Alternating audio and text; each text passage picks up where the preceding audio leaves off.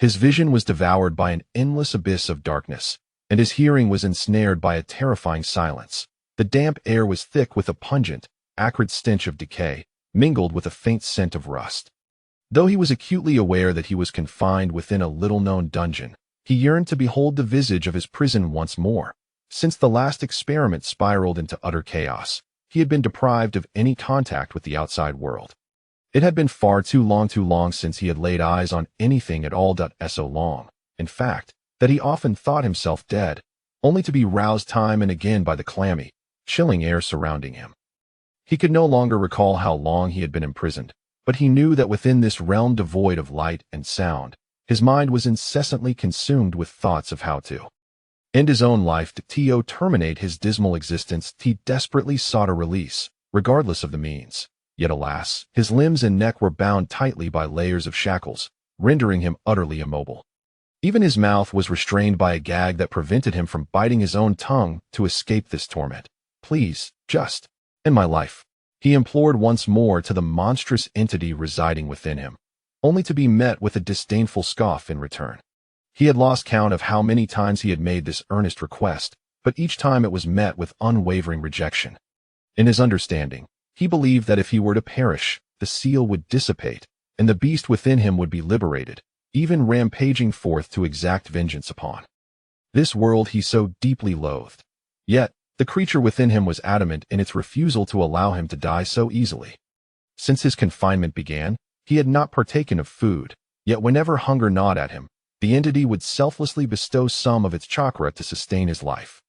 It was impossible to determine how much time had elapsed in this sunless captivity. His spirit was as desolate as a barren wasteland, and as his consciousness grew increasingly numb, he finally beheld flickering flames dancing in the distance. He should have felt a surge of excitement at the sight. After all, the long-desired light had re-emerged. Yet, despite his efforts to stir his emotions, an unnatural calm persisted within him, a tranquility most peculiar.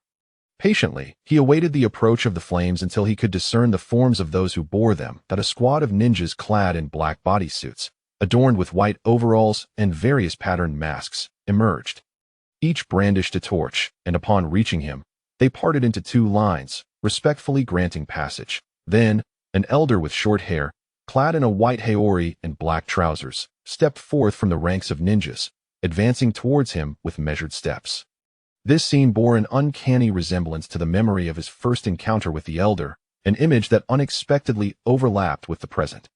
At that time, he had drifted like a lost specter, wandering aimlessly through the streets. Everyone around him, regardless of age or gender, cast their glances filled with unabashed disdain, hatred, and contempt. People shunned him as if he were a harbinger of calamity, employing every means at their disposal to drive him away, akin to banishing a wild beast. Excluded from society, he became a pariah, devoid of compassion and accompanied only by an endless solitude. Until that fateful day, he encountered the aged man who had come specifically to retrieve him, a figure deeply entrenched in the shadows of the hidden leaf, wielding immense power and energy. That he had anticipated salvation, yet he could never have foreseen the even more profound abyss that awaited him. Subjected to day after day of human experimentation and the extraction of the Nine-Tails chakra, he ultimately lost control, succumbing to a violent rage that led him to slay the researchers who had so callously manipulated him. The consequence of his actions was a year-long confinement in terror. With heavy eyelids drooping, he chose to avert his gaze from the old man. However, upon the old man's approach, he mercilessly grasped the young man's hair, yanking his head up with ease. After confirming the dull, lifeless eyes that reflected no spark of vitality, the elder's face broke into a satisfied smile, akin to one who had acquired a priceless piece of art. "It seems the beastly nature of the fox spirit has been sufficiently subdued. Henceforth, he shall be entrusted to your training," the old man declared, turning to place a hand firmly on the shoulder of the first Umbu ninja to his right, emphasizing gravely, "You should know that I do not take disappointment lightly." Beneath the crow-patterned mask, the Umbu's crimson eyes, adorned with 3 tomo, shifted slightly. After exchanging a significant glance with the elder, the ninja lowered his head respectfully, replying succinctly, "Yes." The flicker of amusement returned to the old man's lips as he gave the ninja's shoulder a hearty pat before resuming his departure. Following closely behind, Several Umbu ninjas left in unison with the elder in the confines of the small cell. Only 4 Umbu ninjas remained, including the Chromast leader. For the time to come, these 4 would form a specialized team responsible for training the Jinchuriki of the Nine Tails. The Chromast ninja, known as Crow, took a couple of steps forward, crouching where the elder had just stood, and softly called out, "Uzumaki Menma." After all these years, it was the first time Menma heard his full name spoken. In the past, he had been referred to as the Fox Spirit, a monster, or Experiment 012607. Even though his heart had long since become a desolate sea, waves of emotion began to ripple within. His onseed-associated gaze slowly began to coalesce, ultimately locking eyes with the Sharingan that was intently focused on him. Subsequently, Crow activated a Jinjutsu, effortlessly infiltrating Mina's consciousness. Within that space, dark and damp, filled with stagnant water, stood a grand and solemn sealing gate. Behind the door, a tumultuous surge of chakra, akin to molten lava, was seething. Restlessly, the pair of crimson eyes with slit pupils lazily opened, piercing through the darkness, fixated intently on the unwelcome intruder who dared to trespass into this realm. "This is far from the Uchiha clan's backyard. You'd do well to vacate at once, brat." Hey, there's no need to get so riled up. "I merely came to extend a greeting," the Raven remarked, waving his hand dismissively, indicating he meant no harm, yet was met with a ruthless roar in response. A powerful gust of wind surged forth from the sealed door, its formidable presence compelling even the Raven to take a half-step back. Nevertheless, his objective had evidently been achieved after confirming that the Nine Tails had not interfered with or influenced the consciousness of the restrained Menma. During this period of confinement, he felt a sense of relief as he dispelled the illusion. Rising once more, the Raven executed the boar hand seal to lift the binding that had ensnared Menma. In the next instant, the shackles binding Menma's limbs and neck sprang open, causing his body to lurch uncontrollably forward. Having been immobilized for such an extended duration, Menma momentarily forgot how to command his own limbs, feeling as though this body no longer belonged to him all he could. Do was helplessly watch as he tumbled toward the ground. Fortunately, the Raven swiftly caught him, sparing him from a painful collision. However, as the Raven turned to carry his frail form, 3 shadowy ninjas emerged behind them, brandishing specialized handcuffs, leg irons, and a hood, blocking their path. The Raven shot a displeased glare at the trio, leaving them feeling rather flustered. Yet, despite their discomfort, they dared not defy the orders of their superior and could only muster an explanation. "We apologize, we are merely following orders. We hope you will not make things difficult for us." The Raven's brow furrowed beneath his mask. He understood well that while these 3 ostensibly remained by his side in a show of assistance, their true purpose was to observe his actions as directed by that old man. This invisible shackle displeased him greatly, yet for the sake of his future plans, he had to portray the compliance that pleased the old man. Glancing down at Menma in his arms, the Raven noted that he appeared as lifeless as a doll, his vacant eyes staring blankly at the ceiling, seemingly oblivious to his surroundings. Had he become so numb? Or perhaps, he feigned indifference, aware that resistance was futile. Sighing resignedly within his heart, the Raven dismissed the notion of disputing with the trio, deciding instead to allow events to unfold naturally. With calm resolve, he extended his arms, relinquishing Menma to them. Seeing the unexpected cooperation from him, the 3 shadow ninjas exchanged glances and proceeded without further ado to affix the specialized leg irons, handcuffs, and hood onto Menma. For Menma, the fleeting glimmer of light is invariably followed by encroaching darkness, a reality to which he has long since grown accustomed. In this world, shrouded in secrecy and rife with distortion and turmoil, he comprehends that his sole recourse is to submit to the whims of others. Whether it be life or death, he is entirely at the mercy of external forces. His weakness, indeed, stands as his original sin. Chapter 1. The abyss. His vision was engulfed by an infinite darkness, while an oppressive silence enveloped his senses. The damp air was saturated with a pungent, acrid stench of decay, mingling with a faint metallic scent reminiscent of rust. Although he was acutely aware of his confinement within a little-known dungeon, a longing to behold the visage of his cell once more gnawed at him. Since the last experiment had spiraled into chaos, he had been deprived of any contact with the outside world, leading to an excruciatingly long absence from all sights and sounds. So prolonged was this solitude that he had begun to believe himself dead, only to be roused time and again by the chilling, damp air that surrounded him. The duration of his imprisonment was a blur. He could scarcely recall how long he had languished in this realm devoid of light and sound. In this desolate space, thoughts of ending his own existence consumed him, a desperate yearning for liberation from a life shrouded in despair. He fervently sought an escape, regardless of the means. Yet his limbs and neck were ensnared by unyielding chains that rendered him utterly immobile. Even his mouth was bound by a gag that thwarted any attempt at self-destruction. "Please, do me the favor of ending my life," he implored once more to the monstrous entity residing within him, only to be met with a disdainful snort of derision. He had lost count of how many times he had made such a plea, each time met with unwavering refusal. In his understanding, death would bring about the dissolution of the seal, granting the creature within him freedom, and perhaps, in its rage, it would enact revenge upon the world he so profoundly detested. Yet, the creature within stubbornly refused to allow him to perish so easily. Since his imprisonment, he had not consumed a single morsel, but whenever hunger gnawed at him, the beast would unselfishly provide some chakra to sustain his existence. Time blurred in this sunless confinement, and his spirit had withered to a mere shadow of itself. When his consciousness grew unbearably numb, he finally discerned flickering flames dancing in the distance. This should have elicited excitement within him, for the long-desired light had returned.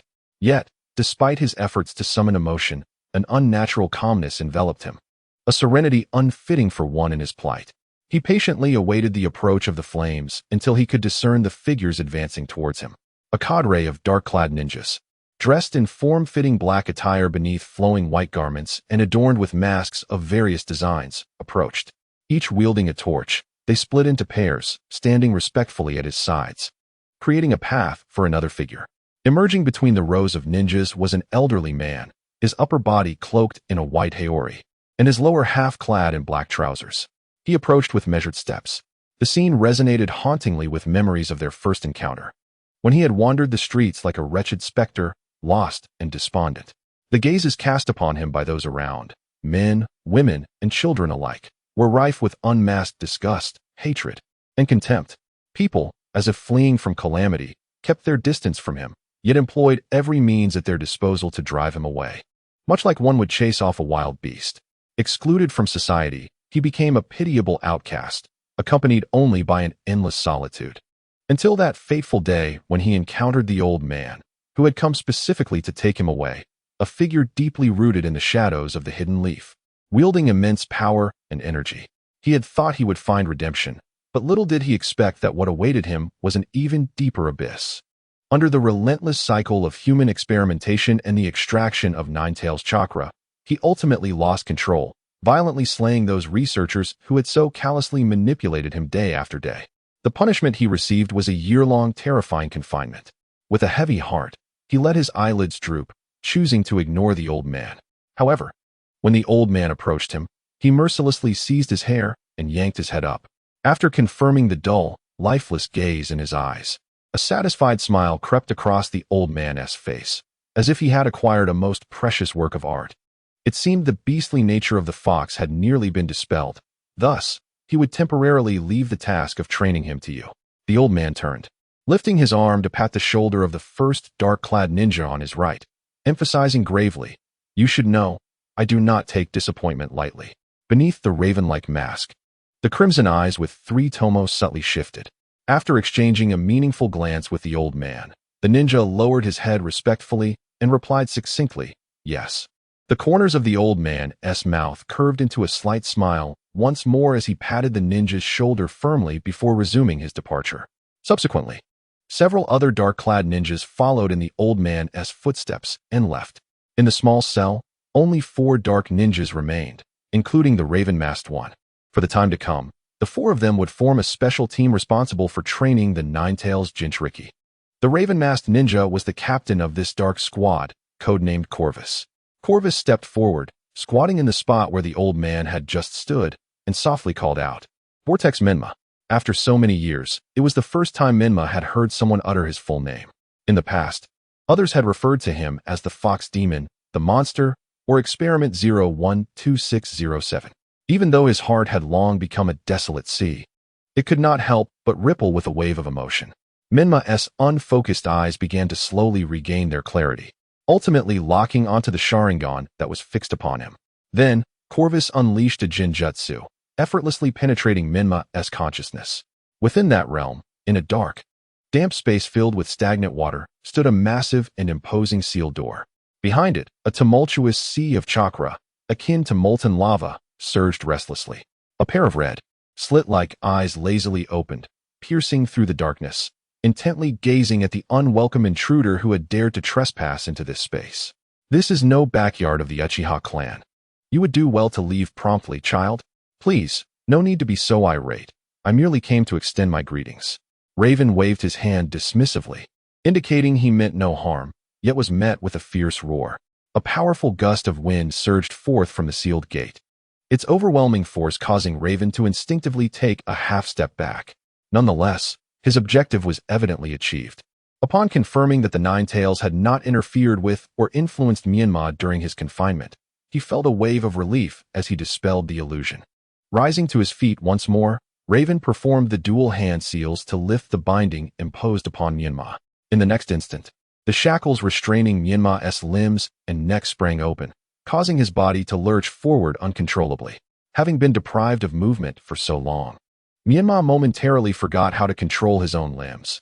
He felt as though this body no longer belonged to him, leaving him with no option but to watch helplessly as he plummeted towards the ground. Fortunately, Raven was quick to catch him, sparing him from a painful fall. However, as Raven turned to cradle his frail form, 3 shadowy ninjas emerged behind them, brandishing specially crafted handcuffs, leg irons, and hoods to block their path. Raven cast a displeased glare at the trio, causing them to shift uneasily. Yet, even in their discomfort, they dared not defy their superior's orders, and instead stammered an explanation. "We apologize. We are merely following orders, and we hope you will not make this difficult for us."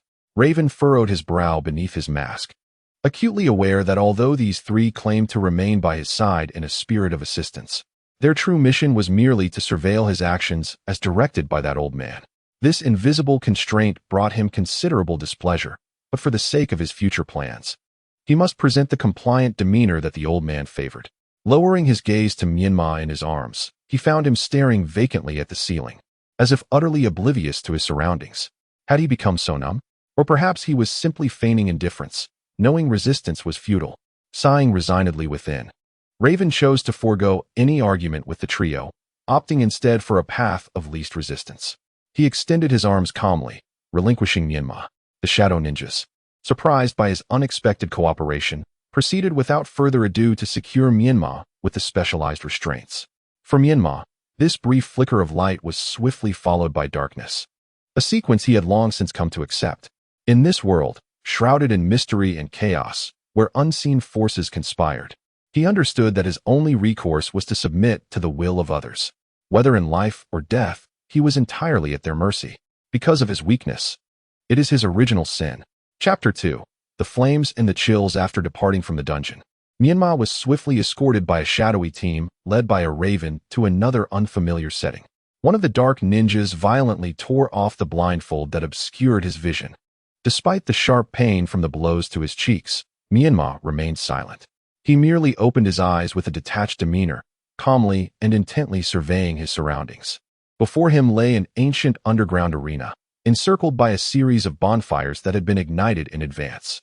The flickering flames cast a dim light, illuminating the myriad scratches that marred the weathered walls. On the cracked floor, deep crimson stains, reminiscent of dried blood, were scattered about.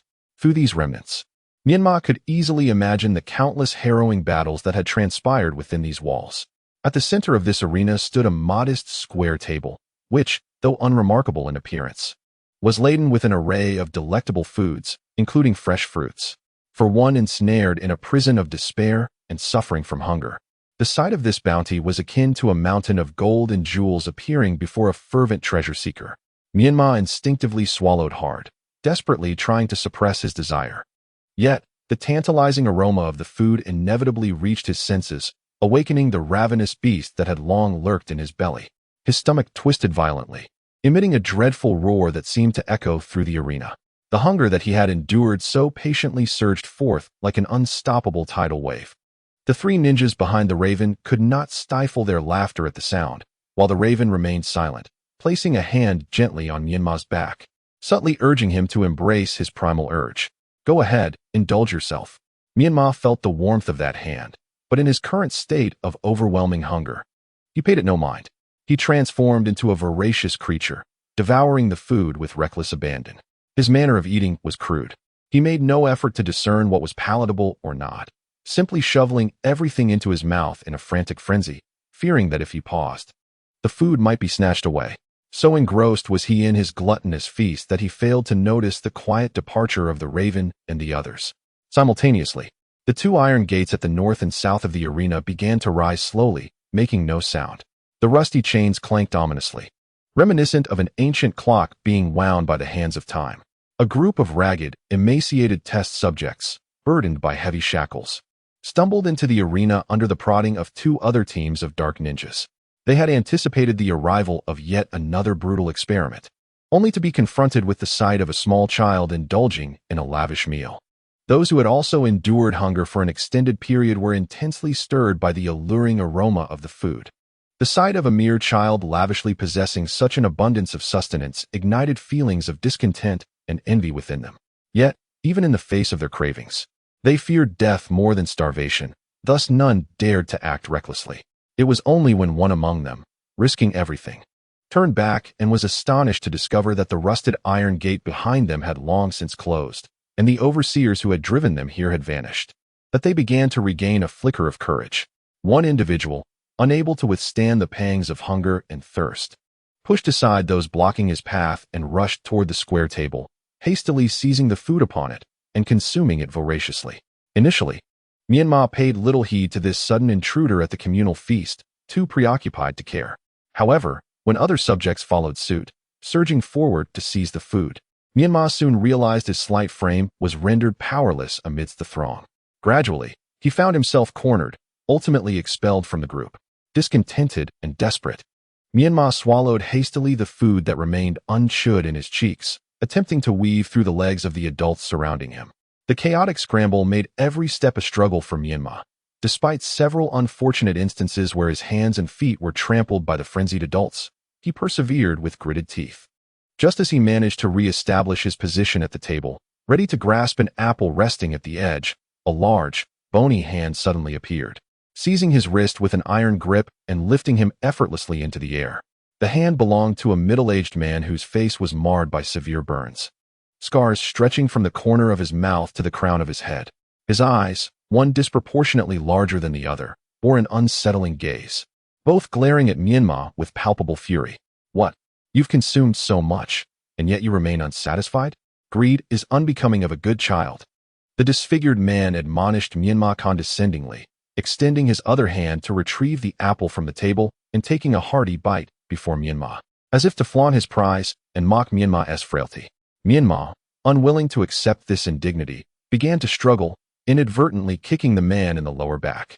The gaunt figure of the man recoiled in pain, taken aback by the unexpected strength of the child, leading him to surmise that the food Menma had consumed was likely more than he had anticipated, further fueling his irritation. With a disdainful snort, the man hurled Menma to the ground and mercilessly kicked him in the abdomen, sending him flying several meters away. Having not eaten for an extended period, Menma, already in a precarious state, felt his stomach churn violently under the force of the blow, a wave of nausea threatening to expel the food he had hastily swallowed. No, I cannot, no? Amidst the excruciating pain in his abdomen, Menma found himself unable to focus on anything but the searing discomfort. With both hands firmly pressed against his mouth, his face contorted in agony, and the skin above his neck flushed a deep crimson. He fervently hoped to suppress the physiological reaction that threatened to erupt. These morsels were hard-earned, and he could not bear to waste them so easily. Yet, his body ultimately betrayed him. The food broke through all barriers and was expelled in a torrent.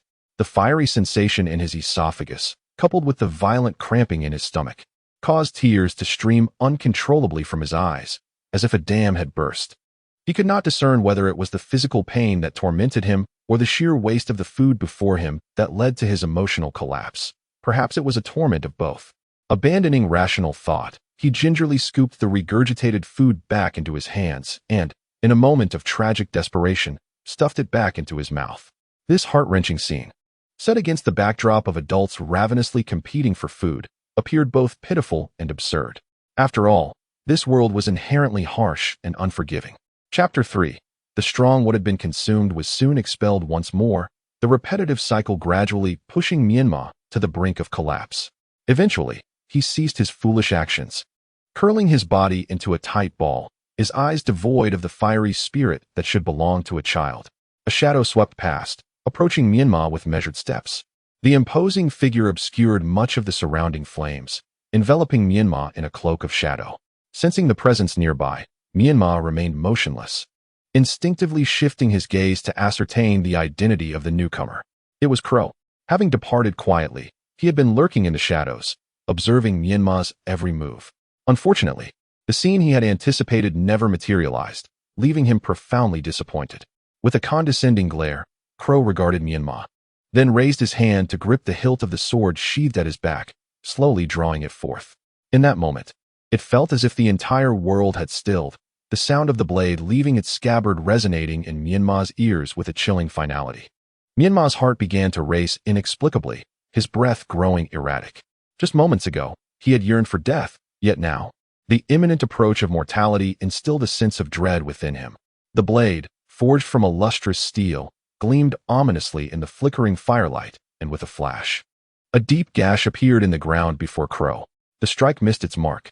Instinctively, Menma's survival instincts kicked in, prompting him to evade the blow just as it descended. Enveloped in a crimson chakra, he transformed, whiskers sprouting from his face, standing on all fours like a beast. His eyes shifting to menacing red slits, glaring fiercely at Crow. Unhurried, Crow turned his attention to Menma, who had managed to distance himself slightly. He felt a sense of satisfaction at the flicker of anger and murderous intent now evident in Menma's gaze, but it still fell far short of the effect he desired. From the moment of your birth, you were separated from your parents, abandoned on the streets, utterly helpless. Fortunately, you were taken in by the Konoha orphanage. Yet at the tender age of 6, an unfortunate incident led to the accidental injury of other children, revealing the monstrous entity dwelling within you, capable of unleashing chaos at any moment. Ever since that day, the people around you began to loathe and shun you, distancing themselves as if you were a harbinger of misfortune.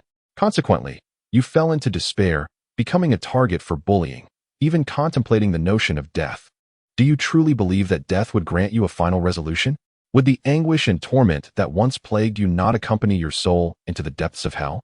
When the past resurfaced in conversation, your expression contorted in agony, as if a wound that had only just begun to heal was brutally ripped open once more, leaving you with a profound sense of heartache.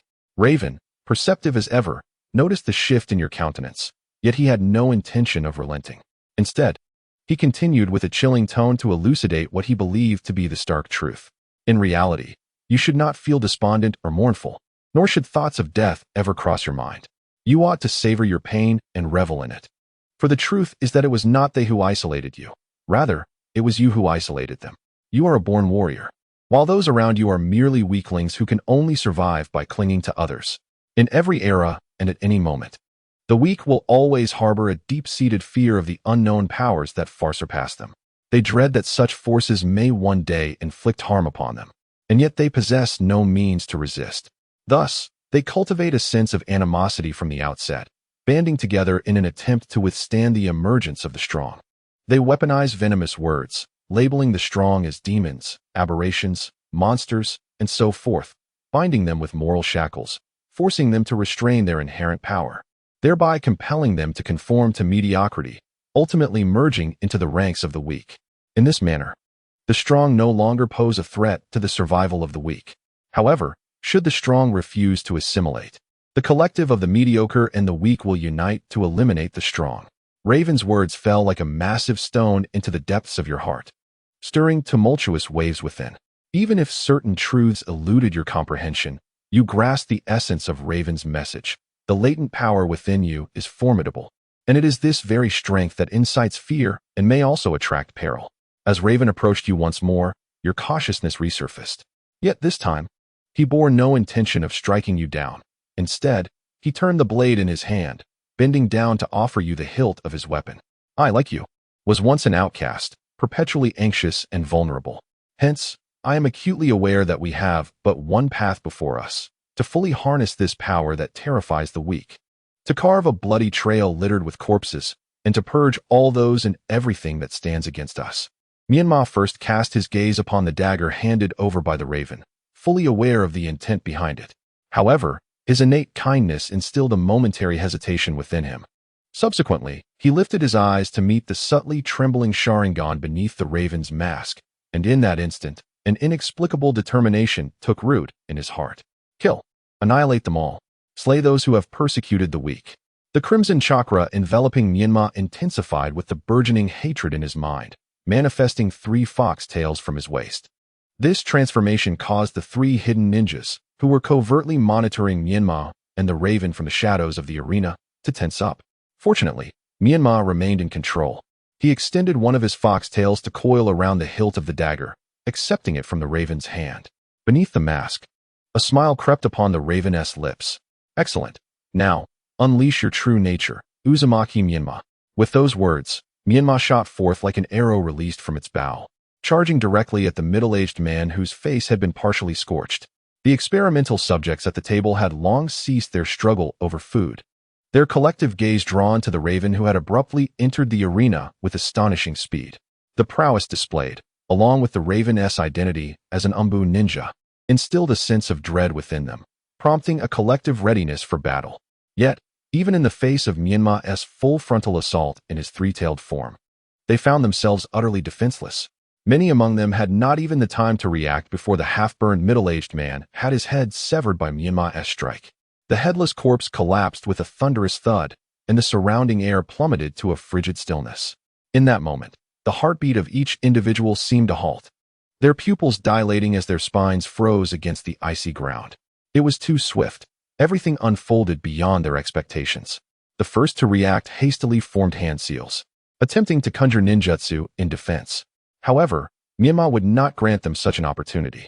2 fox tails transformed into whips, sweeping around Menma's position and sending all nearby experimental subjects flying. Then, like a bolt of lightning, Menma leaped into the fray, attacking with bites, rips, slashes, and pierces. The manner of these assaults appeared chaotic and crude, resembling the ferocity of a wild beast, yet each strike was inescapably lethal to the experimental subjects. In mere moments, none survived, all succumbed to their grim fate. Mangled corpses lay strewn across the ground, blood oozing from their wounds. Tracing along the cracked floor towards the corners of the arena, a pungent metallic scent overwhelming the air and obliterating the remnants of any lingering food aroma.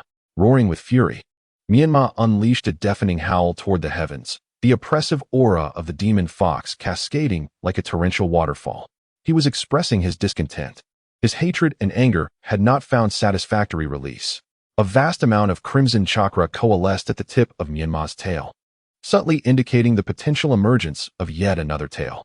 The 3 shadow ninjas, who had previously observed from the sidelines, dared not to show any signs of complacency. They promptly positioned themselves around Menma. However, just as they were about to form a formation to execute a sealing technique, Menma, as if foreseeing their locations, transformed his 3 fox tails into long spears that pierced through the chests of the 3 shadow ninjas in an instant. How is this possible? One of the shadow ninjas widened his eyes in disbelief, grasping the fox tail that had impaled him, utterly bewildered by the precision of the attack. Clap, clap, clap. The crisp sound of applause resonated throughout the arena as Crow walked towards Menma, clapping his hands.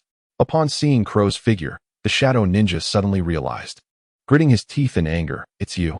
Aren't you afraid?" Before he could finish his sentence, Crow placed his index finger to his mask, signaling for silence.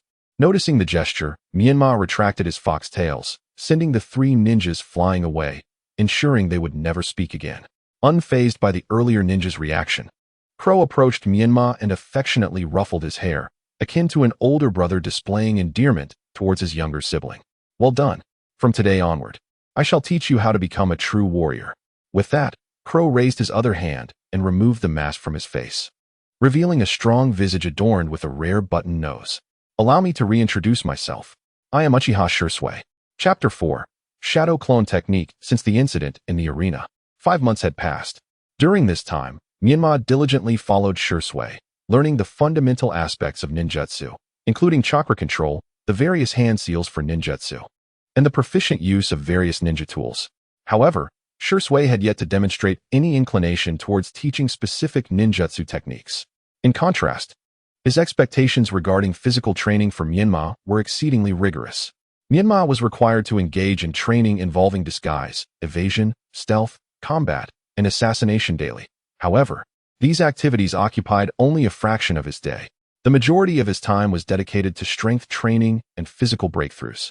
Fortunately, after each day of intense training, Shui would allow Menma to soak in a specially concocted herbal tub for an hour, significantly alleviating his physical fatigue, invigorating his blood flow, harmonizing yin and yang, and enhancing his physique.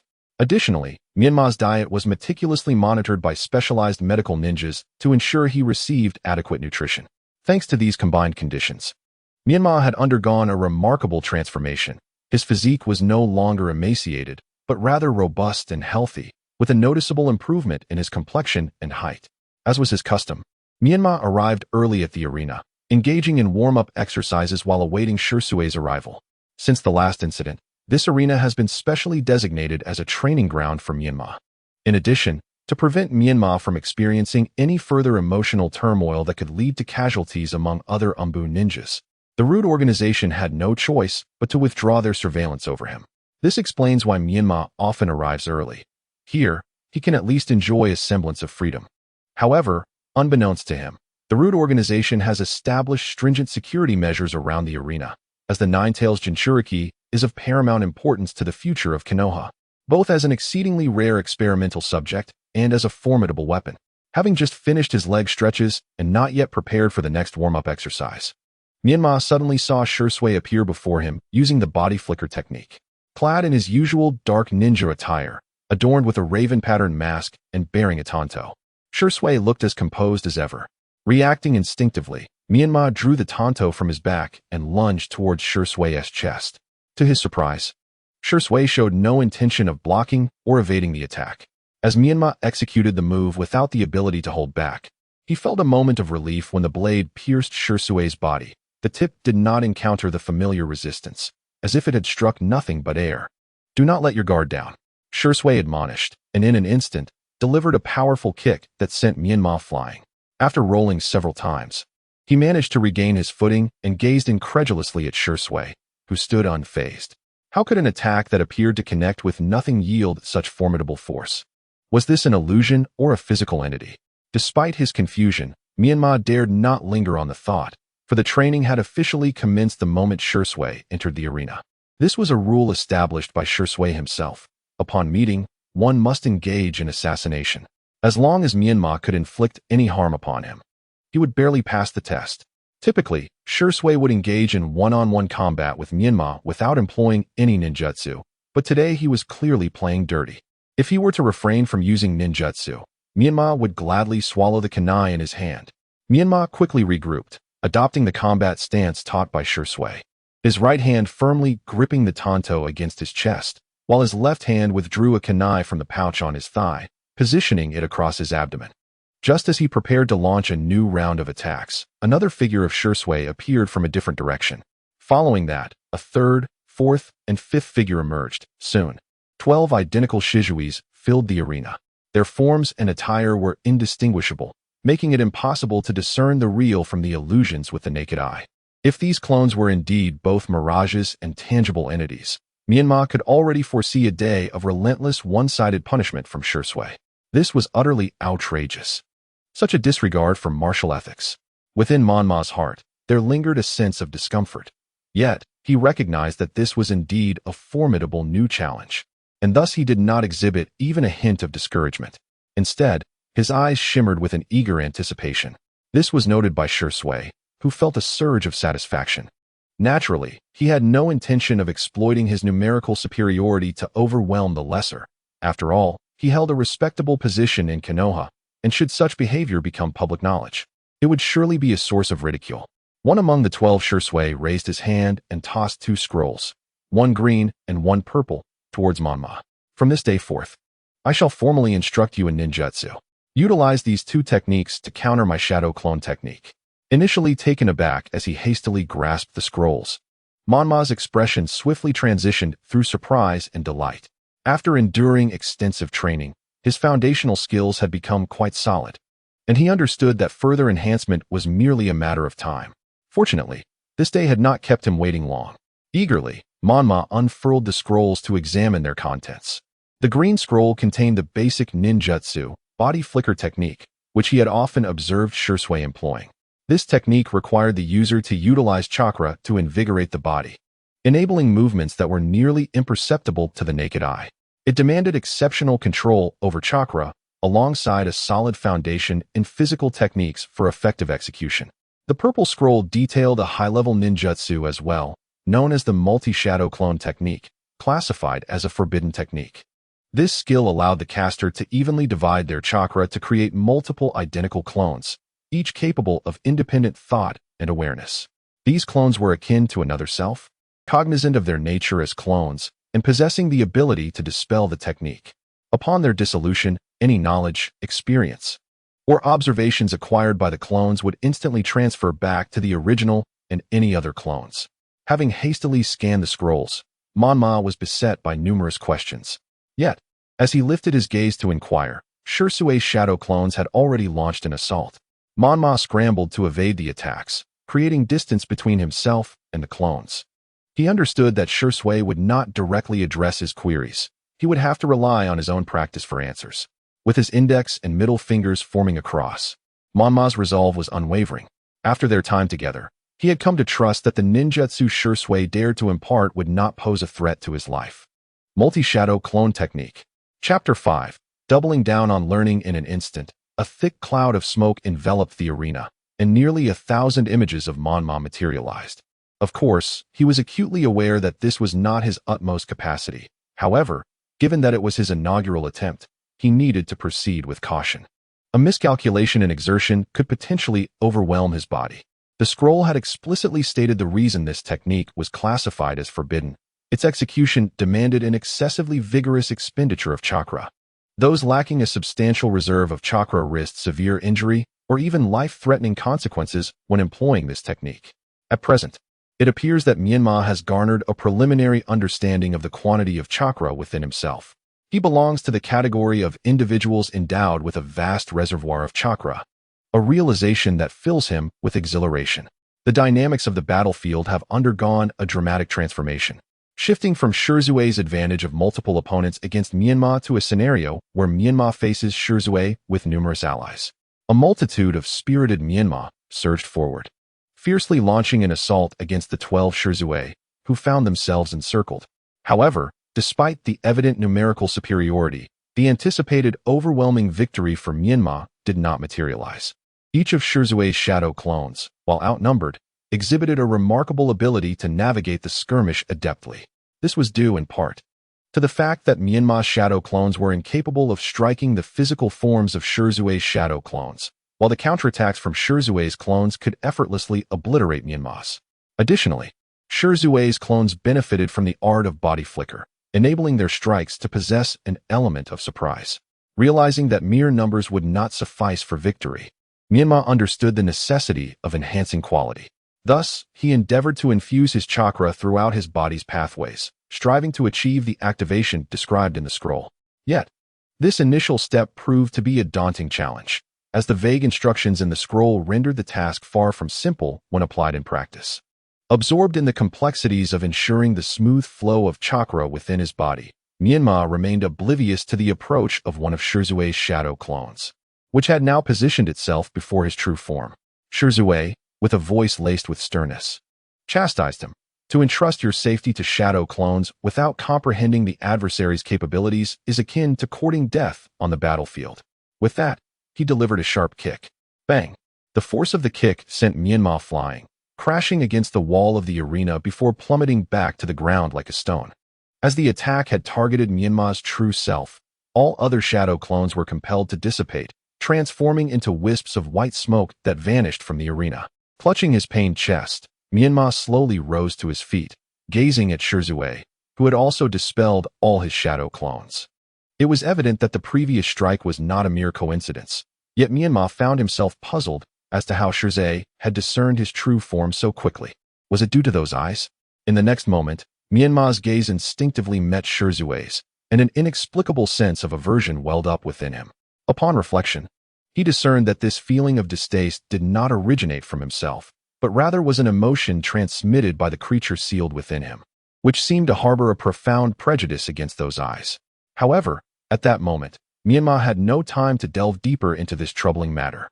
He took a moment to steady his breath, suppressing the unsettling emotions, and soon witnessed Shirzue's shadow clones re-emerging within the arena. Menma felt no sense of abnormality. He merely believed that Shirzue was poised to initiate a new wave of assault, and thus quickly assumed a combat stance. However, Shirzue did not hastily strike. Instead, he waited until Menma had adjusted his state before continuing his instruction. The battlefield is ever-changing. When faced with an equally matched opponent, the one who possesses swifter learning and adaptability, thereby enhancing their abilities in a brief span, is the one who secures the right to survive. In encountering a superior adversary, one must also transcend their own limits in a short time to seize even the slightest chance of victory. No adversary will patiently await your deliberation or your mastery of a new ninjutsu before engaging you in combat. Therefore, if one can exponentially enhance their learning capacity and master skills in a fleeting moment, they can achieve a remarkable turnaround. Do you understand, Menma? Menma repeatedly pondered the key phrase, exponentially enhance learning capacity, and thus comprehended the utility of Shirzue, teaching him the multi-shadow clone technique. It was to exploit these tangible clones to acquire knowledge, which would then be transferred to the main body and other clones, significantly boosting the efficiency of training. Grateful, Menma expressed his thanks and again formed hand seals to execute the multi-shadow clone technique. This time, thousands of shadow clones commenced to practice the body flicker technique while relentlessly assaulting Shirzue's phantom clones. This rigorous training continued for nearly a week. Despite Menma ultimately being unable to overcome Shirzue's illusory body flicker technique, his own application of the technique had reached a remarkable level of proficiency. Shirzue, recognizing that further continuation seemed futile, seized an opportune moment to present Menma with two enormous scrolls for his independent study. Upon first encountering such substantial scrolls, Menma mistakenly assumed they contained numerous ninjutsu, and his heart instinctively surged with excitement. Yet, upon opening them, he discovered they were merely two knowledge scrolls. Nevertheless, the content inscribed within these scrolls was undeniably precious, which did not disappoint Menma. Rather, after reading a brief passage, he couldn't help but marvel, for they contained detailed knowledge concerning space-time ninjutsu and illusion techniques. Among them, space-time ninjutsu transcends the limitations of time and space, enabling the instantaneous movement of objects. The most common application is the summoning technique, wherein the caster can summon animals bound by a contract to assist in battle. This is a form of advanced ninjutsu that many ninjas can easily master, thus enhancing their combat capabilities. As for the more formidable space-time ninjutsu, they are not only powerful and enigmatic, but can also significantly influence the course of battle. For the strong, they serve as a formidable trump card, yet the threshold required to master them is exceedingly high. The existence of such ninjutsu is not only exceedingly rare, but even if one were fortunate enough to obtain a scroll detailing these techniques, mastery would be elusive, even for the most prodigious talent. Thus, these techniques can only be attained through a confluence of innate ability and serendipity. The scroll contained meticulous records on space-time ninjutsu, including some undisclosed research reports, all intricately intertwined within its pages. Menma understood that comprehending this knowledge would not be achievable in a single day. Therefore, after a cursory review, he set it aside and turned his attention to the scroll concerning Jinjutsu, where he indeed discovered the information he sought regarding those remarkable eyes. The Sharingan possesses formidable capabilities such as observation, replication, and hypnosis, enabling its wielder to cast and see through illusions. The shadow clone technique employed by Shirzue was executed through Jinjutsu, and Menma began to discern the method of swiftly switching entities to launch an attack, which likely involved the utilization of space-time ninjutsu to implant a mark within the illusion for instantaneous transition. Having unraveled the mystery of Shirzue's phantom body technique, Menma felt not elation, but a deeper admiration for Shirzue's prowess, which further solidified his resolve to diligently study the contents of these scrolls. He aspired to equip himself with the ability to contend against ninjas who wield similar techniques in the future, perhaps even to unravel their jutsu. The tiresome and arduous training continued, yet each day, upon its conclusion, Menma embraced an additional task, to immerse himself in the theoretical knowledge of various ninjutsu. However, such a monotonous existence would inevitably reach its conclusion. Chapter 6. Long time no see. As dusk descended and the sky began to unveil scattered stars, the earth gradually melded into a warm embrace of night. Once again, Menma found himself donned in a hood, escorted by several umbu. Departing from the concealed underground base of the root organization hidden beneath Konoha. This marked his first return to the surface after being taken by the root organization during his childhood. Shursui awaited Menma's arrival. Having exchanged his usual drab attire for a simple outfit adorned with the Uchiha clan emblem, devoid of a mask or any ninja tools.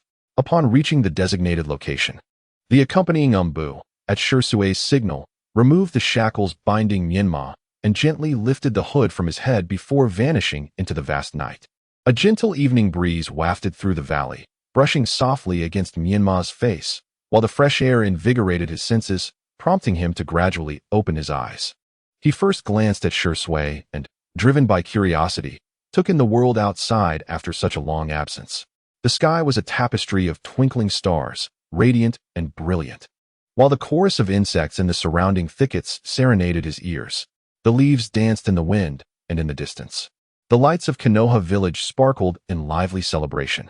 For reasons unknown, warmth coalesced in the corners of Menma's eyes, ultimately transforming into crystalline tears that trickled down his cheeks. Shursui tenderly ruffled Menma's hair and strode purposefully towards Konoha village. Let us embark on a journey to the village today. Menma was momentarily taken aback, but as realization dawned upon him, he noticed that Jishui's figure had already receded into the distance. Fearing the prospect of being abandoned once more, he hurriedly wiped away the unshed tears from his face, allowing a genuine smile to blossom, one that radiated joy from within.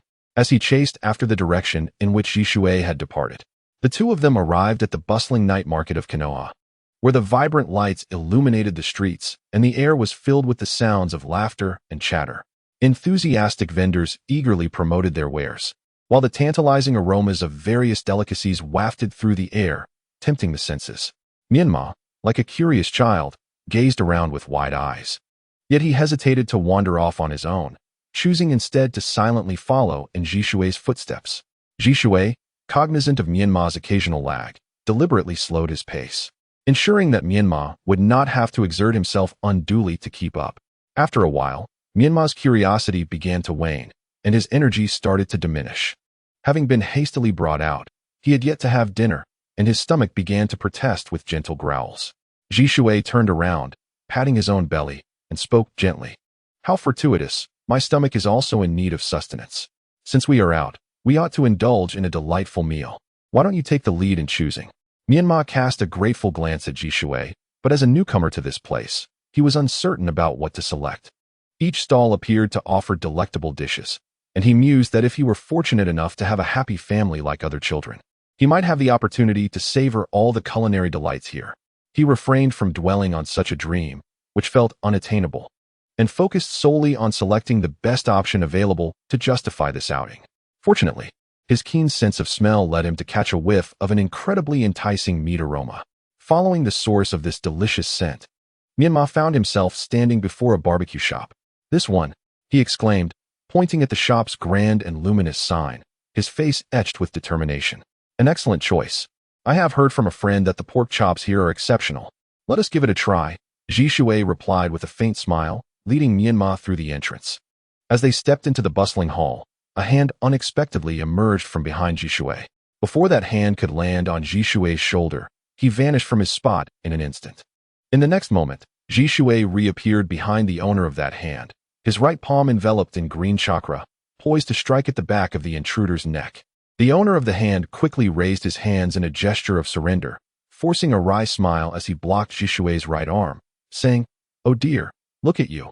Still so sensitive to your surroundings."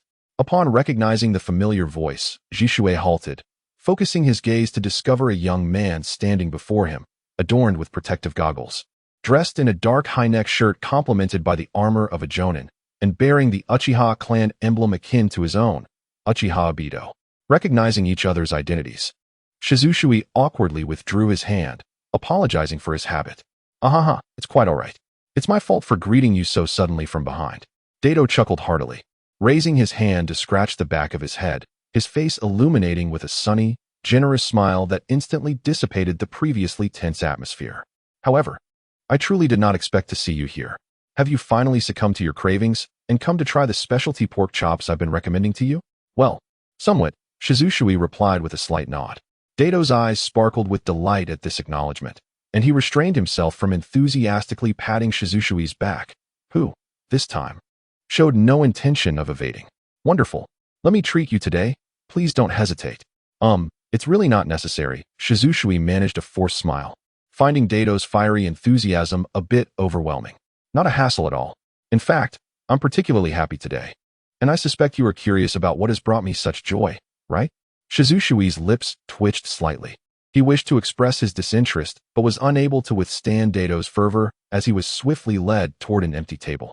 The honest-faced Mai followed dutifully behind, along with 3 peers of similar age who had accompanied Dato into the barbecue restaurant from the start, 2 boys and a girl.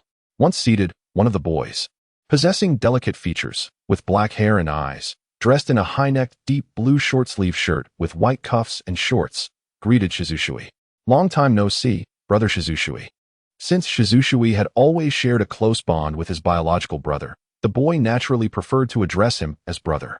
Shizushui calmly turned his crimson eyes, adorned with 3 tomo, toward the boy, not reciprocating the warmth in the greeting, merely responding with indifference. Oh, it's you, Sasuke. Indeed, it has been a while, but... Shizushui's brow furrowed slightly, his expression darkening as he gazed into Sasuke's ink-black eyes for a long time before continuing. Have you still not awakened your Sharingan, Sasuke? Chapter 7. Team 7 immediately struck at a sensitive point. Sasuke lowered his head in shame, biting his lip as his hands clenched into fists, pressing down on his thighs. Struggling to retort, but feeling utterly powerless. Observing Sasuke's silence in response to his inquiry, Shizushui understood. This little fellow remained as unremarkable as ever. You must realize that one cannot forever live under the protection of others. Your brother Itachi has spoiled you far too much in the past. If this continues, you will squander the exceptional lineage of the Uchiha clan. In the present day, Itachi has been wandering through various countries alongside the 4th Hokage, showing no signs of returning. Therefore, since you have taken to calling me brother, it is only fitting that I, as Itachi's elder, fulfill my duty. You shall seek me out at the back mountain tomorrow morning, so I may impart the necessary training to you. However, before I could finish my sentence, I was abruptly interrupted by a furious slam of the table from Obito, who stood up indignantly. Hey, Shursui, what do you mean by that? Are you not aware that Sasuke has already become my student? Obito exclaimed, pointing an accusatory finger at Shursui. Observing the genuine anger on Obito's face, Shursui blinked innocently, for he had been so consumed with training that he had scarcely paid attention to the outside world. Listen well. Do not speak of training him as if you have any claim to that responsibility. I, Uchiha Obito, can cultivate Sasuke into a ninja more formidable than anyone else. And I will ensure he does not tarnish the Uchiha name, destined to surpass you as a genius. Obito declared, crossing his arms over his chest, his head lifted in an expression of unwavering confidence. Sitting next to Sasuke was a pink-haired girl, who quickly chimed in, yes. I believe in Obito-sensei's words and am certain he will deliver. Furthermore, Sasuke is the most talented among us, so I have no doubt he will become an extraordinary ninja. Upon hearing such encouraging words, Sasuke glanced up appreciatively at Obito, who returned a reassuring smile and gave him a thumbs up. Subsequently, Sasuke turned to look at the pink-haired girl, Sakura. However, their eyes met for just an instant before Sakura shyly turned her head away, her hands covering her flushed cheeks as she whispered to herself, mainly, he is just so handsome. Witnessing this dramatic scene unfold before me, I could only shake my head in exasperation. It is precisely within such a warm environment that the most decadent flowers tend to bloom. During this tense exchange among the 4, 2 individuals remained somewhat detached from the situation. Sitting at the outermost edge of Obito's group was a youth with gray hair and brown eyes, clad in a novice monk's robe. Under the scrutinizing gaze of the training instructor, he felt increasingly uneasy, as if he had fallen into a dark, damp cave. with the instructor resembling a beast lurking in the shadows, watching him intently. It felt as though any moment of distraction could lead to him being pounced upon by this beast, leaving him utterly devoured, with not even a trace of bones remaining. This prolonged sense of restlessness became unbearable, prompting the boy to muster a forced, friendly smile and awkwardly introduce himself. "My name is Kuu, and what about you?" The instructor did not respond, continuing to maintain his penetrating gaze, as Kuu felt an inexplicable and peculiar sensation emanating from him since their first encounter. It was as if he gazed into a mirror, yet the reflection of himself was shrouded in ambiguity. The mention of empty by Shui drew his attention back to the figure of Mei, who had been closely following Shui since he entered. With her golden short hair and azure eyes, she evoked a sense of familiarity in Obito. "Shui, who is this little one?" Obito resumed his seat, his tone now tranquil, as the earlier discontent seemed to dissipate into thin air. Shui, having long accustomed himself to Obito's temperament, nonchalantly shifted the topic, responding calmly, "My student." "What?" Obito exclaimed in astonishment. You actually have a student?" The incredulity in his voice was palpable. Shui cast a sidelong glance at Obito, a hint of exasperation evident, as if to say, "Did you not just snatch away a potential student, Sasuke, from me? Thus, is it so unusual for me, Uchiha Shui, to accept a student? It is perfectly normal." "Ah, I meant no offense. I am merely curious about which fortunate child has been so lucky as to be taken under your wing." Obito grinned widely, attempting to dispel the melancholic gaze Shui had cast upon him, yet Shui seemed indifferent to his efforts. At that moment, the famished Mei's stomach growled audibly, reminiscent of a beast's roar, once again drawing everyone's attention. Embarrassed, she lowered her head, but fortunately, Shui stepped in promptly, tapping the table lightly, and asserted, "Enough chatter. Let us eat." Obito suddenly remembered the purpose of his visit, to host a feast in celebration. He slapped his forehead, nodding in agreement. Yes. I almost forgot that today marks the official establishment of Team 7, and these three beside me are the new members. They will also be my students. Shui, if you have the opportunity, please take good care of them." Obito turned his body, exuberantly waving his arms, his smile nearly stretching from ear to ear, brimming with pride. Shui, accustomed to such tardy introductions, merely sighed in silence. After all, Obito had always been this way, a notorious oddity within the clan. "Very well, let us indulge heartily in a feast." Obito promptly dashed off to find the owner and order the meal. On this occasion, he did not hesitate to open his purse, ordering a generous selection of expensive grilled meats. Before long, Obito returned, laden with food. Eager to satisfy his appetite, he took the initiative to venture into the kitchen and brought out several plates of freshly grilled pork chops.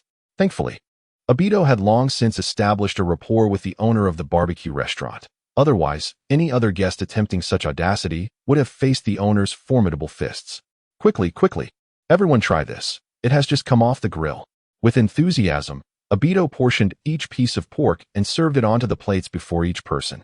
Sasuke, Sakura, and Kei all clasped their hands together and chimed in unison, "Let's eat." Menma gazed at them in bewilderment. Although he did not comprehend fully, he complied and repeated the actions. When he noticed that his performance did not evoke any suspicion, he finally relished the meal with great delight. As the pork chop entered his mouth and he began to chew, a rich, savory juice erupted, enveloping his entire palate and delivering a tantalizing, almost overwhelming stimulation to his taste buds, causing tears of ecstasy to flow once more. It was exquisite. This was undoubtedly the most delectable food he had ever tasted in his life, without exception. While he had previously enjoyed a variety of dishes at the base, those were merely nutritional meals prepared by medical ninjas who focused solely on dietary balance, never caring whether the food was palatable. Thus, those meals could not possibly compare to the pork chop before him.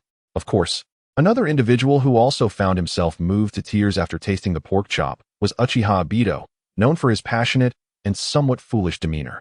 However, the difference lay in the nature of their emotions. Menma's tears were born from a profound sense of sorrow stemming from a tragic fate, while Obito's were simply a heartfelt appreciation for the exquisite flavors offered by the food. Chapter 8. The Enigma of Heritage. Seeing the two of them weep openly over their meals, Sasuke and his companions felt a sense of alienation, realizing their own lack of eccentricity. Yet Obito, as if he had discovered a kindred spirit, felt that only food consumed with tears could truly manifest its inherent deliciousness, simultaneously expressing his utmost reverence for the culinary delight. This was not akin to a mere ritual of clasping hands before a meal, a mere pretense that he found trivial. Come eat more," Obito exclaimed, rising unbidden and, under the bemused gaze of Sasuke and his companions, transferred the remaining plate of meat directly onto Menma's dish. "It is evident that you are a polite child, capable of sharing my profound respect for food. If only we had met sooner. I would have gladly taken you under my wing," he began, but his words were abruptly halted by a sharp glance from Shursui. Sensing the need to change the subject, Obito swiftly redirected his inquiry, taking advantage of Menma's full focus on the succulent grilled meat. "Though there are regrets, it is fortunate that you can now be considered a student of sorts. I am still curious, what is your name?" "Uzumaki Menma," he replied. Uzumaki. Obito's brow furrowed. It was not the name he had hoped for, but upon reflection, there was a possibility, as his master's wife belonged to the Uzumaki clan. He did not immediately relinquish hope. "Do you remember your parents' names?" At this question, Menma's attention shifted abruptly from the food, and his heart constricted, his entire body freezing in place. The others, sensing the sudden shift, also fell silent, and the atmosphere grew tense. After a long pause, Menma replied in a low, hoarse voice, "I do not know. I have never seen them since birth." "How is that possible?" "No one is born without knowing," as Obito pressed for more information. Shursui stood up and firmly placed a hand on Obito's shoulder, applying just enough pressure to halt his inquiries. After regaining his composure from a slight discomfort, Obito cast a glare at Shursui, only to find him indifferently shaking his head. It was then that Obito realized his previous words had been quite rude. "I apologize," he expressed, feeling a deep sense of remorse. He was acutely aware of how foolish he had been, allowing a moment of heated emotion to lead him to such excessive behavior. Surely, he must have hurt the other party. Yet he was at a loss for how to make amends. Fortunately, at that moment, the owner of the barbecue restaurant approached with freshly grilled meat. Gratefully, Obito accepted the dish, entirely disregarding Sasuke and the others, and eagerly placed it in front of Mei. "Come eat more. I was in the wrong earlier, so as compensation, feel free to order anything you desire from this restaurant in the future, and I, Uchiha Obito, will cover the bill." As he spoke, Obito rose from his seat and warmly wrapped his arm around the owner's neck, who happened to be present, thus making him a witness. The owner, who had come out to serve with the intention of showcasing his hospitality, found himself unexpectedly seized by the throat. His face reddened from the lack of breath, and he hastily grasped Obito's arms, gritting his teeth as he replied, Yes, I will remember this today." Content with the owner's affirmative response, Obito released his grip. However, upon returning to his seat, he was taken aback to find 3 pairs of eyes filled with resentment fixed upon him. Glancing at Sasuke and the others, he was baffled by what had displeased this group of youngsters. He truly struggled to comprehend the capricious nature of their generation. It seemed he would need to focus on instilling some order in this regard, encouraging these children to learn from his example, as he prided himself on his emotional stability. The thought of possessing such a commendable trait filled Obito with a sense of pride. Indeed, it seemed the position of the next Hokage was destined for him. Yet, he remained oblivious to the fact that the dishes in front of Sasuke and the others had long been emptied. Initially feeling sympathy for Mei, the trio now found themselves lamenting the emptiness of their own stomachs. They never anticipated that their first gathering as Team 7 would devolve into such a disarray, leaving them to mourn the uncertain future they faced under such an unreliable teacher. With renewed enthusiasm, Obito turned his gaze toward Shursui, who undoubtedly possessed intimate knowledge of Mei's background as her teacher. Thus, unable to inquire directly, he decided to shift his focus. Although Shursui was typically not one to indulge in such tactics, Obito's unwavering stare rendered him uneasy, as if every pore of his being had been scrutinized. "I focus solely on talent, never on background," Shursui remarked coolly as he seized a piece of grilled meat from Mei's plate and stuffed it into his mouth, puffing his cheeks to convey a lack of capacity for conversation. Obito, feeling somewhat helpless, recognized that he would not extract any information today, but that did not mean he would easily abandon his pursuit. Subsequently, he would persistently keep an eye on Menma. Even if the revelations about his origins that day were not the answers he yearned for, he would not harbor any regrets. After all, this was a debt he once owed. He must dedicate his entire life to the search until he could provide a satisfactory explanation to his teacher in the afterlife. After a delightful banquet, Jishui and Menma emerged from the barbecue restaurant, their bellies swollen to the point of discomfort. Jishui struggled to suppress a hearty burp, feeling as though he had consumed all the barbecue he would ever eat in his lifetime, fearing that the mere sight of meat might soon induce nausea. In contrast, Menma contentedly caressed his little belly, already envisioning when he could indulge in another meal. Then there was that fellow, Uchiha Obito, who surely intended to honor his word, right? Inside the establishment, Obito appeared beleaguered as he haggled with the proprietor, astonished that 6 individuals, 4 of whom were children, had managed to consume so much. He himself hadn't felt the full extent of it, so where had all that meat disappeared? The owner must have skimped on the portions. A discount was imperative.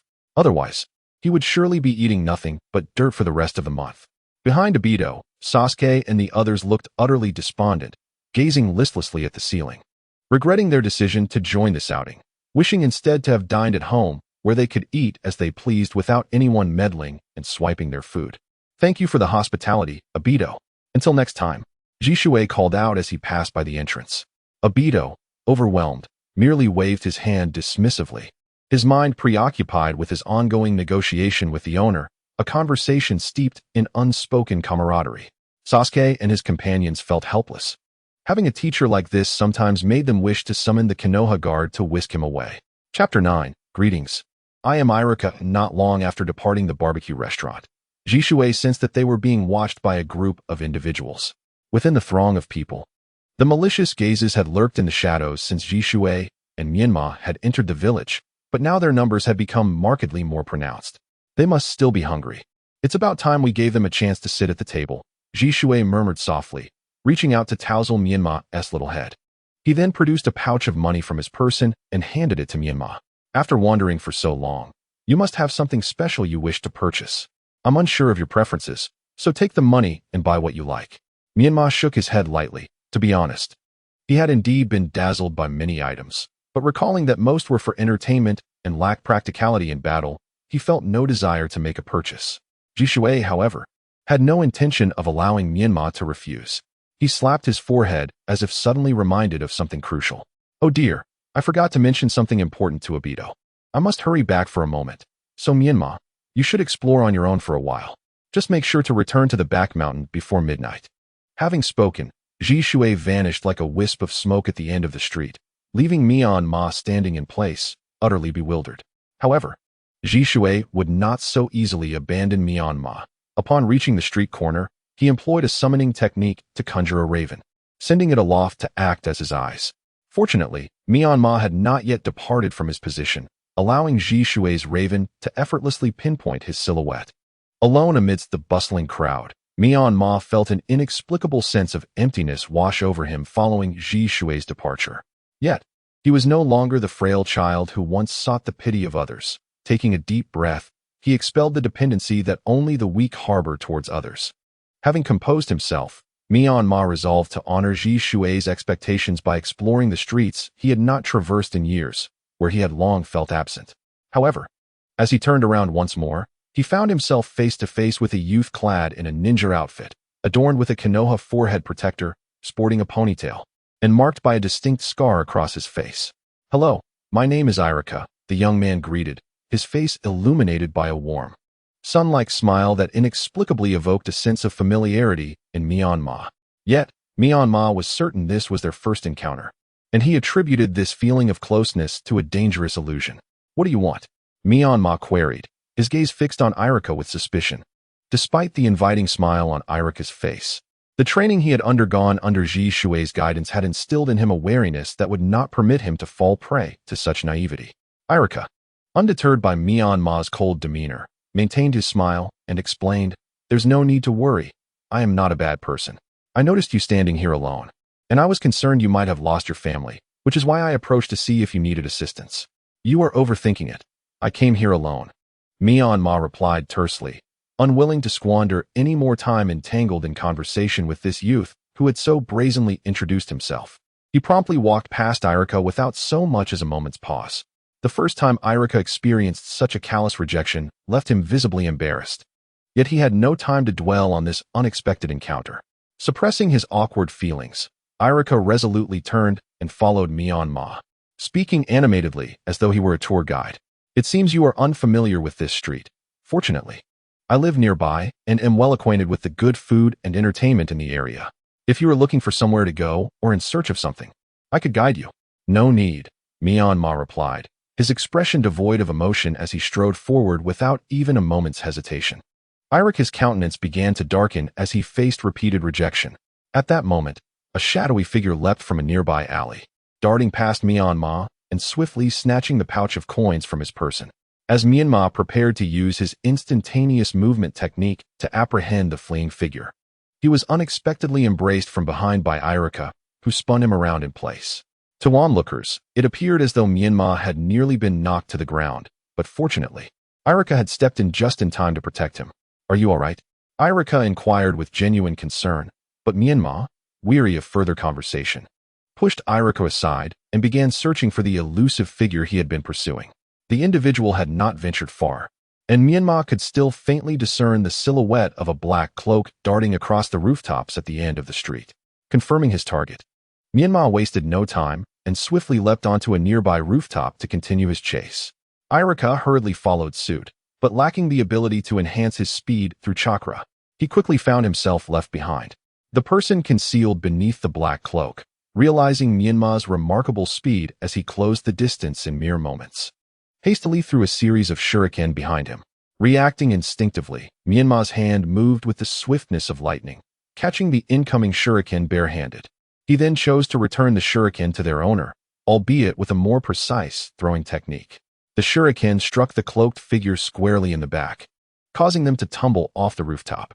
Menma arrived at the spot where the figure had fallen, only to discover that the individual shrouded in the black cloak was now accompanied by no fewer than 10 others, all of whom scattered into various alleyways, making it impossible to discern which one had pilfered the money pouch.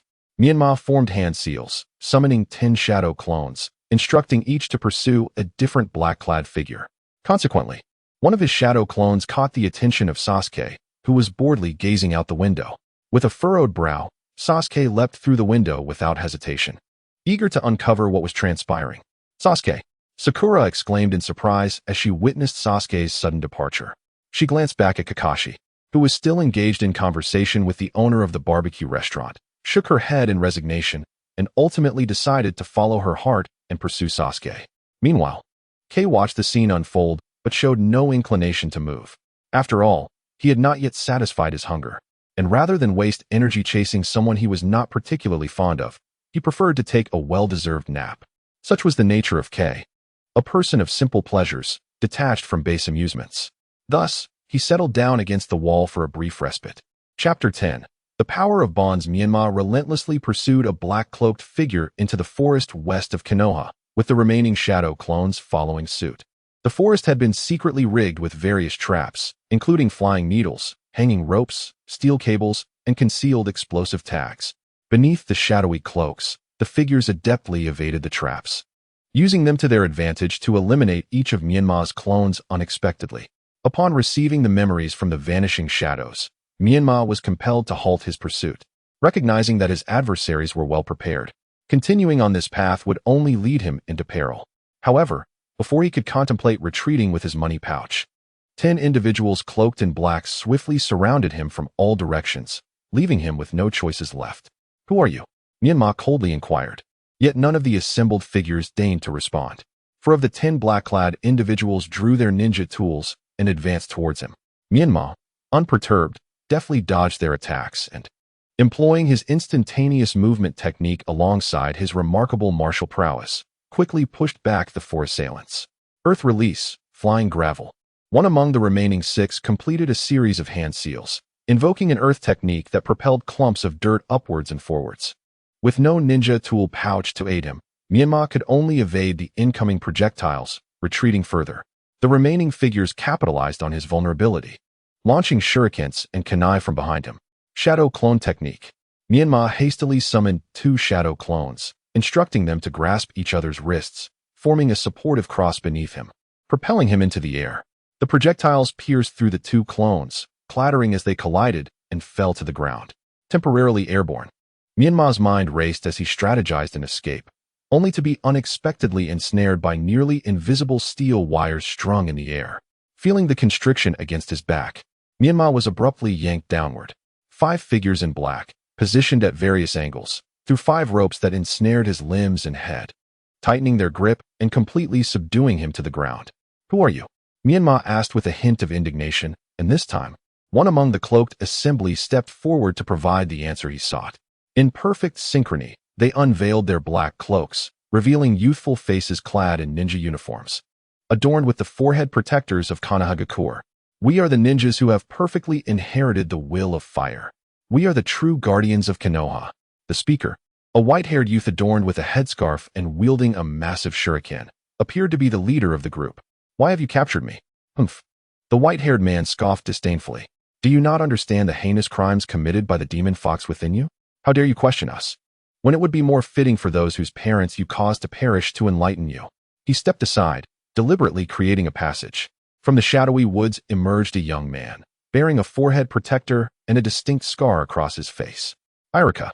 Menma recalled that he seemed to have introduced himself with this name, yet now the warmth and geniality that once graced his face had vanished, replaced by unmasked disdain and animosity.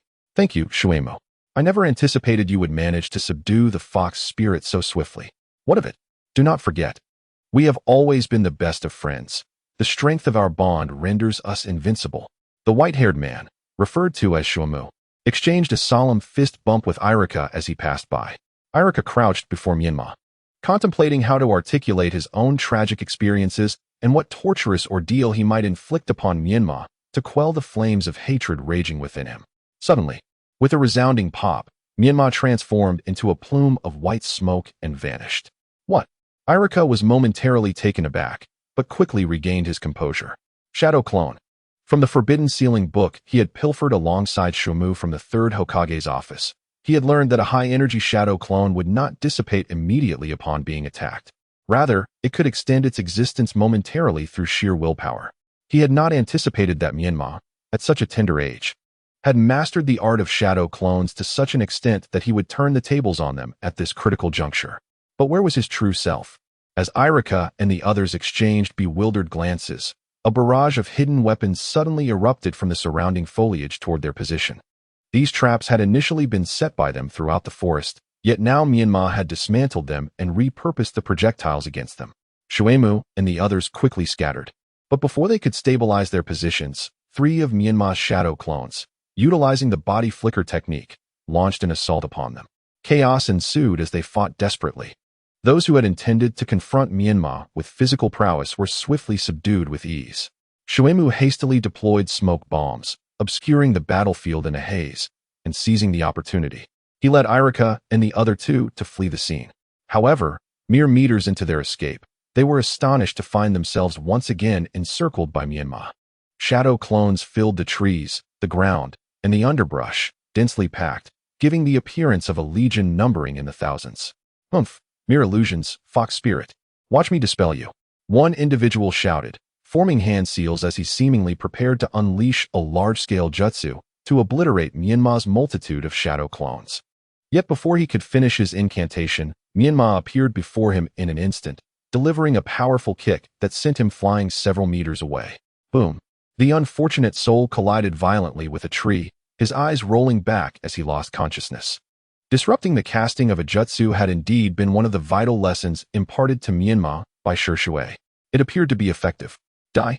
Shuemu pivoted, removing a massive shuriken from his person, channeling chakra to create 3 duplicates of the colossal weapon, which he hurled toward Menma's shadow clones.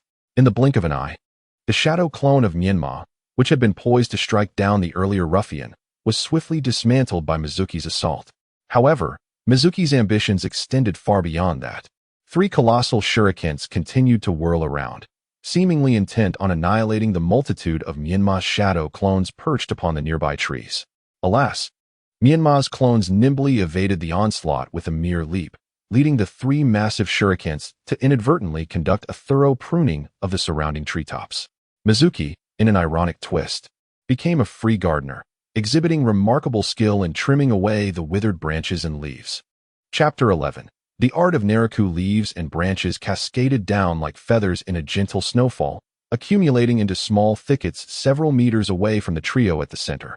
Amidst this chaos, another surviving ninja seized the opportunity to form hand seals, unleashing a jutsu. Fire release, fireball. A fireball the size of a stone erupted from his mouth, instantly igniting the carefully trimmed branches nearby, birthed from Mizuki's handiwork. A greedy serpent of flames swiftly emerged, voraciously consuming the entire cluster of branches, forming a perfect circular wall of fire. This flaming barrier thoroughly isolated Mizuki and his companions from Menma and his numerous shadow clones. The roaring inferno momentarily obscuring their view and leaving Menma in a state of confusion. What were they planning? The series of orchestrated actions by Mizuki and his group left Menma bewildered. Had they truly surrendered, seeking a grand demise, drawing a line in the sand and setting themselves ablaze? Surely, they could not be so foolish. Nevertheless, the most pressing concern was to suppress the fire's spread to prevent a catastrophic forest fire. Menma commanded his shadow clones to fell nearby trees, swiftly creating a buffer zone, and then patiently awaited the fire's abatement. After a while, the flames began to dwindle, and from his vantage point atop a distant treetop, Menma could barely discern the situation within the fire's embrace. To his astonishment, the ground within the fire wall was utterly barren. The figures of Irika and the others had vanished, and even if they had perished in the flames, there should have remained some remnants of their bodies. Menma furrowed his brow, sensing something amiss, an unsettling premonition blossoming within him. Compelled by intuition, he abruptly turned around. To his shock, Mizuki had stealthily positioned himself behind him, and as Menma turned, he was met with Mizuki's sinister grin. Die! Seizing the moment when Menma was caught off guard, Mizuki thrust the enormous shuriken into Menma's chest. Blood oozed slowly along the blade, and Menma, glancing down at his wound, wore an expression of disbelief. How could this be? When had the opponent departed from that location? And how had he managed to silently materialize behind him? Questions and frustrations flooded Menma's mind, yet he recalled the teachings of Shirzue, which urged calmness in the face of peril. One must not retreat in fear, for even a glimmer of hope could slip away, leaving only the cold embrace of death awaiting him. Menma brandished the kunai in his hand, forcing Suemu back. However, as the opponent withdrew the massive shuriken, Menma sensed something amiss. He clutched the gaping wound in his chest, crimson blood flowing forth like a gentle stream, yet he felt no pain whatsoever. So it is an illusion. Realizing that everything unfolding before him was but a mirage, Menma instinctively exhaled in relief. The illusion cast by his adversary seemed rather rudimentary, likely only recently acquired, which explained its inability to fully simulate tactile sensations, leaving significant vulnerabilities within its design. Nonetheless, he could not afford to lower his guard. After all, his physical form remained exposed to unknown dangers. He had to unravel the illusion swiftly. With this in mind, Menma resolutely pierced his other palm with the kunai. The sharp pain surged through his brain, jolting him back to awareness. The scene before him began to dissipate, and he found himself still perched atop the tree branch. But the once barren firewall was now accompanied by a fragile water dome, akin to an inverted bowl, protecting Irika and his companions within.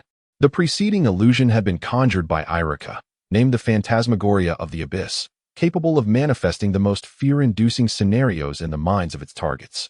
This was the only illusion technique that Irika, with his modest talent, could scarcely master.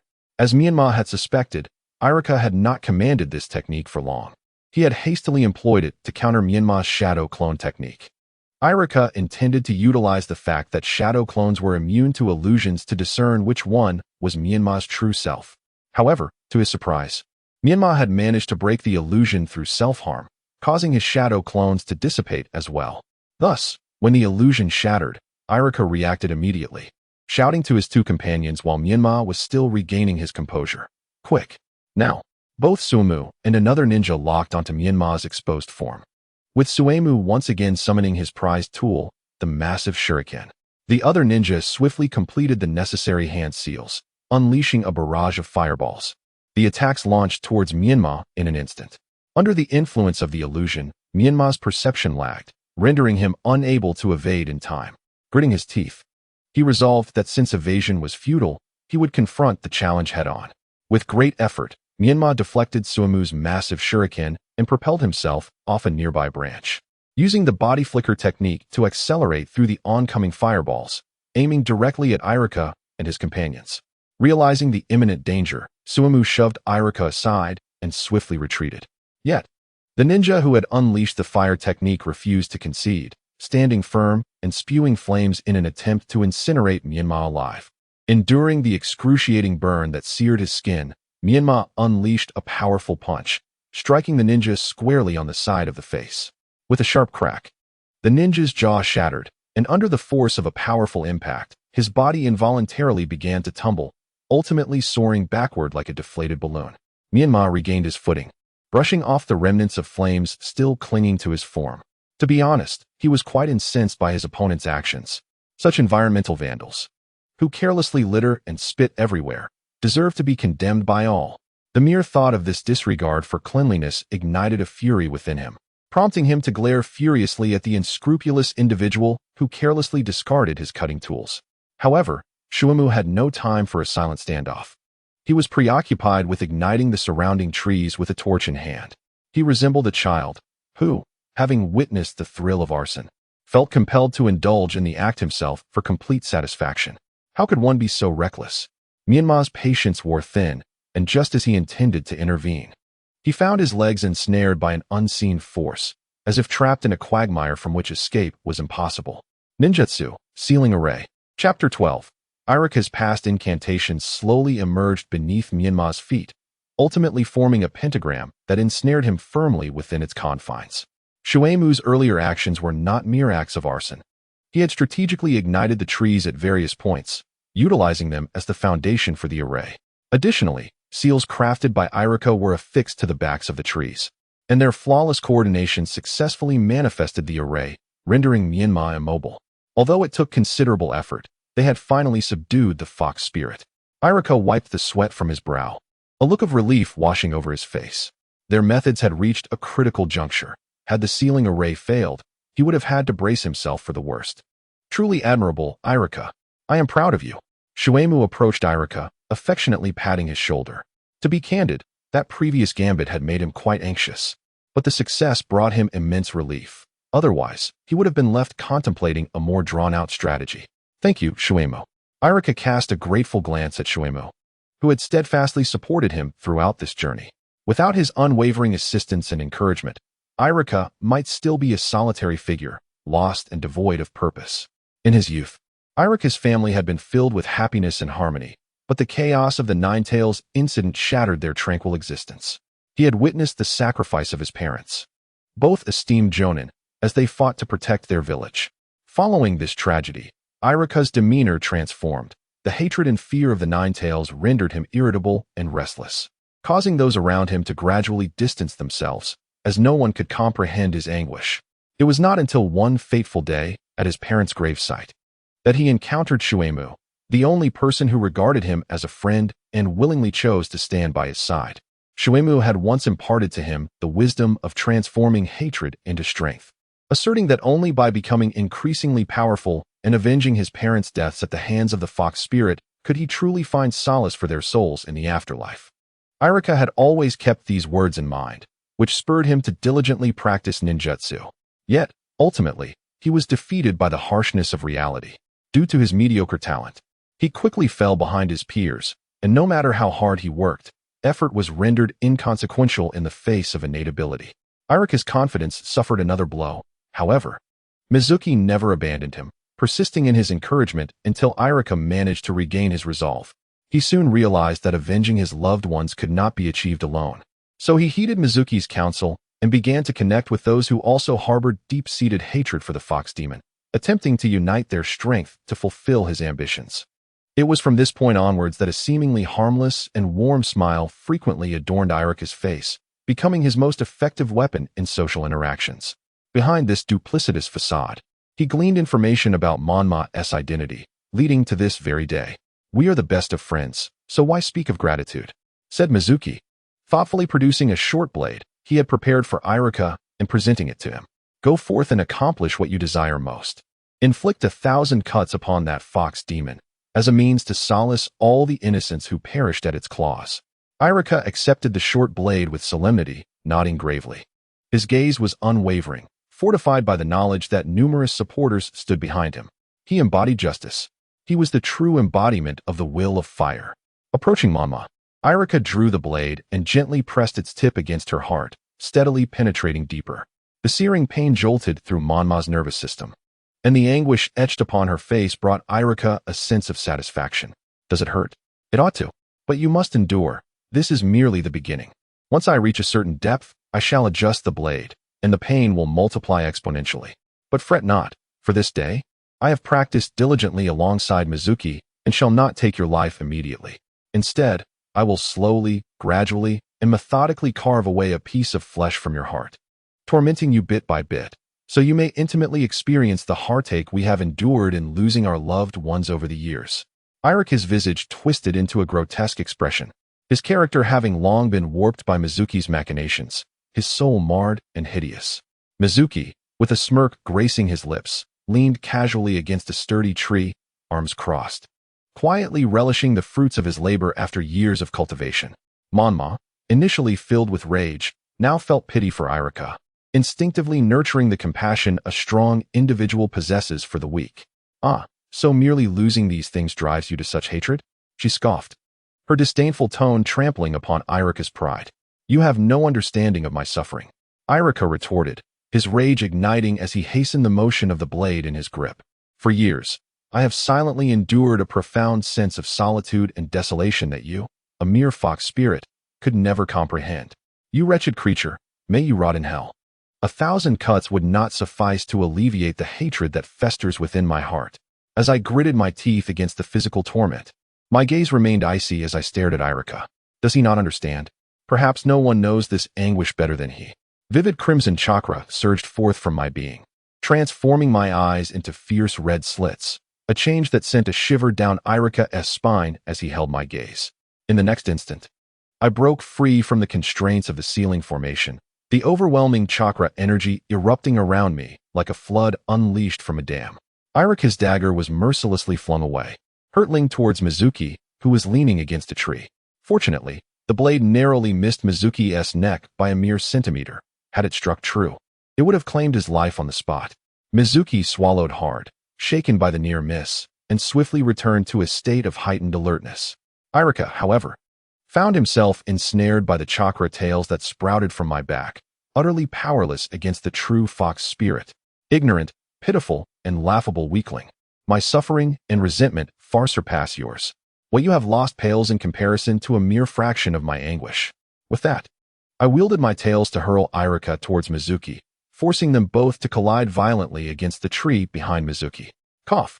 Caught unawares, Mizuki felt a surge of warmth in his throat as he expelled a mouthful of blood. To his despair, this was only the beginning of his misfortunes.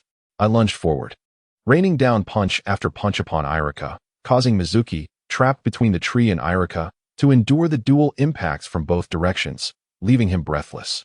You wished to eradicate the fox spirit, did you not? This power I wield comes from it. Come now. Strike back. Kill me. Let me witness the intensity of your hatred. As I continued to taunt Irika, I unleashed years of buried resentment upon him. Though the encounter was brief in duration, for those truly ensnared within its grasp, the experience felt interminably protracted. Both Irika and I suffered profound torment, while Mizuki could only indulge in the physical thrill of the moment. He lamented his astute choice of a particularly sturdy tree to lean against for the spectacle, as he now found himself absorbing relentless blows, the tree steadfastly enduring. Chapter 13. The Corpse Ghost Confinement Crack. At last, the trunk behind me emitted a sharp snap, heralding the dawn of hope Mizuki had long awaited. The tree had splintered. Irika and Mizuki were sent flying, while I struggled to temper my tumultuous emotions, halting my assault just in time to avoid delivering a final blow. For the fury of a brave soul is drawn towards the mightier adversary. The fearful, however, unleash their wrath upon the weaker.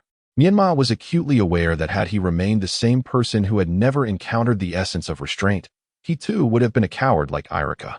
Thus, each strike he had unleashed was not only a manifestation of his disappointment in Irika, but also a farewell to his former self. He had transformed into a new being, an embodiment of courage and strength. Consequently, he would not take Irika's life.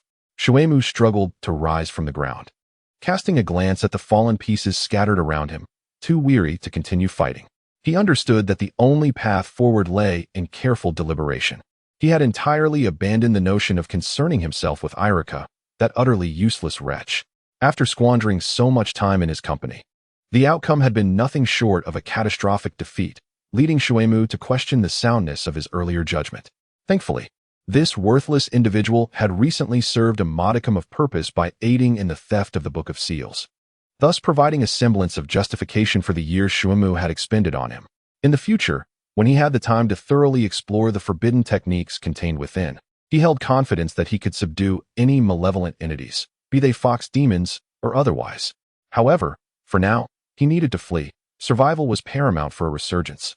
He did not believe that those pursuing them would be forgiven by the fox demon, given their clear intentions to end its life.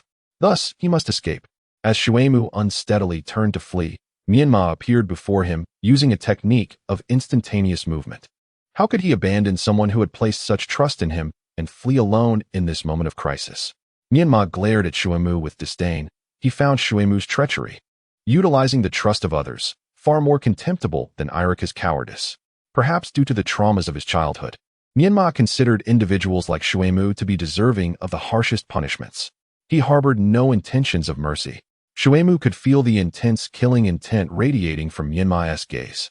Having already experienced Menma's formidable power, he realized that a direct confrontation would yield no success.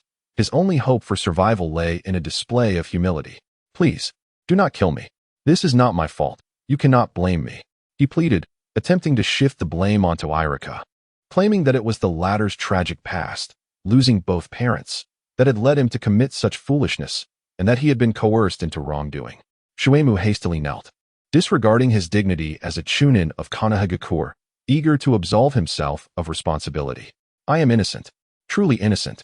Suddenly, a thought struck him, and he began to rummage through his belongings. Menma frowned but refrained from acting hastily, watching with curiosity to see what Shuemu was attempting to achieve. "Here, this," Shuemu exclaimed, producing the pouch of money he had previously pilfered from Menma, holding it aloft with both hands. "I return this to you. It was Irika who incited me to do this. I had always been one to help others in the village. Had it not been for that scoundrel's coercion, I would never have stooped to such despicable acts. He is truly despicable. No wonder his contemporaries have distanced themselves from him, treating him with disdain. A creature so mediocre, yet so self-important, deserves nothing less than the depths of hell. Perhaps his parents were also doomed by his existence. I should never have consoled him out of pity. How foolish of me." Shuemu passionately condemned Irika, tears welling in his eyes, as if the truth lay precisely in his words, that he was innocent and trapped. Menma furrowed his brow even deeper, dismissing Shuemu's nonsensical tirade without a single thought. Nevertheless, he resolved to reclaim his pouch of water. As Menma reached for it, Shuemu, seizing the moment, launched a concealed weapon from his sleeve towards Menma's head. Clang! Menma deflected the attack with a shuriken, and Shuemu took advantage of the distraction to throw a smoke bomb, hoping for a chance to escape. Alas, the same trick would not work twice before Menma. His demon fox cloak still intact, Menma ensnared Shuemu's leg with a demon tail and forcefully slammed him to the ground before lifting him again. "Release him." Irika's furious roar echoed nearby, instantly drawing the attention of both Menma and Shuemu. They turned to find Irika, battered and bruised, somehow standing resolute amidst the flames, his legs trembling yet determined to form a seal. The sequence of signs, Sihai, Waima, Yushiu, reflected a newfound clarity in his gaze, glistening tears at the corners of his eyes, suggesting he had resolved to make a significant decision after his sorrow.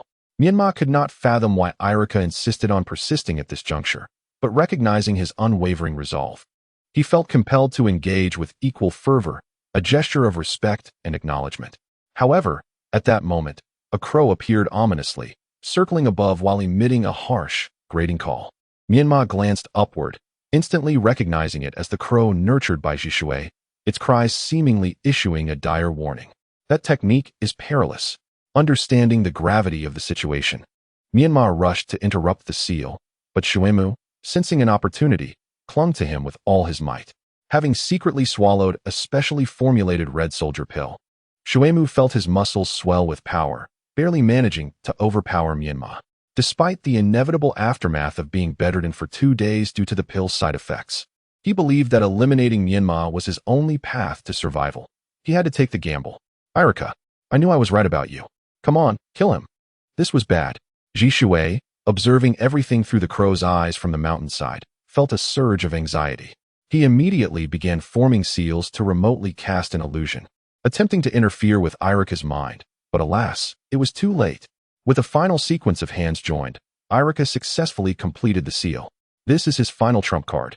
The sole forbidden technique he can execute without the necessity of talent or aptitude after surreptitiously glimpsing the contents of the sealed book. The price to pay is the surrender of one's soul to the Grim Reaper. Chapter 14. Eternal Friendship with a grotesque visage, golden hair, and crimson horns. A colossal specter of death surrounded by azure ghostly flames materialized behind Irika, a short knife clenched in its mouth. Menma inhaled sharply, his soul trembling uncontrollably. He was acutely aware that an irresistible force was manifesting before him. Shuemu shuddered as well, yet soon he was inexplicably exhilarated. He had never anticipated that Irika harbored such formidable power, evidently having clandestinely learned the forbidden techniques from the sealed book.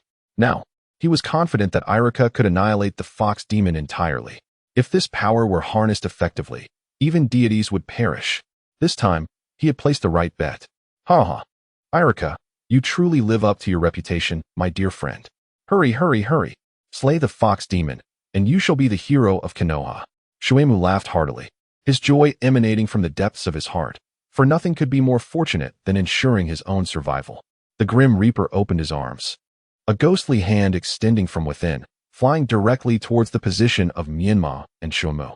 Menma fixed his gaze on the spectral hand, yearning to break free from Shuemu's grasp. However, Shuemu clung on like a stubborn adhesive. Do not struggle. You can atone for your sins once you descend into hell. Shuemu taunted Menma with reddened eyes, enduring the pain coursing through his body, resolutely holding on, for liberation was imminent. As the ghostly hand drew ever closer, Shuemu's heart raced with excitement. It's coming. It's coming. Finally, I can put an end to this damned chapter. He mentally counted down, urging himself, wishing he could hurl Menma directly into the Reaper's maw. But in the next moment, his pupils dilated, his heartbeat ceased, and his mind went blank. Why? Why did the ghostly hand penetrate his body and extract his soul? Menma was equally taken aback, astonishment etched across his face. Yet upon glimpsing Irika's genuine smile, realization dawned upon Menma. He understood. Everything Shuemu had just uttered had been heard by Irika. He recognized he had been deceived. The companionship, encouragement, and support he had received were all mere facades.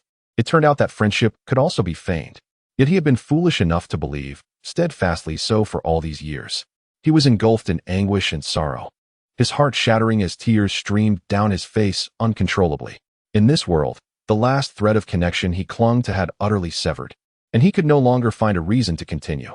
Thus, the final card originally intended for the fox demon was drawn from his hand. However, this time, it would not be executed as he had initially planned. Instead, he turned his wrath towards his closest friend, the architect of this entire farce. He needed to bring closure to their tumultuous relationship. Hey, Irika, are you out of your mind? The fox spirit is right beside me. Can you see that? Mizuki shouted frantically at Irika, who remained unresponsive like a wooden figure, wearing the same warm and gentle smile he had when he first met Menma. However, this time, the smile was not a facade, but rather a manifestation of acceptance. Mizuki felt a chill run down his spine as he gazed upon that smile, and he soon realized the gravity of the situation, cursing Irika in a fit of rage. Irika, you bastard. You actually intend to perish with me. You are more malicious than the fox spirit. You are unworthy of being human. In hell, you shall suffer endlessly. Seeing Irika still silent, Mizuki, in a desperate bid, began to plead and flatter him, just as he had done with Menma earlier. Irika, please let me explain. I was forced to speak lies just now. They were merely fabrications to deceive the fox spirit. You must not let this cloud your judgment. You have to believe me. I have always regarded you as a dear friend. Yes, I believe you. Irika nodded with a smile, only for his soul to be abruptly seized by the Grim Reaper. As the Grim Reaper prepared to sever the link between soul and body, Mizuki, undeterred, clung to Irika's spirit, shaking it desperately. Just trust me. Hurry. Break this spell. Mizuki. It is too late for everything. Irika shook his head, firmly holding onto Mizuki's soul, as if fearing the Grim Reaper might let him slip away. After all these years of companionship, I realize I cannot do without your encouragement and support. Regardless of the truth behind our circumstances, the outside world is no longer our concern. Let our souls detest and battle each other eternally within the belly of the Grim Reaper. No, if you must die, then go alone. I will not accompany you to your demise. Let me go? Release me. Mizuki roared in despair. Yet the Grim Reaper paid no heed to his desperate struggles, swiftly severing the connection and engulfing both souls within himself, ultimately vanishing silently from this world. The night breeze whispered softly, rustling the treetops, as the surrounding flames dimmed to near extinguishment. Flickering embers were swept away by the wind, yet failed to find refuge elsewhere, fading helplessly into the dust, lost in the darkness. Several stars in the sky blinked out, yet the chirping of insects in the forest remained resonant and enduring. Everything remained tranquil and natural, as if nothing had transpired. Irika's body became a lifeless shell, slowly leaning forward. Menma yanked away Mizuki's corpse, discarding it like refuse, before swiftly moving to support Irika's body, which was on the verge of crashing to the ground. Congratulations, you have slain the fox spirit that possessed you. With a heavy heart, Menma softly murmured near Irika's ear, fully aware that the latter might no longer be able to hear him. Within Irika's dilated pupils, only a haze remained, yet a faint, almost imperceptible smile lingered at the corners of his mouth. Menma gently closed Irika's eyes, grappling with the sorrow that enveloped him. Was it sympathy for Irika's demise, or an echo of his own despair? The hour was late. It was time to return. Menma cast a glance at Sasuke, who stood at the treetops not far away. He had sensed Sasuke's presence for quite some time, yet was preoccupied with the likes of Mizuki and others, leaving little opportunity for a proper greeting. However, now it seemed unnecessary, for the stark differences in their inherent environments had long destined them to traverse divergent paths. Menma hoisted Irika's lifeless body onto his back, taking heavy steps towards the rear mountain. His understanding of the outside world was still limited, thus he resolved to bury Irika there. Before descending the mountain, Shursui had observed that the rear mountain offered a tranquil environment, likely to be undisturbed by outsiders, an ideal sanctuary for someone harboring emotional wounds. In moments of solitude, one could gaze upon the moon above. Chapter 15. The obsession to become stronger. Sasuke, too, chose not to pursue, instead silently watching Menma's figure fade into the forest until it disappeared from sight. Unbeknownst to him, his eyes had become bloodshot, and his fists clenched instinctively, nails embedding into his palms, causing crimson rivulets to seep through his fingers. He had witnessed the battle unfold before him, yet he understood that if he had been in Menma's place, he would not have faced the confrontation with such composure. The thought of defeating all opponents while ensuring his own survival seemed utterly unattainable. In terms of both courage and strength, Menma's array of techniques had far surpassed his own, igniting a sense of bitterness within Sasuke. Initially, his interest in Menma stemmed from Shursui's remark about him being my student, but now it was fueled by envy towards Menma's prowess. As he reflected on his father's cold demeanor at home and the disapproving gazes of his cousins, an unnamed fury surged within him. He was determined not to remain under that person's shadow, nor to be defined as merely that person's brother. He was his own individual, Uchiha Sasuke. He yearned for his name to be etched in the hearts of all. Thus, he must grow stronger, stronger than that person, stronger than everyone else. This thought intensified day by day, culminating today in an explosive revelation. Uzumaki Menma. Sasuke pronounced the name of Menma slowly and deliberately, for from this day forth, he had committed her entirely to memory. He intended to use Menma as the first stepping stone beneath his feet to prove his strength to Uchiha Shursui and earn his recognition. With a resounding thud, Sasuke unleashed a powerful punch against the tree trunk beside him, causing leaves to cascade to the ground and sending birds and insects scattering in fright. Even Sakura, who had been sheltering beneath the tree, was startled. In truth, she had already been paralyzed with fear upon witnessing the demonic fox cloak manifest on Menma. And when the reaper capable of harvesting souls appeared, she trembled uncontrollably, nearly forgetting how to breathe. Now, Sasuke's punch jolted her back to reality, and she belatedly realized that Menma had vanished. Sasuke leapt down from the tree, and Sakura noticed the blood still oozing from his fist, prompting her to inquire with concern. "How did you get hurt?" Sasuke, with a cold expression, offered no reply. Sakura, taking the initiative, removed the red satin ribbon that held her hair, intending to bandage his wound, but he dismissively swatted her hand away. No need. Sasuke's heart was tumultuous, wishing for solitude without any disturbances. Yet, seeing Sakura's astonished expression after his rejection made him ponder why he was unleashing his frustration upon a girl. "I'm sorry," he said, in response to his apology. Sakura shook her head, her lips trembling. She clutched the ribbon tightly in her hand, refraining from any further actions for fear of aggravating Sasuke's displeasure. Observing the cautious and aggrieved look on Sakura's face, Sasuke felt no sympathy, only disdain, and the flicker of guilt that had briefly emerged faded swiftly. The image of Sakura, nearly drained of color from fright, lingered vividly in his mind. The thought of undertaking missions alongside such a fragile individual filled him with despair. He could only hope that this burdensome companion would soon recognize her limitations and voluntarily depart from Team 7, lest she truly become a liability on the battlefield. Sasuke turned silently to leave, and Sakura hurried after him. Despite her uncertainty about his destination, she merely wished to follow. Naturally, Sasuke noticed her trailing behind like a persistent shadow and said sharply, "You shouldn't have come in the first place, so please do not follow me any longer." His words seemed to cast a spell, rendering Sakura motionless in place. She watched Sasuke's figure recede into the distance, ultimately collapsing weakly onto the ground. She sensed a profound change in him, one that eluded her understanding. Yet, she could deeply feel the disdain he harbored for her. What had she done wrong? Sakura remained rooted in place until she was found by Uchiha Obito and Kei, who had hurried to the scene. Kei had been forcibly brought along by Obito, having long wished to return to sleep. However, upon arriving, a familiar scent pierced through his senses, instantly reviving his alertness.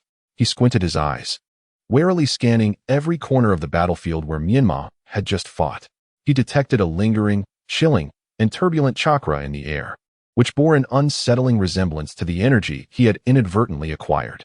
Menma, having chosen to keep the secrets he knew to himself, feigned a state of drowsiness and stealthily returned to Obito's side. Meanwhile, Obito sought to calm Sakura's emotions and gleaned the entire sequence of events from her. After confirming that Sasuke had departed towards the direction of Konoha, he exhaled a sigh of relief, then cast a meaningful glance towards the rear mountain. On the mountainside, Uchiha Shisui, now clad in Umbu attire, accompanied Menma as they buried Iruka's lifeless body. They felled a nearby tree to craft a wooden marker for his grave. Menma, unwilling to squander more time on the deceased, dusted himself off and retrieved the pouch Shisui had given him earlier, preparing to return it. However, Shisui gestured dismissively, saying, "No need. Keep it. You might find use for it someday. Will there be another chance?" Menma gazed intently into Shisui's eyes, seemingly seeking a definitive answer, but was met only with silence. Understanding the implication of that silence, Menma turned his gaze skyward, wishing to savor the beauty of the starry night for just a moment longer. Before long, several Umbu emerged from the shadows of the forest. One of them hurriedly approached Shisui, relaying, "Crow, Lord Danzo urgently requests your presence. Please come with me at once."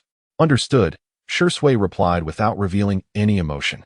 Yet his mind brimmed with questions. It was late at night. What urgent matter could the old man possibly have? Before Shisui could ponder further, the Umbu who had delivered the message signaled, and the others swiftly surrounded Menma, reapplying the specialized shackles and hood. "As for the Nine Tails, we will handle its return. You need not concern yourself with it." "Got it." Shisui coldly regarded the others, urging, "Lead the way." "Follow me," came the response as the two departed, while Menma was escorted back to the base of the root organization. Chapter 16. Black snow. Navigating through the dimly lit passage, Shisui was brought before a secret chamber. Two Umbu stood guard at either side of the entrance, and upon his arrival, they opened the heavy door.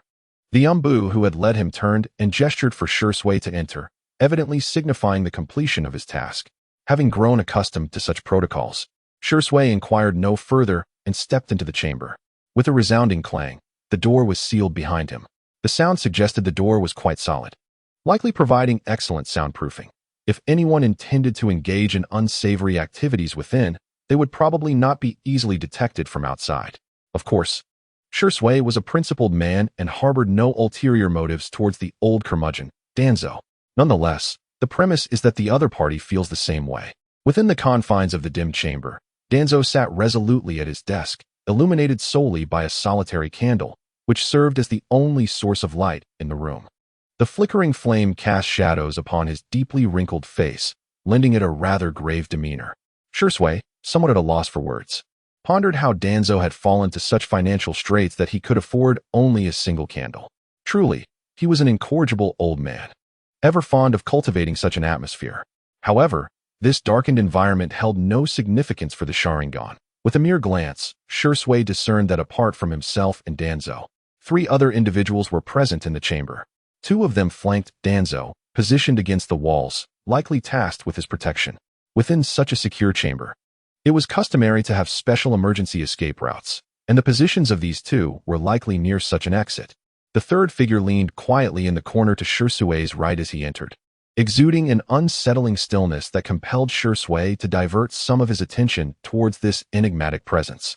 Just as he began to speculate on the individual's identity, Danzo initiated an interrogation. To allow the Nine Tails to act alone, you possess considerable audacity, don't you, crows? Danzo's tone bore a hint of ire, clearly laced with reproach. Nevertheless, Shursui nonchalantly replied, were it not for his solitary endeavor, how could he demonstrate the effects of such extensive training? Now that he is safe and sound, what purpose would it serve to dwell on those details? Humph. Danzo scoffed, evidently dissatisfied with Shursui's response. If he had chosen this moment to flee, do you comprehend the consequences?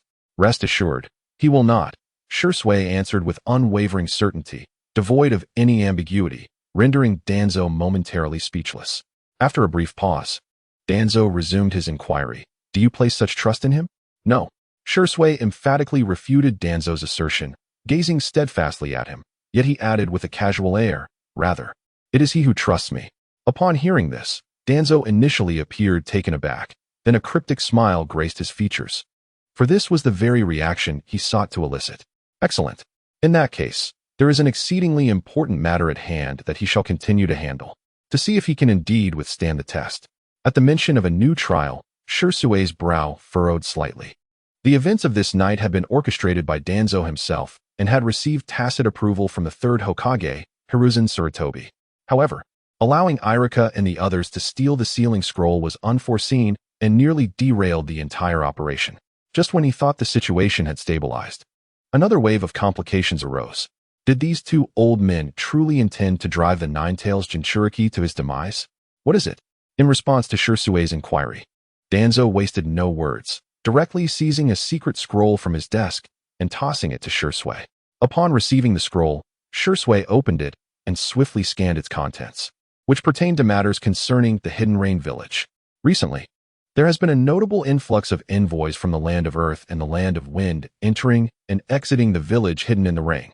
It has come to light that figures, under the guidance of the covert operatives of the Rain Village, have been stealthily infiltrating the high tower, likely to confer with Hanzo. Since the conclusion of the Third Shinobi World War, Hanzo has steadfastly adhered to a policy of isolation. However, the sudden resurgence of activity in the long-dormant Rain Village raises suspicions that he may be concocting a new scheme. Consequently, the Root's covert operatives have dispatched a confidential scroll, deliberating whether to risk infiltrating the tower for intelligence or to implement decisive measures to eliminate any future threats posed by Hanzo. It is hoped that Danzo will provide a resolution. While Shursui was still perusing the scroll, Danzo tilted his head back to gaze at the ceiling, seemingly lost in reminiscence. Until Shursui folded the scroll away, Danzo's voice emerged, low and contemplative. Indeed, it has been quite a while since I last communicated with Hanzo after the Third Shinobi World War. I am unaware of his current state. It seems that the bonds between individuals must be fortified through frequent correspondence. With that, Danzo retrieved another scroll from the table and inscribed the words to Hanzo, personally on its seal. The contents of the scroll appeared to have been prepared long ago. It was evident that a courier was needed to deliver the message to the Land of Rain. Shursui understood this to be the forthcoming trial, yet he was acutely aware that Danzo's intentions were far from simplistic. He had long been acquainted with the notorious name of Hanzo, who had once led the Rain Village in declaring war against the Land of Iron, the Sand Village, and the Leaf Village, demonstrating remarkable prowess during the Second Shinobi World War.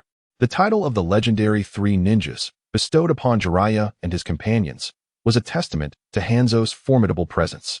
Many who heard of his legendary exploits could not help but feel a semblance of reverence.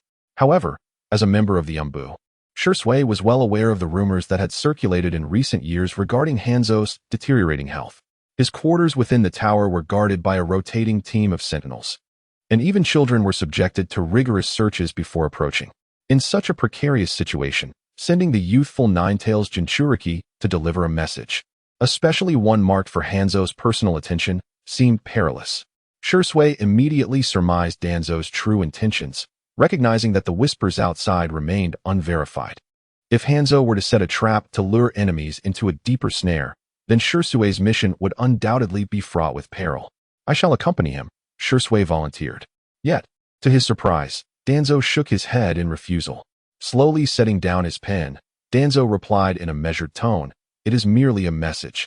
There is no need for excessive resources. I have already selected another to accompany him, so you need not worry." With that, Danzo gestured toward the corner diagonally across from him. The Umbu operative, who had been leaning against the wall since Shui's entrance, stepped forward and approached Shui's side. Illuminated by the flickering firelight, Shui discerned the figure's appearance. Clad in standard Umbu attire, bearing a short blade, and adorned with a mask featuring cat ears, intricate red patterns, and downward curved mouth lines. The attire of these figures bears little distinction from that of other dark ninjas. Yet the striking white hair of the individual swiftly allowed Shimizu to ascertain his identity. It was Kuroyuki. In Chapter 17, The Heart of Danzo, Shimizu's pupils constricted slightly. He was now quite certain that Danzo's intent was to have the Ninetales Jinchuriki directly assassinate Hanzo. Kuroyuki was privately regarded as Danzo's swiftest blade, having dealt with the majority of rogue ninjas and traitors over the years within the Umbu. Moreover, he had been clandestinely assigned by Danzo to undertake numerous unsavory high-level assassination missions. His name had long resonated throughout the ninja world. His distinctive white hair and the unique lightning technique, Chidori, had become nightmares for many. It could be asserted that his existence within the root organization was solely for the purpose of killing. Danzo tossed a scroll towards Kuroyuki and spoke in a deep tone. "I regret the inconvenience of your accompanying us, but once this task is accomplished, I shall fulfill the special request you previously mentioned." Special request? Shimizu immediately grasped the crux of the matter. It was evident that the two had conspired long before his arrival. Ahem, to be precise, they had engaged in negotiations, and now were merely going through the motions in his presence. Nevertheless, Shimizu felt that this course of action was improper. After all, Hanzo was referred to as the Salamander precisely because he could unleash a toxic mist akin to that of the Black Salamander, an attack capable of killing unseen and leaving one defenseless.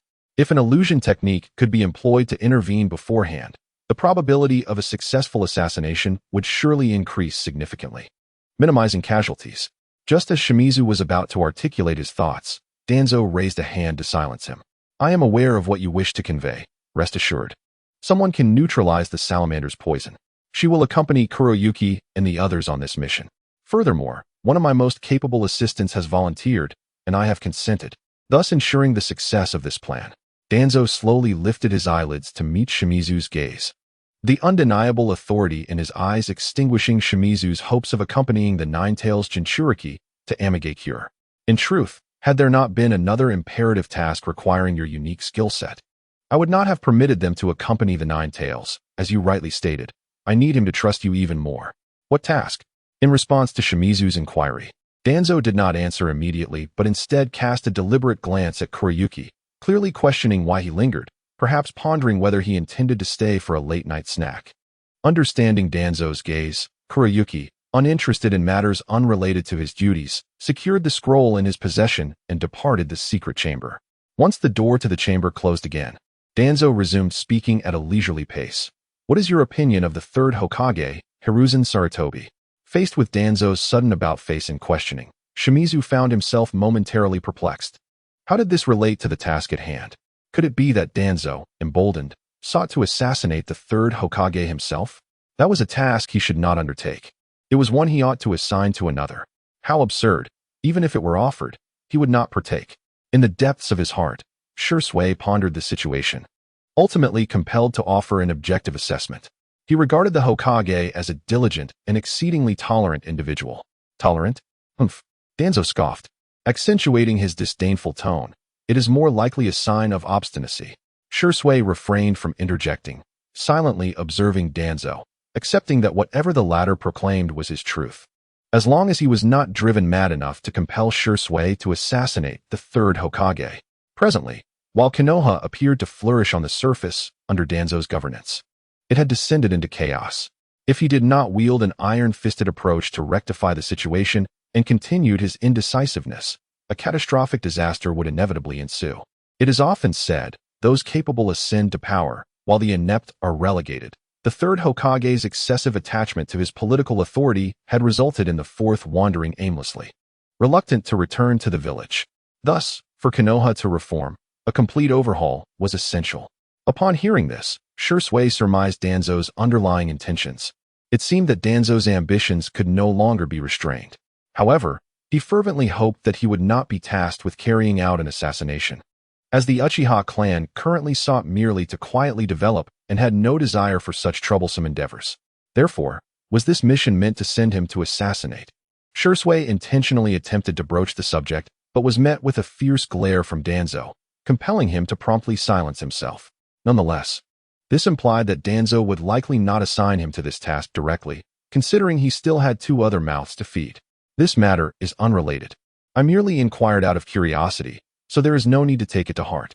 As for the mission I mentioned, it pertains to a particularly significant meeting in the Land of Rivers, and you are required to accompany me. The Land of Rivers? Shisui recalled that this nation was merely a minor territory surrounding the Land of Fire, its military might far inferior to the five great nations, posing no conceivable threat to the Land of Fire. Why would Danzo himself need to attend a meeting initiated by such a petty nation? Logically, it would be the higher-ups from that nation who should be visiting Konoha for discussions. Furthermore, based on previous experiences, meetings necessitating his presence typically involved engagements with the leadership of major nations. The Land of Rivers, situated at the southernmost coastal area between the Wind and Fire nations, bordered the Land of Rain to the north. Now that Danzo had dispatched individuals like Kurayuki to assassinate Hanzo, the likely attendees must be from the Wind Nation. Is it necessary to employ such forces? Shisui probed, alluding to his unique Jinjutsu, Kodoamatsukami, which could alter others' consciousness. Danzo, after a period of contemplation, finally responded, I harbor an unfulfilled aspiration that I must now entrust to others. If this meeting does not yield favorable results, I will be left with no choice but to compel the other party to change, thereby assisting me. I understand, Shisui replied, having truly grasped the implications. The individuals Danzo sought to meet were indeed from the Wind Nation. Moreover, Danzo's well-known ambition to ascend to the position of Hokage signified that he intended to employ similar tactics as those used in his previous meeting with Hanzo, this time aiming to leverage the power of the Wind Nation to overthrow the third Hokage and elevate himself. In the Land of Wind, the village of Sunagakure stands as a formidable presence among the five great shinobi countries, second only in strength and wealth to Konohagakure. It is certainly incomparable to the diminutive Amigakure, which finds itself ensnared between the territorial influences of the Earth, Fire, and Wind nations. The individual that Danzo intends to meet crosses Shisui's mind fleetingly. He initially deems it improbable, yet once this thought takes root, it becomes increasingly difficult to dismiss, leading him to entertain the notion that it may indeed be possible. After confirming with Danzo their plans to depart for the Land of Rivers the following morning, Shisui promptly exited the hidden chamber. He did not linger at the base, but instead stealthily made his way back to the surface, careful to avoid drawing attention. Utilizing a summoning technique, Shisui called forth a raven, securing a small scroll, encrypted with a special incantation, around its leg. He gently smoothed the raven's glossy feathers and softly instructed, Go. Ensure that the message reaches him swiftly. The raven let out a triumphant caw before taking flight. Chapter 18. The Wandering Priestess. The following morning, Menma, as usual, departed from the Root Organization's base under the vigilant escort of several Umbu operatives, arriving at a grove a few miles outside of Konohagakure to await further instructions. This grove, situated close to a stream, was shrouded in a thick morning mist, limiting visibility to a mere few meters. The sun had yet to rise, and the air was noticeably cool. Menma, clad in relatively light attire, felt a slight chill but remained expressionless, standing silently in place as he awaited developments. After a brief interval, two figures emerged through the white fog, both garbed in the attire of the Umbu, each possessing distinct features. The foremost figure masked bore a pair of crimson eyes adorned with 3 tomo, while the one behind sported striking white hair. Upon recognizing Shursui, Menma's previously tense expression softened marginally. He had not anticipated that the wish he silently made under the starry sky the night before would manifest so soon, granting him yet another opportunity to escape his confines. Though he remained uncertain about the arrangements that lay ahead. Unlike previous encounters, Shursui arrived carrying a small satchel. He approached Menma, crouched down, and extracted a cloak from within the bag, draping it over him. The cloak, tailored hastily from Shursui's own garments, proved somewhat oversized for Menma, prompting him to awkwardly ruffle his hair. Indeed, I am not skilled in such needlework. However, you are at that age where you are still growing. Perhaps it will fit you better upon your return. Menma adjusted the cloak, unconcerned by its size, as an inexplicable warmth surged from within, gradually enveloping his body in comfort. This strange sensation was difficult for him to articulate, yet it evoked memories of years past in the orphanage, where a teacher had imparted lessons to him and the other children. Remembering the etiquette taught by that teacher, he felt compelled to express his gratitude. In a voice audible only to Shursui, he uttered a heartfelt thank you, catching Shursui off guard. He gently patted the small head of Menma, saying nothing, merely draping the small bag he held over her shoulder. Menma opened the bag to inspect its contents, which consisted mostly of everyday items, various antidotes, and a portion of food, suggesting that this journey would not be brief. Where are we headed? Menma inquired with curiosity. Yuin Village, replied Jishui. Upon hearing his answer, Menma pondered for a moment, recalling the map she had seen in the arena, and soon remembered the location of the village. Indeed, it was as she had surmised. They were indeed embarking on a distant journey, stirring a sense of excitement within her, though she maintained an air of calm on her face. Jishui stood up and began to introduce the figure beside them. Heishua. Allow me to introduce you. This is Heishua, and you will be undertaking a special mission with him in Yuin Village. Should you have any questions along the way, do not hesitate to consult him. And it is imperative that you follow his orders without question, understood? Menma furrowed her brow, sensing the peculiar undertone in Jishui's words, and retorted, and what about you? I'm afraid I cannot accompany you this time. I have other pressing matters to attend to, Jishui replied, waving his hand dismissively, feigning helplessness. Menma chose not to pursue further inquiries, resigning herself to the organization's arrangements. She began to scrutinize Heishua closely, yet her instincts told her that he posed no threat. Could he possibly be a weakling? Jishui seemed to read Menma's thoughts and quickly reassured, do not worry. This guy is quite capable and certainly won't hold you back. Heishua shot Jishui an incredulous glance, as it was the first time he had heard someone suggest he would be a hindrance, especially to a child. Noticing the disconcerted look on Heishua's face, Jishui swiftly positioned himself behind Menma, giving her a gentle push forward until she stood before Heishua. All right, the days ahead are long. You two will get to know each other slowly. I have urgent matters to attend to, farewell. With that, without waiting for Menma to turn and bid him farewell, Jishui swiftly vanished into the mist, followed closely by the other Umbu who had accompanied Menma. As Heishua noticed that the others had departed, Menma remained reluctant to turn back, prompting him to impatiently urge, hey, kid, we need to get moving. Menma responded coolly, reverting to her aloof demeanor once more, and together with Heishua, they set off westward. As the sun gradually ascended, the mist began to dissipate. Along the roadside, several miles from Konoha village, a woman clad in a nun's attire, adorned with round glasses, and a young man with gray hair dressed in Umbu garb had been waiting for Heishua and Menma for quite some time. Upon approaching the pair, Heishua paused to greet them. It turned out that the person Lord Danzo referred to as capable of counteracting the poison of the mountain pepper fish was none other than the renowned wandering priestess. A revelation that took him by surprise. The mention of this title, which she detested, caused the corner of the woman's mouth to twitch slightly. Since she had initiated the conversation, she would not hold back in her response. Oh, it is quite astonishing that a character as humble as myself has captured the attention of you, the esteemed son of Konoha's White Fang, Kakashi Hitaki. I consider myself most fortunate. Beneath the mask of Hayuki, the muscles of my face began to tense. Truly, one cannot underestimate the prowess of an exceptional spy. It is evident that my background had been thoroughly investigated prior to this encounter. As I ruminated on this, the woman known as the Wandering Priestess displayed no intention of halting her cheerful demeanor, continuing to address me with a radiant smile. It is indeed my role to assist you in fulfilling the task at hand, and I kindly request your guidance. However, how should I address you during this period? Should I refer to you as Mr. Hayuki, like the others, or as the cold-blooded Kakashi? The latter title immediately sharpened my gaze, and the wandering priestess matched my intensity. Our mutual disdain for the moniker palpable in the charged air. Just like her, I loathed the title cold-blooded Kakashi, a misnomer born from a time when I nearly took the life of a comrade on the battlefield due to unfortunate circumstances, only to be misunderstood by an overly passionate individual. With a weary sigh, I removed my mask and spoke in a calm tone.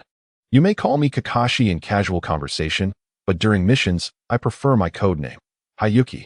The curious Menma looked up at me, expecting to see my true face, only to discover that beneath the mask lay another layer of concealment. Was this simply a fruitless endeavor? Had I come to deceive children? The wandering priestess swiftly tempered her assertiveness, responding in a serene manner, You may call me Yana. As both our attitudes shifted, the atmosphere softened. The previously flustered gray-haired youth felt an immediate sense of relief. He raised his hand slowly to draw our attention, introducing himself. I am Shin. I know. Yana and Kakashi replied in unison, leaving Shin with nothing but embarrassment on his face.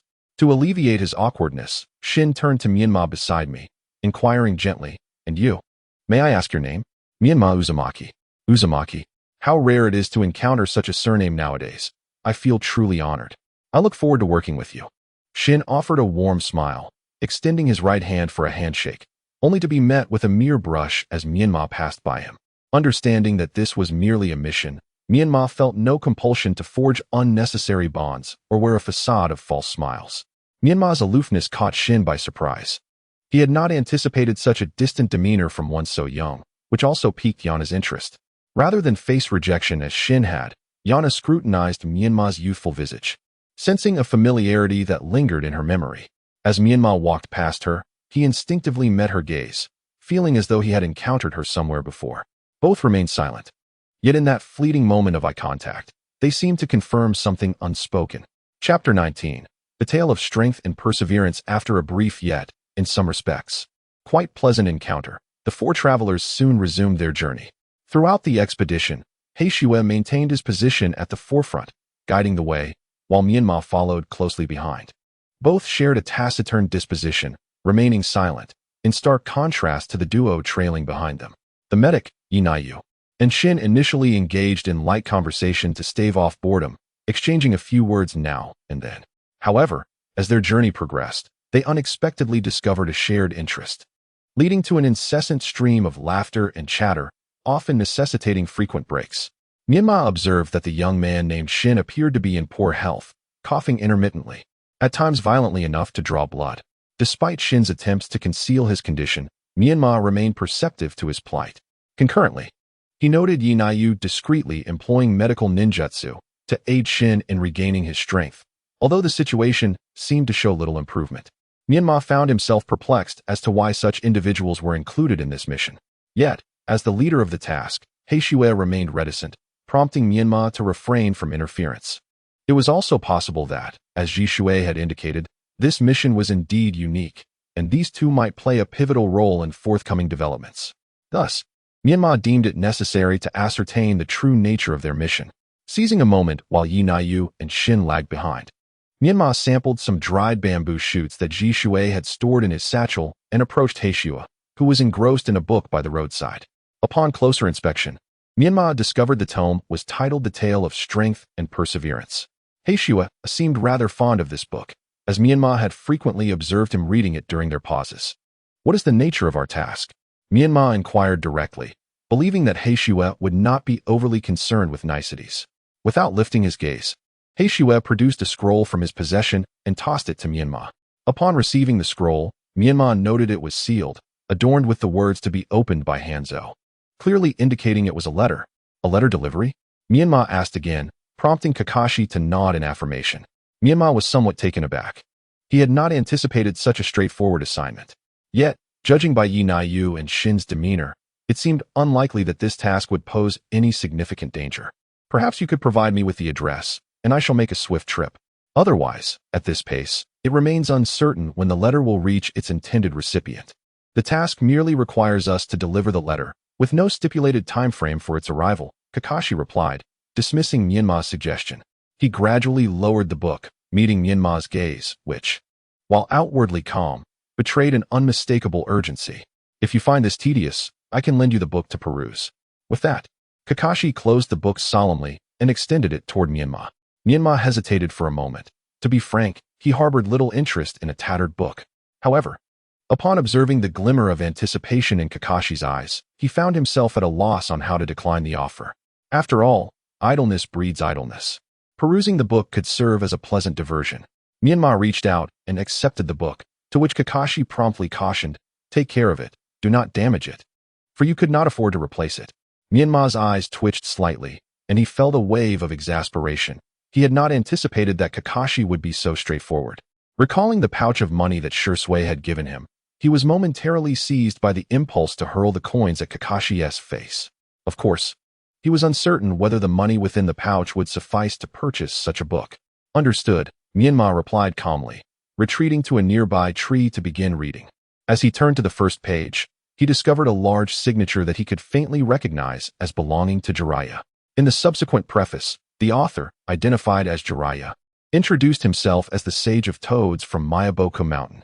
To Menma, this was merely a novel and unfamiliar term, one he deemed unworthy of particular attention, and he casually flipped to the main text to commence his reading.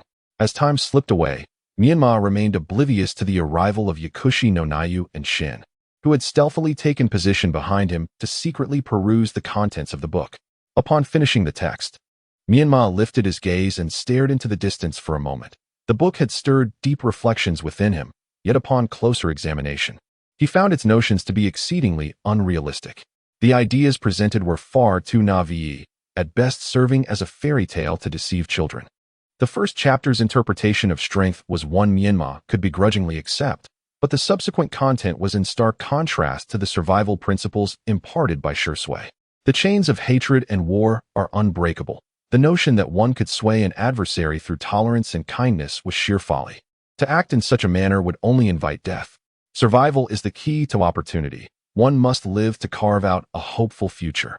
The character known as Naruto, referred to as the child of prophecy, could even be dubbed the child of fairy tales in Menma's eyes.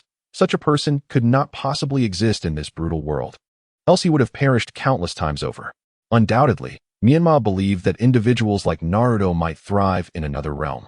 Yet if anyone in this world were to naively cling to the contents of the book and strive accordingly, they would likely meet a tragic and desolate end. As Menma prepared to close the book, he discovered an additional final page. With a flicker of curiosity, he opened it, revealing handwriting identical to that on the first page. Inscribed with a single sentence, "The era of peace will inevitably arrive. We must believe in the future." Humph, childish, Menma scoffed derisively before forcefully closing the book, only to have a large acorn come crashing down behind him. Sensing the imminent danger, Menma instinctively employed the body flicker technique to evade the ambush, only to recognize that the assailant was none other than the very Yakushi no Nayu he had been awaiting. With an irritable tone, he inquired, "What do you intend to do?" "Humph, you little rascal, how dare you evaluate the heartfelt creation of Lord Jiraiya, the fourth Hokage? Although the world he envisioned has yet to materialize, that beautiful aspiration continues to inspire all of us who cherish peace to forge ahead.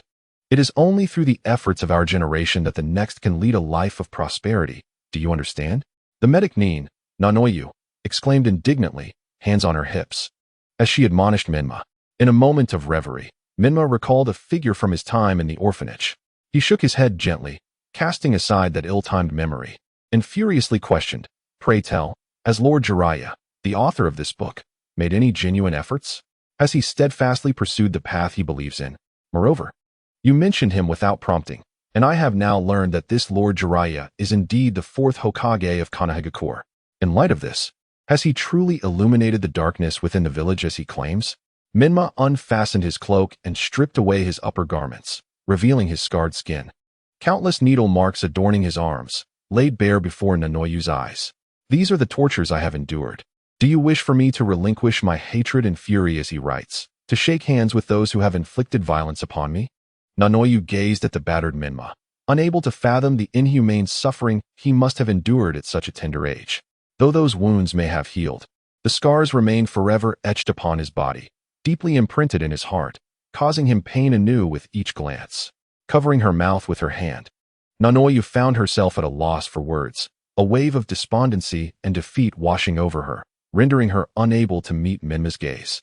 She believed that Lord Jiraiya, as the fourth Hokage, would surely be pained by such occurrences, yet he is under the tutelage of the third Hokage, Sarutobi Hiruzen.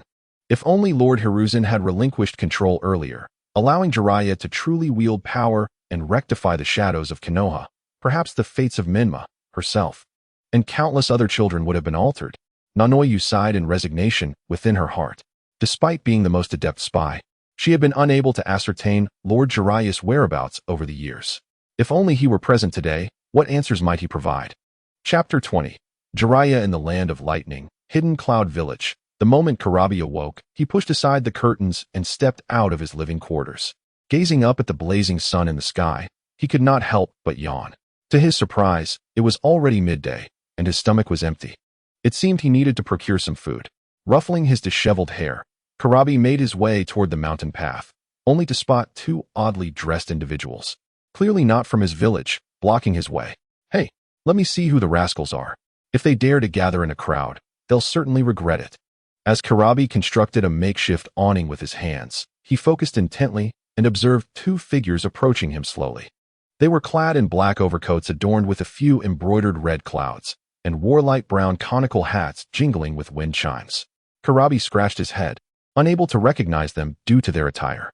However, since they had come all this way, it was only fitting for him, as a resident of the Hidden Cloud Village, to greet them. He began to set a rhythm for himself, refining his rap, honed over 2.5 years, as he danced towards the two. The one approaching stirred a sensation within me that I had never experienced before. You are mine, and I am yours. Suddenly, an exasperated voice interrupted. What on earth is this noisy fellow doing? Is he chanting in broad daylight? I can't stand his voice. Beneath the hat, a young man with deep golden hair, his left eye obscured by bangs, suddenly had a thought. He reached into his ninja tool pouch, and his palms began to engulf clay. With a swift motion, he tossed several pre-prepared explosive clay balls towards Kurabi. Go, the young man commanded, and all the explosive clay detonated around Kurabi, enveloping him in a cloud of dust. Another individual, shorter and hunched, expressed his displeasure, saying, "What are you doing? If you hurt him, the leader will be furious." The young man waved his hand dismissively, replying, "Relax, I'm just scaring him a bit, and letting him appreciate the art of explosives." To the young man's surprise, Kurabi misconstrued this as a delightful surprise from fans. After years of rapping, he finally received a response, and they even prepared fireworks. What a generous display. Feeling self-satisfied, Kurabi's enthusiasm surged, emerging from the smoke. He presented himself like an international superstar, full of flair. One more glance, and I might explode. Get a little closer, and I might melt. I want to possess you. No matter where I go, I will think of you. The young man clenched his fists, veins bulging on his forehead, astonished that instead of retreating, Kurabi was becoming even more audacious. Someone make him shut his mouth, Scorpion. Just then, the man referred to as Scorpion removed his mask, unleashing several threads of chakra that ensnared Kurabi, who was still caught up in his performance. Yet, even so, Kurabi remained undeterred, continuing to rap. Everyone is watching. My heart is always restless. Yo yo yo yo. Silence. Scorpion barked, shattering Kurabi's rhythm and forcing him to cease his rap. Enough chatter. Answer me. Are you the Eight Tails, Kurabi? Oh, you smelly, rotten scoundrel. I sell for 3 yuan and 50 cents a pound. What business do you have with me? Scorpion was left speechless, realizing that this fellow was utterly incorrigible. He directly threw a scroll to the ground, which unfurled automatically, summoning a puppet resembling a water barrel. Scorpion manipulated the chakra threads to thrust Kurabi into the puppet's abdomen, then affixed several sealing tags to the puppet's body. Let us depart, Deidara, and return to report, Scorpion remarked. As he turned, the golden-haired youth, known as Deidara, had already fashioned a colossal clay bird. The two ascended together, soaring towards the outskirts of the Hidden Cloud Village. On a towering peak several dozen miles from the Hidden Sand Village, a tall middle-aged man, adorned with an oil symbol forehead protector and clad in a crimson cloak, sat cross-legged upon a large stone, his white hair cascading down to his waist. Suddenly, he sneezed mightily, raising a hand to rub his nose, casting his gaze into the distance. pondering who might be speaking of him at that moment.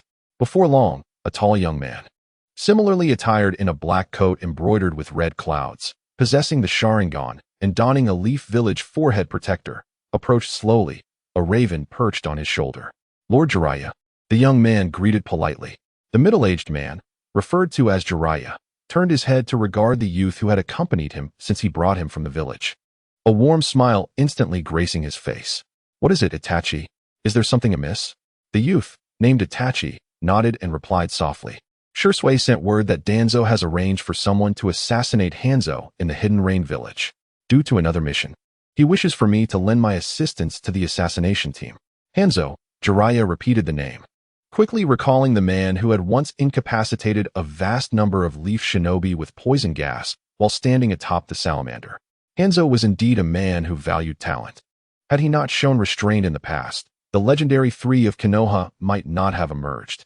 However, Jiraiya was puzzled as to why Danzo would suddenly wish to eliminate Hanzo. While he held disdain for both parties, it was essential to understand the reasoning behind such actions. Does the letter provide any explanation? It mentions that the Hidden Rain Village has recently been engaging frequently with the Wind and Earth countries, and Danzo suspects Hanzo may pose a threat to Konoha, thus wishing to eradicate him swiftly. Humph, old foxes indeed. Let them contend amongst themselves, Jiraiya mused. Yet, Shursui seems to doubt the success of this assassination, which is why he wants you involved. Given the distance, will you be able to make it in time? Rest assured, Shursui has his arrangements. Very well. Additionally, the letter mentioned another matter regarding Shursui's mission. He will accompany Danzo on a secret visit to the Land of Rivers for a highly significant conference. He suspects. Itachi paused momentarily, and Jiraiya's interest was piqued. Primarily, Jiraiya had visited the Land of Rivers before, which lacked anything particularly noteworthy. However, Danzo's personal involvement indicated some grave ulterior motive. Is it suspected to involve the Land of Wind? Jiraiya queried candidly, to which Itachi nodded affirmatively. He suspects that Danzo's secret meeting is likely with the fourth Kazekage of the Hidden Sand Village, Raza. Understanding dawned on Jiraiya, and a knowing smile spread across his face. Chapter 21. The Human Trafficker of Konoha. Lord Jiraiya, should we also dispatch someone to the Land of Rivers to investigate further? Confronted with Itachi's proposal, Jiraiya resolutely waved his hand. No need, he declared. The Land of Rivers is 1,000 miles away from here, not to mention the timeliness of our departure. How could we possibly locate the meeting venue of a secret assembly personally attended by Danzo? Itachi nodded in agreement with Jiraiya's assessment. Danzo's nature was one of caution and suspicion. If the organization truly sent someone to track us, it would likely expose Shursui and risk a breach of confidentiality. Speaking of which, my eyelids have been twitching incessantly of late, leaving me with an ominous premonition, Jiraiya lamented, rubbing his forehead in apparent distress. I recall the last time this occurred, an old friend passed away shortly thereafter. I fear that in the near future, another dear acquaintance may face misfortune. Thus, after meeting this final candidate for the prophesied child, he resolved to return to Konoha and reconnect with his old friends. It was high time to rekindle those relationships. Upon hearing this, Itachi perceived that Jiraiya seemed inclined to return to Konoha, which sparked a flicker of hope within him. To his astonishment, after all these years, the long-awaited event was finally approaching. Just as Itachi was touched by these thoughts, he noticed that the individuals who had kidnapped Killer Bee had arrived. Soaring to the mountaintop on clay birds, Scorpion tossed the barrel-shaped puppet before Jiraiya, his voice deep and somber. Leader, we have brought the person you sought. Jiraiya, observing the sealing tags on the puppet, sensed something amiss. Without delay, he yanked off the seals and opened the puppet's abdominal panel, discovering a young man with bronze skin and sunglasses, bound tightly by chakra threads. Initially, he shot a discontented glare at Scorpion, but the latter simply averted his gaze, prompting Jiraiya to redirect his frustration towards Deidara. Hey, Deidara, I asked you to invite him, not to bring him here tied up. Deidara, with a resigned expression, twirled a lock of his hair with his fingers, casting his eyes elsewhere, portraying a guilty demeanor. In truth, he appreciated art. However, could one truly believe that he was fond of the art of bondage, leader? What? Jiraiya exclaimed, initially taken aback, only to unexpectedly accept Deidara's explanation. After all, throughout his travels across various nations, he had encountered a myriad of individuals, some who reveled in explosions, others who dabbled in puppetry. and even those who privately trained their younger siblings. Thus, the emergence of yet another individual fascinated by bondage did not seem entirely implausible. Noticing a seal over Killer B's mouth, Jiraiya promptly reached out to tear it away, for he intended to have a heartfelt conversation with the man. How could one engage in dialogue if the other was rendered mute? Scorpion and Deidara instinctively stepped back at Jiraiya's action. Observing their peculiar reaction, Jiraiya furrowed his brow. Yet before he could inquire further, he was met with an unexpected outburst. "Hey, you white-haired bastard. Why did you send someone to tie me up? If you don't concede soon, I'll make you cry." Jiraiya's lips twitched slightly. Recognizing that the rhythm of the outburst clearly indicated that this individual was not one who indulged in bondage. Indeed, his prior investigations had not been in vain. He cast a furious sidelong glance at Deidara, who had deceived his affections, yet the latter feigned ignorance, gazing skyward at a 45-degree angle. Jiraiya, with a sense of resignation, let out a silent sigh as he assisted Killer B in freeing himself from the chakra threads, liberating him from the puppet's grasp. "I sincerely apologize. I truly did not foresee my subordinates displaying such rudeness. I hope you can overlook this. We are not as you might perceive us." "What do you mean by that? You certainly do not appear to be a good person," Jiraiya thought to himself, feeling as if his brain might explode from the absurdity of it all. How could effective communication transpire when it seemed one had to punctuate every few words with a rhythm? Nevertheless, he steeled himself to continue the conversation, for he had indeed arranged this meeting. "I assure you, it is a misunderstanding. I am a person of profound justice and a sense of mission, dedicated to the cause of world peace. I am Jiraiya, the Toad Sage from Mount Mayaboku, and also the leader of the Akatsuki organization." As for them, Jiraiya gestured towards Itachi and Sasori, who stood on either side. Continuing his explanation, "These individuals share the same ideals and aspirations as I do, tirelessly advancing towards the goal of world peace. Though they hail from various corners of the world and possess different backgrounds, they, like me, firmly believe that an era of peace will eventually arrive. To realize such a future, I founded the Akatsuki, hoping that through our efforts and sacrifices, we might achieve this grand dream sooner, allowing more people to live peaceful and fulfilling lives.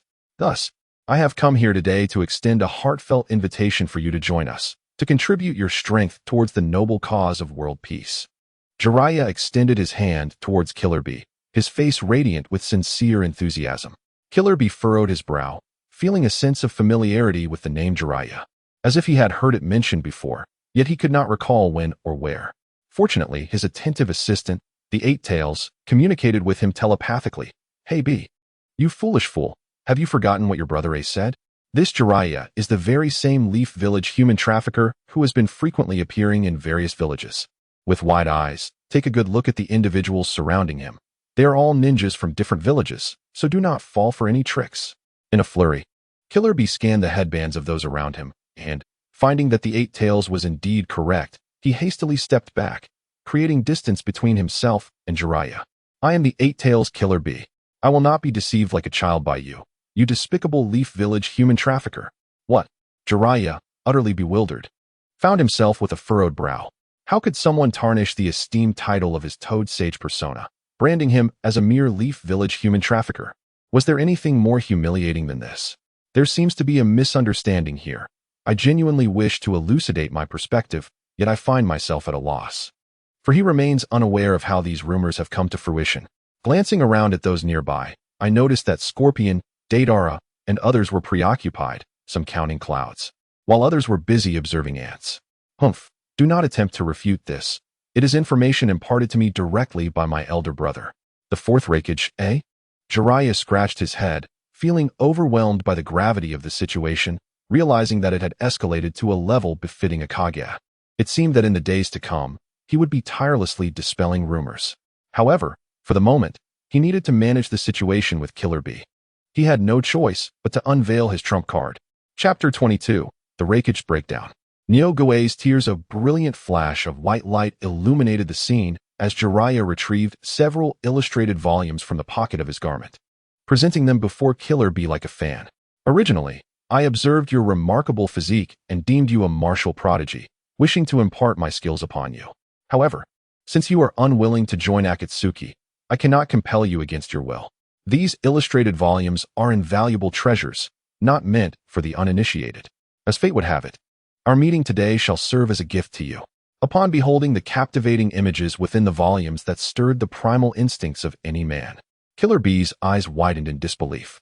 Trembling, he stepped forward, extending his hands to receive these precious tomes. He gazed at the illustrated collection, then at Jiraiya, his innocent eyes reflecting a sense of foolishness, as if questioning whether these truly were intended for him. Jiraiya nodded affirmatively, causing Killer Bee to reconsider his previous rigid impression of the man. He suddenly found Jiraiya rather likable. As Killer Bee caressed the cover of the illustrated volume, the characters spelling Tsunade, princess, were etched indelibly into his mind. Driven by curiosity, he opened the hard-earned treasure, only to suffer an unexpected internal injury after perusing just a few pages, causing a warm crimson liquid to uncontrollably seep from his nostrils. Do not be easily seduced by beauty. Have you forgotten how your elder brother trained you?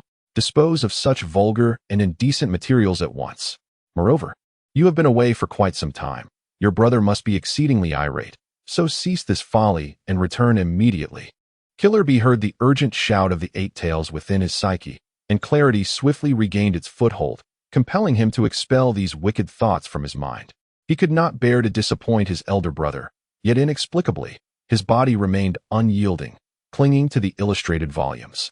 Jiraiya, witnessing the initial success of his tactic, felt a sense of relief wash over him. However, he understood that to solidify Killer Bee's heart, he must seize the moment.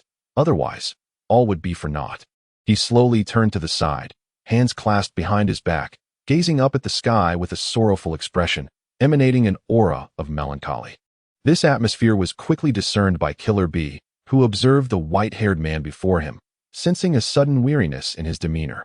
A pang of conscience stirred within him. After all, one cannot bite the hand that feeds. Perhaps there has indeed been a misunderstanding. I shall return and consult with my elder brother. If he consents, then I shall agree. The eight tails shouted telepathically once more, while Jiraiya decisively raised his hand to interrupt Killer Bee, preventing him from continuing. Each matter must be addressed separately. I am not troubled by this issue. Killer Bee appeared bewildered, realizing that he had perhaps overthought the situation. Within him, the eight tails felt a sense of relief, grateful that the other party still possessed some humanity and had not deceived him maliciously. Jiraiya sighed deeply, continuing in a sorrowful tone, "In truth, Princess Tsunade greatly admires your talent. Even from thousands of miles away, she has inquired about your rap albums on numerous occasions. However, through imitation by others, nothing can compare to your unique artistry. Consequently, over time, she has fallen into a state of depression. Thus, I have come with an unwelcome request, hoping you might consider holding a concert in the Land of Fire. I am certain it would draw a vast crowd." As Jiraiya spoke, his tone and expression were masterfully crafted, making it difficult for an ordinary person to detect any flaws. Yet, the eight tails was not so easily deceived. Who would believe such a ruse? "Is it truly so?"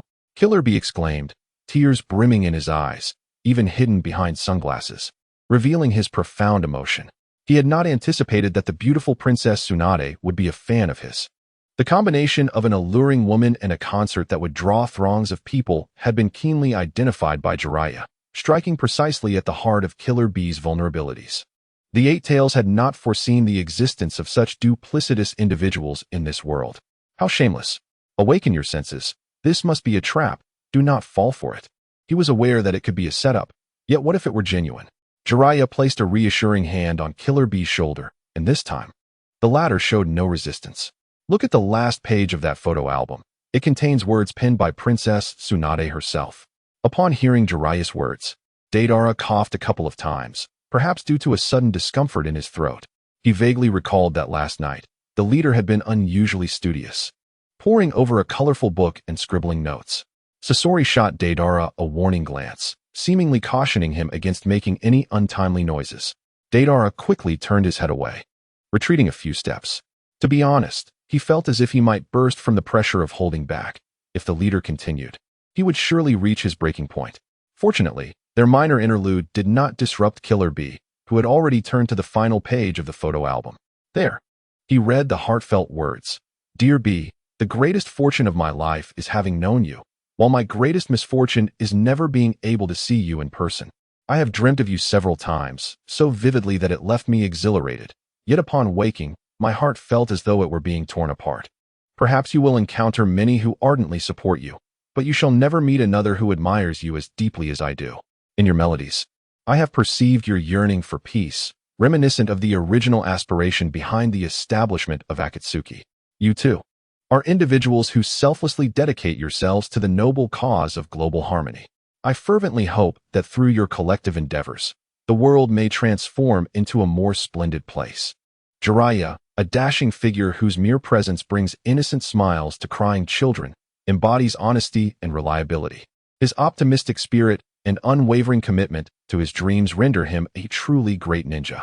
I implore you to place your complete trust in him, to support him, and to contribute your invaluable strength by his side. My heart longs ardently for the advent of world peace, and I eagerly anticipate the day when you will embark on a global concert tour in the wake of that peace.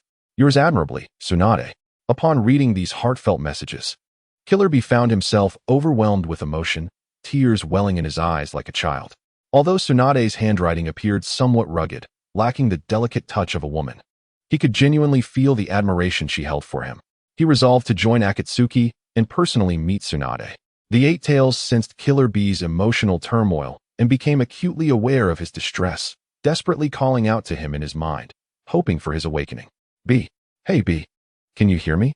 B. Don't be fooled. This is all a deception. B. Think of your brother. He will not hesitate to end you. B. Remember your disciples. What punishments would they endure for your sake? The Eight Tails felt as though its voice might ignite from the strain, yet Killer Bee remained unresponsive, intermittently deaf to its pleas. Even engaging in intimate exchanges with Jiraiya, that hypocritical figure, the Eight Tails understood the gravity of the situation. Killer Bee's heart had been ensnared by the very people of Konoha, a fate more terrifying than any Jinjutsu. At least with Jinjutsu, he could intervene, but brainwashing was an entirely different matter.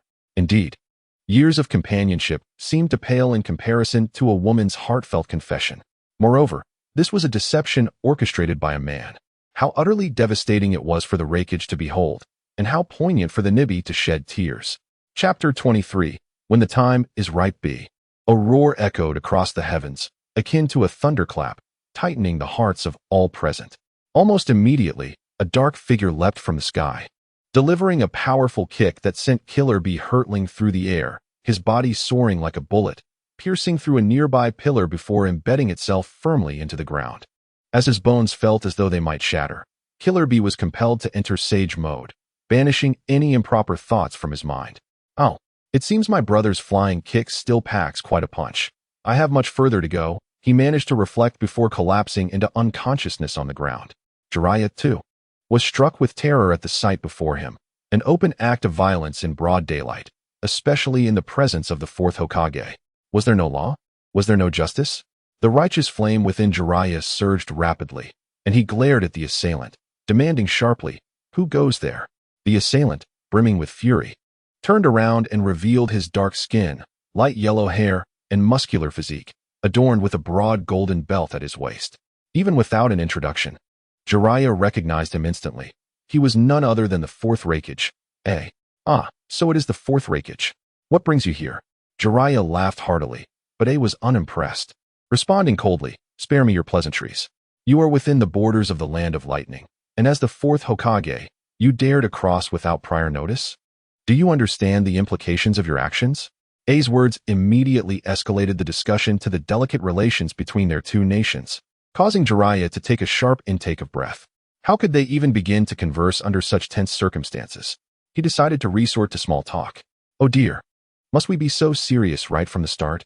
After all, it has been many years since our last meeting following the 5 Kage Summit, though we seldom correspond. Surely we are old acquaintances." "Humph, do not presume we are acquaintances. I am well aware that you have come to abduct my brother. Such an accusation is unfounded. I merely recognized your brother's potential to become the child of prophecy, which is why I came to verify his identity. Everything I do is for the sake of world peace." "You speak nonsense.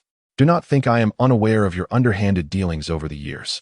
You have lured talented individuals from the water, earth, and wind countries away from their villages, earning a notorious reputation.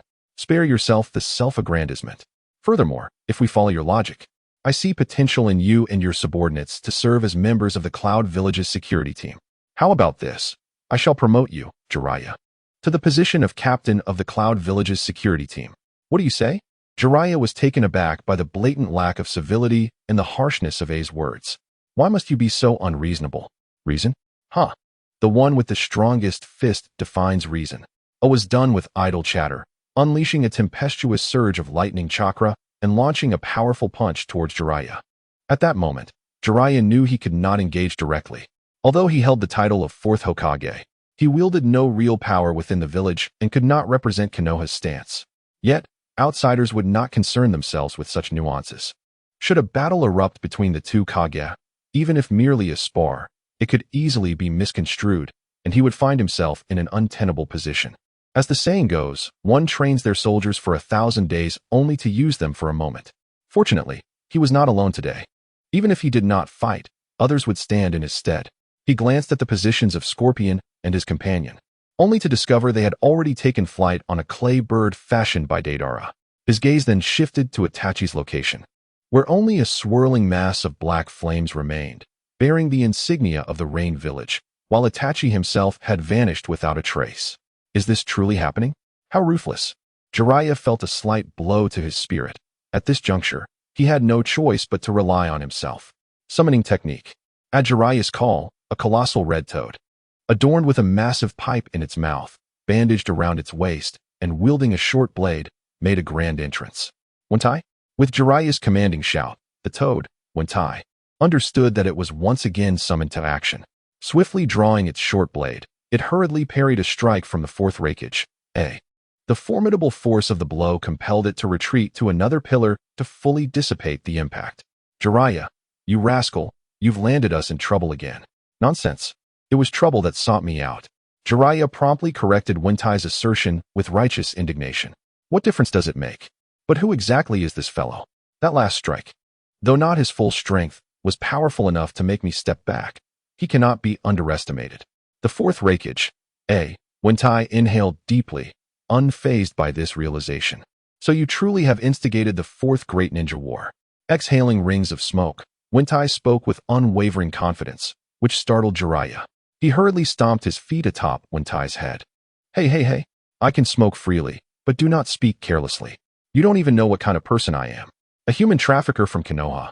Your deeds have been widely circulated among the other summoning beasts. Every frog in Mount Mayaboku is aware of it.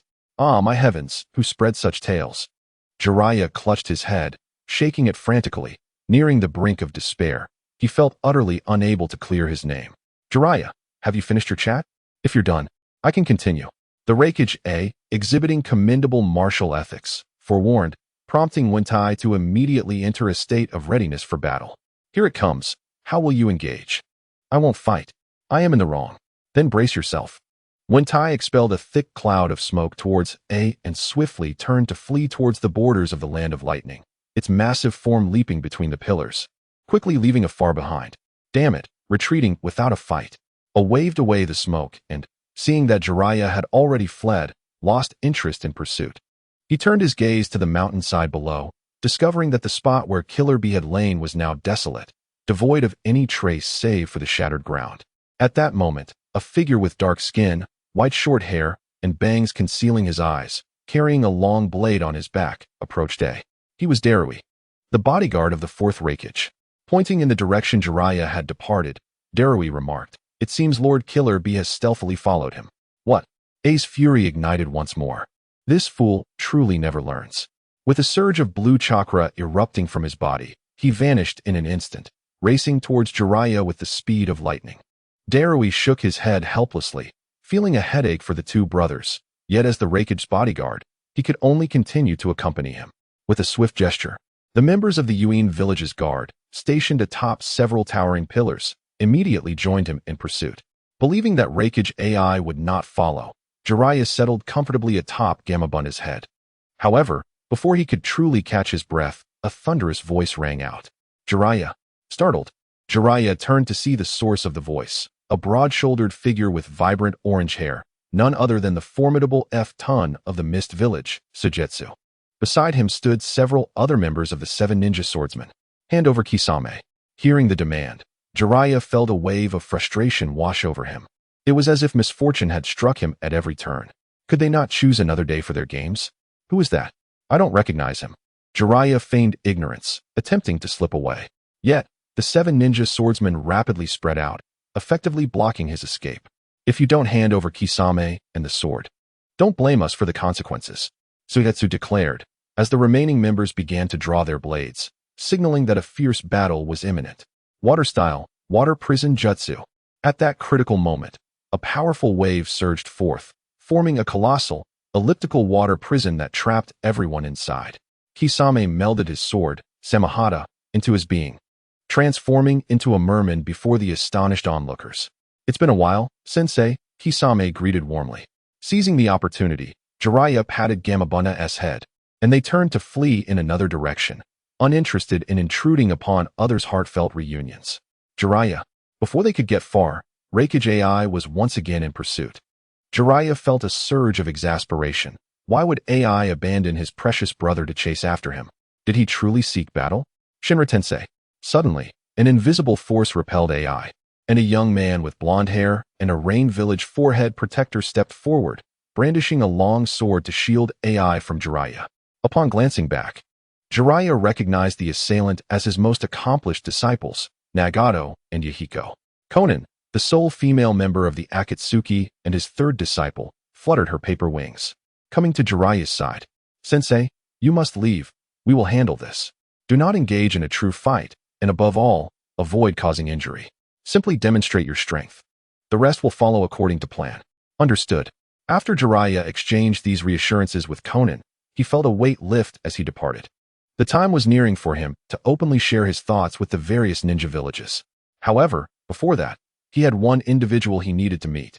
Lost in contemplation, Jiraiya was oblivious to the fact that a tentacle from an octopus was tightly grasping the hem of Gamabunta's clothing. Chapter 24. The Hidden Rain Village. A persistent drizzle fell steadily, as 4 figures clad in raincoats and straw hats trudged with labored steps along the muddy mountain path. After an arduous journey spanning nearly a month, the 4 companions found themselves delayed primarily due to the leisurely pace set by the apothecary, Yayo, and Cinny, who approached their travels as if embarking on a leisurely excursion. However, as they drew closer to the rain-hidden village, the inclement weather became increasingly prevalent. With rain falling incessantly, varying only in intensity, the roads became perilous, slick with mud, and the group's fortunes appeared to wane, as they encountered 7 landslides under the confident guidance of Heishiwa. This led Menma to speculate whether Heishiwa had intentionally chosen the treacherous mountain paths over the spacious and even roads in pursuit of a swift arrival at Rain-Hidden Village, contradicting his prior assertions. As Cinny's condition deteriorated, his pallor starkly contrasting with before, Menma surmised that if they continued on this path for a few more days, Cinny might succumb to the journey. Yet, in Menma's eyes, this might not be entirely unfavorable, as it would alleviate the burden on the group. Upon cresting a nearby hill, Heishiwa abruptly halted, prompting Menma to follow, whereupon he beheld a city dominated by dark hues, Rain-Hidden Village, finally within their reach. While Menma gazed from a distance, 3 dark ninjas approached, their attire indicating they were members of the root organization embedded within the village. The dark ninja, adorned with a mask bearing red fangs, stepped forward to exchange a series of covert gestures with Heishiwa, a signal used by the root organization for identity verification. Heishiwa responded swiftly, and upon confirming their identities, the ninja introduced himself. My codename is Chia, the leader of the Dark Division stationed in Rain-Hidden Village. Over a month ago, I received a secret missive from the organization and have since made the necessary preparations. You may now accompany me into the city. Heishiwa nodded appreciatively, and under Chia's guidance, the 4 descended the mountain, arriving at the imposing metallic gates of Rain-Hidden Village. A dozen rain ninjas formed 2 lines, meticulously scrutinizing those wishing to enter. Additionally, shadows of other ninjas were occasionally visible atop the fortifications, constructed of steel and stone. As Menma's group approached, 3 rain ninjas stepped forward, but before they could inquire, Chia preemptively produced a circular token from his possession. The token, crafted from metal and exhibiting an ancient bronze sheen, bore the insignia of Rain-Hidden Village, discernible only from Menma's vantage point behind. Upon sighting the token, the 3 rain ninjas momentarily paused, exchanging glances before one silently retreated into the city gates, while the others remained on standby. Chia calmly stowed the token away, offering no explanation. which caused both Heishue and Menma to adopt a heightened state of vigilance. Fortunately, it was not long before a young man appeared atop the city wall, bearing a prominent bruise beneath his right eye. Around his neck hung a gas mask, and he cast a fleeting glance at Menma and the others before gesturing for the Rain Ninja guards to part ways. Subsequently, the guards withdrew to the sides, allowing Chiya and his companions to pass into the village without any form of inquiry. Within the confines of Yuin village, the roads were significantly superior to those outside, primarily paved with stone slabs. Although they appeared aged and in disrepair, with numerous cracks and pools of stagnant water, they were devoid of mud and potholes, making traversal far easier than on the mountain paths. Menma, however, did not let his guard down due to the change in environment. Rather, he became increasingly vigilant, keenly observing his surroundings. The architectural style of Yuin village struck him as exceptionally unique, characterized predominantly by steel structures and towering spires. Influenced by the frequent rainfall, a complex array of drainage pipes, both large and small, were affixed to the exteriors of the towers, resembling the veins of this dark city. The streets were sparsely populated. Occasionally, hurried villagers could be seen, yet none took notice of the outsiders. Menma, however, discerned a common trait among these individuals. They all wore masks that concealed their mouths and noses, reminiscent of the black snow he had encountered, prompting him to ponder whether he had arrived at the homeland of the Black Snow. Just as Menma mistakenly assumed that the scarcity of pedestrians was due to the rain, he suddenly noticed, nestled between the towering buildings, in narrow, dim, and damp alleys, numerous pairs of eyes stealthily observing them. Were they lying in ambush? Yet, within the gazes directed at them, Menma felt no semblance of threat. Instead, he sensed only fear, an innate terror and trembling. He involuntarily halted, turning to face those eyes. Their owners, young and old alike, were destitute, some missing limbs, others bearing numerous scars, and some appeared to be on the brink of death, teetering on the edge of existence. A group of forsaken weaklings, in Menma's view, evoked no sympathy. Nevertheless, their presence at least confirmed one fundamental principle. The law of the jungle, where the weak are prey to the strong, remains unchanged in any corner of the world. Who told you to stop? A cold voice interrupted his thoughts, and Menma turned to find Chiya, the leader, standing before him. His momentary pause had caused him to lag behind. Without warning, Chiya struck Menma with a resounding slap, nearly toppling him to the ground. Crimson blood trickled from the corner of Menma's mouth. He shot a glare at Chiya, but dared not utter a word, merely raising a hand to wipe the blood away. The three from the Black Snow, who witnessed Menma's punishment, dared not intervene, choosing instead to observe with cold indifference. After all, Chiya had previously declared his authority, signifying that he was the highest in command here. According to the organization's strict discipline, everyone was required to comply fully with his directives. Therefore, even if he were to execute Menma before their eyes, they would have no grounds for complaint. Certainly, it is well understood by all that this mission holds paramount importance, and it is clear that Chiya will not overstep his bounds. Remember this: listen less, observe less, and do not invite unnecessary troubles upon yourself. Chiya leaned close to Menma's ear, his tone heavy, yet his voice barely audible to the two of them. Faced with such a lesson, Menma had no words, merely responding with a dull nod. Shortly thereafter, Menma followed Chiya back to the group, his mind too preoccupied to scrutinize the oppressive village any longer, silently accompanying the team to the inn that Chiya had arranged in advance. After distributing the rooms to everyone, Chiya and his companions exited the inn. They would not be staying there, but before leaving, he instructed Heishue that someone would come to escort them to the tower to meet Hanzo the following day. Chapter 25. Lethal Measures. Once Chiya departed, the four of them, each holding their assigned keys, approached the doors of their respective rooms. Upon pushing the door open, a musty, damp odor assaulted Menma's senses. He wrinkled his nose but quickly adapted to the unpleasant scent. Summoning a shadow clone, he sent it ahead to inspect the room. Once assured of its safety, he stepped inside and quietly closed the door behind him. Standing by the window, he gazed out at the rain, feeling an inexplicable melancholy. The lightning in the sky danced like a dragon, wreaking havoc among the clouds, foretelling an impending tempest. After a brief respite, Menma was roused by a knock at the door. He approached and opened it slightly, only to find not a person, but a pug dog waiting. More precisely, it was a ninja dog, clad in blue shinobi attire, adorned with the symbol of Konoha on its forehead. "I am Pakin. Kakashi seeks you. Please follow me." With that, Pakin listlessly turned and began to walk away. Its mood was quite dismal, for this shabby, odorous inn was unfriendly to its keen sense of smell. Moreover, it detested the damp surroundings and the rainy weather, which severely hampered its tracking abilities. Had Kakashi not been occupied, Pakin would certainly have declined to undertake such a journey. Menma hesitated not, stepping out of the room and locking the door behind him before following. Meanwhile, in his room, another version of him remained seated on the bed, meditating. Closely trailing Pakin, Menma soon reached the 4th floor where Heishue's room was located. Before he could knock, the door swung open, revealing the medic. Yaoshi Yinayu. Her expression was also less than favorable, adorned with a forced smile that betrayed AFAAD. Pakin was the first to slip through the open doorway, and Menma followed suit, choosing not to greet Yaoshi, but instead walked past her with indifference.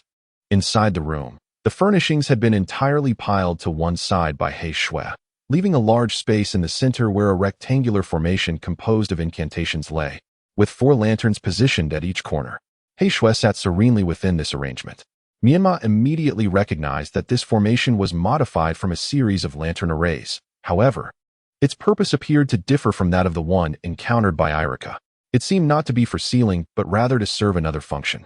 Menma silently seated himself before Heishue, who, after confirming that no one was outside, closed the door and swiftly returned to sit beside him.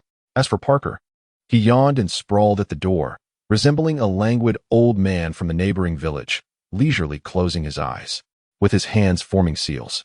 Heishue summoned a barrier that gradually expanded, enveloping the 3 of them within a cubic space. The sounds of rain and thunder outside vanished in an instant, and Menma realized that this formation was designed to isolate sight and sound. He surmised that Heishue must have something of great importance to convey. Once the barrier was complete, Heishue produced a red scroll from behind him and handed it to Menma. Without further inquiry, Menma unfurled the scroll and began to peruse its contents. The scroll contained comprehensive information regarding the leader of the rain-hidden village, Hans, detailing his past experiences and the ninjutsu he had employed, while also emphasizing his current paranoid demeanor to the extent that even children would undergo thorough searches before approaching him. Menma sensed the underlying implications. Indeed, the situation was far more complicated than it appeared. Thus, the mission was not merely to deliver a message, but rather to carry out an assassination, was it not? Menma's tone was remarkably calm, as though discussing mundane matters. He glanced up at Heishue, noting the unchanging expression of Yakushi Nanoyu beside him. It was apparent that Nanoyu had been privy to this information long before, leaving Menma as the sole individual kept in the dark. Ironically, he was the one tasked with executing the assassination. Heishue regarded Menma with a serene gaze, aware that the latter sought to understand why he was the last to learn the precise details of the mission. "I refrained from informing you sooner to prevent you from bearing the psychological burden prematurely," Heishue explained. "You worry too much. This is not a burden for me. That is for the best. However, my purpose in summoning you extends beyond merely imparting this information. I wish to ascertain whether you possess the requisite skills to eliminate Hans at close range." "Skills?" Menma inquired, puzzled. "What do you mean by skills?" Heishue, pressed for time, cut to the chase. "You must understand that prior to your meeting with Hans, you will undoubtedly undergo a thorough search, meaning you will be devoid of weapons for the assassination. Thus, you will require highly offensive ninjutsu to deliver a fatal blow to Hans. Do you comprehend?" "I have not practiced such ninjutsu," Menma replied succinctly. Lacking weapons, he could only resort to hand-to-hand combat to subdue his opponent. Yet, based on the scroll-less information, his taijutsu level was sufficient to contend with a nin. However, it would likely fall short in the eyes of Hans, a grandmaster. After all, Hans had once faced off against the renowned swordsman Mikazuki from the Land of Iron without losing ground. His swordsmanship and taijutsu skills were undoubtedly exceptional. Therefore, I must ensure that you acquire such skills. Upon hearing the words of Heishue, Menma's eyes gleamed with intrigue. The prospect of possessing such a ninjutsu was immensely alluring to him, for he had always yearned to attain the same formidable strength as Uchiha Shursui.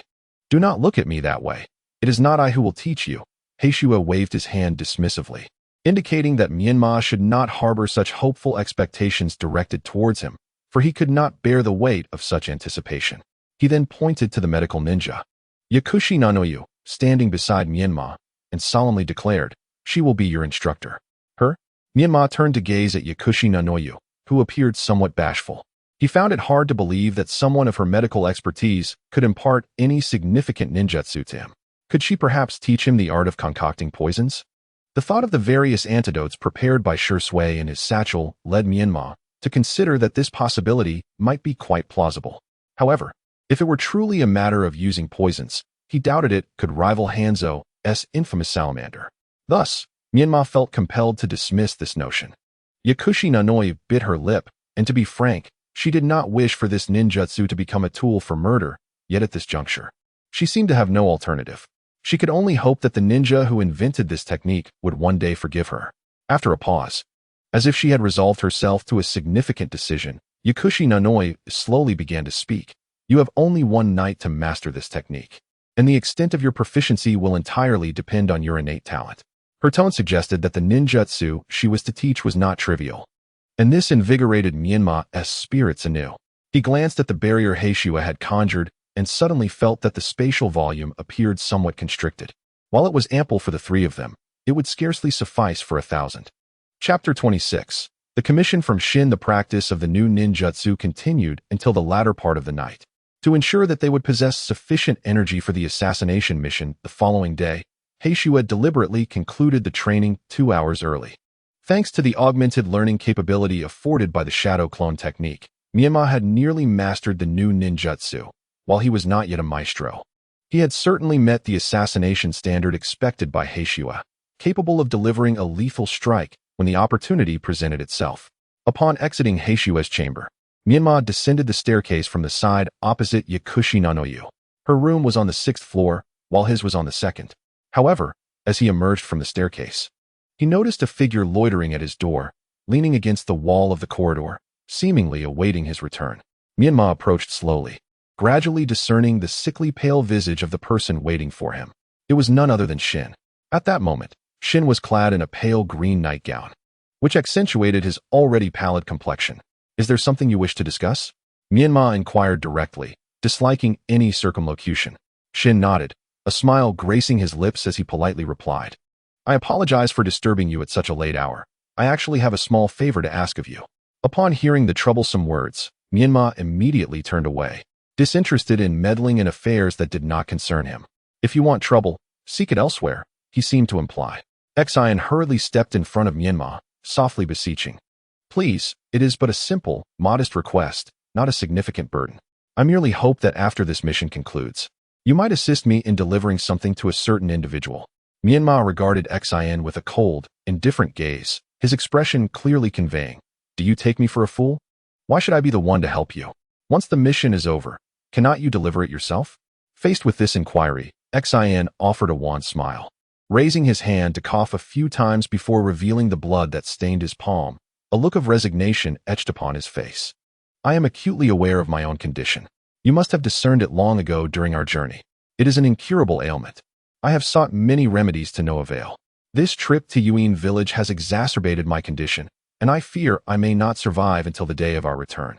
Why not seek out the medic Yenneyu? I believe you have a good rapport with her." At this, Xian hesitated, seemingly aware of something yet reluctant to speak plainly. After a lengthy pause, he finally offered a vague response. "She seems to have other commitments and may not be returning." Menma furrowed his brow in confusion. Could it be that Yenneyu has devised a means to escape Danzo's control after this mission? Although perplexed, it was evident that Xian had already inquired about her. But regrettably, she was unable to assist him with this matter. "What of Heishua? I do not know him well, though I serve as Danzo's aide. My interactions with Heishua have been minimal. His assignments are always issued directly by Danzo, just as his codename was bestowed upon him by the same. He was a blade tightly gripped by Danzo, and reputedly the swiftest of them all. Within the organization, whispers circulated that he was a ruthless machine devoid of emotion, killing for the sake of killing. No one truly understood his initial motives for joining, and given that he had never revealed his true face in all these years, few dared to approach him. Menma looked into Xian's eyes, which remained unwaveringly sincere, indicating no intention to deceive.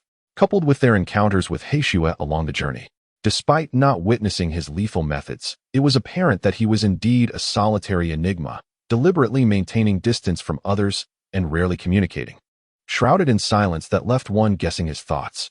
Yet, even so, Menma pondered, why should he extend his hand to assist Xian without cause? His demeanor remained unyielding, cold and detached. He would not easily acquiesce to requests unrelated to their mission, no matter how emotionally charged they might be. The slap from Chiya that had once educated him lingered in his memory. Less listening, less seeing, and likewise, less involvement. Otherwise, he would only invite unnecessary complications into his life. Seeing that Menma was disinclined to engage, Xian was left with no choice but to entice him with the promise of reward. As TZ's assistant, I am well aware of many secrets he harbors. But among these secrets, one is of paramount importance to you. The latter part of my words was deliberately emphasized, causing Menma to narrow his eyes. A hint of coldness creeping into his gaze. Having weathered numerous storms over the years, Xian was not one to be deterred by the gaze of a mere child. Rather, he seized the initiative. If you find yourself intrigued, let us engage in a transaction regarding this matter, shall we? Menma hesitated, doubt still lingering in his eyes. For he had previously inquired with Shui about TZ, only to receive an entirely different revelation. It was said that Shimura TZ had placed a cursed seal upon the tongues of all members of the Root organization, binding his subordinates and preventing them from divulging any secrets about him in the presence of outsiders. How shall you inform me? As far as I know, all members of the Root organization bear this cursed seal upon their tongues. Do you, as TZ's assistant, not fall under this category? In response to Menma's skepticism, Xian calmly extended his tongue. Just as Menma had stated, he too bore the cursed seal. But revealing it to Menma would serve as a testament to the authenticity of the secret he wished to convey. Cautiously, Xian scanned the corridor for any onlookers before leaning closer to Menma's ear, whispering the method of revealing this secret in a tone inaudible to others. He required Menma's utmost cooperation. Menma displayed a moment of hesitation, but ultimately closed his eyes as instructed by Xian. Subsequently, Xian gently pressed his index and middle fingers upon Menma's forehead. In the next instant, Menma's pupils trembled, transforming into crimson slits, facial hair sprouting forth, and his canine teeth sharpening. With malevolent eyes, he cast a sidelong glance at Xian, involuntarily emitting a grinding sound from his teeth. Startled, Xian instinctively leaned back, an unexpected sense of panic washing over him, which he found utterly astonishing. Are you certain? Absolutely. Upon hearing Xian's reaffirmation, Menma clenched his fists tightly. This time, however, he did not explode in rage. Instead, he exerted great effort to suppress his animosity, allowing a considerable amount of time to pass before he subdued the fire within. Speak. To whom shall it be delivered, and what shall it entail? Seeing Menma's willingness to comply, Xian hastily retrieved the scroll he had prepared. I have a younger brother, around your age, currently within the Root organization as well. His name is Sai, a child who delights in painting. I have always cherished watching him create. I recall when he turned 8, I gifted him a sketchbook filled with stories of battles we fought together. I wonder if he has completed those tales since it has been over a year since I last saw him. The mention of his brother brought forth a radiant smile upon Xian's face, memories of their days together flooding back, making him realize how swiftly time passes. If only it could slow down. He longed to spend more time with his brother. However, I have lost the opportunity to witness the conclusion of this tale. Therefore, everything I wish to bequeath to him, along with my final words, has been sealed within this scroll. Tears of despair streamed uncontrollably down my face. More than anyone, I longed for just a little more time, if only to see my brother one last time. Yet, upon reflection, I felt it might be best if we did not meet. The anguish of life and death parting is perhaps the most devastating experience in this world, and I could not bear to watch my brother endure such suffering. Am I unaware of your illness? No, I dare not let him know. I lowered my head, having never contemplated how to explain to my brother the abandonment of our bond, leaving him to face death alone. Perhaps he still foolishly hopes for my return to finish that sketchbook with him. Judging by my expression, I could surmise that this scroll, which I entrusted to you for delivery to Zai, carries not only the heavy love of a brother, but also a benevolent lie. Do you intend for him to wait for you indefinitely? No. I shook my head. He will eventually learn the truth, but perhaps when he is older, more mature, and steadier, it will not be so painful. After hearing this, I found myself envious of the fellow named Zai. How I wished to have such a relative in my own life. Alas, fate has a cruel sense of humor. If the truth is bitter, a kind lie will only deepen his suffering. I do not agree with your approach, and your words plunged me into profound silence. Very well. I shall agree to deliver this item for you, but understand, this is contingent upon my survival after tomorrow's mission. You will undoubtedly survive. I have faith in that. Your response was resolute, as if you could foresee the future.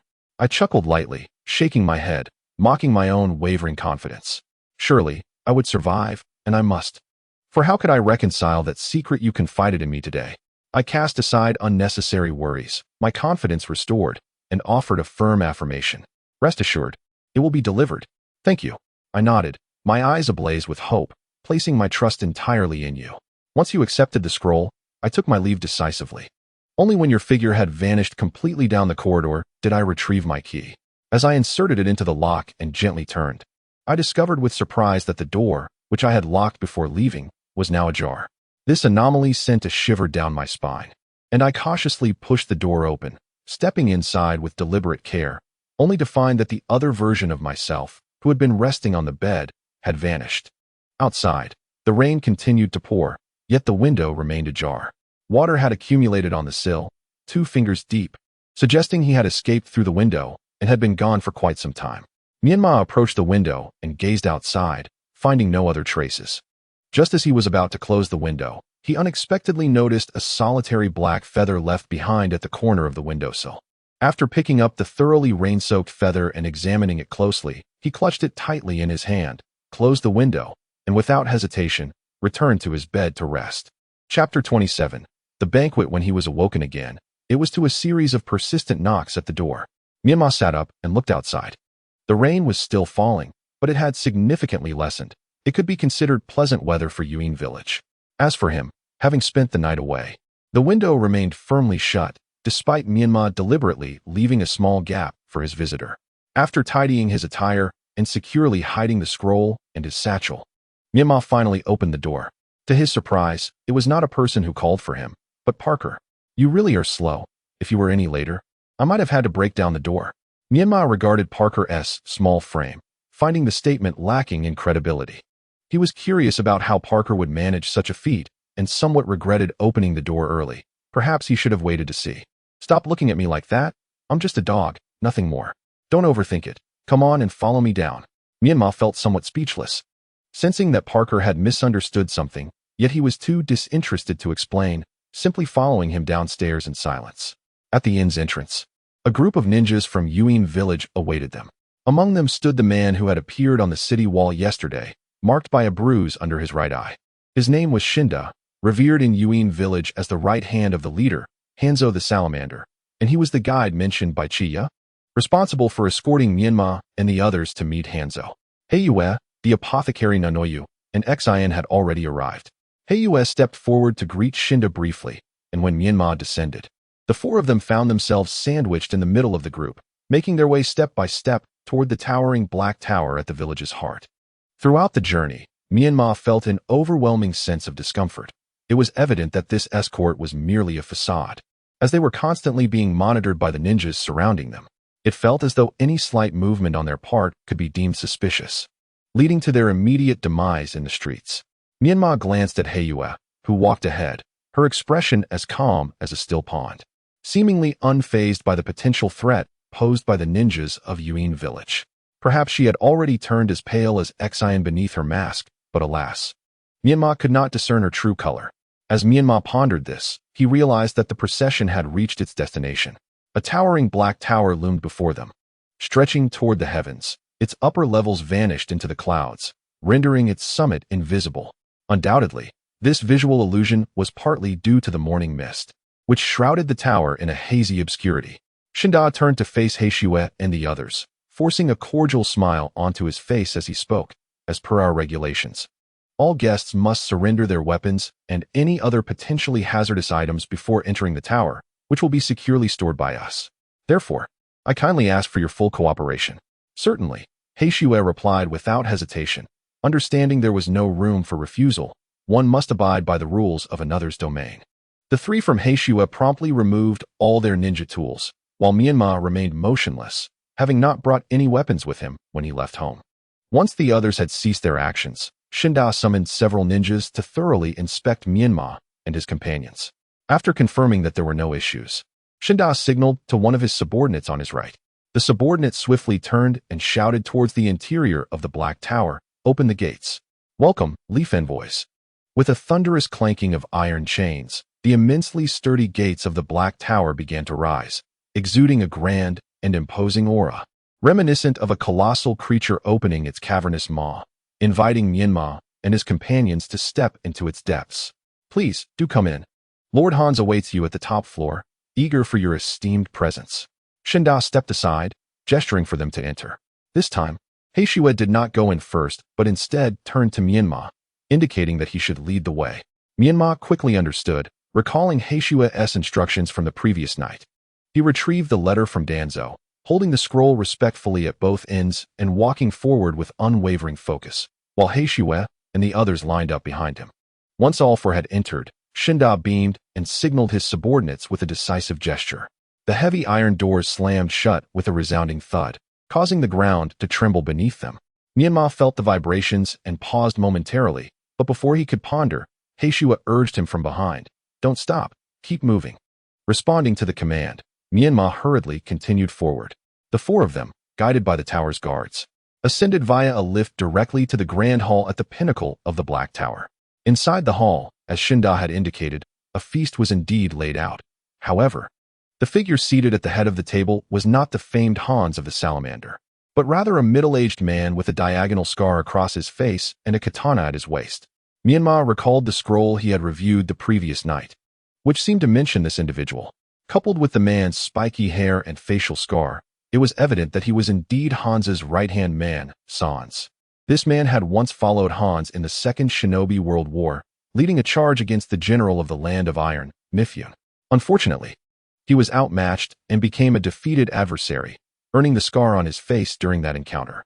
Later, after Hans vanquished Mifyun, he offered the latter an antidote, moved by Mifyun's conviction, allowing him to survive.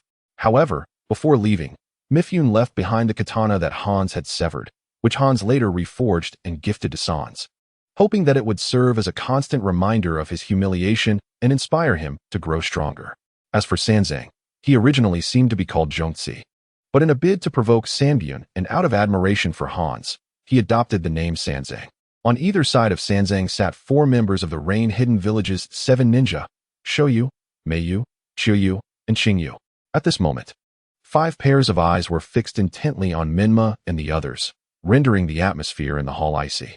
It was apparent that they were not genuinely prepared to invite Menma and his companions to dine. Hayuki gently prodded Menma from behind, signaling him to act. Receiving the cue, Menma promptly presented the scroll before his chest, declaring with a resonant voice, "We have been dispatched by Lord Danzo to deliver his correspondence to the Rain-Hidden Village. Today, we respectfully request an audience with Lord Hans." Sanzang cast a glance at Chiyu, who was nearest to Menma, prompting Qingyu to rise immediately and approach Menma to retrieve the scroll. However, just as he grasped the scroll, another hand emerged from behind Menma, firmly gripping Qingyu's wrist. "Lord Danzo has issued orders. The contents of this correspondence pertain to critical, confidential matters between the Hidden Leaf Village and the Rain-Hidden Village, and thus we kindly ask for your understanding, allowing our young messenger to present the correspondence directly to Lord Hans. Otherwise, upon our return, Lord Danzo may hold us accountable for our negligence." The speaker was Hayuki, whose hand was firmly pressing down on Qingyu, yet his tone remained as calm as ever.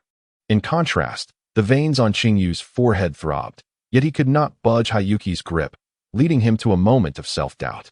After all, in terms of physique and stature, he undoubtedly surpassed Hayuki, yet now he found himself utterly outmatched in strength. Seeing that Qingyu was unable to secure the scroll, Sanzang sought to deflect the situation. "Lord Hans has not been well of late, and is not suited to meet with outsiders. Then we can return in a few days." Hayuki showed no signs of yielding, causing Sanzang's gaze to sharpen with an icy edge. "We must see him. We must see him." Hayuki's unwavering stare met Sanzang's, both parties standing resolute. The atmosphere in the hall now charged with palpable tension, as if both sides had revealed their intentions, awaiting the first move. "Very well." Sanzang slammed his hand on the table, his expression inscrutable as he instructed Qingyu, "Then take this young messenger to meet Lord Hans." "Understood." Qingyu withdrew his hand, releasing his reddened wrist, and turned to walk toward the door on the right side behind Sanzang. Follow me. Qingyu paused at the entrance, waiting for Menma to catch up. Without hesitation, Menma understood that the moment had come. The arrow was knocked, and it must be loosed. Once Qingyu led Menma away, Sanzang abruptly shifted his demeanor, extending his arms in a sudden display of warmth, beckoning to Hayuki and the others. Come, please take a seat. It is time for breakfast. Chapter 28. Assassination. Traversing the tranquil corridor, Menma followed Qingyu into a modest yet elegantly simple chamber. Qingyu approached the inner sliding door, respectfully kneeling on one knee, and addressed the figure within. Lord Hans, the Leaf Village messenger seeks an audience. The inner chamber remained silent for a moment until the side door was finally opened from within. A figure emerged, adorned with a specially crafted mask, clad in dark purple ninja armor, and draped in a black cloak. Upon raising his gaze, Menma recognized him as Hans. The audacity of Menma's unabashed scrutiny elicited an immediate expression of fury from Hans, who admonished, "You possess great audacity. Who granted you permission to gaze upon me so brazenly?" Hans advanced swiftly. As the leader of Amigay Cure, he could not afford to lose his dignity in front of a mere child. He felt compelled to impart a lesson to Menma. As Hans approached, Menma remained steadfast, mentally calculating the optimal distance for a lethal strike, ensuring he could secure a single, decisive blow. In the instant Hans raised his right hand to strike down, Menma transformed his palm, swiftly compressing chakra within it to form a sharp blade, which pierced upward into Hans's throat like a bolt of lightning. The entire sequence transpired in the blink of an eye. Hans was caught completely off guard. By the time he registered the discomfort in his body, he could only clutch his throat in agony as he staggered backward. His pupils trembled with fear as he beheld Menma's icy visage, unable to fathom that a child could wield such lethal prowess. Lord Hans. Shiyu sensed the anomaly and rushed forward to support the faltering Hans. However, before he could ascertain what had transpired, Hans merely cast an enraged glance in his direction before succumbing to his fate. Lord Hans. Lord Hans. Shiyu desperately shook Hans's body. Yet no amount of frantic pleading could revive him.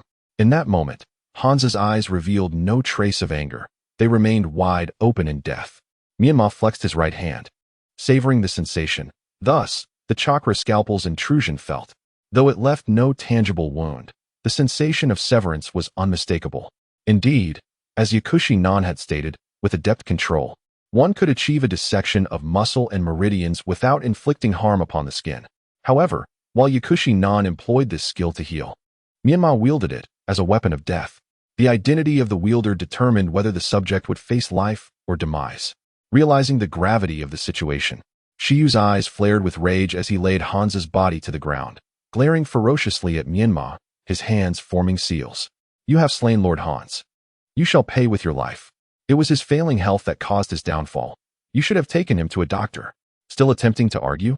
As Shiyu neared the completion of his seals, Menma refused to remain passive any longer. He executed the body flicker technique, closing the distance and delivering a high kick aimed at Shiyu's chin. Yet, the impact felt as though he had struck an iron block. Shiyu remained unyielding. He slowly lowered his gaze to Menma, resembling a fierce lion fixating on a tender fawn, exuding an overwhelming sense of pressure. Water release, iron bullet.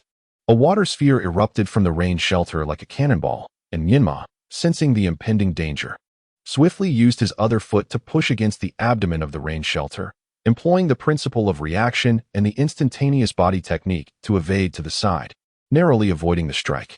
The unimpeded water cannon struck the ground, its tremendous force shattering the surrounding tiles, causing the entire floor to tremble gently.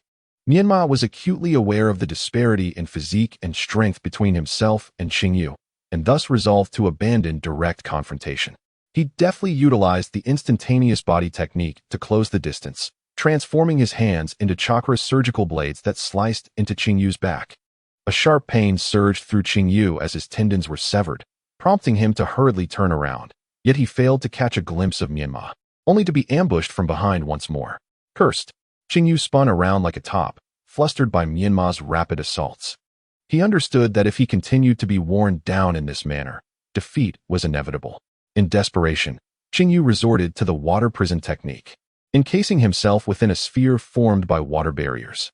Myanmar's numerous attempts to breach the water prison with his chakra surgical blades proved futile, leaving him no choice but to cease his assault. Humph, you're not as formidable as you think. Qingyu observed Myanma's helplessness, a triumphant smile creeping onto his face. Although he too was unable to attack Myanmar at that moment, the commotion caused by the recent water cannon should have attracted the attention of others within the building. As long as he maintained the integrity of the water prison, he could await the arrival of his teammates. At that point, Myanmar would be akin to a turtle in a jar, entirely at his mercy. Myanmar regarded the foolishly oblivious giant within the prison with a shake of his head.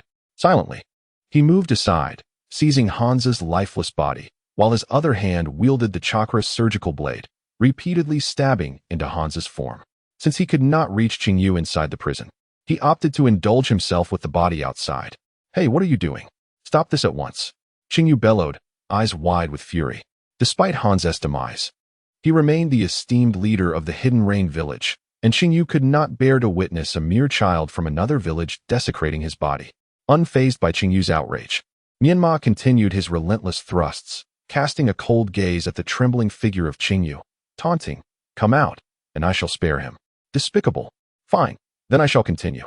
Myanmar remained calm and unperturbed, dismissing Qingyu's insults as mere background noise, confident that Qingyu would soon emerge from the water prison. For he had learned from Shimizu that when one truly grasps the enemy's weakness and renders them powerless, they will resort to verbal assaults, at which point one can exploit that vulnerability to counter effectively.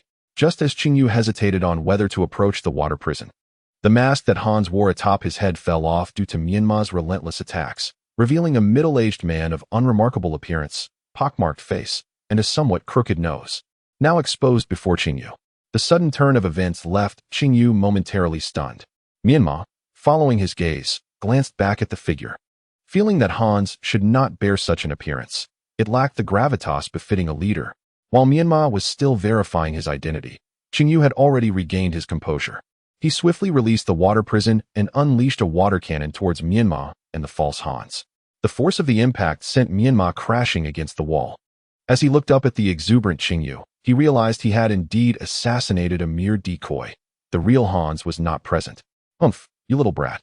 You're as good as dead." Qingyu charged forward, seizing Myanmar's head with one hand while his other coiled into a fist, poised to strike. However, as his fist came crashing down, it struck the wall instead, for the figure he had grasped had vanished, leaving only a wisp of white smoke dissipating in the air. So it was a shadow clone. Chapter 29. Personal entanglements. The violent tremor caused wine to spill from the cup that had just been filled, and as he observed the dampened tabletop, Sanzang could not help but click his tongue in dismay. The tension in the room escalated instantaneously. Meiyu and his companions clenched their fingers around their ninja tool pouches, poised to act at Sanzang's command to subdue Heishue and his associates. Yet, what they ultimately heard was a mere expression of regret. Meiyu, momentarily taken aback, looked at Sanzang with a hint of confusion. "My lord, what do you mean by what a pity? Is it not regrettable that the wine has spilled?" After stating this, Sanzang took a hearty swig from his cup, refilled it, and raised it, sweeping his gaze across the table before settling on Heishue and his companions. Since their arrival, Heishue and his allies had remained motionless, like three wooden stakes, silently observing Sanzang and the others. They were acutely aware of their purpose for being there, and could not ascertain whether the food had been poisoned, necessitating their caution. Sanzang perceived the unease of Heishue and his companions, yet the dishes had been meticulously prepared for esteemed guests. He certainly could not allow his own desires to compromise the hospitality of their village. Alas, after preparing such a sumptuous feast, it is a pity that the guests do not appreciate it. Sanzang shook his head, downing his drink once more before refilling it. This time, as he raised his cup, a light chuckle escaped him, and his gaze towards Heishue bore an added hint of mockery. Heishue sensed that something was amiss. The earlier commotion had been felt by all, indicating that Myanmar had engaged in combat with Qingyu. Although it was unclear whether Myanmar had succeeded, the fact that Sanzang remained so composed, drinking cup after cup, suggested that he had anticipated the situation, thus exuding confidence. Could it be that the news had already leaked? Perhaps Chia had betrayed the organization, and this was merely a collaborative ruse with Yunin village. However, they should be well aware of the consequences of betrayal. Even if they eliminated all those sent for the assassination, Danzo would still send someone to deal with the traitor. Hearing the earlier disturbance, which seemed to have originated from the room behind you, should you not dispatch someone to investigate? As He Shui interjected, Sanzo found his words quite reasonable and nodded in agreement, yet he remained composed as he finished the wine in his cup, choosing not to refill it this time. With Qingyu present, it seemed likely that matters would be handled well. However, your mention reminded me that the most regrettable loss was indeed that little messenger.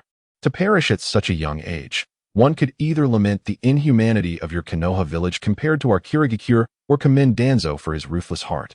Sanzo's demeanor shifted. He glared fiercely at He Shui and his companions.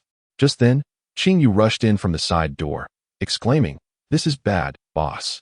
That kid is here to assassinate." Upon hearing this, Meiyu and the others sprang to their feet, seemingly ready to charge down the corridor leading to Hanzo's quarters. Qingyu took a breath, noticing the urgency in the others, and quickly continued, "Fortunately, boss, you anticipated this and replaced the room with Lord Hanzo's double. Otherwise, that kid would have succeeded. However, if you had made that substitution, why didn't you inform us? You left me unnecessarily anxious. You idiot. Can't you just finish a single statement in one go?" Meiyu, infuriated, stepped forward and delivered a sharp slap to Qingyu's head. Sanzo cast a sidelong glance at Qingyu, his expression akin to that of one observing a fool. It was a good thing he refrained from speaking. Had he done so, this band of misfits would surely have led to his downfall. In truth, he was as unaware of Hanzo's whereabouts as the others. The substitution was not his doing. He merely knew to play his part in the ruse. "And the little brat?" he inquired. "I have no idea," replied Qingyu, rubbing the back of his head where Meiyu had struck him. "I finally managed to catch him, but it turns out he was merely a shadow clone. Useless." Upon hearing the exchange, He Shui understood the situation. With Myanmar unharmed, he felt unrestrained. Supporting himself against the table, He Shui forcefully overturned the entire dining table towards Sanzo and his companions. Immediately, a vast amount of lightning chakra began to gather in his right hand, ultimately forming a sphere that radiated a brilliant blue light and emitted a powerful electric current. Raikiri, using the table as cover, He Shui launched himself at Sanzo and the others. As Sanzo drew his katana and successfully sliced the table in two, he witnessed He Shui pivot sharply, executing a Raikiri that pierced through the unguarded chest of Chiyoyu. He Shui swiftly removed the ninja tool pouch from Chiyoyu's body and tossed it to Yakushi no Niu, while simultaneously yanking the tachi from Chiyoyu's back and throwing it to Exine. Water release, iron bullet. The first to react, Qingyu hurriedly completed the hand signs and expelled a water sphere towards He Shui. He Shui spun around, hurling Chiyoyu towards the incoming water bullet while withdrawing his right hand from the boy's chest. Two guards, having awaited an opportunity at the entrance, surged in through the doors behind Sanzo and He Shui. Yakushi no Niu and Exine quickly divided, leaping into the fray to support the two incoming teams. Their years of experience in assassination and combat shone brilliantly in that moment, as they dispatched the guards with ease, as though slicing through vegetables. In the midst of a sudden downpour, Shoyu and Meiyu were instructed to assist the guard in confronting their adversaries. "Leave this to me and Qingyu," they affirmed, and promptly set off to ambush the two foes, Yaoshi Yena and Shin, successfully restraining their movements and slowing the onslaught against the guard members. In Black Snow's hand, a lightning sphere began to coalesce once more. Having witnessed its formidable power previously, both Sanzang and Qingyu felt an impending sense of dread. It was through this very technique that Sanzang recognized Black Snow's true identity. "I never expected that Danzo would send you here. I have long heard of your reputation. Cold-blooded Kakashi. They say you kill without a flicker of remorse, and your specialty lies in betraying your comrades. It seems only a cur like Danzo would dare to employ someone like you."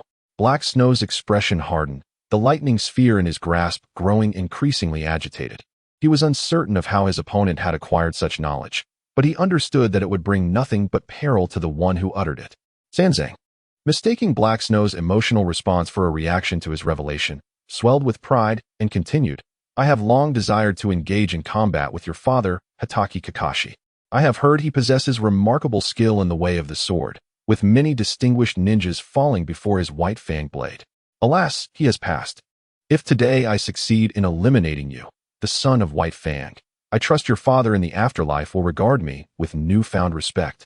With brazen audacity, Sanzang raised his blade, pointing its tip menacingly at Black Snow, who he viewed merely as a stepping stone to embellish his own history. Black Snow's brow furrowed deeper. If his earlier strike was part of the mission, the ensuing battle had transformed into a deeply personal vendetta. Regardless, Sanzang's demise was a certainty today. Chapter 30. Dog Form Raikiri. Black Snow lunged forward once again, charging directly at Sanzang with a speed that had doubled since their last encounter. Sanzang, unwilling to show any sign of complacency, swiftly plunged his blade into the ground, prying up the tiles to hurl them at Black Snow. Given that his opponent wielded lightning ninjutsu, which boasted immense power, attacking directly with his blade was hardly a prudent choice. A moment's carelessness could allow Black Snow to exploit the conductivity of Sanzang's weapon, potentially electrocuting him. Thus, Sanzang resolved to first wear down his foe's offensive capabilities. Qingyu, I'm ready. Upon hearing Sanzang's call, Qingyu, having completed his hand seals, unleashed a barrage of water-style iron bullets at the ground between them. The earth trembled under the assault, tiles dislodging and launching into the air. Sanzang took advantage of this, striking the flying debris with his blade, shattering them into fine gravel that erupted like a shotgun blast. Hurtling towards Black Snow. Caught off guard, Black Snow had no time to evade. He wielded his spear as a shield, swinging the lightning sphere to obliterate the incoming gravel into mere ash. Seizing the opportunity, Sanzang swiftly retreated, distancing himself while hastily forming new hand seals. Earth Style, Earth Flow Wall. Upon completing the sealing technique, Sanzo struck the ground with a single palm. The fragments of earth shattered by the rain and wind techniques were once again put to use, manipulated by Sanzo's chakra to form walls of soil that stood before him. Black Snow, with a swift motion of his right hand, cleaved through the earthen barriers effortlessly, rendering Sanzo's defenses futile. However, simultaneously, the lightning chakra in his hand was nearly depleted. Suddenly, hands emerged from within the soil walls, and the accumulated water on the ground obeyed their command, rising to envelop Black Snow in a watery prison. I've got you. Seeing that the rain had successfully ensnared Black Snow, Sanzo swiftly drew his blade, aiming a thrust at Black Snow's chest within the water cage. Yet, upon contact, he sensed something amiss. The sensation was too solid, resembling stone rather than flesh. Indeed, in the next moment, with a resounding pop, Black Snow transformed into a pile of rubble, having preemptively employed a substitution technique. The rain looked around in confusion, unable to locate Black Snow's presence. Sanzo, too, fell into a brief contemplation, realizing that the earthen barrier could only shield against frontal assaults and was vulnerable from above. He quickly deduced Black Snow's hiding place. Above us, both the rain and Sanzo looked up, and there was Black Snow, crouched upon the ceiling. With his right hand, Black Snow had reformed a crackling sphere of lightning, while his left hand formed seals and successfully completed the final hand sign. Earth Release, Pursuing Fawn. With a fierce cry, 8 ninja hounds erupted from the ground, surging forth to tear at the rain's limbs. Where did these vicious dogs come from? Get away! The rain shrieked in agony. Stumbling uncontrollably to the side, desperately struggling yet unable to break free, he could only call for Sanzo's aid. Boss, save me. At that moment, Sanzo had no time to spare for the rain. He was preoccupied with his own peril, for Black Snow's charged attack was nearing completion, likely to be more ferocious than the previous onslaught. Lightning Release, Thunder Wolf Assault. The lightning sphere morphed into the form of a wolf, lunging towards Sanzo with lethal intent. This attack appeared to seek its target autonomously, leaving Sanzo no option for evasion. He could only brace himself for the impact. The speed of the lightning wolf was akin to thunder, leaving him with insufficient time to form seals. He barely managed to execute a quick draw to intercept the strike. The lightning wolf clamped onto the blade, and the tremendous force sent Sanzo hurtling backward, ultimately embedding him into the wall. The lightning wolf then detonated, unleashing a torrent of electricity that pierced through Sanzo's body like countless needles, leaving him charred and battered. Coughing laboriously, Sanzo expelled smoke from his mouth, his vision blurring, and his consciousness growing increasingly muddled. Black Snow had no intention of granting him respite. He approached and seized Sanzo by the throat, coldly demanding, "Where's Hans? Answer me." "Humph," Sanzo scoffed disdainfully, struggling to articulate his words. "Do you truly believe I would divulge that information? Refusal means death." Unfazed by Black Snow's threat, Sanzo remained resolute, knowing well that even revealing the truth would not spare him from his fate. Furthermore, he was indeed unaware of Hans's current whereabouts. It would be wiser to remain silent. preserving the name of loyalty and righteousness. Observing that Sansa's eyes were filled with a resolute desire for death, Heishua ceased to waste words and swiftly broke the opponent's neck. Discarding Sansa's lifeless body aside, Heishua turned to face the 8 ninja dogs that had just slain the ring. He commanded, "Parker, you are familiar with the scent of Menma. Go seek him out. He is likely still near the inn. The rest of you, disperse within this tower and find Hans." Upon hearing the orders, 7 of the ninja dogs sprang into action, while Parker remained rooted in place. Heishua, noticing Parker's unwilling expression, urged, "Are you not setting off yet? But it is raining outside, and you know that such weather dilutes scents, making the search considerably more challenging. Complete the task, and I shall treat you to a buffet feast of meat." "You know that is not what I mean," Parker replied, shaking his head, unimpressed by the prospect of immediate rewards. As a ninja dog, he possessed a sense of dignity. He could not be easily swayed by a mere meal. It seemed Heishua underestimated Parker's resolve. With a sense of exasperation, Heishua extended 3 fingers, decisively opting to sweeten the deal. 3 meals. Even then, Parker merely shook his head, extending his front paw to calmly groom his fur, seemingly indifferent to Heishua's words. 3 meals, plus a grooming session, and no more. He sighed, feeling at a loss. In light of Kakashi's earnestness this time, I suppose I shall give it a try. Eventually, Parker reluctantly acquiesced, for he was indeed Kakashi's longtime partner, and they shared an unspoken understanding. Parker leapt to the window of the hall, glancing back at Kakashi to reaffirm, "Remember to keep your word. Off you go." Heishua grew somewhat impatient. After all, Menma could not afford any setbacks, and there was no room for jest in this matter. Parker, no longer dilly-dallying, leapt through the window, channeling chakra through his 4 legs as he adhered to the wall, slowly descending. Upon witnessing the throngs of people milling about beneath the black tower, many brandishing torches, Parker felt an unsettling premonition. Yet, with the task at hand, he had no inclination to meddle. After all, Kakashi was resilient enough not to require his concern. With a powerful leap, Parker arrived atop another building near the black tower, vigorously shaking his body and infusing chakra into his fur. The dog fur clone technique. Suddenly, clones appeared in numbers equal to the hairs on his body. These clones exchanged glances, swiftly discerning their designated patrol areas, and then dispersed in all directions. Once Parker departed, Heishua picked up Sansa's dagger, preparing to tidy up the remaining minions. However, Sansa's demise had already attracted the attention of various guards, who instinctively felt the fear instilled by Reich. Upon seeing Heishua approaching, they immediately abandoned their armor and fled as far as their legs could carry them. Upon witnessing this, Heishua let out a sigh of relief. To speak candidly, the recent battle had drained a considerable amount of his chakra. If he were to be further entangled by the guard, his physical endurance would surely be tested to its limits. Within the hall, only the 2, Zhou and Meiyu, were left to fight valiantly, quickly finding themselves at a disadvantage against the formidable Yao Shiyena and Xian, now bereft of the guard's cover. Heishua refrained from intervening, opting instead to observe quietly and conserve his energy, for ultimately, it sufficed to ensure these 2 did not escape. Chapter 31. Ascension. Beneath the Black Tower, a cadre of rain-hidden village guards donned their ninja attire, readying themselves with torches in hand, with freshly laid fuses at their feet. With all preparations for the ascension plan complete, it was but a matter of giving the command to send the entire Black Tower, along with Hanzo and Sanzang, soaring into the heavens. Shinda, hands on his hips, erupted into hearty laughter, exclaiming, "Ha ha ha, oh ho ho ho ho." Beside Shinda stood 3 ninjas whose attire bore a slight distinction from the others.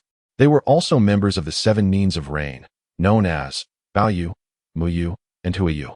However, their prowess paled in comparison to that of Zhou and his companions, who were seasoned veterans under Sanzang's command, while the trio had merely been drawn into the fold later on to bolster numbers. Consequently, they often found themselves sidelined by Zhou and Sanzang. Yet fortune smiled upon them when they encountered a wise leader, compelling them to follow Shinda without hesitation. The somewhat shorter and seemingly earnest Muyu, puzzled by Shinda's sudden mirth, could not help but inquire, "Boss, what brings about your laughter?" "I laugh, of course, at Sanzang's lack of foresight and Hanzo's dim-wittedness. Today, with but a simple stratagem, I can ensnare them all. Tell me, can one not rejoice at such a momentous occasion? But isn't it a tad premature to celebrate?" Muyu interjected, his brow furrowed with concern. "If, hypothetically, the tower were to collapse and they survive, would we not find ourselves in dire straits? Muyu's anxiety regarding the success of the Ascension plan was palpable. The entire operation felt haphazard, lacking in contingency plans, as though it had sprung from Shinda's impulsive whims. Moreover, Shinda was notorious for his lack of acumen, which explained his current station guarding the village gate. When Muyu had opted to align himself with Shinda, it was precisely because he believed the man would not amount to much, thus avoiding the treacherous intrigues of power struggles, allowing him to lead a stable life as a mere worker. After all, proximity to home, decent pay, and respectable work were not opportunities afforded to everyone. Yet, as fate would have it, who could have foreseen that Shinda, this simpleton, would one day engage in acts of treachery against his own master? Upon reflection, it was likely that he had been ensnared by some enchantment from that scoundrel, Chiya, just days prior. Why fret? Shinda remained unfazed by Muyu's worries, his demeanor still brimming with self-satisfaction. The Leaf Village envoy is here for the purpose of assassination, I assent it. If the plan falters, we shall cast all blame upon them. Yet, were they not the ones we permitted entry? Moreover, we personally guided them here for an audience, which casts a shadow of doubt upon our own innocence, does it not? The smile on Shinda's face gradually faded as he cast a sidelong glare at Muyu beside him. This scoundrel seems to revel in stabbing himself in the back during his moments of joy. But what of it? We have diligently guarded the gates of Rain Hidden Village for a decade. Though we may lack merit, we have certainly endured hardships. A mere oversight in our duties should be within reason, and I trust Lord Hanzo will not make a mountain out of a molehill. Furthermore, without me, who shall guard the gates of Rain Hidden Village? Surely not that Sanzang. He could not endure this arduous task, and might even end up pleading for my return to assist him in safeguarding the gates. Shinda smirked, his face radiating pride as though he were discussing a matter of great personal significance. Muyu, witnessing Shinda's unwavering confidence, found his expression momentarily frozen in astonishment.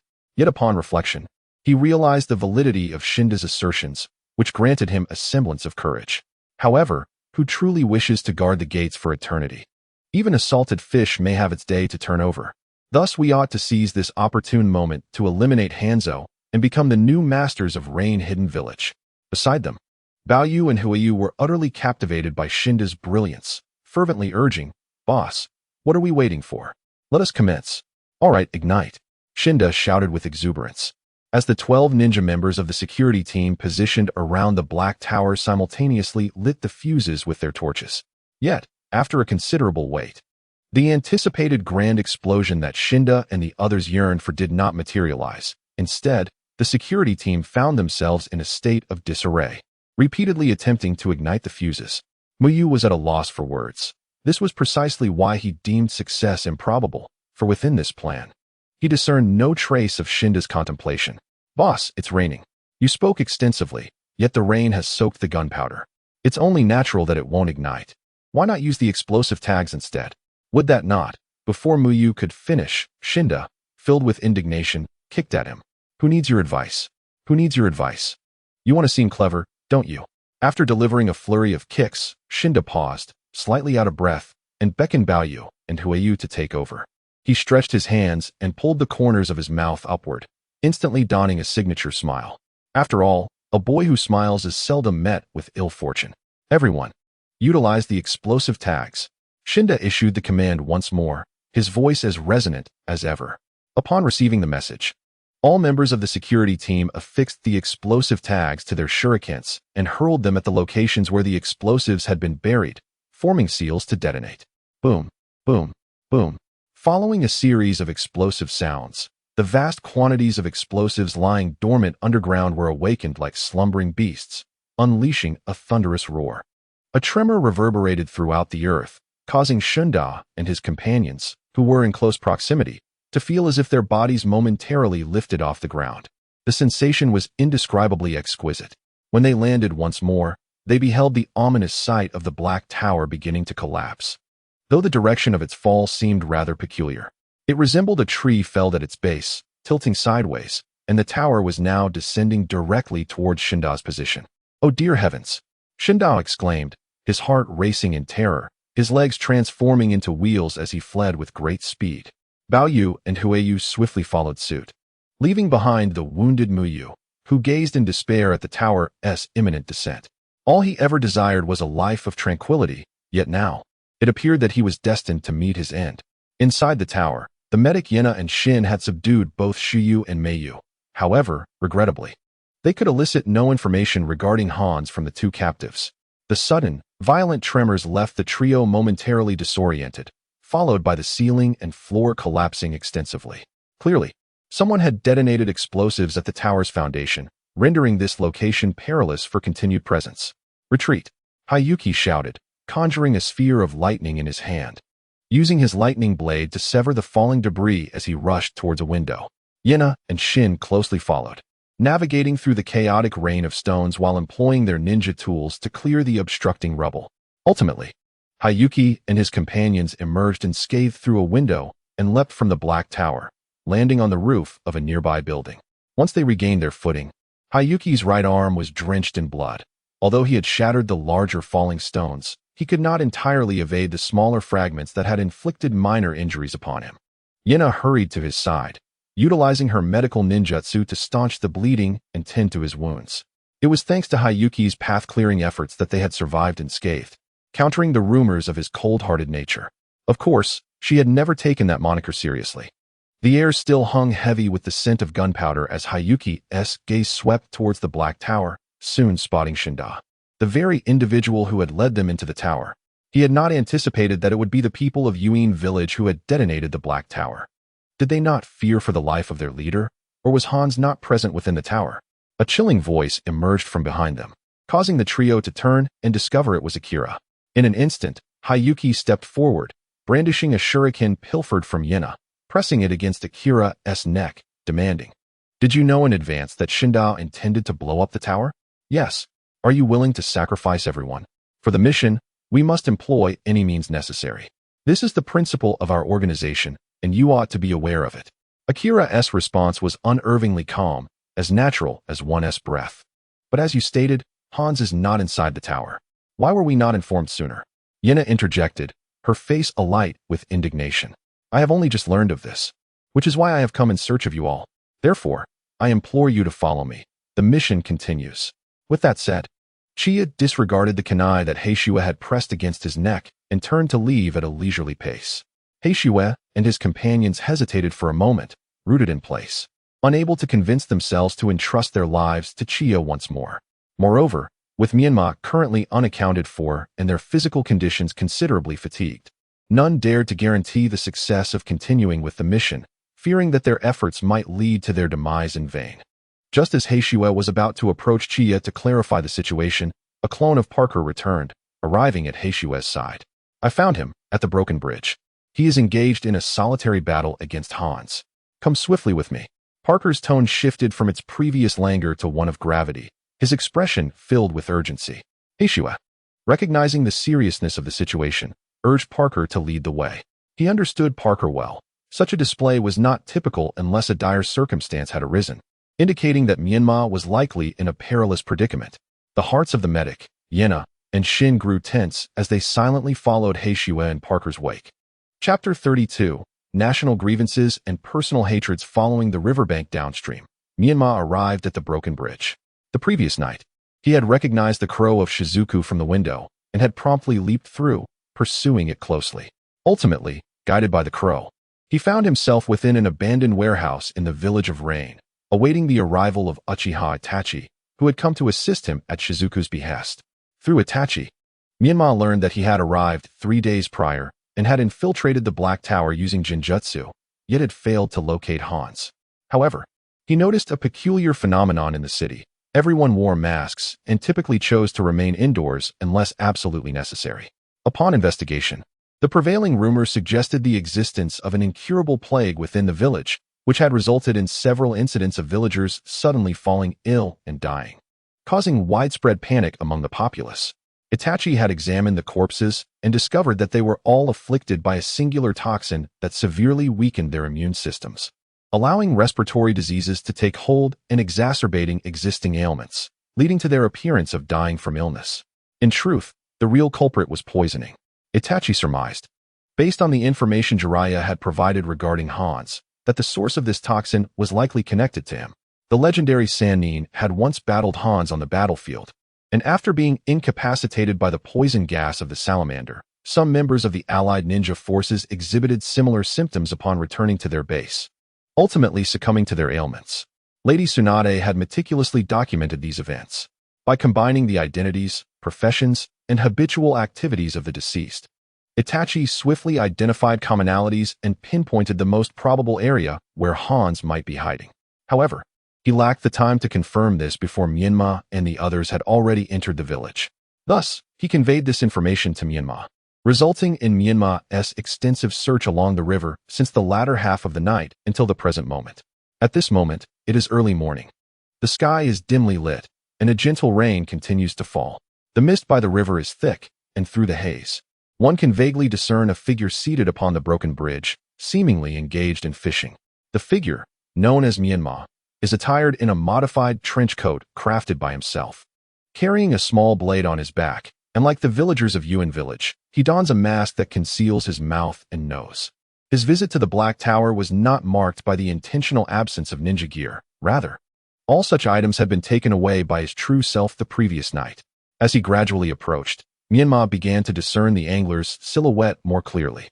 The individual was clad in a raincoat and wore a conical hat, with long dark golden hair cascading down to the waist. A mask with a breathing tube adorned their face, though the features remained indistinct, given the time and the distinctive breathing tube mask. Menma could confidently infer that this was Hans. With a swift motion, Menma drew the small blade from his back and lunged forward, exerting a steady force as he aimed for Hans's neck, intent on a lethal strike. However, upon impact, Menma immediately sensed something amiss. The sensation was not as expected. He withdrew the blade and created distance between himself and Hans. To his astonishment, Hans's form rapidly faded in color, becoming crystalline and transparent, and with a soft plop, transformed into a puddle of water. It was a water clone. As the water clone dissipated, mere meters away, another Hans appeared, maintaining the posture of fishing. The rod in his hand quivered slightly, suggesting a fish had taken the bait, and he deftly began to reel it in, skillfully tugging at the creature beneath the surface. Menma instinctively assumed a defensive stance. However, Hans was currently preoccupied with the joy of fishing rather than engaging in combat. Eventually, a fish was successfully drawn from the water, and a glimmer of joy appeared in Hans's eyes. Yet, upon seeing the small fish dangling from the hook, roughly the size of a palm, he could not help but sigh. Alas, all that waiting for naught, not even a sizable catch, he lamented, as he released the fish back into the river. Glancing at his empty basket, his enthusiasm waned, and with a visitor present, he set aside the fishing rod. Turning to scrutinize Menma, Hans inquired politely, "Who might you be?" "I have come to kill you," Menma replied coldly. "Ah, I am aware of that, and it is evident. Had I not been prepared, you might have succeeded," Hans remarked. "Your technique is formidable. You have undoubtedly undergone professional assassination training. Though you lack a forehead protector, it is clear you are a competent ninja. I inquired about the village's news yesterday, and you must be the messenger dispatched by Konoha, tasked with carrying out the assassination on Danzo's orders." Menma remained silent, while Hans grew intrigued. Observing the resolute and fierce glint in Menma's eyes, Hans lamented that such a person did not serve under his command. "At such a young age, your courage is commendable, but my praise is limited to this. I, Hans, do not slay nameless individuals, so my earlier question was to ascertain your name. Do you understand?" "Uzumaki Menma." "Uzumaki." Hans furrowed his brow, deep in thought, before casting a glance at Menma's unkempt hair, which prompted an uncontrollable laugh. Menma, bewildered by Hans's reaction, maintained his stoic demeanor and inquired, "What is so amusing?" Hans replied, "What could be more amusing than your ignorance? You dare to claim lineage from the Uzumaki clan. Yet it is common knowledge that their defining characteristic is a mane of crimson hair, while yours is a golden hue. Not only do you lack the physical traits, but if you truly are a descendant of the Uzumaki, you ought to comprehend the history of your clan, the tragic annihilation of the land of whirlpools, and the massacre of your kin, instigated by those who manipulated from the shadows, while others chose to remain passive. It is laughable that you remain oblivious to such deep-rooted enmity, and yet find yourself serving as a hound for your enemies, willing to sacrifice your life for them." Hans's words stirred a tempest within Menma. He indeed knew little of his heritage and yearned for clarity, yet he found himself without the means to investigate. Although he had once sought answers from Shirzue, the only response had been, become stronger. When you attain sufficient power, the truth will inevitably reveal itself. Taking a deep breath and reflecting upon Shirzue's teachings, Menma recognized that this could very well be a ploy by his adversaries, and he must not allow himself to be misled or thrown off balance. He positioned his dagger across his chest, flicking the tip with his left hand, causing 12 identical shadow clones to materialize around him. Seeing that Menma was unwilling to continue their conversation amicably, Hans drew a scroll from his waist and summoned a scythe entwined with chains. Since you are so stubbornly ignorant, I shall demonstrate the stark disparity in our abilities. You chatter too much. With a swift motion, Menma brandished his blade, and his clones swiftly advanced using the body flicker technique to launch an attack from all directions. Chapter 33. Instantaneous Death. Hans swung his scythe, executing a flash of swordsmanship that effortlessly cleaved through 3 of Menma's advancing clones. This strike was merely a preliminary test, aimed at discerning the nature of Menma's ninjutsu. Unfortunately, there was nothing novel about it. They were merely shadow clones.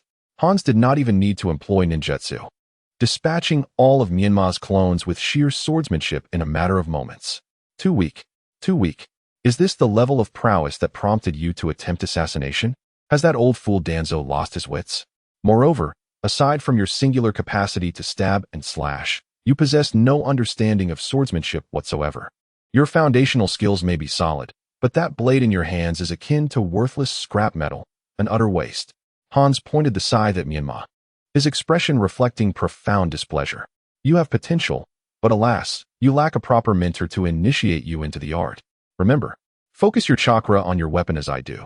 This will significantly enhance its lethality and bolster its resilience. As he spoke, Hans infused his scythe with chakra and, with a powerful strike, astonishingly parted the flowing river in two. The fierce slash surged forward towards Menma, who deftly evaded the strike using the body flicker technique. This was partly due to the fact that Hanzo was not genuinely exerting himself, instead toying with Menma. Humiliated, Menma gripped his short blade tightly, a flicker of anger igniting in his eyes. He had come to assassinate his opponent, yet not only had he failed, but he was also subjected to a live demonstration, the news of which would surely tarnish the reputation of the Water Village. At that very moment, the shadow clone technique within the Black Tower dissipated, returning all the experiences and insights accumulated from the previous day to Menma's original self, bolstering his confidence. The chakra's surgical blade emphasizes the refinement of chakra. One gathers it in the palm, while the other method involves refining the chakra and then re-injecting it into the ninja tools. Drawing from the experience gained through his shadow clone training last night, Menma attempted to infuse chakra into the short blade in his hand, and astonishingly, he succeeded. The blade was enveloped in blue chakra, akin to a thin, protective membrane, and felt considerably lighter than before. Unaware of Menma's prior experience, Hanzo was intrigued to see him suddenly display such prowess, sparking a desire to nurture this talent. If Menma could be trained well, he could surely shoulder the burdens of the Rain Village in due time, far more reliable than the foolish trio. Of course, this was contingent upon ensuring that Menma would not threaten his own dominion. Little brat, I see you possess quite the talent. It would be a shame to kill you. Why don't you kneel and beg for mercy, and pledge your allegiance to the Rain Village? I would then graciously spare your life and groom you as my successor. What do you say?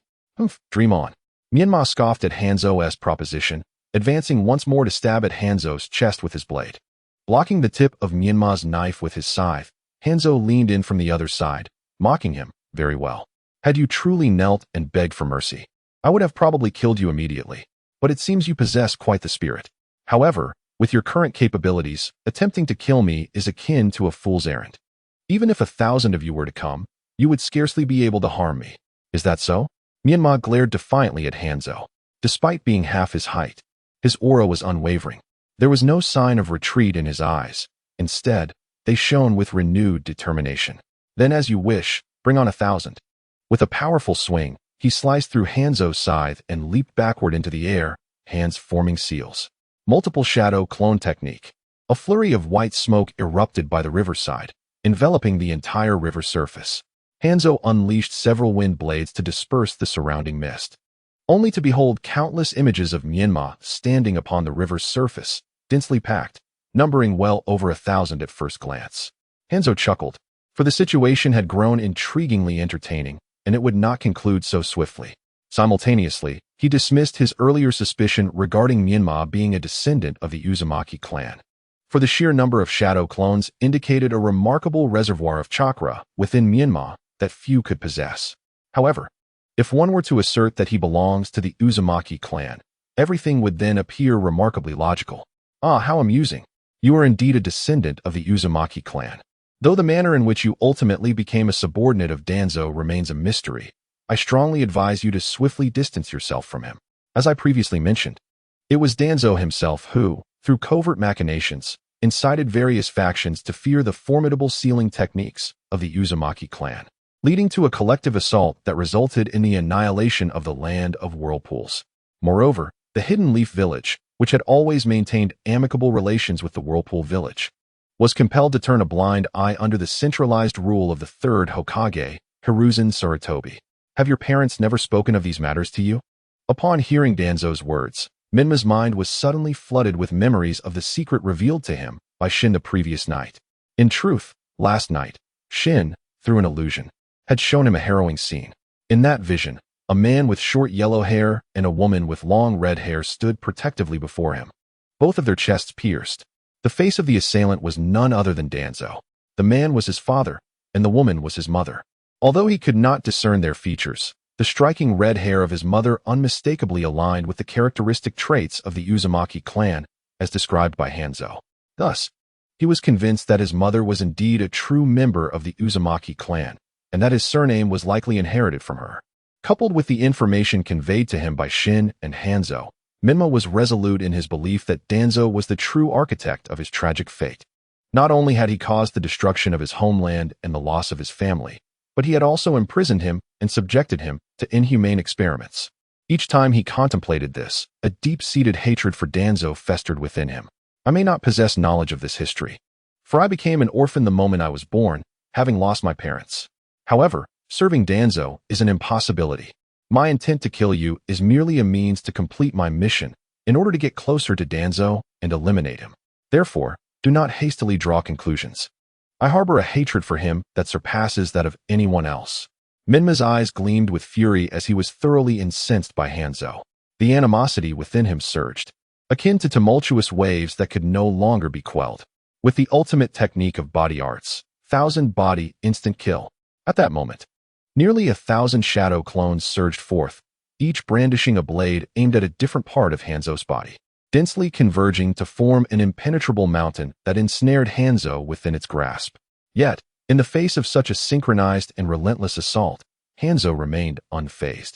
For he stood upon the water's surface, and where there is water, he is the undefeated sovereign. Hanzo's hands moved swiftly to perform the necessary hand seals, and with a thunderous shout, he unleashed water release. Water surge wave. The river beneath him roiled violently.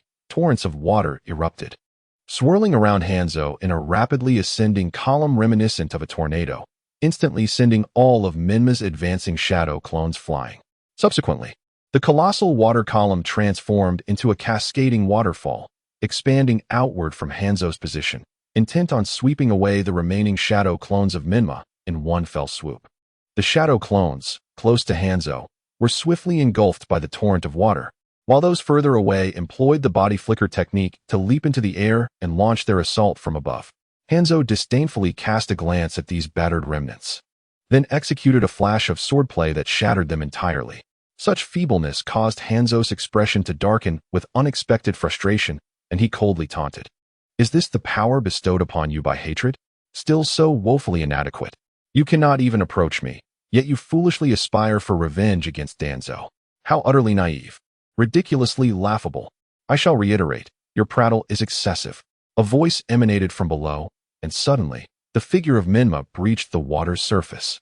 His blade piercing through with the swiftness of lightning, aimed directly at Hanzo's jaw. Hanzo, taken aback by Menma's audacity to break through from beneath the water, instinctively leaned back and narrowly evaded the strike. However, Menma's blade was imbued with a significant amount of chakra, and even though Hanzo dodged, a shallow cut marred his neck, leaving a faint trace of blood. Hey, that's quite dangerous, kid. Hanzo's gaze gradually descended, the mockery in his eyes vanishing, replaced by a chilling intent to kill. With his life now at stake, even the slightest threat was sufficient to compel him into earnest action.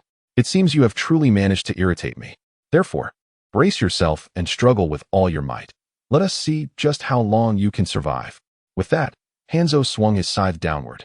Akin to a reaper delivering a death decree, coldly harvesting life without mercy. Menma was taken aback, for Hanzo's current attacks were brutally sharp and swift, a stark contrast to his previous demeanor. In haste, he attempted to block the scythe with his own blade, but upon impact, his weapon, along with his arm, was forcefully flung aside by an overwhelming strength. Fortunately, due to the chakra infused in his sword, he avoided having it cleaved in two. Utilizing the force of the scythe's rebound and aided by the body flicker technique, Menma swiftly retreated, seeking to create distance from Hanzo. However, Hanzo had no intention of granting him such an opportunity, employing his adept water body flicker technique to relentlessly pursue Menma from behind.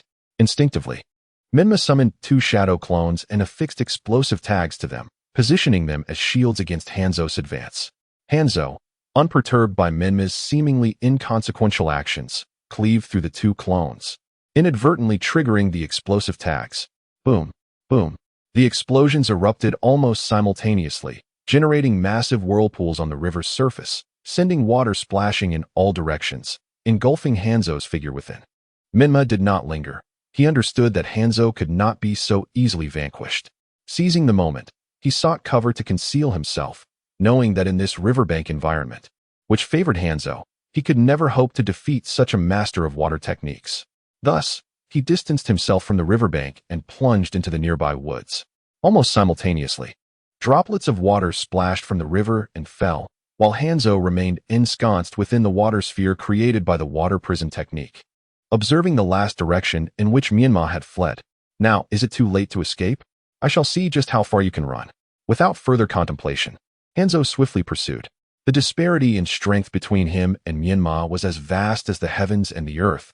Thus, regardless of whether traps akin to the previous one lay ahead, he remained unfazed. This, indeed, was the unwavering confidence bestowed upon him by his formidable prowess. Not long after entering the forest by the riverbank, the surrounding woods fell silent. Unable to ascertain Menma's direction of retreat, Hanzo was compelled to halt his pursuit. However, he could faintly sense that Menma was concealed nearby, prompting him to call out loudly, "Come out, I know you're here." Seizing the moment, Menma, crouched in the grass, formed a hand seal. Instantly, several strands of black energy, composed of arcane symbols, surged from all directions, converging at Hanzo's feet to form a pentagram, firmly binding him in place. It was a lighting formation. Menma employed the same strategy that Irika had used against him previously, affixing pre-drawn talismans to the surrounding trees, awaiting Hanzo to leap into his meticulously laid trap. Cursed be this fate. Realizing he had fallen into a scheme, Hanzo's face contorted with rage as he struggled to move. But alas, his legs felt as if they were rooted to the ground. Witnessing that Hanzo had indeed been momentarily ensnared by his formation, Menma dared not squander such a splendid opportunity. He seized the small dagger he had previously embedded in the earth, leaping from the underbrush like a bolt of black lightning, aiming to strike Hanzo. Seeing the elusive mouse finally emerge, Hanzo's expression shifted from fury to delight, a triumphant smile gracing his lips that he could scarcely contain. However, upon noticing the change in Hanzo's demeanor, Menma quickly realized he had been deceived. The opponent had feigned being trapped to lure him out. A surge of frustration welled within him. Indeed, he was a cunning old fox, shameless enough to deceive a child. Menma wished to halt, yet it was too late. He could only grit his teeth and press on. Hanzo brought his scythe down with tremendous force, the strike sending Menma's dagger flying from his grasp. Then, with a swift motion, he seized Menma by the throat. "Got you, little mouse." Menma, in excruciating pain, extended his hands, desperately clutching Hanzo's wrist, gritting his teeth as he managed to utter 2 words. "Despicable." "Ah, this is merely the art of war, my little imp," Hanzo replied, a smirk on his face as Menma's countenance grew increasingly pained. At that moment, Menma's abdomen churned violently, as though something sinister lurked within. The unknown entity writhed upward. And finally, Menma, in discomfort, opened his mouth, revealing a mass of black, fuzzy substance. Hanzo, sensing the anomaly, slowly bent his arm, drawing Menma closer to discern the nature of the obstruction lodged in his throat. In that instant, a crow's head abruptly emerged from the dark fuzz. His eyes, as black as ink, swiftly transformed into a crimson hue, eerie and unsettling, locking gazes with Hans, who had cast a glance in his direction. This is Chapter 35, Tsukuyami. Hans's eyelids suddenly twitched, an ominous premonition flooding his mind. He hastily hurled his body, heavy as a leaden ball, but it was already too late. Upon lifting his gaze once more, the world had turned dim. The sounds of wind and rain had vanished, raindrops suspended in the air, and the surrounding flora and fauna dulled into insignificance, leaving only a monochrome landscape before him. Realization struck Hans like a lightning bolt. This was not the real world. He had fallen victim to an illusion. Someone had ensnared him in a jinjutsu through that raven, and Hans was certain that the perpetrator could not possibly be the child. How despicable, to hide behind the guise of a child to execute such a technique. As one might say, this is a case of all's fair in war. A calm voice emerged from behind him, shattering the silence of this black and white realm. Turning to face the source of the voice, Hans beheld a youth clad in a black trench coat embroidered with red clouds. His eyes blazing with a crimson hue adorned with a three-bladed shuriken pattern. In an instant, Hans recognized those eyes as the Sharingan, belonging to the Uchiha clan of Konoha. It was this very gaze that jolted him back to the grim reality that he was nailed to a cross, his body immobilized. "Damn it! Who are you?" he exclaimed. "Itachi Uchiha," came the reply. "So it was indeed a member of the Uchiha clan. You are the backup laid out by Danzo. No wonder that little brat dared to come for the assassination. You are mistaken. I was merely passing by. If that is the case, why trap me in this jinjutsu? I was entrusted to protect this child, and thus I had no choice but to intervene." Hans was skeptical of Itachi's words, well aware that many from the Uchiha clan had joined the Umbu of Konoha, serving under Danzo. The claim of protecting the young descendant of the Uzumaki clan was surely a falsehood, merely an attempt to lull him into a false sense of security. Hans began to employ various methods to break free from his restraints or to escape the control of the jinjutsu, but despite his ardent efforts, they proved futile. This was the unique ocular technique of the kaleidoscope Sharingan, Tsukuyami, far beyond the capabilities of ordinary illusions. Thus, any attempt to rely on his self-awareness to escape was rendered ineffective. Within the realm of Tsukuyami, space, time, and matter lay under my dominion. Rather than squandering energy in futile struggles, it would be wiser to contemplate how to withstand my forthcoming assault. Upon uttering these words, Itachi conjured a katana seemingly from thin air, summoning multiple shadow clones wielding blades, who steadily pierced Hans' body, withdrawing and then stabbing again. "Ah!" Hans cried out in torment, for within this world, the sensations felt achingly real. Each blade that pierced him brought forth waves of excruciating pain. Bastard! For the first time in his life, Hans experienced an overwhelming sense of helplessness, helplessly watching as Itachi Uchiha delivered the fatal blows, before finally succumbing to darkness, his eyes fluttering closed. As he opened his eyes once more, he was startled to realize that he was still alive, with all wounds mysteriously vanished. Yet, he remained ensnared within the monochromatic realm of illusion, where Uchiha Itachi stood before him, blade in hand. However, a striking difference had emerged. Not far off, a crucifix bore another version of himself, bound and vulnerable, while several Uchiha Itachi figures relentlessly drove their blades into this alternate self. In the world of Tsukuyami, the dimensions of space, time, and mass lay firmly within my grasp. The Uchiha Itachi before him began to reiterate his previous words, and it dawned upon Hans that he had fallen into a cyclical trap. This was indeed a form of illusion he had never encountered before. Yet he refused to believe he could not escape its clutches. After enduring dozens of cycles, Hans, wearied in both body and spirit, resolved to employ the most perilous of measures to liberate himself from this torment. He bit his tongue. With a decisive snap, he severed a small piece of flesh. Blood flooding his mouth uncontrollably, and the searing pain pierced through his mind like a multitude of silver needles, forcibly yanking him back into the realm of reality. Glancing at the figure of Menma, whom he had just flung away, Hans was astonished to find that what felt like an eternity within the illusion had transpired in an instant outside of it. Spitting out the blood that filled his mouth, Hans pressed his left hand tightly against his head, feeling as though it might split apart. The torment endured in the Tsukuyami world had compounded upon his psyche. Although his body remained unscathed and his life was not in jeopardy, the suffering was indeed unbearable. Menma, having been violently hurled backward, collided harshly with a tree before crashing down to the ground. A sudden warmth surged in his chest, prompting him to cough up blood, the fiery pain radiating from his back. He cast a glance at the disheveled Hans, whose spirit bore the marks of severe trauma, and understood that Itachi's ambush had indeed achieved significant results. Earlier, in the abandoned warehouse, Itachi had outlined the plan with him, tasked by Shui to protect Menma's life.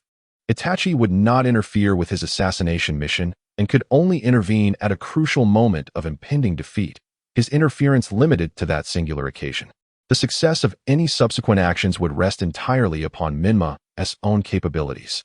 Furthermore, Itachi's decision was also a strategic move to avoid detection by other members of the Akatsuki organization lurking within the Rain Village. Given his unique identity, his exposure could adversely affect Shui, who still accompanied Danzo.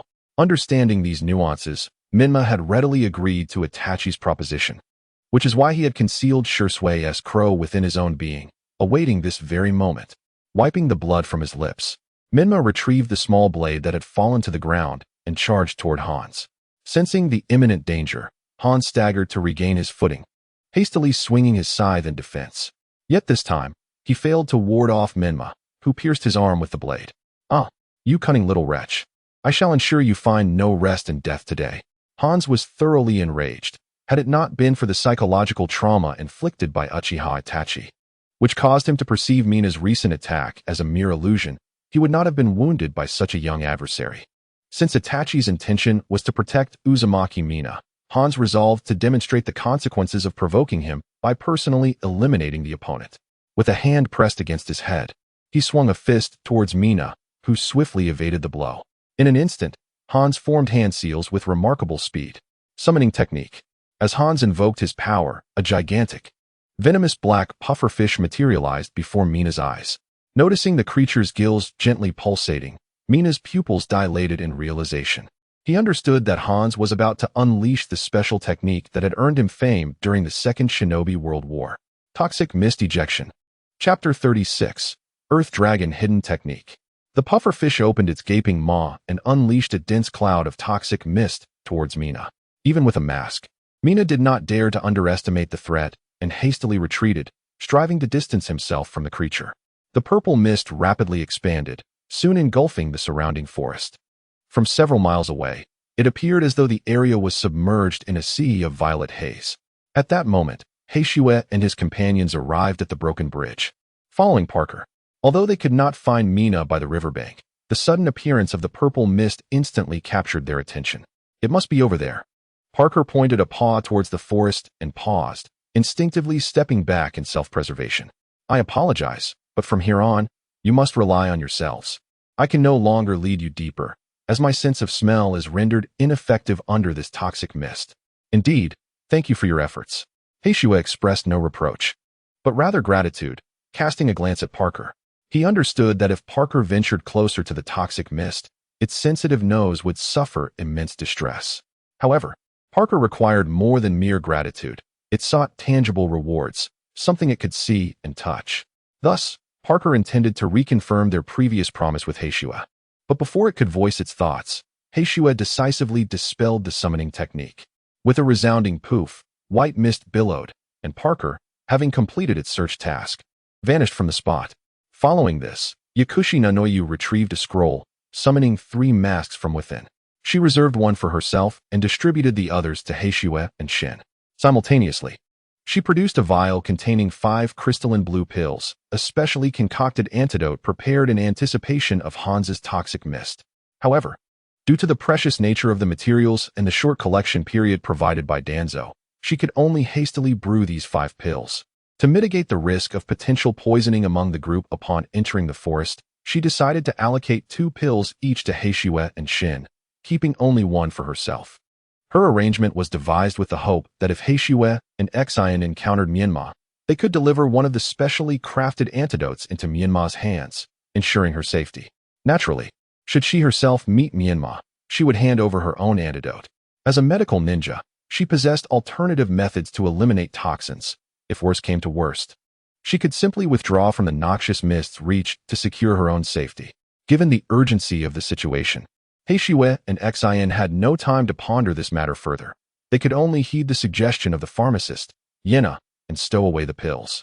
Once the trio had completed their preparations, they swiftly vanished into the forest, each beginning the search for Myanmar's figure. In the depths of the woods, Myanmar retreated repeatedly, camouflaging himself within the dense underbrush, hesitant to launch another surprise attack. The once formidable Hanzo had now transformed entirely due to his mental trauma. He flailed his scythe chaotically, slashing in all directions, while commanding the salamander beneath him to rampage through the forest, exhibiting behavior akin to a person in the throes of a mental breakdown. Myanmar couldn't help but wonder what kind of Jinjutsu Uchiha Itachi had employed on Hanzo, rendering the proud leader of the Rain Village so unhinged. Just as he pondered this, the salamander unexpectedly changed direction, charging towards Myanmar's location. This was dire. Myanmar lacked the means to halt such a colossal creature, leaving him with no choice but to flee. Utilizing the body flicker technique, he escaped the concealment of the grass and darted southeast, deeper into the forest. Hanzo, however, had pinpointed Myanmar's location through the sounds rustling in the underbrush. "I found you. Prepare to meet your demise," Hanzo declared, a triumphant smile gracing his lips as his hands moved with the swiftness of the wind, rapidly forming hand seals. Earth release, hidden dragon technique. The ground around him trembled under the influence of Hanzo's chakra, seeming to liquefy. The salamander, resembling a massive submarine, plunged into the earth and sped forward, pursuing Myanmar at a velocity rivaling that of an arrow. The crow, having departed from Myanmar's belly, hovered in the air, monitoring Hanzo's every move. At this moment, it noticed Hanzo burrowing underground and emitted a hoarse, piercing, and alarmingly urgent cry to warn Myanmar. The trio of Heishue also heard its call.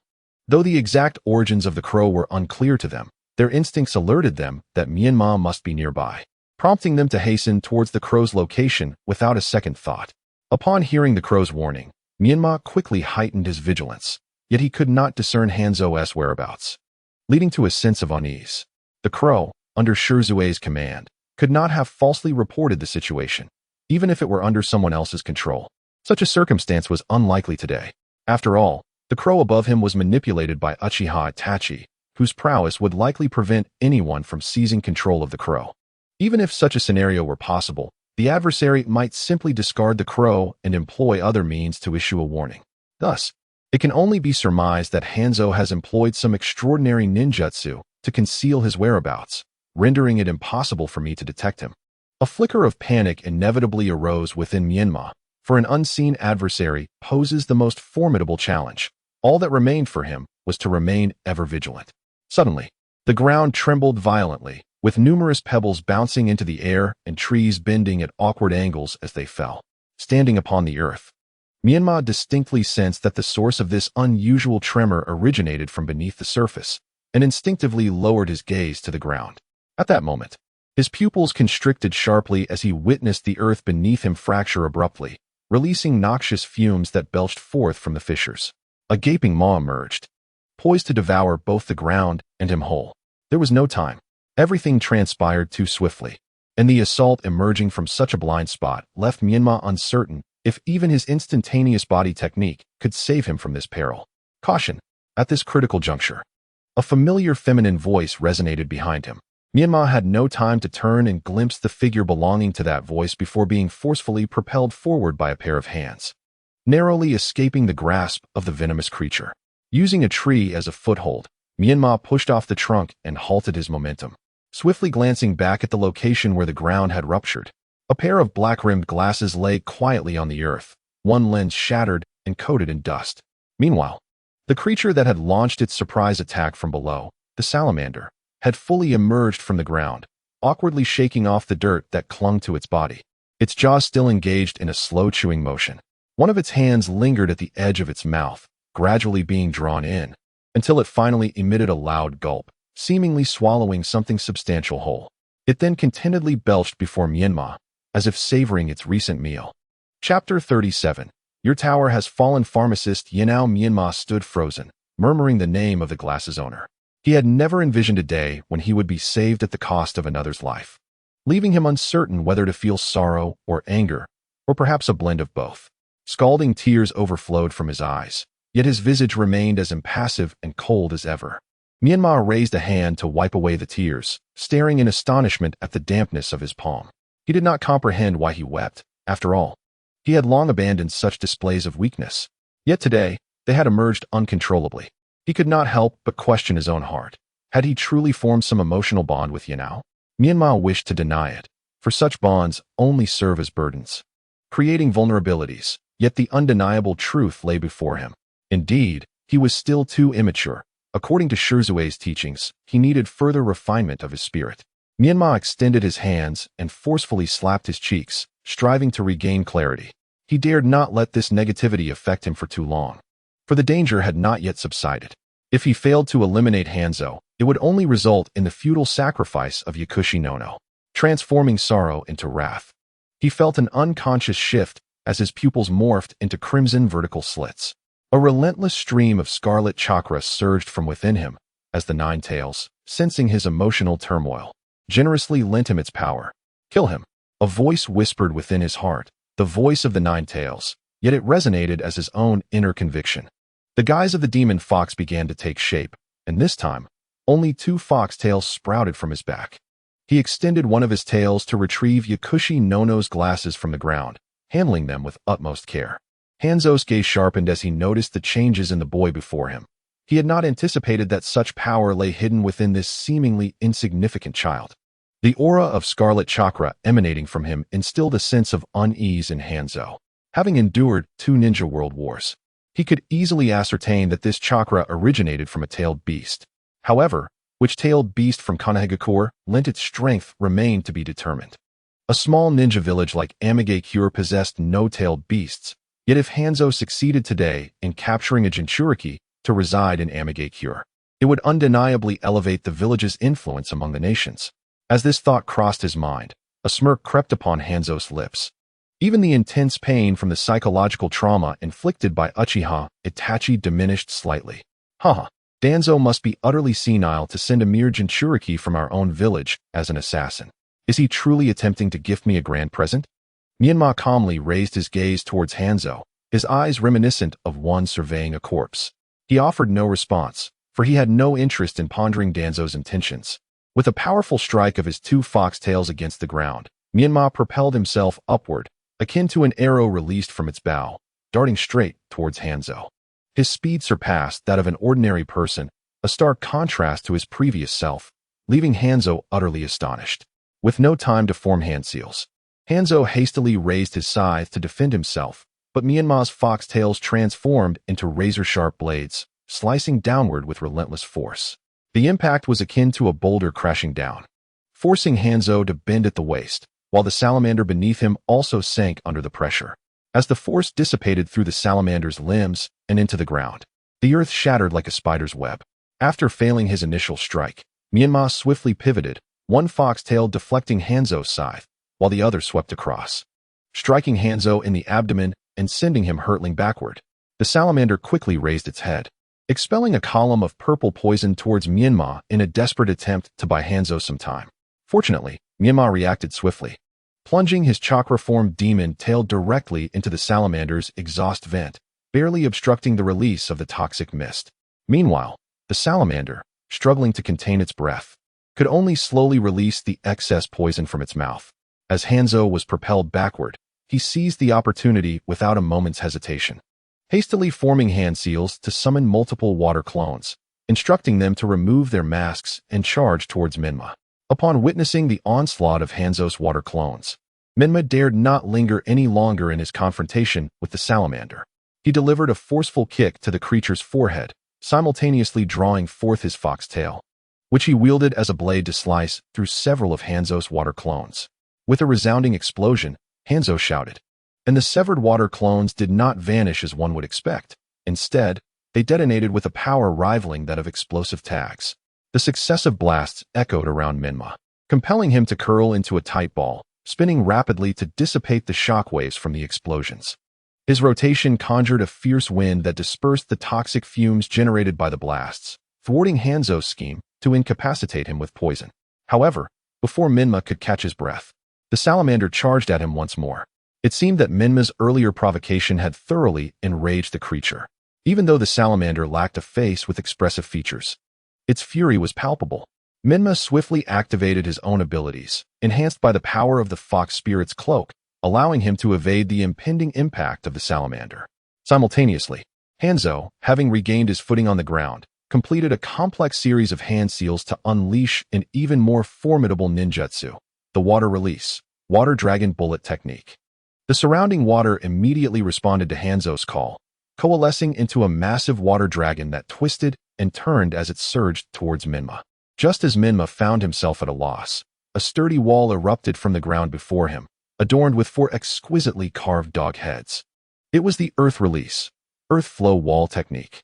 Menma glanced to his side and discovered that the caster was none other than the timely arriving Kuroyuki. The colossal head of the water dragon collided with the wall constructed by Kuroyuki's chakra, but alas, it could not breach this steadfast barrier and ultimately dissipated into a pool of water upon impact. Frustrated by yet another interruption, Hanzo placed a hand to his forehead, exclaiming in exasperation, "What on earth are those imbeciles from the Sanzang doing, allowing the enemy to repeatedly thwart my efforts?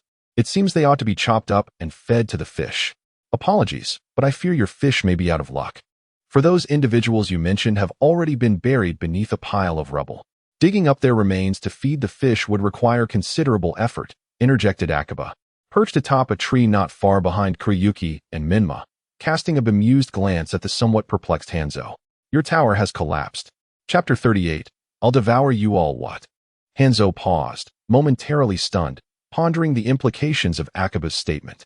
What could it possibly mean that the tower had fallen? Could it be? His eyes widened in realization as he abruptly turned to gaze in the direction of the black tower with fervent excitement. Due to the lingering fog, he could scarcely discern the distant landmarks. Nevertheless, he recalled that during his customary fishing excursions in this vicinity, he would occasionally glance up to catch a fleeting glimpse of a shadowy silhouette faintly standing amidst the mist. Yet today, what remained of that shadow? It was no longer present. The tower had been obliterated, collapsing with a resounding bang, subsequently succumbing to a thunderous ruin. I was present at the scene, and it was indeed terrifying yet remarkably spectacular.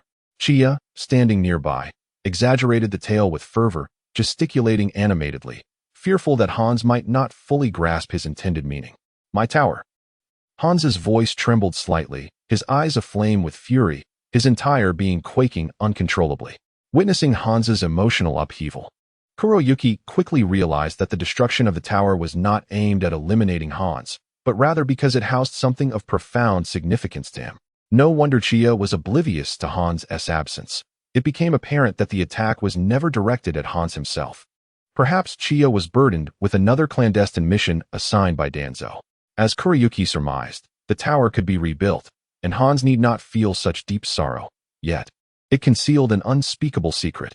For the sake of safeguarding this secret, Hans had enforced a policy of isolation and amigacure for over a decade, aiming to diminish the interactions with the ninjas from the land of wind, fire, and earth. Simultaneously, to mislead the spies dispatched by various nations. He had no choice but to reside within its confines, drawing all attention to himself. In truth, he despised living in such towering structures. Like the samurai of the land of iron, he preferred the comfort of a quaint, tiled roof abode. Who could have anticipated that after investing so many years of invaluable effort, he was on the brink of success, only to have it all stolen away while he merely stepped out for a breath of fresh air? All his endeavors reduced to ashes. How could he not feel heartache? How could he not be enraged? It was unbearable. You wretched fools, in your attempt to assassinate him, you have even destroyed the sanctity of another's repose, behaving no better than beasts. As Hans carelessly cast aspersions upon him, Chia immediately grew displeased. How could a person of such integrity as himself be unjustly accused? Thus, he promptly sought to clarify the matter.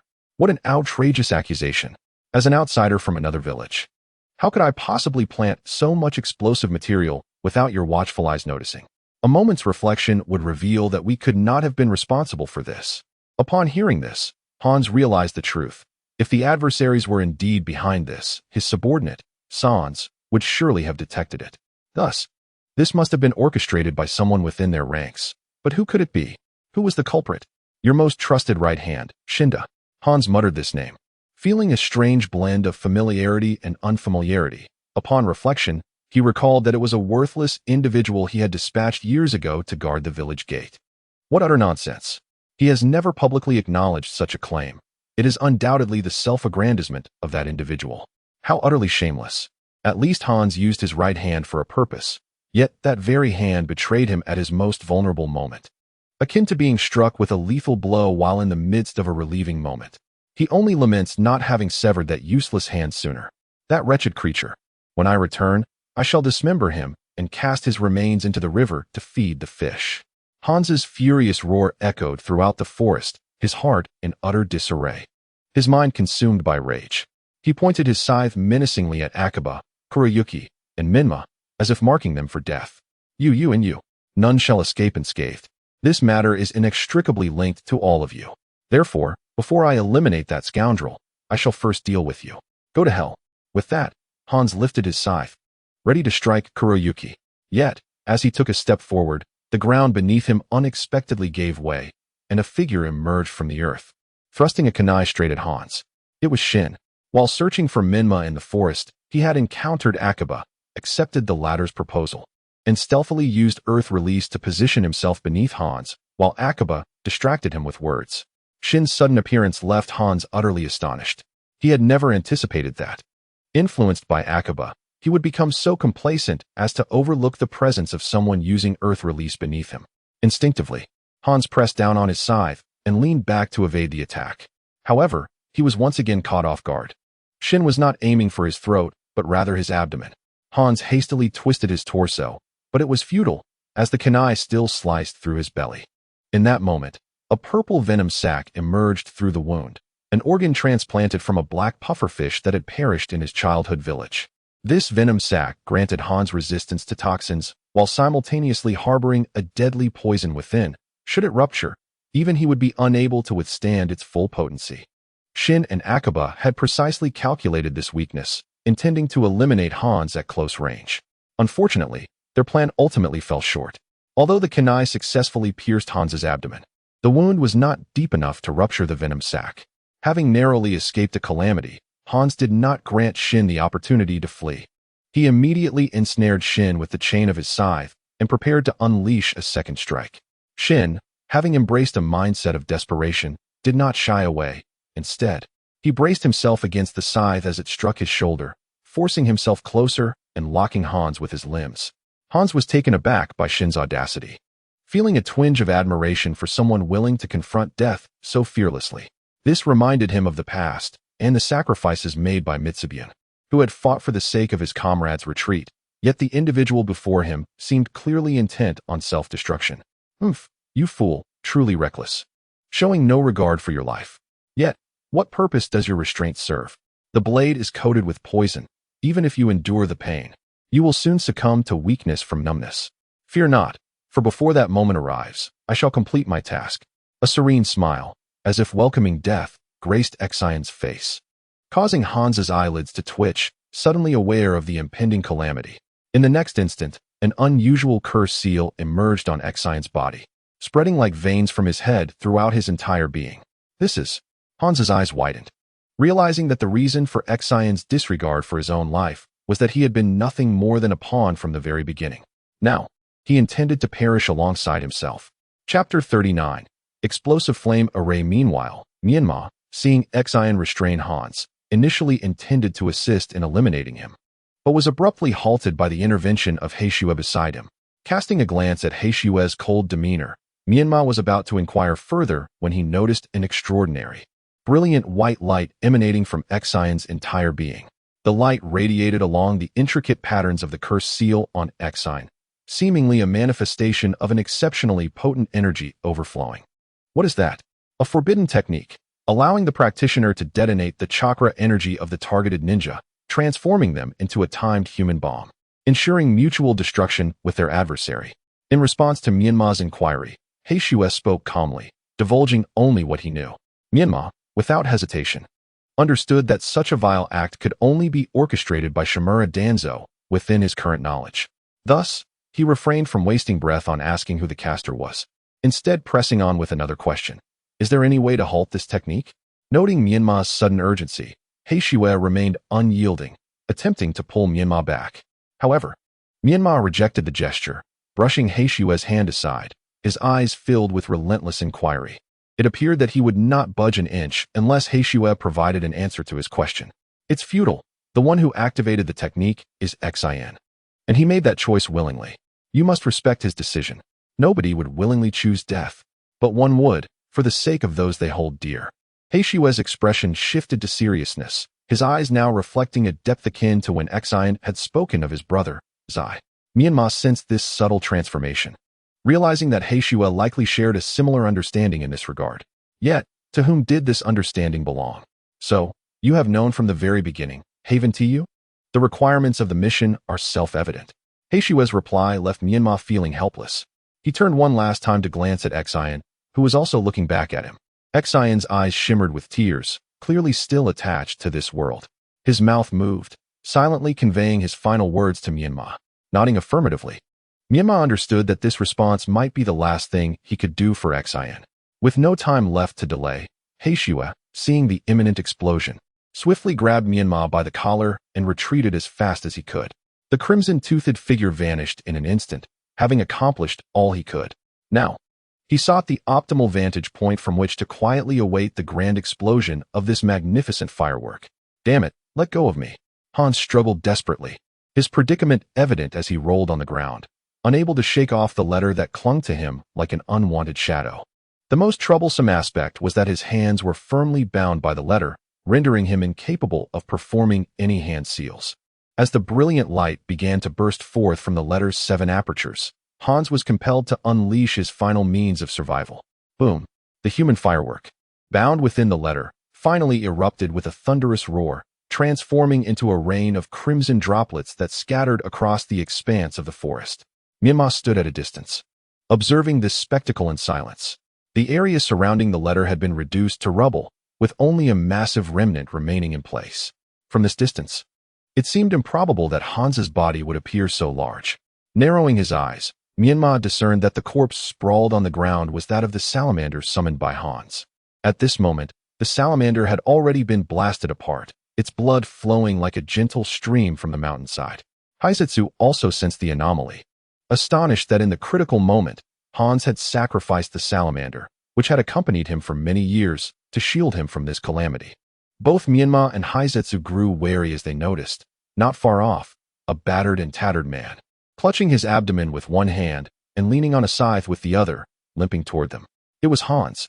Although the previous strike had not succeeded in ending his life, it had inflicted significant injury, even rupturing the venom sac in his abdomen, which now exuded a noxious purple mist. Haizetsu took note of this and refrained from recklessly approaching Hans to finish him off, instead signaling Myanmar to retreat and maintain distance from him. Simultaneously, he retrieved 2 specially crafted antidote pills given to him by the apothecary Nanu, consuming one himself while offering the other to Myanmar. Swallow this, and be cautious of his impending desperate struggle. Seeing that Haizetsu had already taken one, Myanmar did not hesitate and promptly swallowed the pill. Soon, a refreshing sensation spread through his abdomen, gradually coursing through his bloodstream. The slight toxins accumulated during his earlier skirmish with Hans in the forest were now completely purged, leaving him feeling significantly lighter. Noticing that Haizetsu and the others dared not approach, Hans could not suppress a sinister grin. Since his last resort had failed to preserve his life, he would no longer hold back. Even in death, he would take 1 or 2 with him. Casting aside the scythe that had supported his frail body, he swayed unsteadily, yet managed to stand, his hands moving rapidly to form hand seals. This would be his final technique before the end of his life. Yet it was also his most adept skill. Fire style, exploding flame formation. As he completed the final hand seal, Hanzo struck the ground with one hand, causing countless explosive tags to swiftly cascade from his arm and burrow into the earth, spreading towards the positions of Kuroyuki and Menma. Alarmed, Kuroyuki hastily grabbed Menma by the collar and flung him out of the blast radius of the explosive tags. Subsequently, he leaped into the air, his hands moving rapidly to form several simple seals. However, due to the inadequacy of his chakra, he could only summon a modest earthen wall a few square meters in size to shield himself. Bang, bang, bang. The series of explosive tags detonated in succession, unleashing a scorching vortex of flames. The surrounding raindrops and standing water were instantaneously evaporated, transforming the once humid and cold air into a parched heat. The towering flames reflected in Menma's eyes, and he once again felt the weight of his own frailty and impotence. Ha ha! Hanzo laughed maniacally, reveling in the prospect of eliminating yet another foe at the twilight of his life. There was nothing that pleased him more. It was a pity, however, that he could not take down the Jinchuriki from Konohagakure along with him. Yet, witnessing his comrades perish one after another before his eyes would surely leave an indelible psychological scar throughout his life. With a cold sneer, Hanzo cast a glance at Menma. But before he could utter a taunt, several spears descended from the heavens, piercing through his body and pinning him to the ground. Chapter 40. Poison in the Phlegm. Cough. Hanzo spat a mouthful of blood, his eyes filled with resentment as he turned to see that the one who had ambushed him was none other than his own subordinate, Shinda. At that moment, Shinda stood atop his summoned beast, the king of snails, glaring at Hanzo with a sinister expression. After the tower collapsed, Shinda had felt a wave of anxiety upon discovering Hanzo's absence. Fortunately, the unreliable Akaba had proved somewhat trustworthy, promptly informing him of Hanzo's whereabouts. Thus, Shinda hastily changed his trousers and rushed into the forest.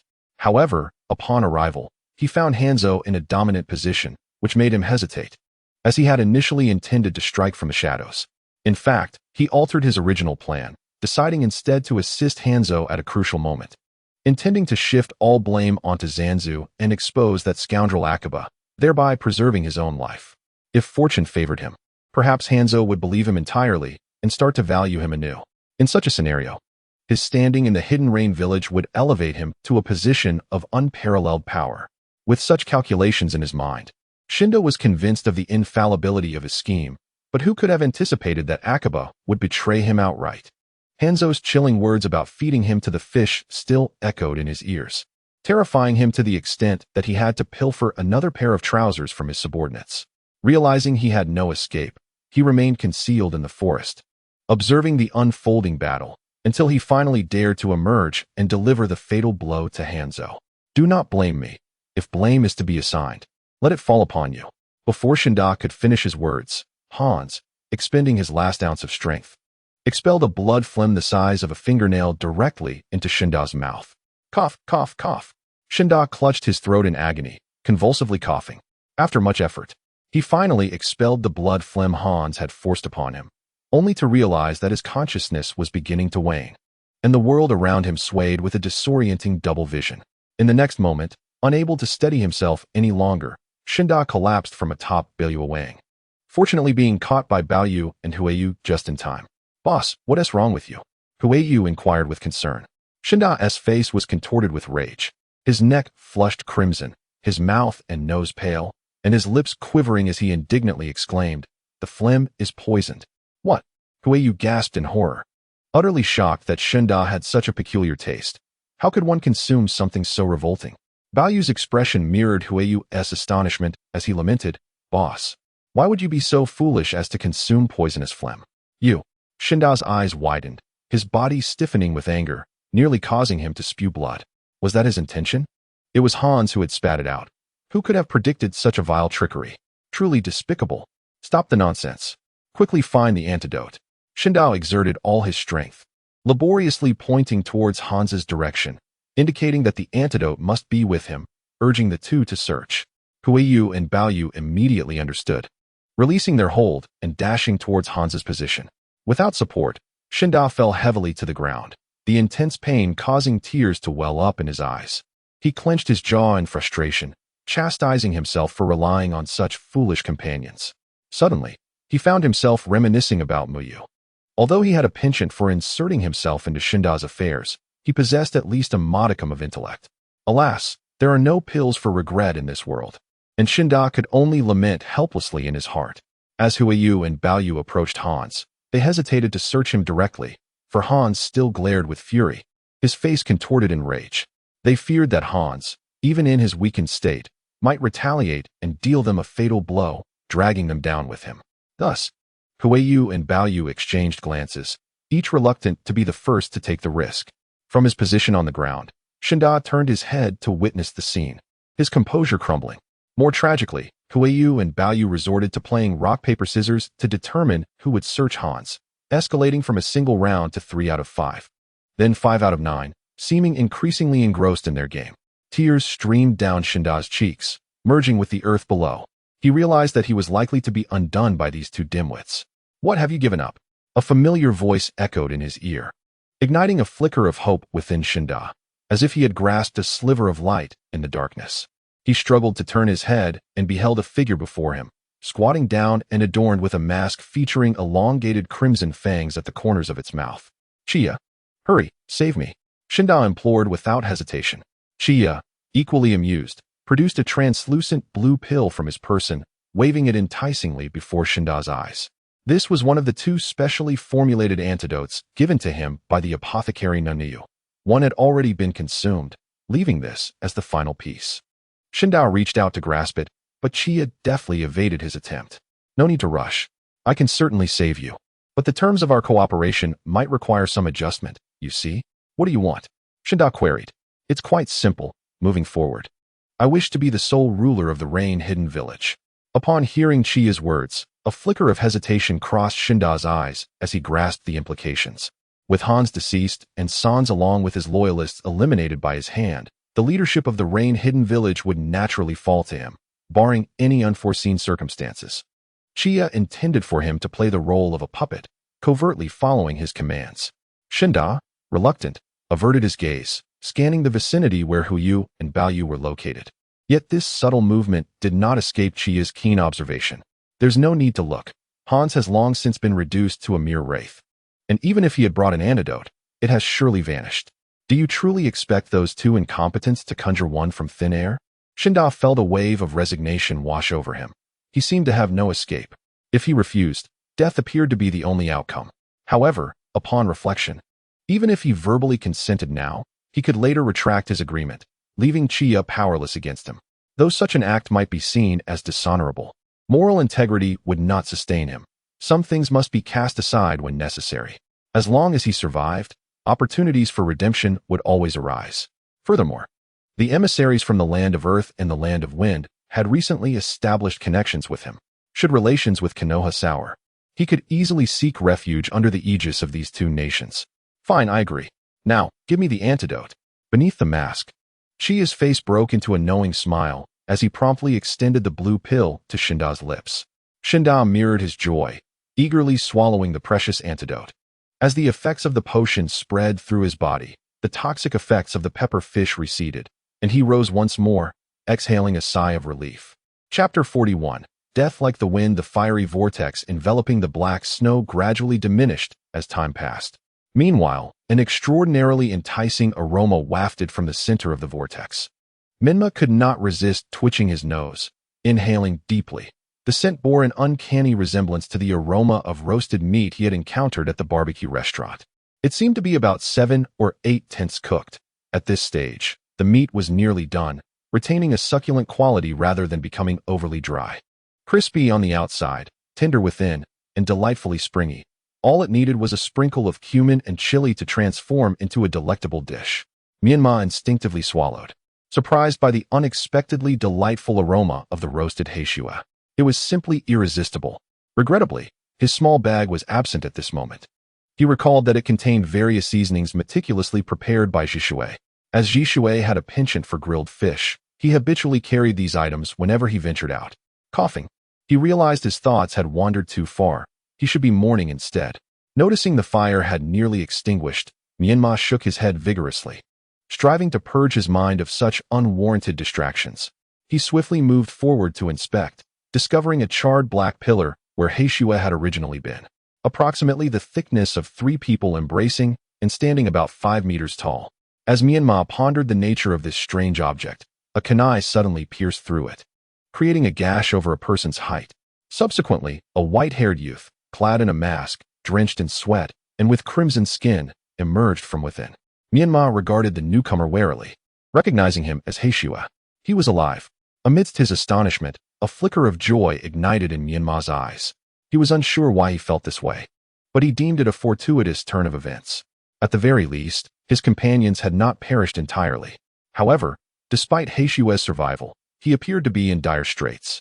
He collapsed onto the ground, gasping for breath, his vision obscured by sweat. Although he had been shielded moments before, he still endured the torment of being scorched and nearly suffocated. Menma crouched down, bringing his face close to Heishue's, inquiring with concern, "Are you all right?" Heishue blinked, struggling to clear the sweat from his eyes.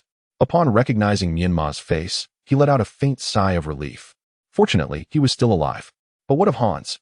Menma instinctively raised his gaze to the distance, where Hans lay impaled by several spears, stuck in the ground. The once mighty ruler of the Hidden Rain village had fallen, and the era he longed for had ultimately failed to usher in a second glorious chapter. This page of history turned quietly, paving the way for a new narrative to unfold. Though Hans's face contorted in a grimace, a barely perceptible smile lingered at the corners of his mouth. Perhaps he had foreseen his demise, and for him, death was not an unwelcome prospect. He would no longer need to live in constant fear or harbor baseless suspicions.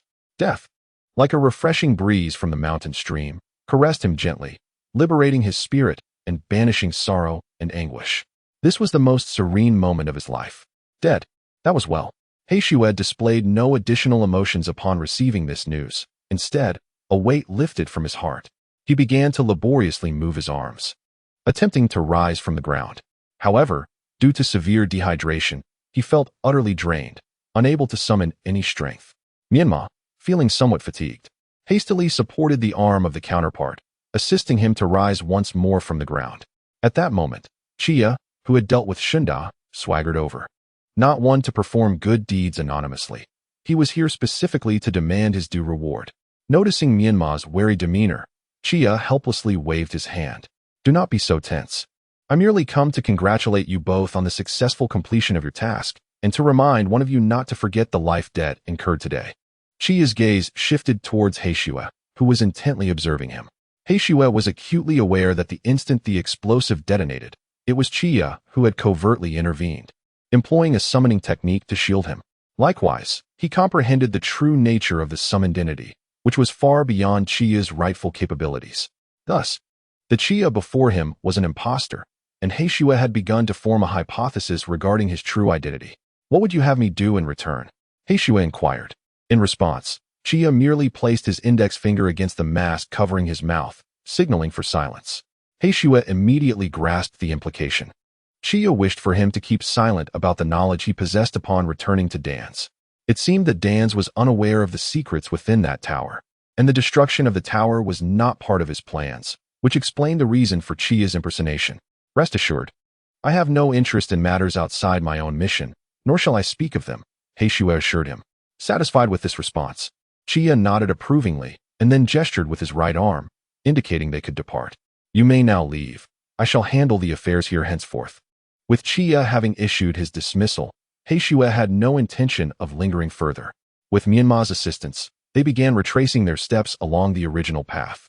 As they passed the carcass of the pufferfish, Menma paused momentarily, recalling how the pharmacist, Yao Shi Yinayu, had been swallowed by the creature. He felt compelled to locate her remains, even in death. He scrutinized the half-destroyed body of the pufferfish. Although its head had been obliterated, the abdomen appeared to retain some remnants. Upon closer inspection, a pronounced bulge was discernible beneath the thick layer of fat. Menma formed hand seals to summon 2 shadow clones, instructing them to use kunai to slice open the bulge, revealing the form of Yao Shi Yinayu within. Her clothing was nearly eroded by gastric acid, leaving her alabaster skin exposed, marked by numerous conspicuous purple spots. Menma gently placed his index finger against Nayu's nose and detected a faint breath, albeit exceedingly weak. Given the severity of her poisoning, he feared that any efforts to save her might be futile. Her eyes managed to open a sliver, allowing her to vaguely discern Menma's outline. Her pale lips pressed together as if she had something to convey. Menma hurriedly leaned down, positioning his ear near her mouth, listening intently as she spoke in an almost imperceptible whisper. "I apologize for not being able to protect you well back in those days. Please forgive my inadequacy, dear teacher." Chapter 42. Guarding for another decade, Menma's heart trembled violently as a long-buried memory was suddenly unearthed. It was a time he spent at the Konoha orphanage. Although he was still quite young then, it was undoubtedly the happiest period of his life. However, that blissful time was shattered following a moment of Menma's uncontrollable outburst. Yao Shi Yena, The head of the orphanage deeply regretted not having been able to find Menma when he fled that fateful night. Unbeknownst to her, Menma was taken by Danzo, and so when they met again, despite recognizing him at first glance, she dared not boldly acknowledge him, especially upon seeing Menma's battered body. Her heart ached, filled with sorrow for not having protected him during those crucial years. As she journeyed towards Amigakure, this regret intensified within her heart. Fortunately, she managed to rescue Menma from the clutches of the giant salamander. This time, she successfully safeguarded the child she had longed to protect, which eased her heavy heart slightly. Yet she still felt an overwhelming urge to apologize. Menma's lips quivered as he struggled to contain his emotions, gently replying, "It's all right. I have never blamed you, headmistress." Upon hearing these words, Yena's heart melted.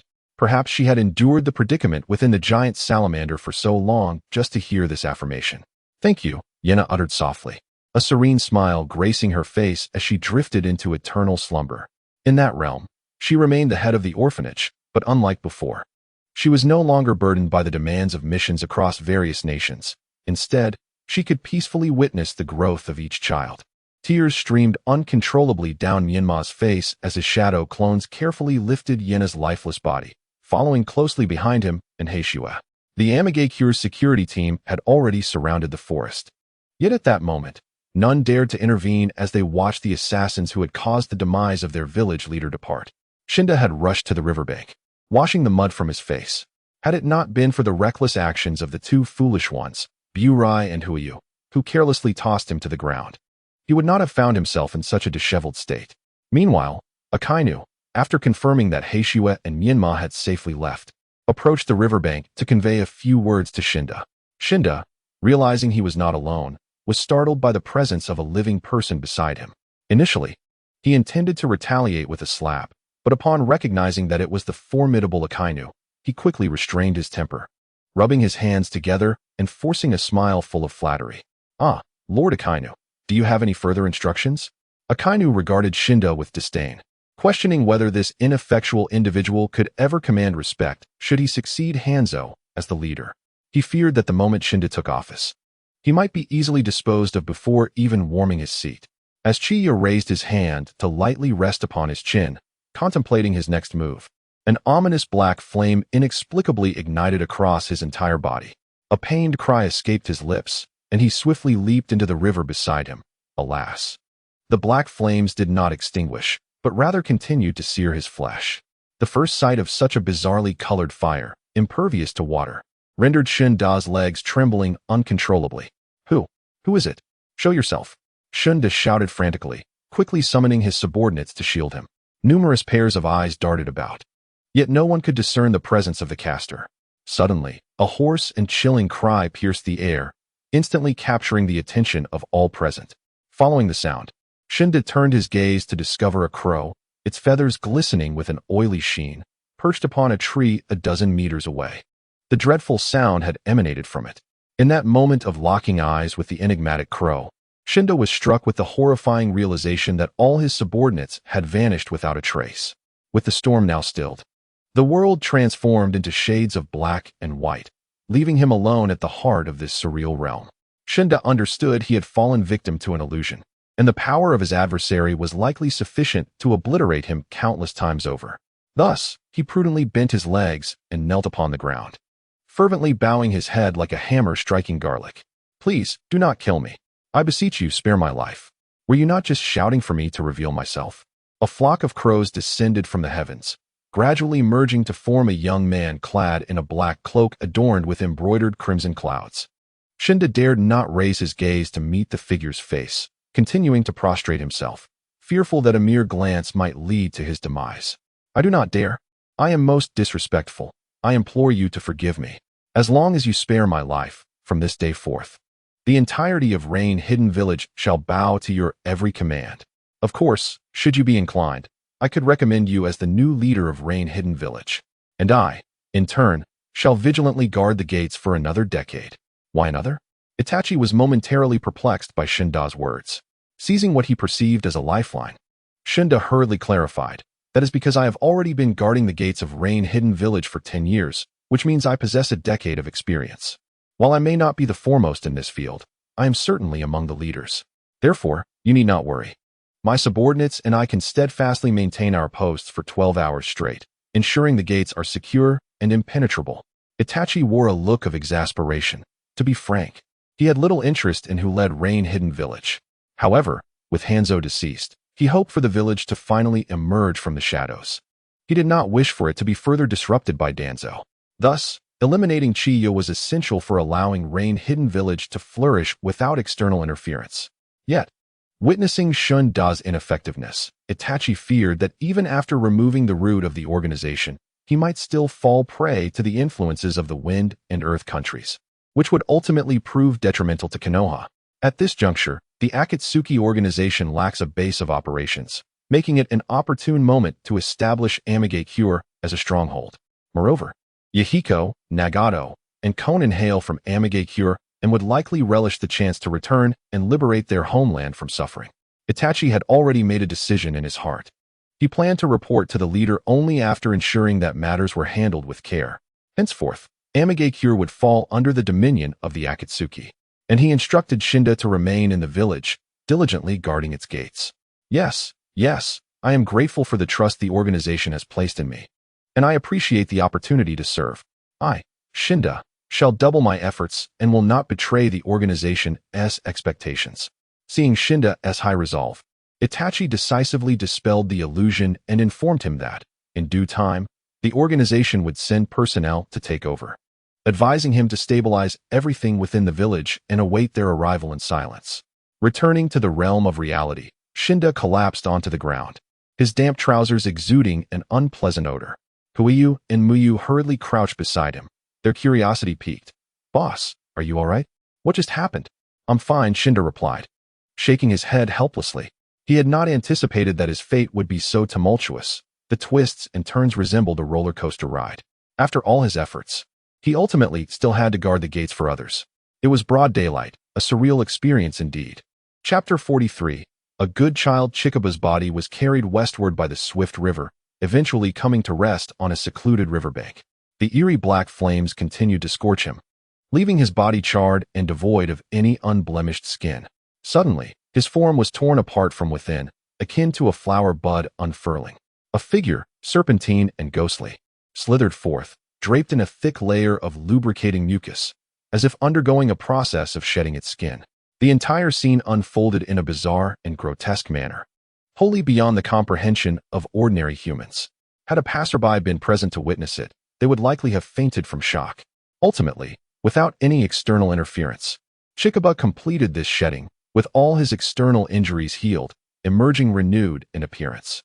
However, he now bore a transformed visage, with short chestnut hair, adorned with a Konoha forehead protector, dressed in a gray jacket with a white collar, and proudly displaying the emblem of the Senju clan on his back. The young man ruffled his hair, using the river as a mirror to tidy his hairstyle, and could not help but touch his handsome, sun-kissed face, checking for any injuries. "Ah, thank goodness for the shedding technique taught by my master. Otherwise, I might have lost my life in Amigakure. Additionally, I owe gratitude to my elder sister for the good fortune that enabled me to achieve such success in my first attempt at this technique." As he spoke, the young man kissed the crystal necklace hanging around his neck. Immediately, a vision of a voluptuous figure with long, light yellow hair emerged in his mind, fiercely demanding that he return home to take over the family business. Upon reflecting on this, the young man involuntarily shuddered, immediately placing the crystal necklace back down. While gratitude lingered, the thought of returning to inherit the vast fortune of the Senju clan was utterly out of the question. He was inherently a champion of justice, aspiring to become the Hokage of Konohagakure, not the ruthless leader of a malevolent organization. Sighing, he decided to cast aside these chaotic thoughts. However, Itachi's actions were indeed perplexing. It seemed he had not recognized him. Nevertheless, he would settle the score upon his return, perhaps at the expense of that charming little brother of his. The young man composed himself and turned cheerfully towards the direction of Konohagakure. Initially troubled about how to assist Shinra in maintaining order, he realized that with the Akatsuki now in control, he could relinquish that concern. He merely needed to activate this pawn at a crucial moment in the future. Furthermore, he had successfully acquired all experimental data from the tower, and he could finally return to seek his teacher's praise. He feared the day his teacher might buckle under the pressure from his sister. casting him out of the mentorship and forcing him to return home to inherit the family legacy, an utter tragedy. However, the death of Yakushi Nanoyu took him by surprise, and he pondered anxiously about returning to find that boy weeping once more. At noon, the clouds above the rain village gradually dissipated, revealing a long-lost clear sky, adorned with a delicate azure hue. A magnificent rainbow arched across the village, prompting the villagers, who had not witnessed such splendid weather in ages, to emerge from their homes. Everyone busied themselves, clearing the accumulated water at their doorsteps, repairing leaky roofs, and unblocking the clogged rainwater drainage pipes. Contrasting sharply with this scene was the solitary figure of Menma, who had returned alone. He first retrieved his hidden satchel from the inn, confirming that none of his belongings were missing, before eventually finding his way to a funeral home. Upon entering, he was met with a pungent, acrid odor that momentarily choked him, making it difficult to breathe.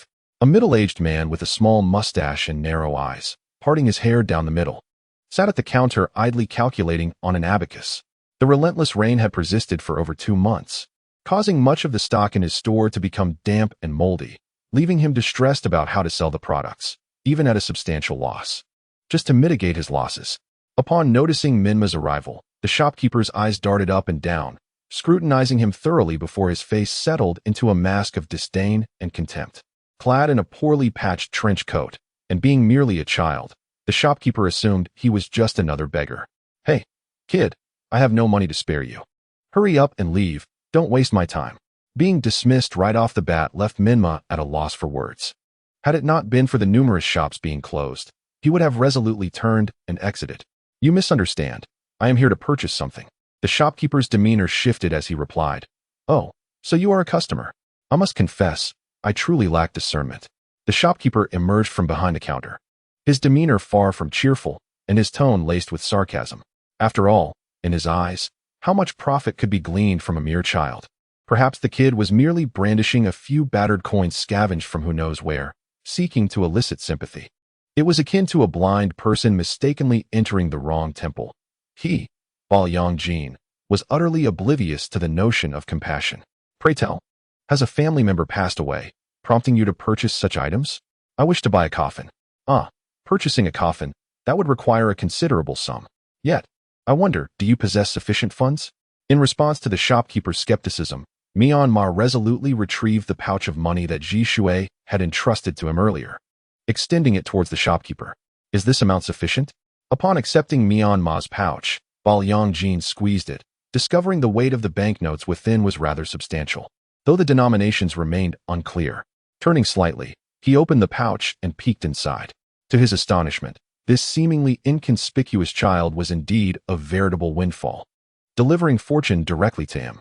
Truly, the heavens were smiling upon him, sparing Baoyang from demise. His eyes darted with excitement, and various schemes began to blossom in his mind. Regaining his composure, Baoyang maintained an air of indifference as he coolly remarked, "I fear this amount may fall short, but I see the total sums to over 100,000. Is that not sufficient?" In the face of Myanmar's rebuttal, Baoyang remained unfazed, shaking his head with calm assurance. He then retrieved 3 distinct currencies from the counter, presenting them before Myanmar. "Observe closely. You are using the currency of the Fire Nation, while these, from left to right, are the currencies of the Wind Nation, the Earth Nation, and the exclusive currency of the Rain Hidden Village. You must understand that, situated as it is between 3 nations, the Rain Hidden Village has established specific exchange rates to mitigate inflation. Moreover, due to years of conflict and the village's barren lands, coupled with a policy of seclusion enacted over the past decade, the notion of currency does not equate to tangible value here. Consequently, your currency can only be exchanged at a rate of 100 to 1 for that of the Rain Hidden Village, meaning your supposed 100,000 equates to merely a little over 1,000 at best. Furthermore, you ought to know that death is a common occurrence in the Rain Hidden Village. It is an everyday affair. Typically, families wrap their deceased in burial cloths and inter them directly. In truth, there are very few households in the village that can afford a coffin. Should you doubt this, feel free to step outside and inquire." Without hesitation, Baoyang flung the pouch back into Myanmar's hands and gestured toward the door, indicating that Myanmar was welcome to seek further clarification. Faced with the shopkeeper's seemingly nonchalant expression, Myanmar found himself in a predicament. realizing that Ji Shui's money was worth far less than he had anticipated. Perhaps it was indeed as He Shui had previously suggested. Damaging that cherished book might render him unable to afford restitution. Moreover, had he succumbed to temptation and flung the money at the shopkeeper, he would likely have been met with ridicule from He Shui. However, he himself was indifferent. It was the face of Ji Shui that would unknowingly lose everything. Well, I apologize for the intrusion. Menma, feeling dejected, put the money pouch back into his satchel and turned to leave. Observing that the other party did not even attempt to struggle and had given up, Bailing Jean could no longer contain his anxiety and quickly called out to Menma. Wait a moment. What is it? Upon hearing his name called, Menma paused and turned around, only to see Bailing Jean wearing a face that seemed to grapple with an uncomfortable decision, as if he were contravening ancestral decrees.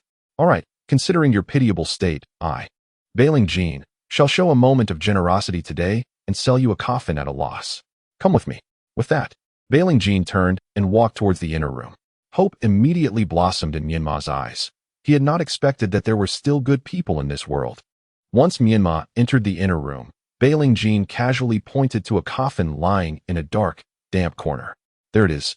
Although it has suffered from moisture and developed some mold, fortunately, the interior remains uncorrupted. When you return, simply scrape off the moldy parts with a knife and let it dry under the sun. Burying it will be no different from a regular coffin. Only the occupant will know, and I assure you it will be quite comfortable. Menma approached to inspect the coffin, but as soon as he lifted the lid, a pungent moldy odor assaulted his senses, nearly causing him to faint. The condition inside was utterly dismal, far from the ease Bailing Jean had described. In addition to the mold, there were numerous small insects nesting within. Menma glanced back at Bailing Jean, hoping to negotiate for a slightly better option. But Bailing Jean resolutely shook his head. This is already an act of great mercy. You must learn to be content. With no other choice, Menma ultimately handed over the money pouch to Bailing Jean and purchased the coffin. Bailing Jean, committed to his act of goodwill, even gifted Menma an old handcart to assist in transporting his purchase. Before Menma departed, Bailing Jean took one last look at Menma's clear yet Navi eyes, pondering that even if he had deceived the young man, Menma might still express gratitude towards him. Thank you, Menma said as he pushed the cart and gradually moved away. Bailing Jean smiled knowingly, thinking, indeed, he was a good child. Chapter 44. The small grave. After waiting for a considerable time outside Yuan village, He Shui had largely regained his strength. He sat attentively beneath a tree, deeply engrossed in reading the chronicles of perseverance and endurance. Although he had already memorized this book, each time he reread it after a mission, he discovered new insights. Consequently, he developed an even greater admiration for Jiraiya's talent and the magnitude of his endeavors. The serene Yao Shi Yinayu lay quietly on the grass, her body draped in a white cloth.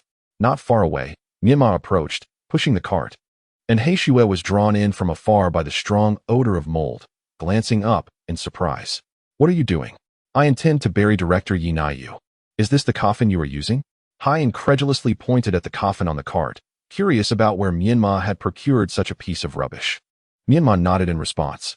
Hai stepped forward to lift the coffin lid, only to discover the ghastly contents within, promptly closing it again and fanning the air in front of his nose in disgust.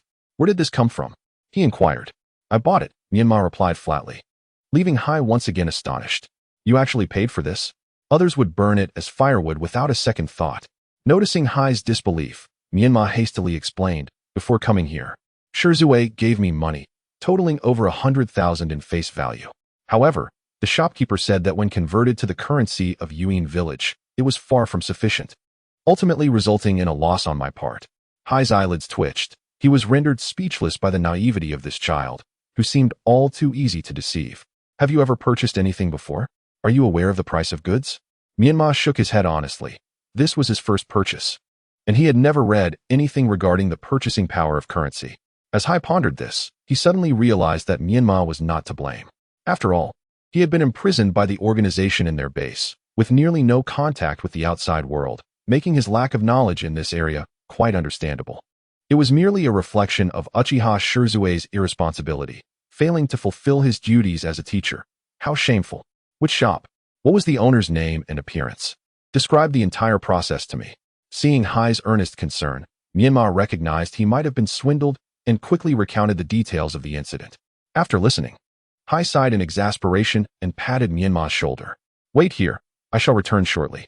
With that, he gave Myanmar no chance for further inquiries and swiftly made his way back to Yuen village. Fearing that a moment's delay might allow the unscrupulous shopkeeper to abscond with the money, before long, a horse-drawn cart sped out of Yuen village, heading towards Myanmar's location and coming to a steady stop before him. The shopkeeper, having been thoroughly chastised by Hai, clutched his bruised left eye and swollen cheek, rolling off the cart and kneeling before Myanmar, bowing his head repeatedly in apology. Forgive me, esteemed sir. I was blind to your greatness, and my greed led me to fabricate lies to deceive you. I beseech you, please do not hold my misdeeds against me. I am willing to present to you a fine cedar coffin, along with all necessary burial supplies, and even the cart used for transporting goods, as a gesture of goodwill. I implore you, have mercy and spare me. The shopkeeper's unusual display left Myanmar somewhat flustered. He was acutely aware that he had indeed been deceived, and a flicker of annoyance surged within him. However, seeing that the man had already faced a stern reprimand from Hai and was now prepared to offer a better coffin, Myanmar felt it unnecessary to dwell on the matter further. Myanmar walked past Balyang Jin and approached the carriage, inspecting its contents. He discovered that the new coffin not only felt exquisitely smooth to the touch, but also exuded a subtle, refreshing aroma of natural wood, which was immensely comforting. This must be quite expensive, Myanmar mused aloud. Balyang Jin quickly crouched down before Myanmar's legs, forcing a sycophantic smile as he replied, Not at all. Not at all. The amount you paid is more than sufficient to acquire such exquisite funeral supplies. Is that so? You truly are a master of deception. Myanmar shot Balyang Jin an annoyed glare.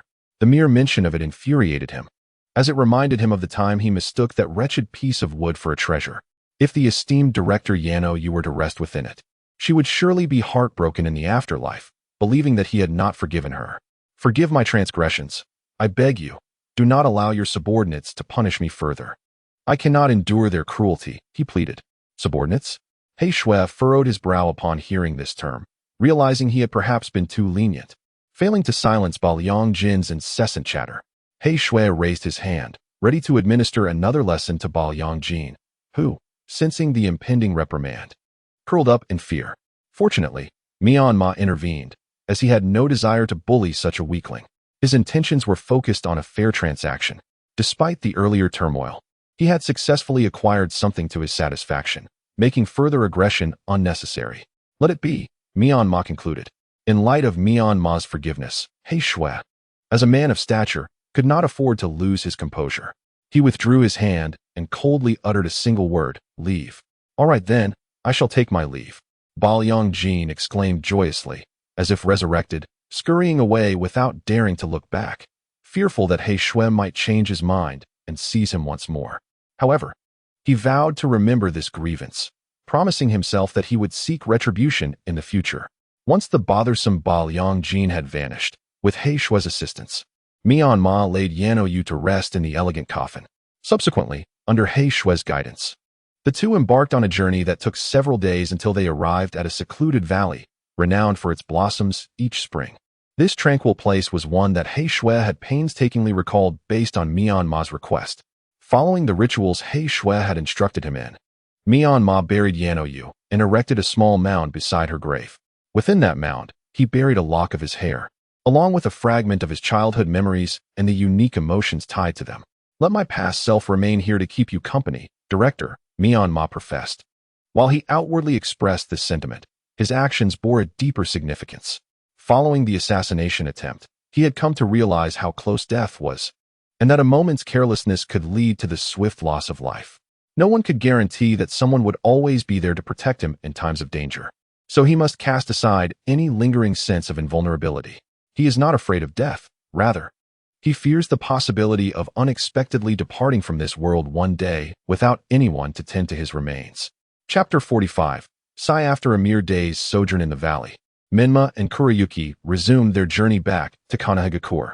This time, without the jovial company of Shin and Nono, their travel was markedly swifter yet considerably more solitary. Kurayuki, aware of Menma's shortcomings, took it upon himself to patiently elucidate the prices of various items they encountered along the way. Whenever they found themselves in need of purchasing something, he entrusted the matter entirely to Menma. Through Kuroyuki's blend of theoretical instruction and practical shopping experience, Menma swiftly became adept at handling purchases, even mastering the art of haggling. This astounded Kuroyuki, as he had yet to make any progress in this regard, hindered by his own timidity, which compelled him to don a mask daily to conceal his true visage. 2 weeks later, Menma and Kuroyuki successfully arrived at the village of Kanahagakure, promptly establishing contact with their organization to be escorted back to their base. Danzo had yet to return, and neither had Shursui, who accompanied him, sent any news to Menma. With nothing else to occupy his time, Kuroyuki naturally assumed the role of mentor to Menma. However, prior to this, at Menma's request, he had managed to gather information regarding Shin's brother, leveraging the connections he had forged over many years within the Root organization, thus granting Menma the opportunity to meet Sai. Before long, under the guidance of a dark-clad ninja adorned with a blue-striped mask, Menma arrived at the 13th underground level, a heavily fortified area where special individuals were detained within the Root organization. They traversed a long, dimly lit corridor, ultimately halting before a particularly reinforced iron door. Behind this door lay the person he sought. The guiding ninja gestured towards a viewing window on the iron door, indicating that Menma could take a glance to verify. However, due to his limited height, Menma had to leap, grasping the edges of the window with both hands and craning his neck to peer inside. Within the room, a slender figure stood with its back to him, holding a lamp in one hand and a brush in the other, engaged in painting something on the wall. The distance and dim lighting rendered it impossible for Menma to discern the subject of the artwork. Moreover, the artist did not turn, preventing him from comparing the figure to the image Kuroyuki had previously shown him, making it difficult to confirm whether this individual was indeed Sai. "May I enter?" Menma asked earnestly, dropping down and addressing the guiding ninja. "That is not out of the question, but are you certain you wish to proceed?"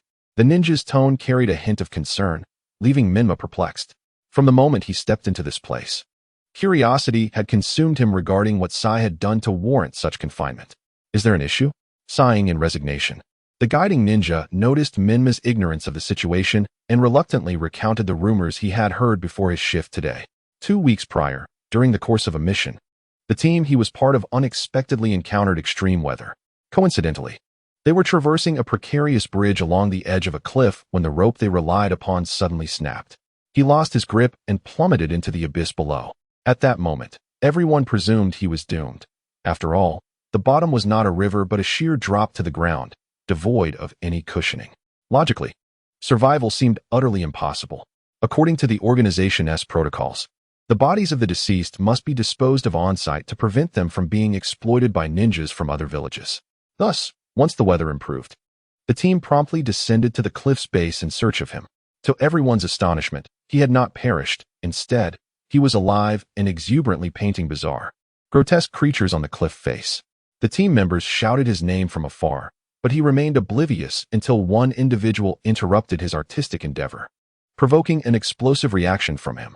All the peculiar beings on the cliff, under his ninja techniques, sprang to life and launched an assault on the team, intent on annihilating them. Ultimately, only the captain managed to escape, severely injured, and sought reinforcements from the organization. Subsequently, 2 special teams were dispatched to retrieve him for interrogation. However, apart from rambling incoherently, he uttered no logical words.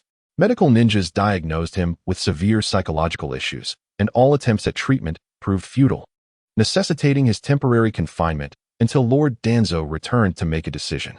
Upon hearing this, Menma could not suppress a look of surprise, exclaiming at the strangeness of the situation. "Indeed, this was precisely why I advised against your entry. It's not that I wish to prohibit you, but rather to dissuade you from undertaking such risks. Should anything happen to you, I would be unable to account to Heishua." The guiding Umbu's eyes radiated innocence, and for the first time, Menma realized that one's eyes could indeed speak volumes. It was evident that he was genuinely frightened by Heishua, which compelled him to express such heartfelt sentiments. Otherwise, should a mishap occur, Heishua would surely demand a reckoning. Menma felt a sense of helplessness, yet having arrived, it seemed inappropriate not to proceed.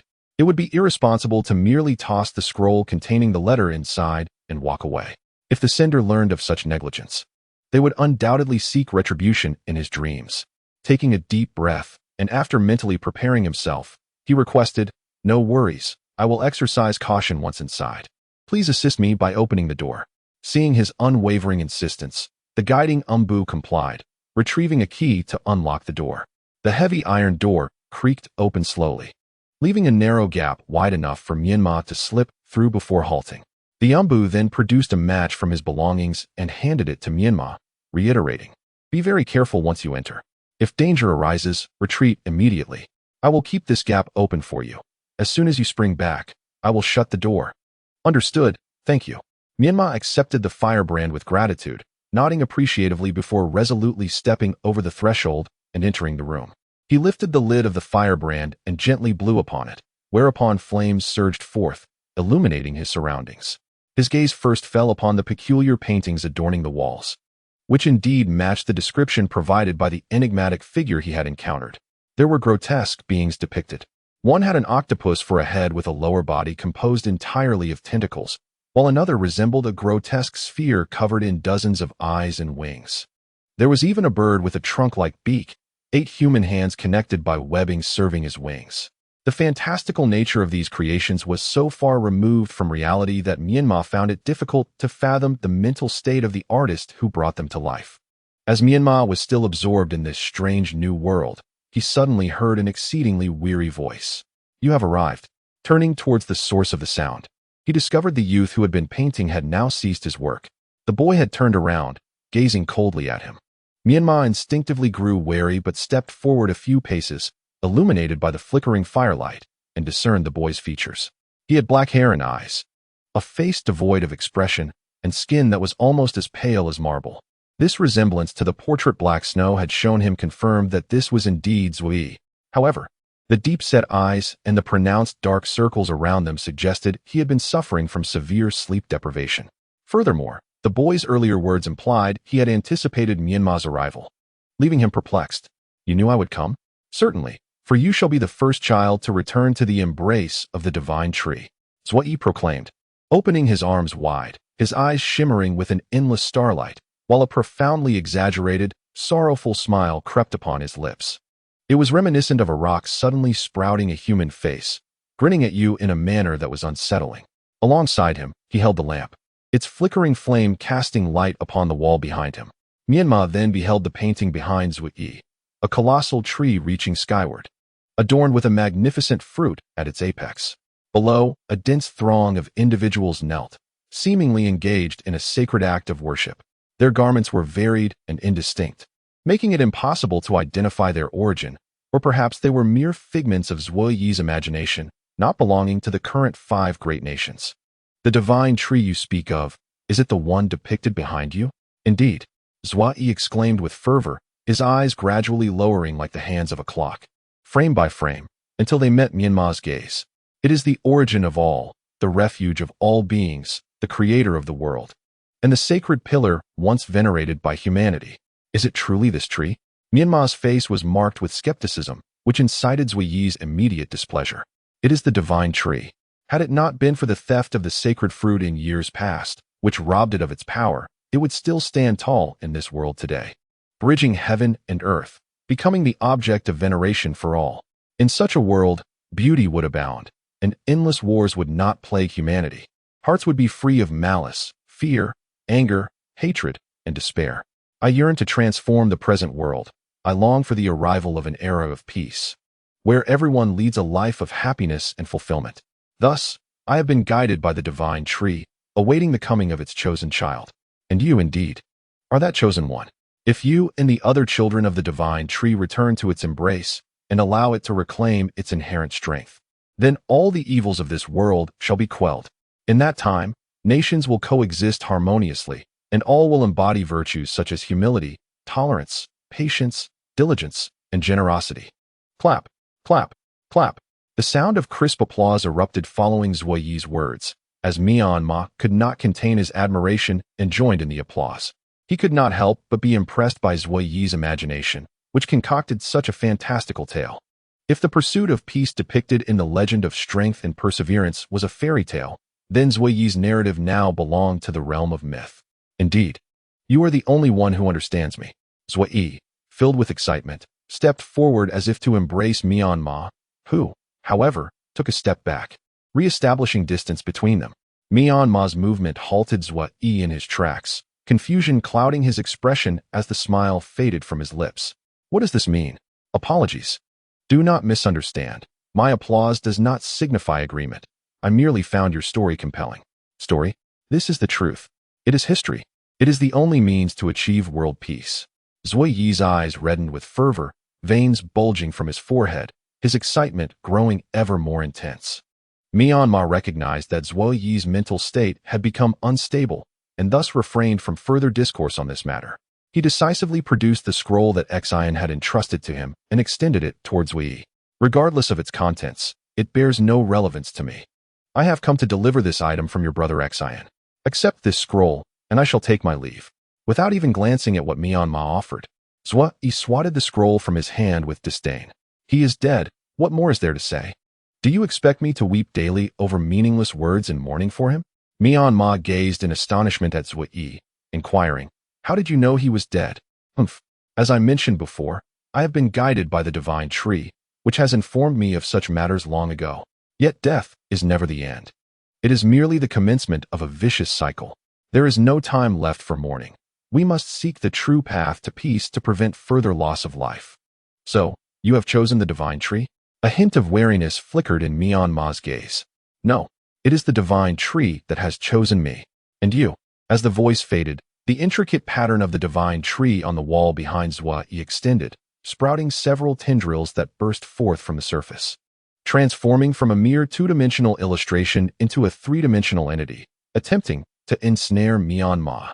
Fortunately, Myanmar had anticipated this and swiftly evaded the surprise attack by retreating in an instant. However, the other creatures on the walls of the room awakened as well, charging towards Myanmar with relentless ferocity, intent on bringing him down. In haste, Myanmar drew forth the small blade strapped to his back, channeling chakra into it, and unleashed a series of fierce slashes around him. The monsters, cleaved in twain, disintegrated into ink, cascading to the ground. Concurrently, a passageway was cleared, and Myanmar dashed towards the heavy iron door of the prison, slipping through the narrow gap that had been prearranged by the hidden ninja outside, escaping without a hitch. The guarding ninja, witnessing Myanmar's urgent appearance, quickly deduced that Zwa-yi had once again lost control, and exerted all his strength to slam the door shut with a resounding clang. The persistent banging from within echoed, suggesting Zwa-yi was still unwilling to accept his failed endeavor. The hidden ninja dared not delay, promptly locking the iron door and bracing himself against it, suppressing the forceful impacts emanating from within, before turning to Myanmar and inquiring about the situation. He must have gone mad. Indeed, the hidden ninja readily accepted Myanmar's assertion, for he had overheard fragments of their earlier conversation. It was unlikely that anyone in their right mind could concoct such a deranged tale. You should return for now. It is better not to provoke him further. Agreed. Myanmar nodded in acquiescence to the hidden ninja's words and began to retrace his steps. Yet, before he had taken more than a few strides, the sounds of the impact ceased, only to be replaced by Zwa-yi's clear voice emanating from the viewing window. You will ultimately embrace the divine tree. The moment you behold it, you will understand that all I have spoken is true. Myanmar shook his head in resignation, a twinge of regret tugging at his heart. Nevertheless, he resolutely continued on his path, departing from the scene. Chapter 1. The Rope Tree. The Konoha Scientific Research Institute, an iconic edifice nestled within the dense forest on the northern side of Konoha Village. Its design is both simple and elegant, fulfilling functional requirements while showcasing a more scientific architectural form. It stands as a paragon of aesthetics, practicality, and economic efficiency, a multifunctional high-rise structure that transcends time. The mastermind behind this creation is none other than Orochimaru, one of the legendary Sannin of Konoha. As the young man with chestnut-brown hair, clad in a gray jacket, and adorned with a crystal necklace, caught sight of the building from afar, a warm wave of happiness surged within him, filled with the anticipation of returning home. Wonderful! At last, I can meet my teacher, he exclaimed, exhilarated as he lightly punched his fist, reflecting on the relentless journey back from the Rain Village. Driven by the desire to deliver his experimental data to his mentor promptly, before him stood the Research Institute, and he could hardly contain the tears of excitement that threatened to spill forth. His weary legs instinctively surged with renewed vigor, propelling him into a frenzied run. The target had emerged. The Azure Dragon operation was underway. From the thicket nearby, four ninjas clad in green masks swiftly pulled taut the ropes at their sides upon receiving commands through their intercoms. Suddenly, several concealed ropes buried underground sprang to life, ensnaring the young man's feet and anchoring him firmly in place. He lost his balance and stumbled forward, narrowly catching himself with his hands to avoid a humiliating fall. An ambush. The youth was taken aback, astonished that anyone would dare lay hands on him so close to his own sect. How audacious! He glanced to either side and saw the four green-masked ninjas closing in, intent on pinning him to the ground. Acting quickly, he slapped the ground with one hand to regain his footing, then spread his arms wide to face the advancing foes. The shadow serpent technique. Several serpents erupted from his sleeves, swiftly subduing the four green-masked ninjas and ensnaring them tightly, causing them to collapse to the ground, unable to move an inch. Seizing the moment, the youth crouched down, attempting to free himself from the ropes binding his feet. Azure Dragon has failed. White Tiger, follow up. Understood. With that, two ninjas donned in white masks leaped down from the trees, each grasping the ends of a specially reinforced capture net, ensnaring the youth who was still focused on untangling himself. White Tiger has succeeded. Success, my foot. Spiral sphere. In an instant, a sphere of densely packed chakra energy, spinning with great force, effortlessly tore through the capture net. The youth was about to break free when that gruff voice shouted urgently, "Where's the Black Tortoise Hall? Subdue him. The Black Tortoise Hall is here." The unified response echoed from four different directions as four massive figures, resembling sumo wrestlers and wearing black masks, lunged toward the youth. Each one seized a limb, pinning him down as if he were nailed to a cross. Enough already, one after another. Do they think I have no temper? The youth, thoroughly exasperated, began to channel his chakra energy with precision into his limbs. In a sudden explosion of power, he unleashed a powerful gust that shook off the 8 hands gripping him. Following that, with a fierce kick, he unleashed his strength, sending the 4 hulking figures, along with the 2 white-masked ninjas, flying several dozen meters away. In the midst of the chaos, he snatched the intercom that had fallen from the group and shouted into it. "Is the Vermilion Bird Hall here too? How many more of you are there? Show yourselves, or when I return, I shall have my sister flay your skins." You said it. This time, the gruff voice did not emanate from the intercom, but came from behind him. The youth turned to find 4 ninjas wearing red masks standing before him. Upon their shoulders rested a palanquin exquisitely crafted from pure gold and adorned with the finest snow mink fur. Inside reclined a diminutive piglet, resplendent in splendid attire, adorned with a coarse golden chain around its neck and shielded by sunglasses. This was Tunton, the cherished pet of his sister, Tsunade. "Ah, so it is you, this roasted piglet, who has conspired against me." The young man, filled with indignation, stepped forward and seized Tunton by the ear, eliciting a pained squeal from the little creature. Yet none of the attendants dared to intervene. "Release me, let go at once. My ear will be torn off. I am merely following orders. If you must lay blame, direct it towards your sister. If you have the courage, seek her out. Humph. In your dreams, I shall not return." The youth relinquished his grip and turned to stride towards the research institute. Tunton hastily rubbed his reddened ear and gestured for his subordinates to follow the young man, puffing up indignantly as he exclaimed, "You deceitful Shunshu. You cannot keep your word, even deceiving a little pig." What have I deceived you about?" The youth, referred to as Shunshu, tilted his head in confusion, unable to recall any falsehoods he had uttered. You just stated you would return to confront your sister, to flay their skins. Now you claim you will not return. Is that not a breach of your word? That, I merely jested. I am not so cruel. And besides, what purpose would it serve to return? Staying by my sister's side is far too stifling. How could it compare to being here? It is much more comfortable with my teacher. Hee. As he spoke, a joyful smile spread across Shinshu's face, revealing his genuine fondness for this place. Tunton, however, was left speechless. He could empathize with Shinshu's sentiments, yet regrettably, Tsunade's feelings might not align. "Alas, I advise you to return with me at once. Otherwise," before Tunton could finish his sentence, Shinshu swiftly interrupted, diverting the topic. "Enough about her. What is with your voice being so gruff since the beginning? Do you not find it awkward? Indeed, it is because the translator your teacher provided is malfunctioning, which is why I am here to have him repair it." Tunton removed the miniature translator clipped to his collar, while he lacked the ability to speak human language. The summoning beast translation device, gifted by Orochimaru, enabled him to communicate effortlessly with anyone. No wonder. I wondered why you personally came to summon me home. It appears you have ulterior motives. Shinshu took the translator, inspecting it, and found no external damage, leading him to conclude that perhaps an internal wiring issue was at fault. Well then, let us go and pay a visit to my teacher. But before that, you should continue using this rugged voice of yours. To be honest, I think it quite suits you, creating a striking contrast with your adorable piglet persona. Perhaps you should forego repairs and embrace this peculiar style going forward.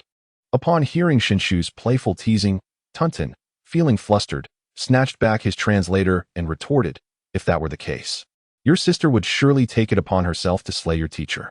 Should you wish to witness such a scene, a mere little pig such as myself would hardly mind. Shinshu fell momentarily silent, left with nothing but a dry glare directed at Tunton. Chapter 2. Welcome back. Hey, wake up. Kidomaru, look over there. What are those people doing? Could they be planning an assault on the research institute? A gray-haired youth, possessing 2 heads, urgently shook the net hammock beside him. In the hammock lay a boy known as Kidomaru, who had 6 arms and sported a high ponytail. He lazily opened his eyes, stretched comfortably, and flipped out of the hammock. Following the direction indicated by the gray-haired youth, he noticed a disciplined group of approximately 20 individuals, adorned with masks of blue, white, black, and red, marching towards them from the southeast. Instantly, Kidomaru's drowsiness vanished. He rubbed his eyes and released the earth's curse seal within him, allowing the runes to spread to his eyes, temporarily enhancing his vision to discern distant objects clearly. After examining the mysterious group once more, he still could not deduce their origins. Ultimately, his gaze settled on a young man at the forefront of the procession who had short chestnut hair. As he adjusted his focus to see the young man's face clearly, a smile of delight involuntarily appeared on Kidomaru's face. What's going on? Did you see clearly? Calm down, Zoken. Did you notice the person leading that group? What's the matter? Zoken nodded. That is Lord Nobuki. What? Surprise filled Zoken's face, quickly replaced by joy. That's wonderful. I must hurry to inform Lord Orochimaru. Apologies, but it's too late. Moyu has already rushed ahead to report. The speaker was a stout, tall boy with only 3 strands of yellow hair atop his head, currently munching on a bag of chips.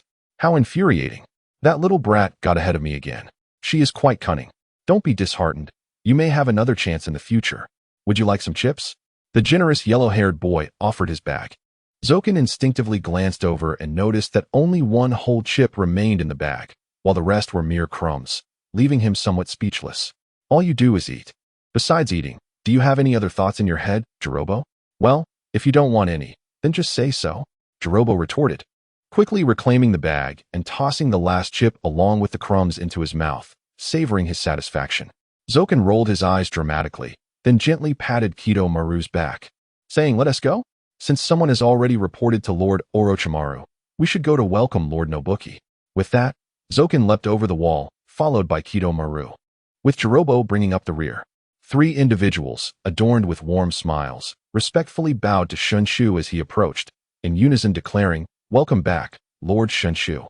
Oh, Zhuijin, Gue Tongwan, Jilang Fong, you are all here. How have you been lately?" Shinshu inquired with a jovial tone. "Haha, no need to worry about us. Everything is splendid at the Research Institute, and we are all thriving." Gue Tongwan replied eagerly, stepping forward ahead of Zhuijin, his hands awkwardly scratching his head, another hand patting his chest, while yet another rested on his hip. Shinshu couldn't help but chuckle at his antics, affectionately reaching out to ruffle his hair. There's no need for such formalities. Frankly, you seem to have gained some muscle. Really? Gue Tongwan exclaimed, his face lighting up with delight, feeling validated in his efforts at training. Indeed, Lord Shinshu's discerning gaze was sharp, unlike Zhuijin, who merely indulged in self-deception.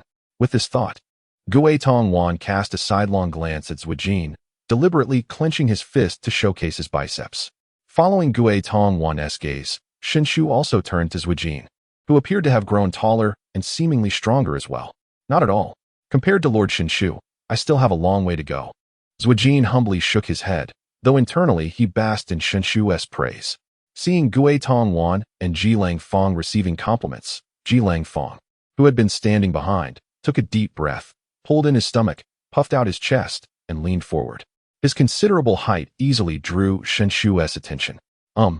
Ji Langfang is also doing quite well. You seem to have gained a bit of weight since I left, Xinshu remarked. At this, Ji Langfang quickly exhaled the breath he had just taken, allowing his stomach to sag back down, restoring his former portly appearance. While a hint of discontent flickered across his face. Lord Xinshu, you needn't flatter me. There's no need for such pretense, Ji Langfang thought, feeling a silent bitterness. However, if Lord Xinshu deemed him overweight, it must be true, and he would have to find ways to moderate his eating habits. From his palanquin, Tun Tun observed Xinshu engaging with these peculiar youths, all with their odd appearances, and inwardly critiqued Orochimaru's research institute, pondering its true purpose. Could it be a fade, appearing respectable while secretly engaging in dubious activities? Yet, upon reflection, he realized his own master's endeavors were hardly commendable, prompting him to dismiss such hypocritical thoughts. Nonetheless, he remained resolute in his determination to bring Xinshu back from this peculiar place. Xinshu-senpai. A fervent female voice suddenly resonated from within the institute. Moments later, a woman clad in a white lab coat, unable to fully conceal her voluptuous figure, with a dark purple ponytail, dashed out from the research facility. She embraced Xinshu, her face radiating a sweet smile. You're finally back. I've missed you so much. Xingshu found himself blushing profusely at the sudden enthusiasm of the girl, yet instinctively, he gently wrapped his arms around her waist, fearing that a momentary lapse might send her tumbling away. Under the watchful gaze of all present, they spun around in place before coming to a halt. Noticing the girl's unabashed desire to draw closer to Xingshu, Tun Tun sprang into action, leaping from her palanquin and delivering a swift kick to the girl's forehead. Alas, how noble Xingshu is, yet still unmarried. I cannot allow such a commoner to tarnish his purity. The girl, struck, fell back, releasing her grip around Xingshu's neck and grasping Tun Tun instead.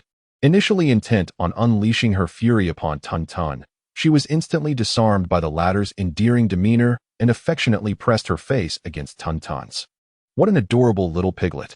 Ah, let me go, or I shall summon the Four Saints Hall to deal with you. Oh, is that so? How fierce. Do you prefer her steamed or braised?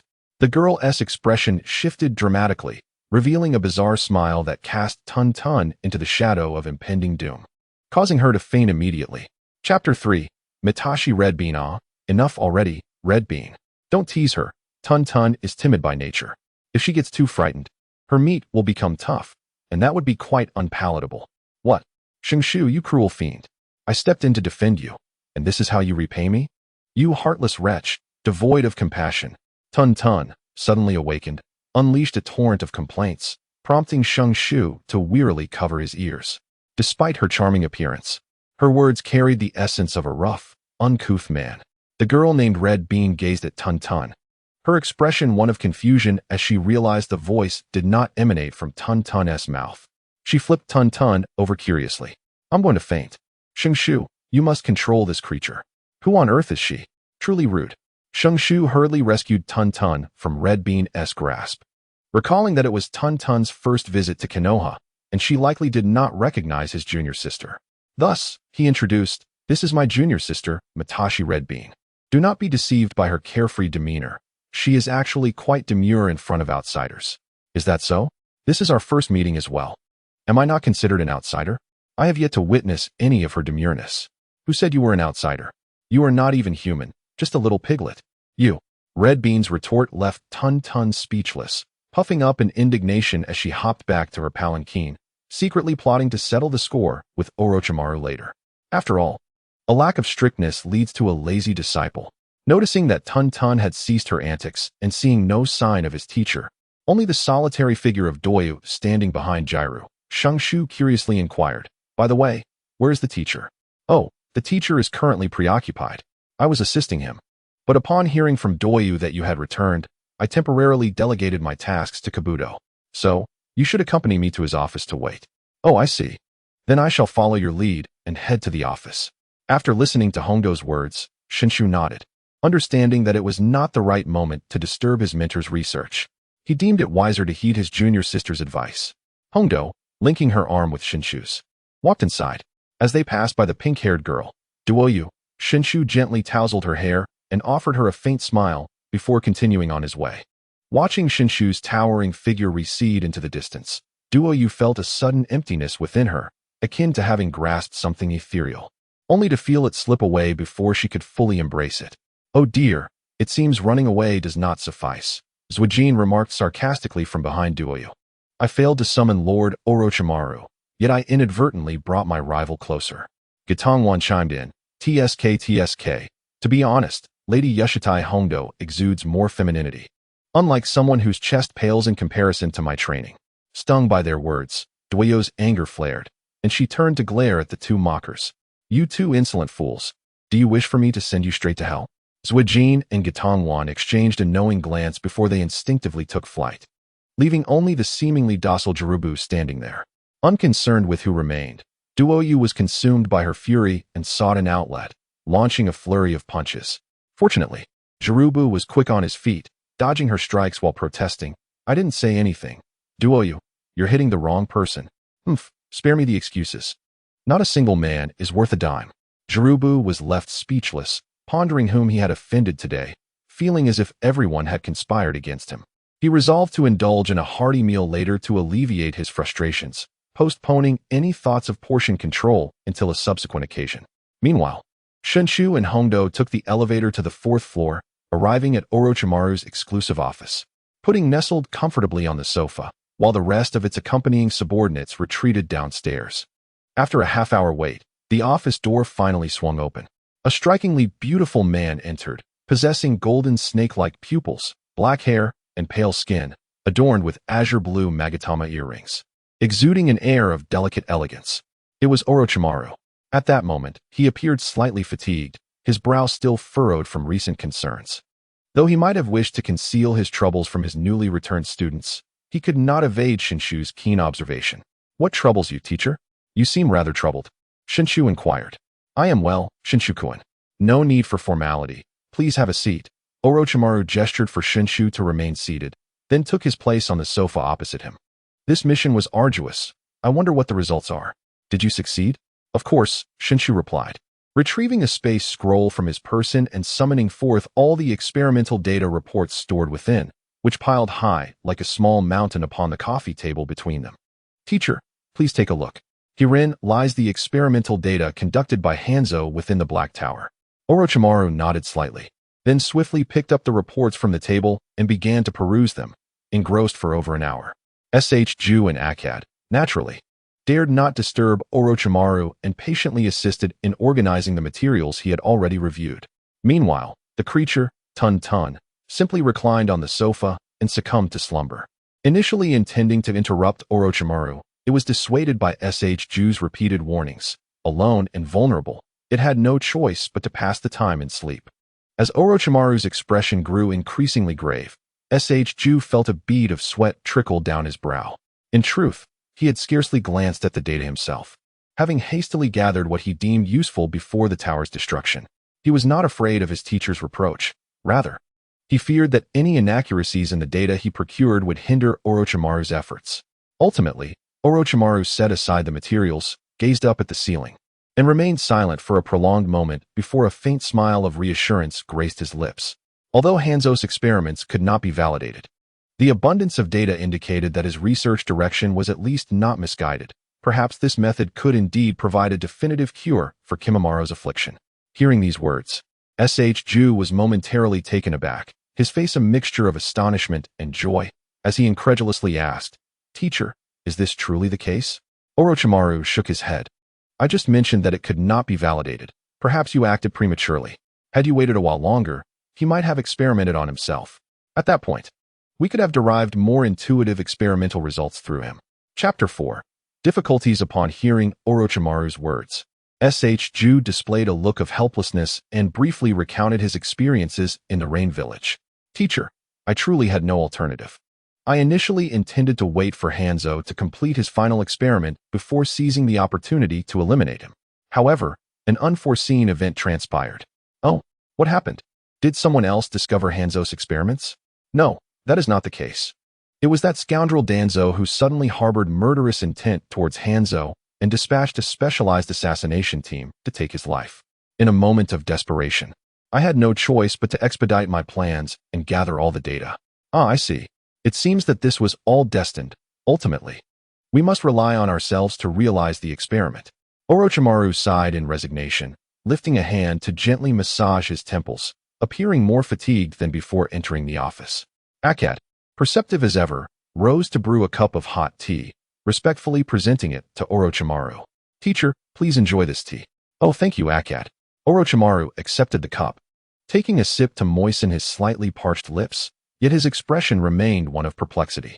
After delivering the tea, Akkad returned to S.H. Ju's side, observing S.H. Ju's concerned inquiry towards Orochimaru. Teacher, might we face difficulties in conducting the experiment ourselves? Indeed, there are some challenges. Orochimaru gently placed the teacup upon the coffee table, lifting his gaze towards Shinji, and stated with gravity, materials, instruments, and funding. These are all significant issues. As for the materials, most of the commonly used ones are relatively easy to procure. The Research Institute's storeroom has them in abundance.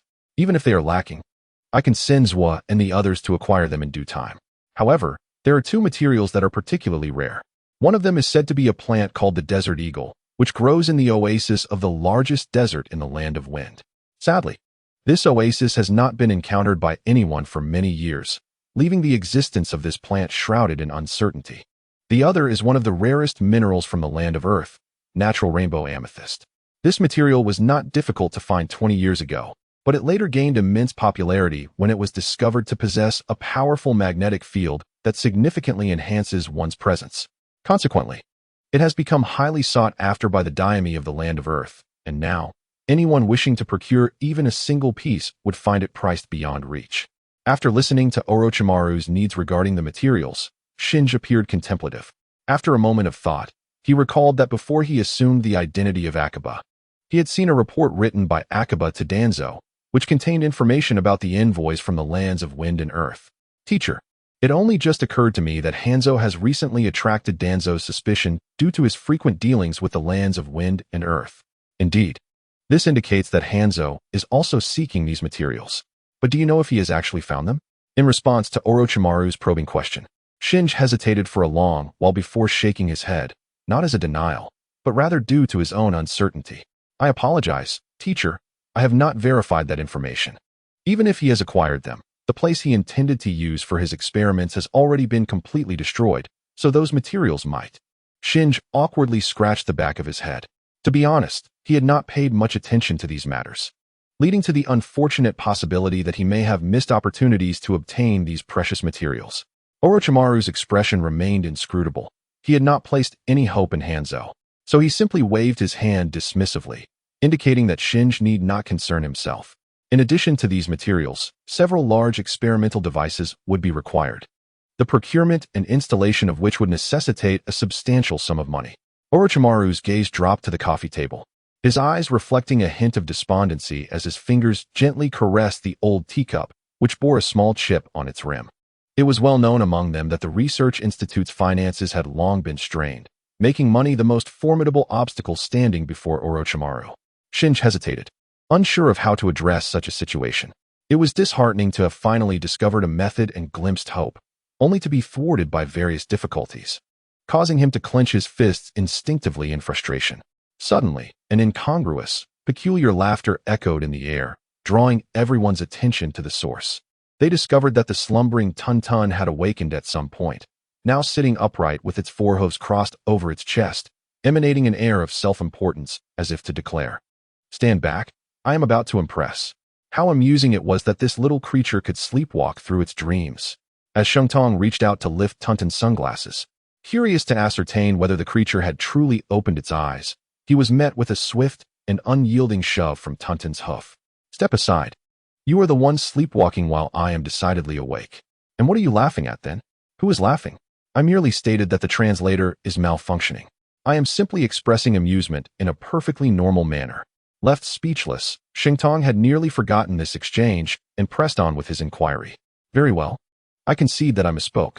Pray tell, what is the cause of your laughter? What else could it be?" Your teacher's words were crystal clear, yet your pig-headedness prevents you from grasping his meaning. How could I not find that amusing? Who are you calling pig-headed, you little piglet? In a fit of exasperation, Shungtong seized Tuntun's ears, determined to teach the creature a lesson. If he did not assert himself today, Would Tuntin not return to smudge his face with pig excrement in the future? Tuntin squealed in protest, the siblings sharing a similar temperament, unable to refrain from flaunting their bravado before turning the tables. Release me at once, or I shall raise the Sound Village and capture every orphan sheltered by your teacher to make them slaves, dismantling your Konoha Scientific Research Institute and leaving you all destitute on the streets. Ah, you roasted piglet, the more I handle you, the more spirited you become. Today, I shall see to it that your ears are severed for a delectable dish. Shungtong tightened his grip, and Tuntin felt as though his ears might truly be twisted off, prompting him to abandon his bravado and plead for mercy. I was mistaken. Please, do not twist them. They might actually come off. In truth, materials, instruments, and funding are not the issue. There is someone who can effortlessly assist you. What? Are you speaking the truth? Shungtong ceased his actions, and Tuntin, feeling a wave of relief, immediately wriggled free and leapt to Orochimaru's side for protection. Orochimaru smiled gently, placing Tuntin on his lap and tenderly massaging his ears to alleviate the pain. With the safety of a guardian, Tuntin quickly regained his confidence, thumping his chest and declaring with conviction, absolutely true. Now tell me, who is this person? Humph. Tuntin adjusted the sunglasses perched on his nose and replied with feigned solemnity. Your sister, Princess Tsunade. Chapter 5. Departure. Stop right there. Do not speak any further. I understand your intent, yet I shall never return. Shungtong crossed his arms defiantly, fully aware of the immense power his sister possessed as Tsunade's sole sibling. Even if she could effortlessly resolve all issues with a mere flick of her sleeve, he would not consider returning to seek her aid. He, Shungtong, was a man determined to become Hokage. He would rely solely on his own diligent hands to forge a legend uniquely his own. Observing the resolute expression on Shungtong's face, Tuntin sighed and remarked, alas. What a pity. You shall have to watch that fellow, what was his name, Maru, succumb to illness, for aside from Lady Tsunade, there is likely no one else in this world who can assist you two impoverished mentors. Bah. You are quite the character, speaking in such an ominous manner. Junmaru is merely suffering from a grave illness. Who told you that he is on the brink of death? Isn't that right, sensei? Shinji turned to the ever-silent Orochimaru, hoping for a modicum of psychological solace. Yet, what he ultimately received was merely a bitter expression from Orochimaru. Sensei, does this mean Junmaru's condition is indeed dire? Yes. He is now at a critical stage. The excruciating pain he endures allows him no more than 4 hours of restful sleep each day. If this continues without prompt and effective treatment, I fear he may depart from this beautiful world within 3 months. Is there nothing you can do to save him? Alas, it is futile. I have exhausted all options. Before coming to the office, I made a special visit to see him. Regrettably, my newly developed medication only temporarily alleviated his pain without improving his overall condition. A hint of regret crossed Orochimaru's face. For it is indeed tragic that a genius like Junmaru may soon perish due to illness. Who could foresee such a dismal outcome and accept it? Shinji, feeling ashamed, lowered his head, equally disheartened. He understood that the decision to undertake Hansa's experiment was fraught with risk for his teacher as well. Likewise, the ailing Junmaru hoped that his elder brother could restore his health. Thus, for the sake of his teacher and his junior disciple, what harm would there be in returning home to seek assistance from his sister? If he could not protect those he wished to safeguard, how could he ever aspire to become Hokage? The spirit of fire ignited fiercely within Shinji's chest. He lifted his head with renewed determination gleaming in his eyes. Very well. I shall return and ask for my sister's help. If it can alleviate our current predicament, what fear is there in this sacrifice? Excellent. Your spirit is commendable. However, this time, your teacher Orochimaru must accompany you as well, Tantan interjected. Why is that? Shinji inquired, perplexed. Need I explain? Every time you return, you seem to dash off with the money. Do you truly believe that Lady Tsunade's generosity comes from thin air? At Tantan's remark, Shinji felt a wave of embarrassment wash over him, his cheeks flushing. Therefore, this time, your teacher must join you, allowing you to stay in the city a bit longer. Furthermore, aren't you in urgent need of these materials and instruments? Even if you acquire them, they must first pass through the scrutiny of the Gene Snake Division. By the time they reach Konoha, considerable time will have been lost. It would be more prudent to conduct the experiment in Jiulong City. Well, Shinji's expression turned troubled. He had no objections and found this plan feasible. However, he could not be certain whether his teacher, who rarely ventured beyond the confines of the research institute and preferred the comforts of home, would be willing to go. Fear not, I am willing to go. And this experiment will require an exceptionally delicate surgery, for which Tsunade's assistance is essential. Hearing Orochimaru's unwavering agreement, Shinji felt a sense of relief wash over him. He was taken aback by the willingness of his teacher to make such a significant sacrifice, which genuinely moved him. However, he soon realized another serious issue. Was the operation going to require assistance from Tsunade? A jolt of realization struck him as he recalled that his gambling prodigy sister, aside from excelling in various gambling games, also possessed remarkable medical skills. Yet, he couldn't help but question whether those hands, accustomed to decades of rolling dice and shuffling mahjong tiles, could still deftly wield a scalpel. I want to go too, Hondo exclaimed, raising her hand, her face radiating uncontainable excitement. With both her teacher and senior brother preparing to leave, it was imperative for her to accompany them. Moreover, it had been many years since she had last seen Lady Tsunade.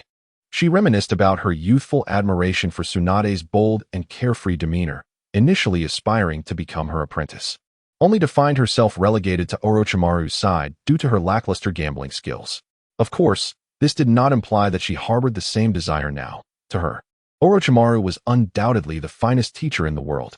Nonetheless, she couldn't suppress the urge to reunite with her childhood idol. Suddenly, the office door burst open, and Doyu and a few others tumbled in, evidently having eavesdropped from outside. With all eyes upon them, Kyotomaru unceremoniously inquired of Orochimaru, "Lord Orochimaru, may we join you?" Orochimaru hesitated to respond directly, glancing at the piglet cradled in his arms. This was not his domain, and he dared not make unilateral decisions. As attention shifted back to the protagonist, the piglet puffed up its chest defiantly. "Yes, everyone can come. The expenses will be entirely on me. Such a trifling amount is nothing before the Senju clan. Yay, that is wonderful." The four of Doyu joyfully high-fived each other, while Hondo seized the opportunity to wrap her arms around SH.Ju's neck. "We must not delay. Let us depart today." The piglet, fearing SH.Ju might have a change of heart, swiftly took out a walkie-talkie to instruct its subordinates waiting outside the research facility. Then, recalling that its translator was still broken, the piglet hurriedly handed it over to Orochimaru for repairs. By the time the translator was fixed, the multiple carriages that the piglet had instructed its subordinates to prepare were already waiting downstairs. Among the carriages arrived a corpulent merchant, his eyes nearly slitted into a line. This merchant was a prominent figure in Konoha, so when Hondo and the others saw him, their surprise was palpable.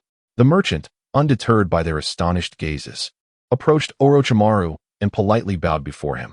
Orochimaru returned the gesture with a nod. The merchant then directed his gaze towards the piglet in Orochimaru's arms, forcing a sycophantic smile. "Ah, Lord Piglet, I've heard you require carriages. I have immediately selected the finest steeds for my clan and hope you will graciously accept a ride." How considerate of you.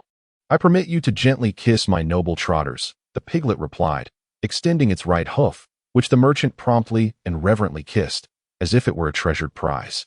"Upon your return, I hope you might whisper a few sweet words into Lady Tsunade's ear. I genuinely desire to forge more business collaborations with the Kimo City. Rest assured, these are mere trifles. Just wait at home, for the heavenly official shall soon pay a visit." "Ah, well, I shall express my gratitude in advance." The merchant bowed repeatedly, yet Taunton had grown weary of even casting a glance his way. After all, he had witnessed such scenes countless times.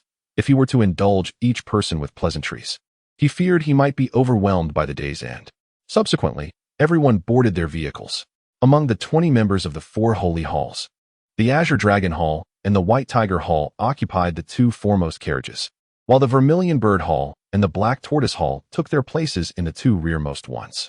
Orochimaru, SH.Ju, Taunton, and Akkad shared the first carriage in the middle section. The four from Doi assisted the ailing Kimimaro into the second carriage of the middle section. The third and fourth carriages were designated for their luggage and essential equipment. Originally, D had intended to accompany them on this journey, but upon receiving the news of the death of Yakushi Nanuyu, he was deeply saddened and chose to remain at the Research Institute for solitude. Once all had boarded, the carriages gradually accelerated, departing from the Research Institute and heading north towards the Land of Fire. Chapter 6. The Thousand-Handed Kimo City after a grueling 12 days of travel. Tonton's caravan finally reached a territory in the northern part of the Land of Fire, adjacent to the Land of Waterfalls. Over 30 years ago, this was an unremarkable wasteland, yet it has transformed into one of the most extravagant locales in the world. Akkad peered out of the carriage window and, in the distance, beheld the towering, undulating city walls, their grandeur reminiscent of mountains rising abruptly from the earth, making it hard to believe they were crafted by human hands. The drab walls of Kanahagakur paled in comparison, resembling mere mounds of dirt assembled by a child, lacking both aesthetic appeal and the sturdiness evident in the simple yet majestic white walls before her. Moreover, she had seen various wall styles from other nations in the illustrated records of the Chronicles of the Nations. Even the gates of Konoha ranked second in terms of beauty, strength, and economy. Even the first, the famed gates of Kumogakure, known as the Celestial Paradise, seemed to lose some of their grandeur when compared to the white walls she now gazed upon. As the caravan drew closer, the opulent, gold-trimmed city gates finally came into view. Adorning the walls was a massive plaque, emblazoned in gold lettering on a crimson background, inscribing the 5 characters, Thousand-Handed Kumo City. On either side of the wall stood 2 colossal stone sculptures, each about 30 meters tall, resembling human figures.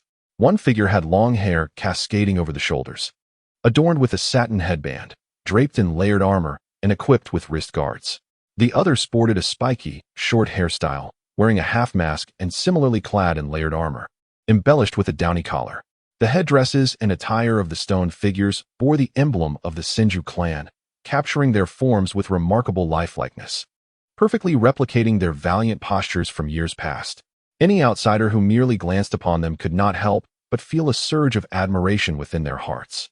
Moreover, the sculptures have been deliberately crafted to such a grand scale, ensuring that all who wish to admire their visages must do so with reverence, gazing upward. As Hongdo looked up along the statue's forms, he was taken aback upon recognizing the faces carved into the stone. Despite being somewhat prepared, he could not help but be astonished. The likenesses were identical to the first 2 faces etched upon the Hokage rock of Konoha village, representing the first Hokage, Senju Hashirama, and the second Hokage, Senju Tobarama. A tremor ran through Hongdo's heart, compelling him to exclaim, "Surely, only Tsunade-sama would have the audacity to place the statues of her illustrious ancestors at the entrance, guarding her gates." Shungshu, with a hand on his forehead, felt his composure shatter. To be honest, when he returned a few years prior, these 2 sculptures were still in the works. At a glance, he had thought the armor adorning the statues belonged to ancient gatekeeper generals. Little did he know that his sister was so audacious as to bring forth the likenesses of their grandfathers. How would he explain this when he next paid respects to them? "Fear not," chuckled Tun. Lord Hashirama adored Tsunade-sama. He would not take offense. In fact, her whimsical approach is bound to elicit applause from them in the afterlife.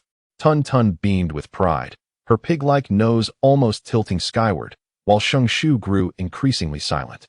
"Look at you fretting. This elevates the renown of Lord Hashirama and Lord Tobarama, allowing more souls to cherish their radiant legacy." "Oh, but their names are already legendary throughout the shinobi world. Do they require your assistance to amplify their fame? What about beyond the shinobi realm?" Tun's eyes curved into crescent moons, her lips curling into an enigmatic smile. Upon seeing this expression, Shungshu immediately sensed trouble. After all, the Senju Jiulong city is a gambler's paradise, a sacred ground for various factions and nefarious powers. Countless individuals have indulged here, seeking novelty and excitement. Some wagering fortunes in casinos, only to find themselves overnight millionaires, while others, unable to repay their debts, faced the severing of tendons and were cast into the streets. This place is a beguiling sanctuary from which it is difficult to depart, yet it is also a most brutal and cold-blooded purgatory of humanity. At the helm of these dark forces, firmly grasping 70% of the gray industrial chains of the 5 great nations, stands his sister. A woman of extraordinary strength and unmatched luck at the gambling tables, Tsunade. "Damn it, are you intent on tarnishing the illustrious legacies of our grandfathers?" Shungshu erupted in a fervent roar, startling everyone in the vehicle. Realizing that Shungshu might have misconstrued her words, Tun rushed to clarify, "Do not misunderstand. You are mistaken. Tsunade-sama merely wishes to immortalize the 2 lords as the deities of wealth in Jiulong City, revered and worshipped by all who seek fortune. That is hardly different. Given the company in Jiulong City, Do you think I am unaware? If they are worshipped, our grandfathers may very well rise in fury. Nonsense. This is a mere stereotype. The Thousand-Hand Nine-Dragon City has gradually transitioned towards legitimacy under Lord Jiraiya's earnest guidance. Is it possible that the casinos have ceased operations? Have the gangs disbanded? Have all those red light districts been dismantled? Ju crossed his arms in frustration, leaning back with a face full of anger as he posed his inquiries. In response, Taunt, undeterred by his questions, settled into a more comfortable position and spoke with deliberation. The casinos will undoubtedly remain operational, and they must be larger and more extravagant. For this is a time-honored craft passed down since the days of Lord Hashirama. As the successor, Lady Tsunade cannot forsake her heritage. To do so would be an act of disrespect and ingratitude. Such a craft is better left unused. Ju interjected with a scoff. Taunt cast a sidelong glance at Ju, shaking his head in resignation. However, other illicit enterprises have been gradually abolished. Now, Nine-Dragon City, leveraging its amassed connections over the years, has begun to engage in various compliant and lawful business ventures, which are increasingly being embraced by different nations. If you doubt this, you may inquire around once you enter the city. Furthermore, did you not hear the merchant who lent me the carriage speak in Konoha? Nowadays, any merchant collaborating with Nine-Dragon City is reaping substantial profits. What was once feared is now met with enthusiasm. Ju furrowed his brow, contemplating the reasons behind this transformation. After all, Nine-Dragon City unites diverse factions and possesses formidable strength, making it significantly easier for those seeking to establish trade routes across nations compared to ordinary merchants. But is it genuinely legitimate business? Surely, they are not coercing others, negotiating with a knife to their throats, are they? If that were the case, would merchants flock to collaborate as they did with the previous one? Taunt's retort left Ju speechless, as the merchant's expression indeed did not suggest coercion. And what of the gangs and criminal elements? Naturally, they have been compartmentalized and are now under unified management, no longer allowed to act with impunity.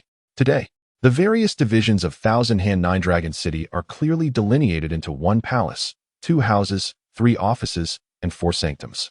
Besides the Thousand-Hand Palace led by Lady Tsunade, with Shizune as her aide, the remaining houses and offices, namely the Azure Dragon Hall, White Tiger Hall, Vermilion Bird Hall, Black Tortoise Hall, Golden Serpent Office, Southern Dipper Office, Northern Dipper Office, Underworld, and Heavenly Palace, are organized in accordance with the colors of Azure, White, Vermilion, Black, Gold, South, North, 3, and Jade. Chapter 7. The Heavenly Official and the Jade Maiden. Ju gently tapped on the carriage window, his face finally displaying a long-lost expression of patient listening.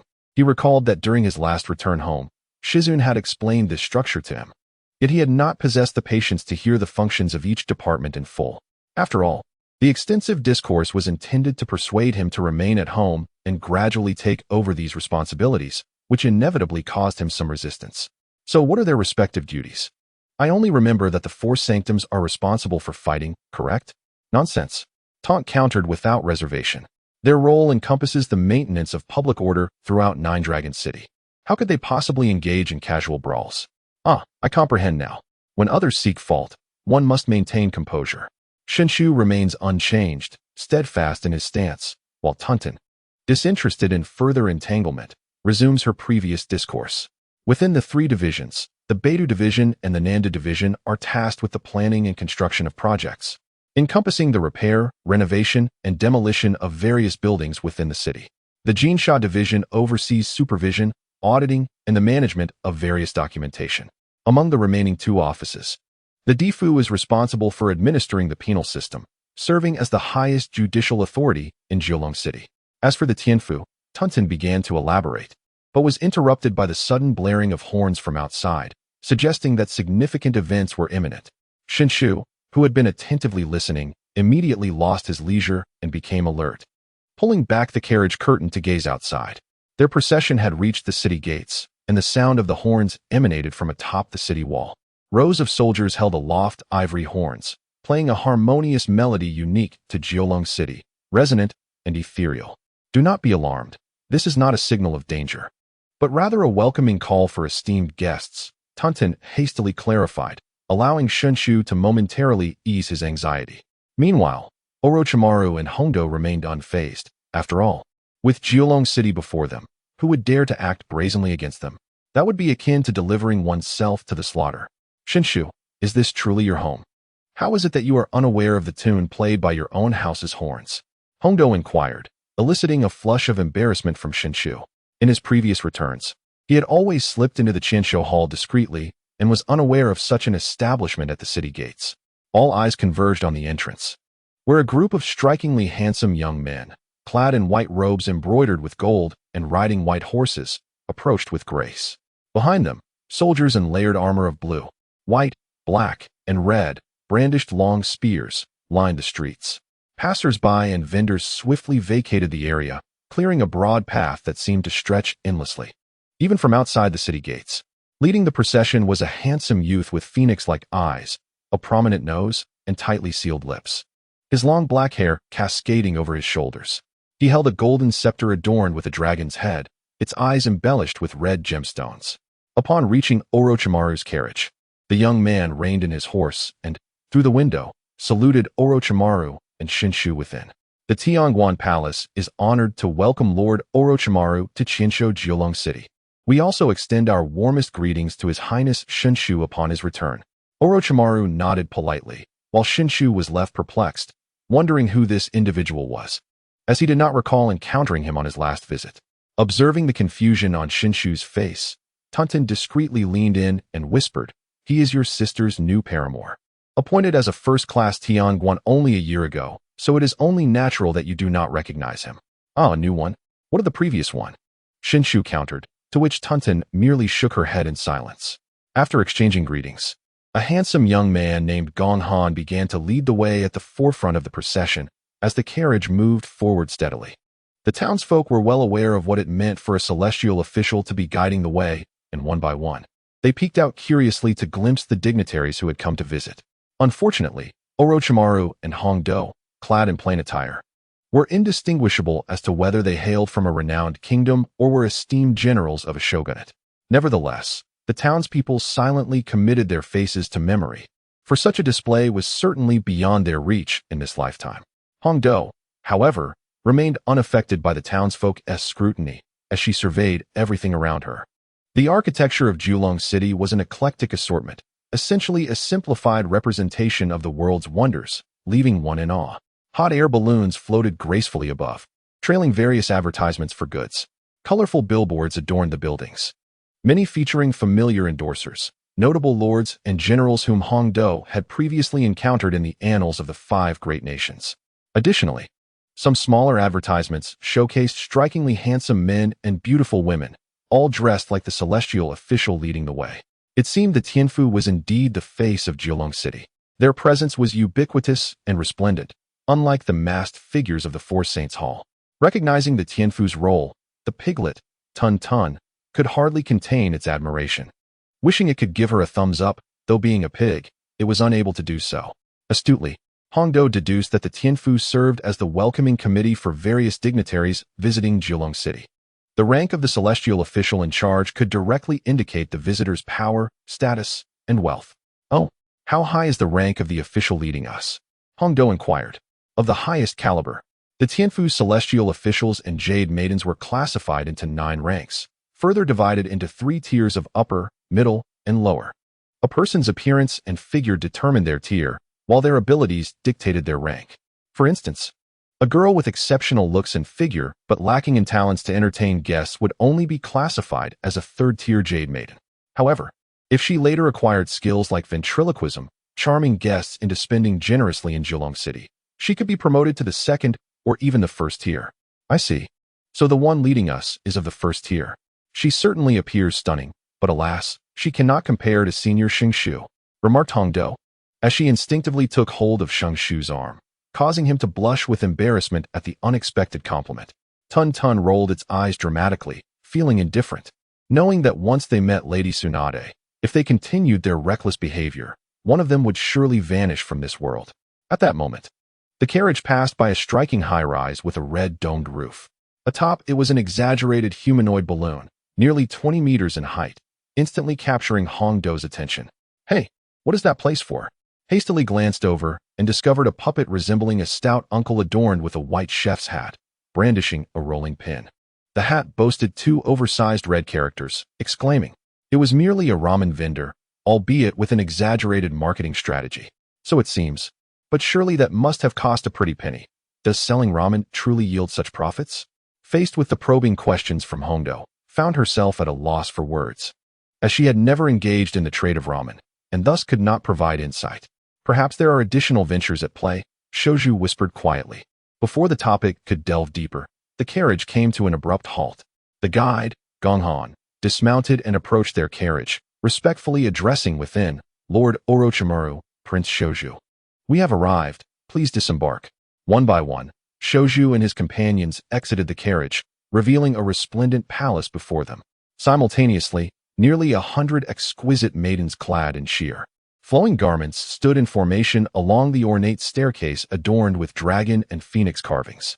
Before the onlookers could fully absorb the grandeur of the scene, the maidens, with their delicate pink lips, harmoniously burst forth in a captivating celestial melody. "We welcome Prince Shoju home." Chapter 8. Tsunade in the gambling city of Tobarama. On the 6th floor, within the 666 private room. Here, the Nine-Dragon City was designed as an exclusive sanctuary for esteemed guests of immense power and status from various nations. The room boasted exceptional soundproofing, and the corridors were patrolled by the shadowy spies of the Golden Serpent Division. Moreover, the Southern and Northern Star Divisions maintained a protective formation around the clock, ensuring that guest information remained impervious to eavesdropping, with no risk of any private matters being leaked. Thus, all guests in this esteemed establishment could easily shed their external identities and facades, embracing their true selves and liberating their innermost desires. At this moment, within the private room, a voluptuous woman with flowing light yellow hair, slightly intoxicated, wore her attire with an open neckline that revealed her fair bosom. One hand held a wine bowl, while the other vigorously shook the dice cup. This woman was none other than Tsunade, the architect and matriarch of the entire thousand-hand Nine-Dragon City. With a resounding thud, Tsunade slammed the dice cup onto the table, causing the chips to scatter with a clatter. She abruptly lifted her gaze towards the elderly man seated opposite her, adorned in a samurai robe with long gray hair and beard, flanked by 2 exquisite maidens. With a playful smile, she inquired, "Lord Sambyun, do you wager this roll will be high or low?" Sambyun did not respond directly. His face bore a rosy hue, clearly having indulged in libations. He swayed slightly, turning to the 2 beauties beside him and gently asked, "My lovely companions, why not assist this general in predicting whether it will be high or low?" The maiden to his left, shyly fidgeting, delicately tapped his chest with her finger and replied, "High, for it suits you perfectly, Lord Sambyun." "Oh, is that so? I did not anticipate you would also lean towards high," Sambyun replied with a knowing smile, then turned to the maiden on his right. "What say you? Adults are truly vexing. Must one even inquire?" "Naturally, the young lady perceives them as such." "Ha ha." Sambyun laughed heartily, and indeed, the melodious sounds of Julong City were as delightful as they appeared. "Very well, let us see what unfolds. I implore Princess Tsunade to unveil the secrets." "Certainly." Tsunade, with decisive grace, lifted the cover, revealing 3 dice, all showing 3 pips upwards, totaling 9, considered a small sum. "How much is that?" Sambyun's vision had become quite blurred. Countless dots danced before his eyes. Even after shaking his head, the faces of the dice remained indistinct. The 2 lovely companions beside him hurriedly approached to confirm, and after verifying the count, they whispered, "Lord Sambyun, it is 9, indeed small." "Small? Alas, once again I falter. Who would have thought that Princess Tsunade would possess such fortuitous luck?" Sambyun retracted one hand, pushing all the remaining chips on his table towards Tsunade, his face still beaming with joy despite the loss. "After all, the purpose of this gathering is amusement. As long as everyone enjoys themselves, that suffices." In the adjacent private hall, separated by a screen, a dozen generals from the Iron Country were also surrounded by beautiful companions, indulging in their own merriment. Suddenly, the door creaked open, and a woman clad in a professional secretary outfit, with black stockings and high heels, and sporting half-rimmed glasses, entered with short black hair. She swiftly navigated through the revelry, kneeling beside Tsunade to whisper in her ear, "Lady Tsunade, the daimyo of the Wind Country has arrived. Arrangements have been made for the celestial envoy to escort him to the gaming hall. Would you like to make an appearance?" Tsunade glanced at the speaker.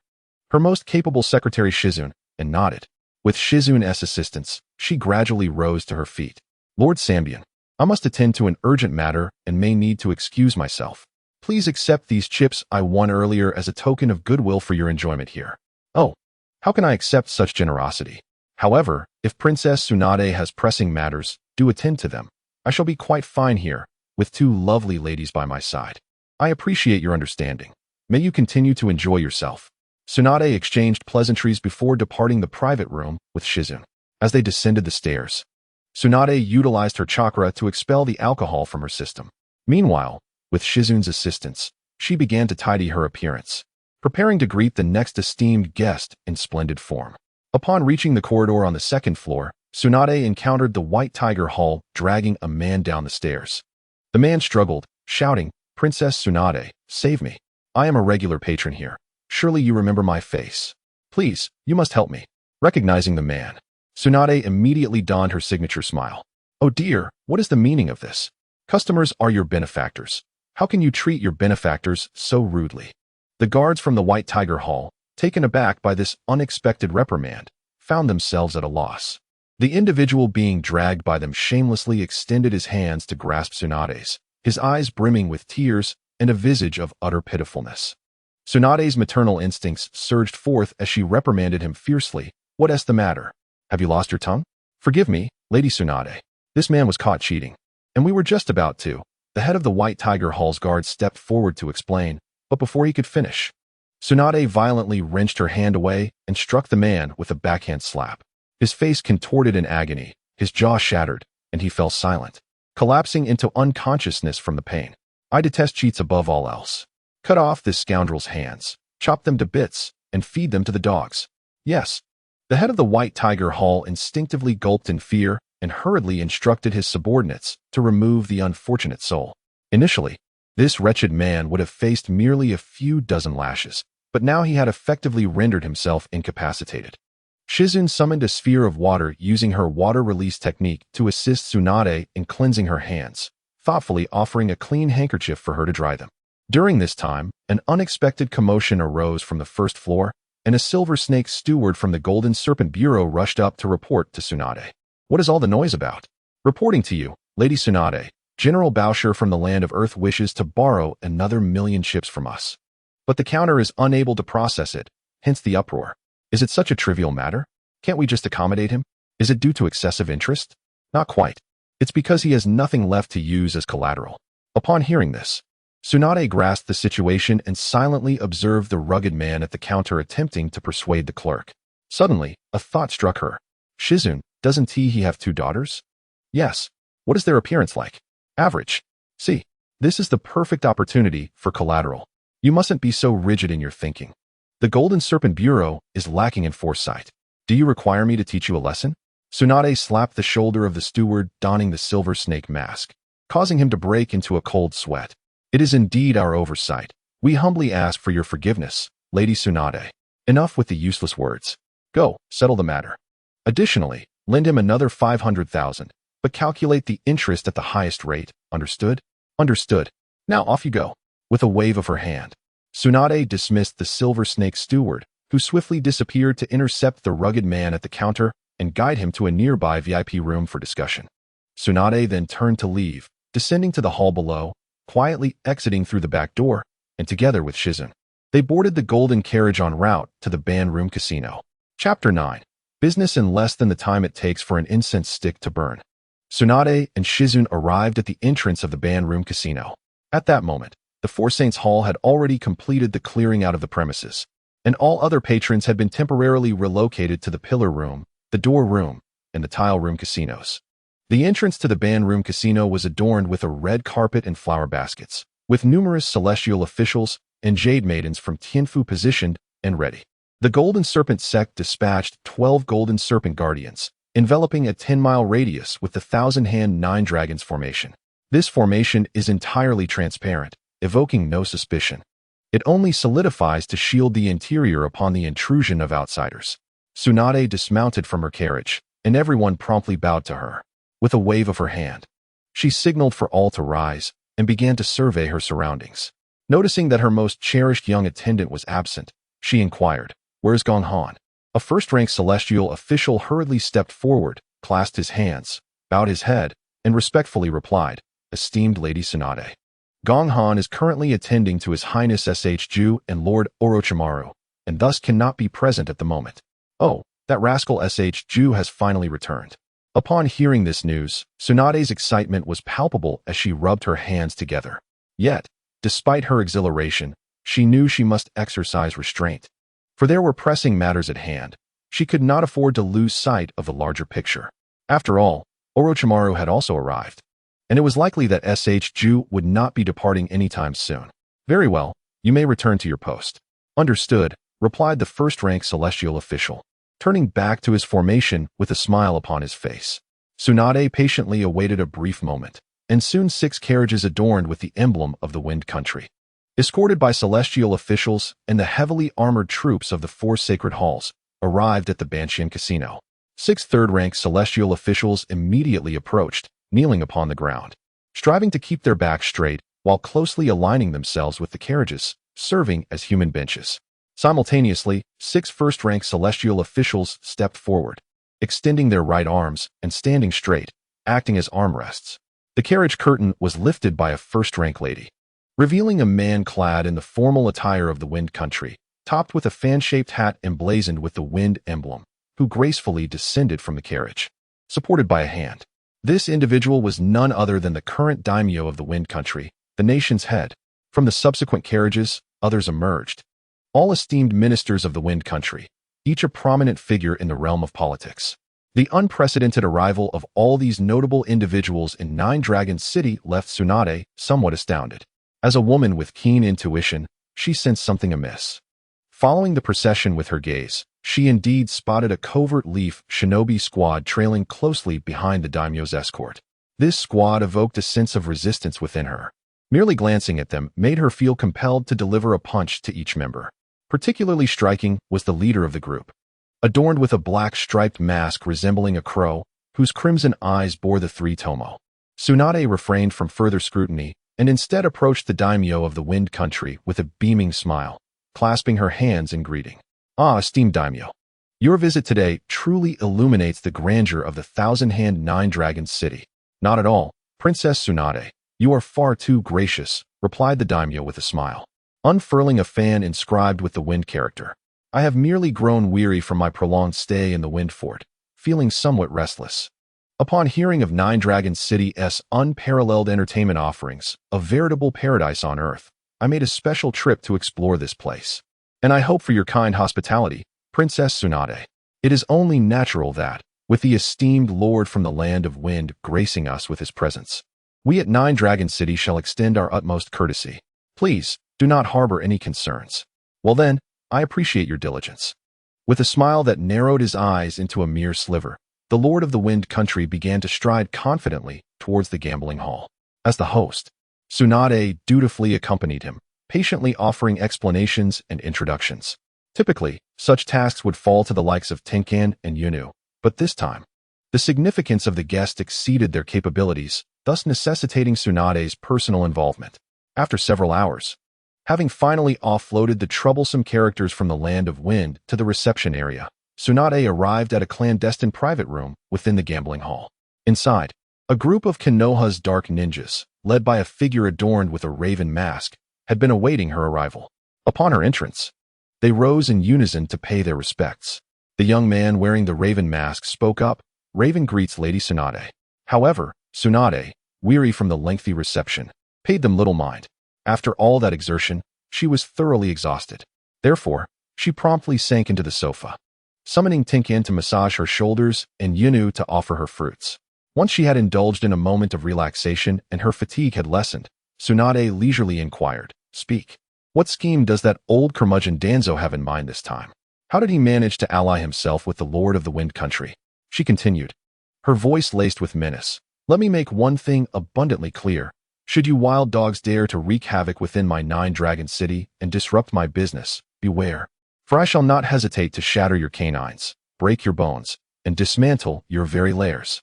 With fierce eyes, Tsunade emanated a powerful presence akin to a colossal wave crashing down, leaving those present momentarily breathless. Truth be told, She harbored a profound disdain for that old wretch Danzo. It was partly due to his machinations that she had resolutely forsaken Konoha, establishing her own faction in this barren land. Now, with her formidable strength and cunning, if Danzo dared to provoke her again, he would surely meet a fate of no return. Thus, she felt no obligation to extend any semblance of kindness to his subordinates. Raven understood this all too well. His primary purpose was merely to relay a message. Thus he adopted the most humble demeanor. Lady Tsunade, you may have misconstrued our intentions. We have come not for any ulterior motive, but solely on behalf of Lord Danzo to discuss a business proposition with you. Oh, how intriguing, Tsunade remarked, spitting out a few grape seeds with a dismissive smile. That conniving old man Danzo, instead of diligently eliminating those who pose a potential threat to Konoha, has the time to seek me out for business? Could it be that after all these years of taking lives, you have run out of targets and are now seeking alternative avenues? Raven found himself momentarily at a loss for words, caught off guard by Tsunade's piercing remarks. It was indeed the first time he encountered someone whose words cut as sharply as blades, yet there was an undeniable truth in her statements, rendering him speechless. Look at you, unable to respond, and yet you wish to engage in business with me? Faced with Tsunade's probing inquiry, Raven fell into yet another silence. To speak candidly, he had never encountered such a situation. If it proved too difficult, he might as well dismiss the other party. Tsunade shook her head, finding it rather dull.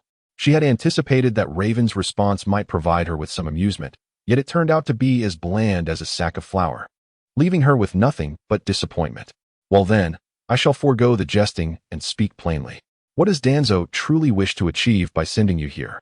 Seeing that Tsunade was willing to grant him an opportunity to speak, Raven dared not be coy and promptly divulged the truth. In a little over a month, the joint Chunin exams were to be held in the Hidden Leaf Village, under the auspices of Lord Hanzo. Chapter 10, Preparation. What? I must be mistaken. The joint Chunin exams are to be held in the Dragon City? What madness has possessed that old coot Danzo? Tsunade exclaimed, digging at her ears, her face a mask of reluctance. Truth be told, since its inception, the Dragon City had maintained little connection to the Hidden Leaf Village.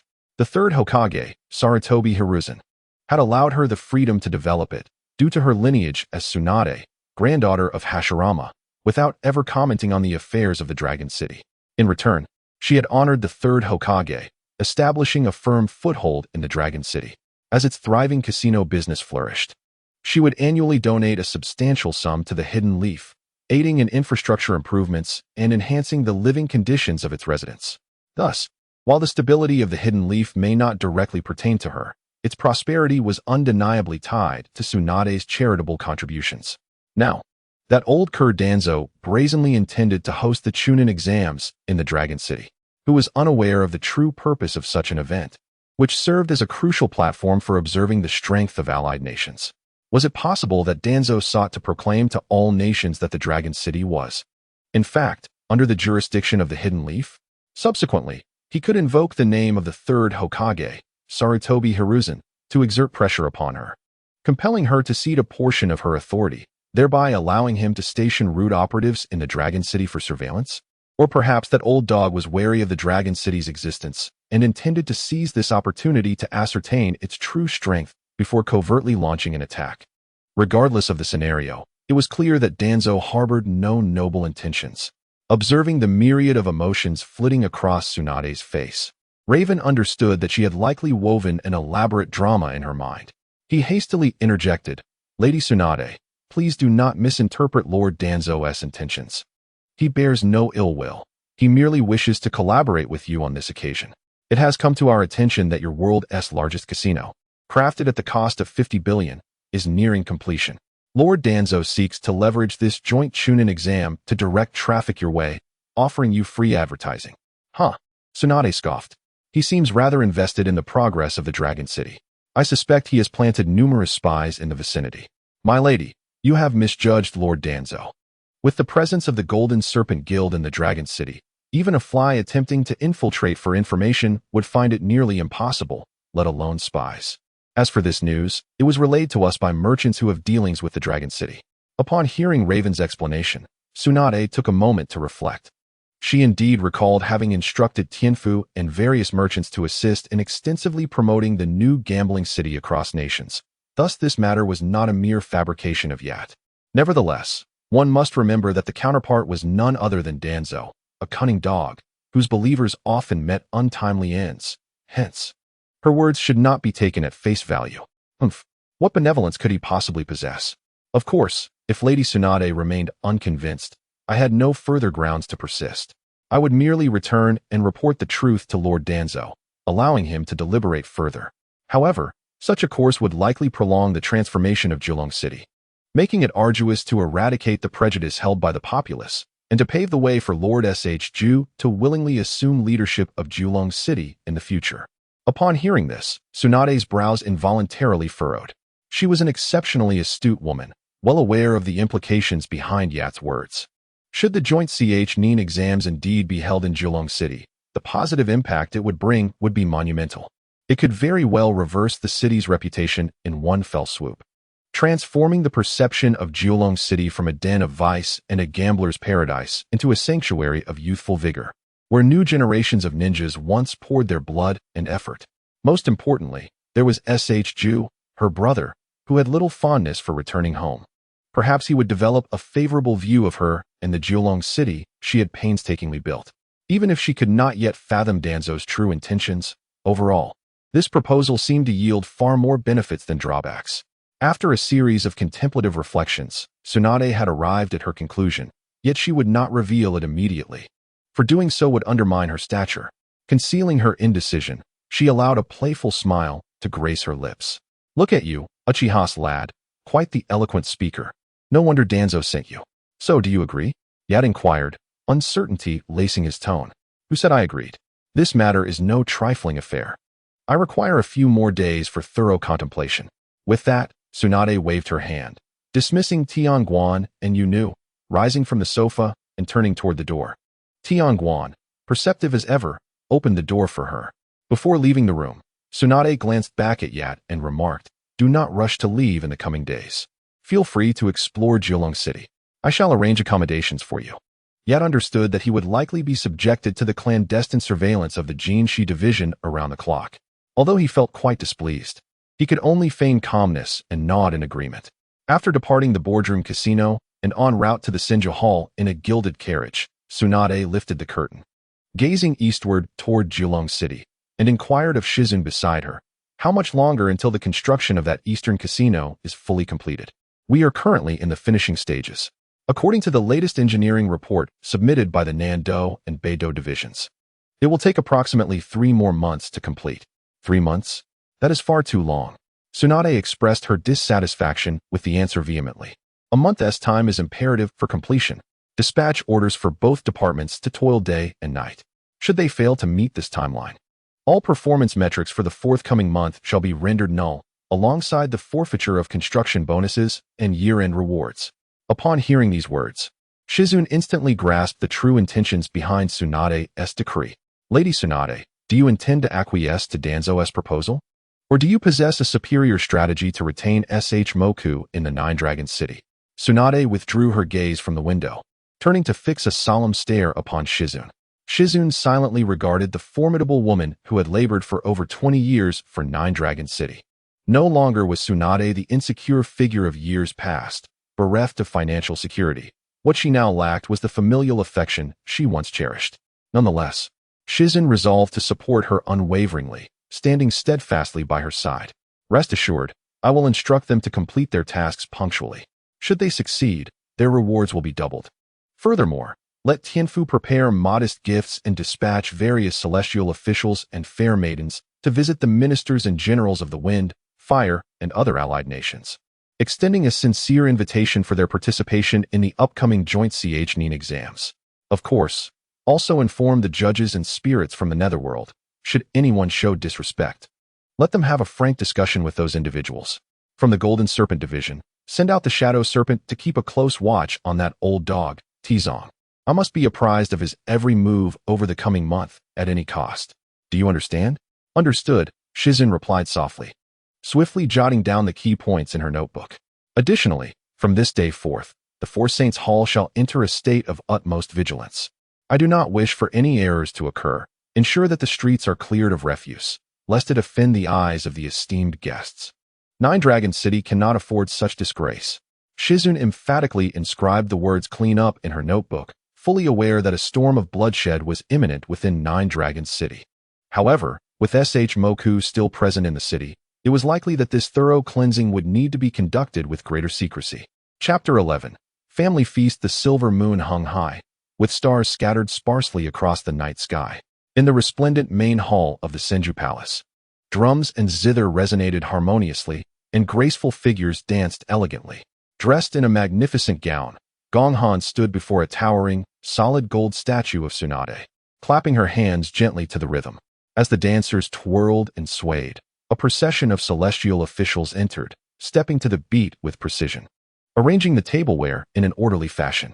Following them, a host of fair maidens glided gracefully, presenting exquisite delicacies from across the globe, one by one, to the table.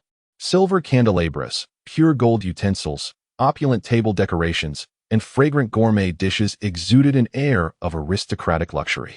The likes of Duoyu, experiencing such a celestial ambience for the first time, were utterly entranced, their eyes wide with astonishment. Only Orochimaru and Moku remained composed, indifferent to the spectacle, one solely engrossed in research and the pursuit of immortality, while the other, accustomed to such opulence within his own home. As the melody concluded, all the dishes were served in their entirety. Gonghan waved his hands to dismiss those around him, respectfully bowing to Shunshu and Orochimaru. Esteemed guests, I apologize for the wait. Dinner is prepared. Please take your seats, and I wish you all a delightful and luxurious evening. With Gonghan's words, the hall was once again filled with a gentle and melodious tune. The lighting softened to a warm glow, instantly enveloping the space in a romantic ambience. Shunshu and Orochimaru took their seats at the front of the square table, while others followed suit, settling in behind them. Shunshu glanced at the empty central seat and turned to the smiling Gonghan beside him, inquiring, "Did you not say that my sister would join us for dinner tonight? Where is she? It has been a day.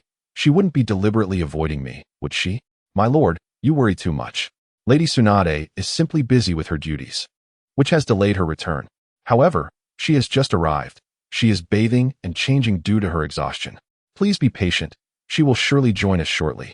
Gonghan explained patiently, having lost track of how many times Shunshu had inquired about Lady Tsunade that day. "Ah, I see. Then let us wait for her to dine together." Shunshu pondered, wondering if perhaps their bond had grown distant due to her prolonged absence. He resolved to warmly welcome her upon her arrival, determined to touch her heart through his sincerity and actions. "At least you have some sense, knowing to wait for me." A familiar voice resonated from behind. Shunshu turned to see Tsunade, elegantly clad in a refined kimono, entering the hall. Shizune had also shed her secretary attire for a loose, comfortable home kimono. Shunshu sprang to his feet, eagerly rushing to Tsunade, taking her delicate arm and wearing a beaming smile of feigned affection. "Ah, my dear sister, at last. You have graced us with your presence. I have missed you dearly. Flattery without cause? Get away." Tsunade scowled, shaking off Shunshu's hand and casting a meaningful glance at Gonghan. Understanding the unspoken message, Gonghan quickly approached to assist Tsunade, guiding her to the head of the table. Shunshu, having been rebuffed, awkwardly retreated to his seat, covering his face in embarrassment, while the others chuckled in silence. Shizune then took her place beside Red Bean, exchanging smiles as if they were long-lost sisters, their bond undiminished despite the distance that had limited their contact. This interaction spurred Shunshu into action, eager to restore their sibling closeness. He stood and placed a dish of food onto Tsunade's plate. Tsunade first regarded her brother, whose foolish grin was evident, then glanced at the plate filled with succulent, greasy meat. Her brow involuntarily arched, and her facial muscles twitched, yet she forced a stiff smile at the corners of her lips. "Alas, my dear brother, you truly are a remarkable sibling, for even the food I detest most is etched in your memory. You instinctively selected that dish, perhaps to ascertain if anyone would dare impersonate me. Am I correct?"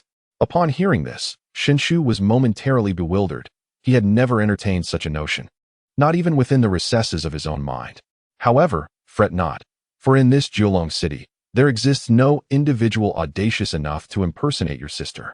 So, indulge yourself freely, my foolish brother.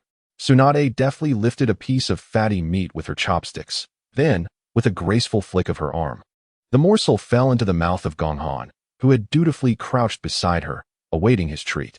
Thank you, Lady Tsunade, and thank you, Prince Shinshu. Gonghan expressed with polite gratitude after savoring the meat. Amused, Tsunade found her earlier irritation, provoked by Shinshu, dissipated like mist. Shinshu, however, rolled his eyes in exasperation, realizing internally that he truly knew too little about his sister. Enough of the formalities, let us feast without restraint. It is a rare occasion that you all honor me with your presence, so consider this your home and enjoy yourselves, Tsunade declared with a flourish. Furthermore, during your stay in Jiulong City, feel free to explore wherever your heart's desire and take whatever you fancy. All expenses shall be borne by me. Hearing Tsunade's extravagant words, the quartet from the Hidden Sound Village beamed with delight, simultaneously exclaiming, "Thank you, Lady Tsunade."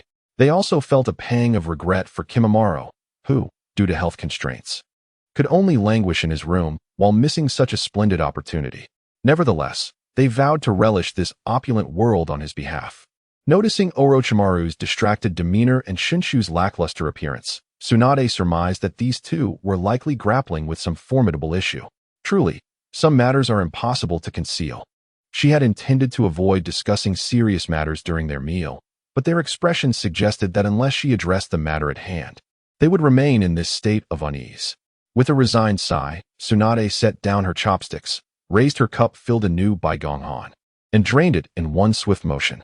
Rolling up her sleeves, she rapped her fingers on the table and said earnestly, "Now then, you two gentlemen, what brings you to me this time?" Seizing the opportunity presented by his sister's invitation to articulate their purpose, Shinshu straightened his posture, extending his neck, his eyes shimmering with an ocean's worth of emotions. "Sister, you are truly the most beloved sister. I adore you." Chapter 12. Unbearable Memories Enough. There is not a single reputable man among you. Who comes to seek me if not for my wealth? So, speak your business swiftly, or should my mood sour, you will find yourself departing as you came. Tsunade raised her cup, filled anew by Gonghan, and drained it once more before the assembled company. Shinshu understood he needed to seize the moment, for he was well aware of Tsunade's unspoken rule. Once she has consumed 3 cups of wine, anyone wishing to engage her in conversation must first win a wager against her. Unfortunately, it is well known that Tsunade, the legendary gambler, has enjoyed an unbroken streak of fortune for many years, never once tasting defeat. Even Shinshu, her younger brother, would not be granted leniency. After all, luck is a fickle thing that even Tsunade cannot command. My dear sister, it is but a small favor, merely to procure some rare materials from the wind and earth countries. Surely, this trivial task can be accomplished with just a word from you, and a throng of wealthy merchants would eagerly line up to present their offerings. Shinshu handed over a note detailing the desert eagle and the 7-colored amethyst. Tsunade glanced at the note and furrowed her brow. Although she had never heard of these 2 items, it was evident from the description that they were treasures of immeasurable value. The amethyst seemed manageable, at worst. She could pay a visit to the former feudal lords of the land of Earth with gifts in hand. However, the desert eagle, which sounded like a mythical plant, would be akin to searching for a needle in a haystack, even if she sent her subordinates from the Golden Snake Division to seek it out. This was no trivial request, Shinshu. You truly know how to pose a challenge for your sister. Shinshu quickly adopted a pitiful demeanor, his large, glistening eyes wide open, gazing earnestly at Tsunade. Do not feign innocence. This matter is far from simple. If you wish for me to assist you, you must be willing to offer something in return. Shinshu immediately clasped his hands around himself, leaning back to distance himself from Tsunade.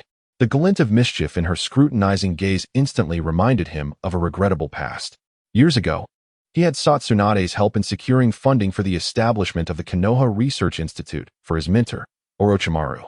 To his dismay, Tsunade seized the opportunity to arrange a marriage for him, intending for him to wed the daughter of a prominent lord from the Land of Thunder, a princess of extraordinary proportions, weighing over 300 pounds, with deep brown skin and light yellow dreadlocks. Upon learning of her background, Shinshu resolutely refused, yet his sister, to his horror, resorted to underhanded tactics. She had drugged him. How could she, his own sister, do such a thing?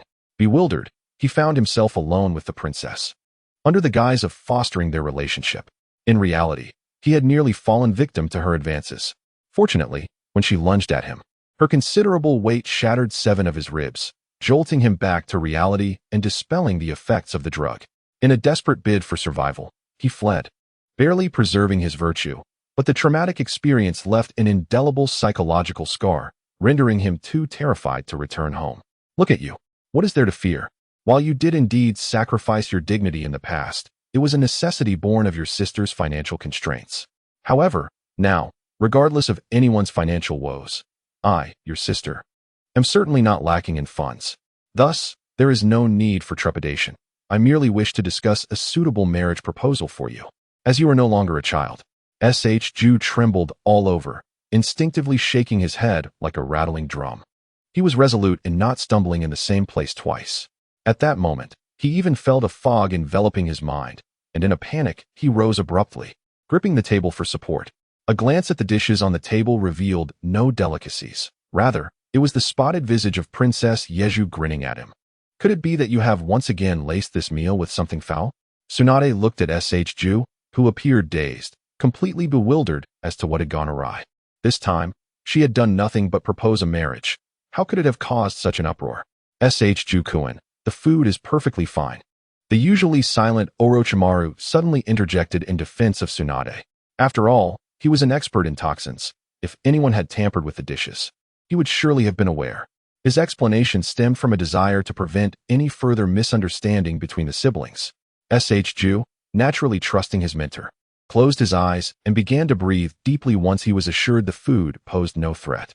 After a minute of calming his mind, he finally managed to suppress his inner turmoil and return to a semblance of normalcy. Yet, he recognized that his current predicament remained unresolved. He seized the nearby red bean, still indulging in her meal, and addressed Tsunade earnestly.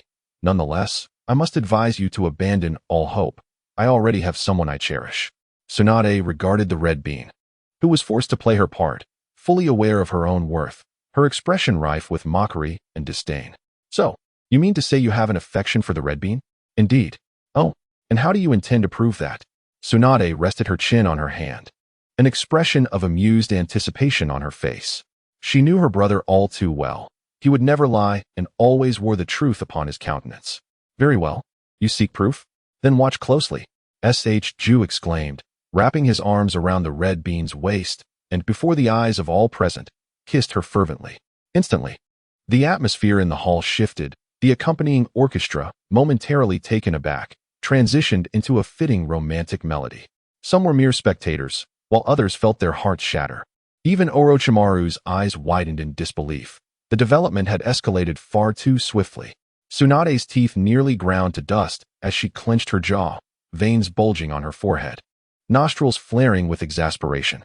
Initially, when Tuntan returned to inform her of this affair, she had been incredulous. Now, however, these two audacious individuals dared to solidify it before her very eyes. Oh dear, Ju-senpai, what are you doing? The red bean finally realized what had transpired. Her face flushed like a ripe fruit as she bashfully pushed Ju away and fled the scene, covering her face. Previously, she had playfully leaned into Ju, but this sudden reversal left her utterly flustered. Silence hastily rose to his feet, slightly bowing to Tsunade and Orochimaru before dashing after the direction in which Hondo had fled. Mayo's eyes brimmed with tears as he quickly ran off in another direction, prompting Kido, along with his companions, to follow suit, fearful of any unforeseen mishaps. In an instant, those who walked had departed, and those who scattered had dispersed.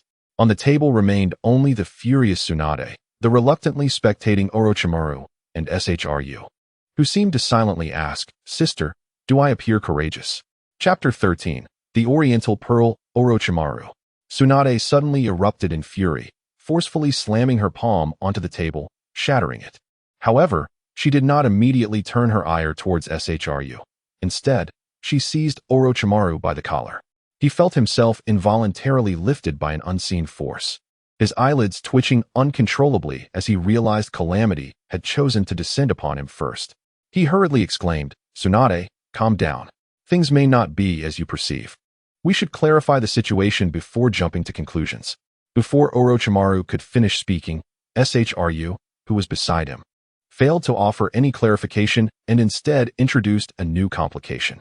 Clutching his chest, he grimaced in discomfort, soon losing control and vomiting uncontrollably. The unexpected turn of events left Tsunade somewhat flabbergasted, and as she glanced at Shru with concern, a sudden thought struck her. Oh my goodness, he is pregnant. What?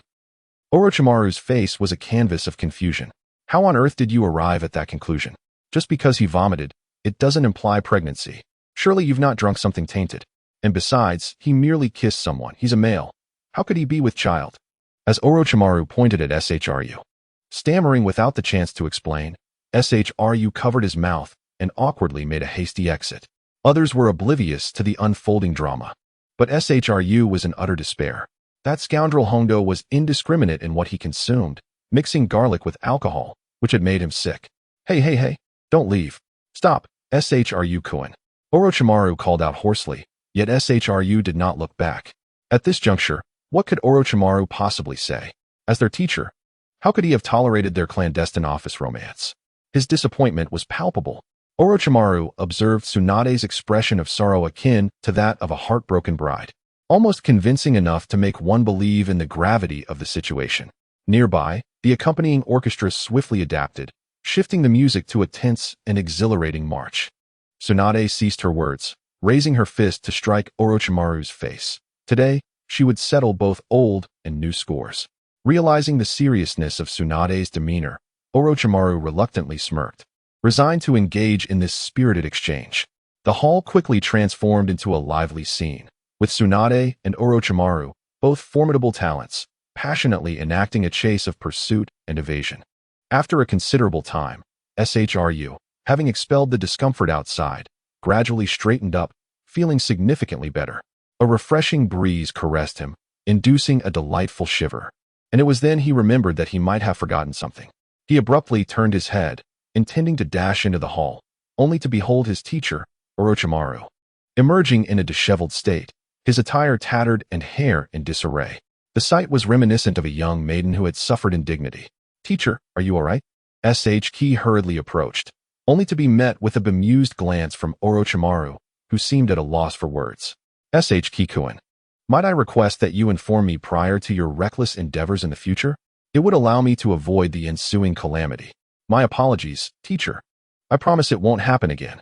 SHK sheepishly scratched his head, then curiously inquired, but teacher, isn't your strength often hailed as the greatest among the legendary Sannin?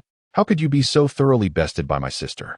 Orochimaru sighed in resignation, casting a look of exasperation towards SHK, and lightly patted his forehead.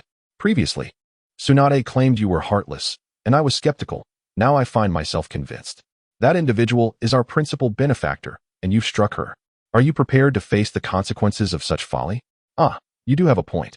Orochimaru, weary of further discourse, turned to depart. He needed to change into more suitable attire. Otherwise, his reputation might suffer in the eyes of outsiders.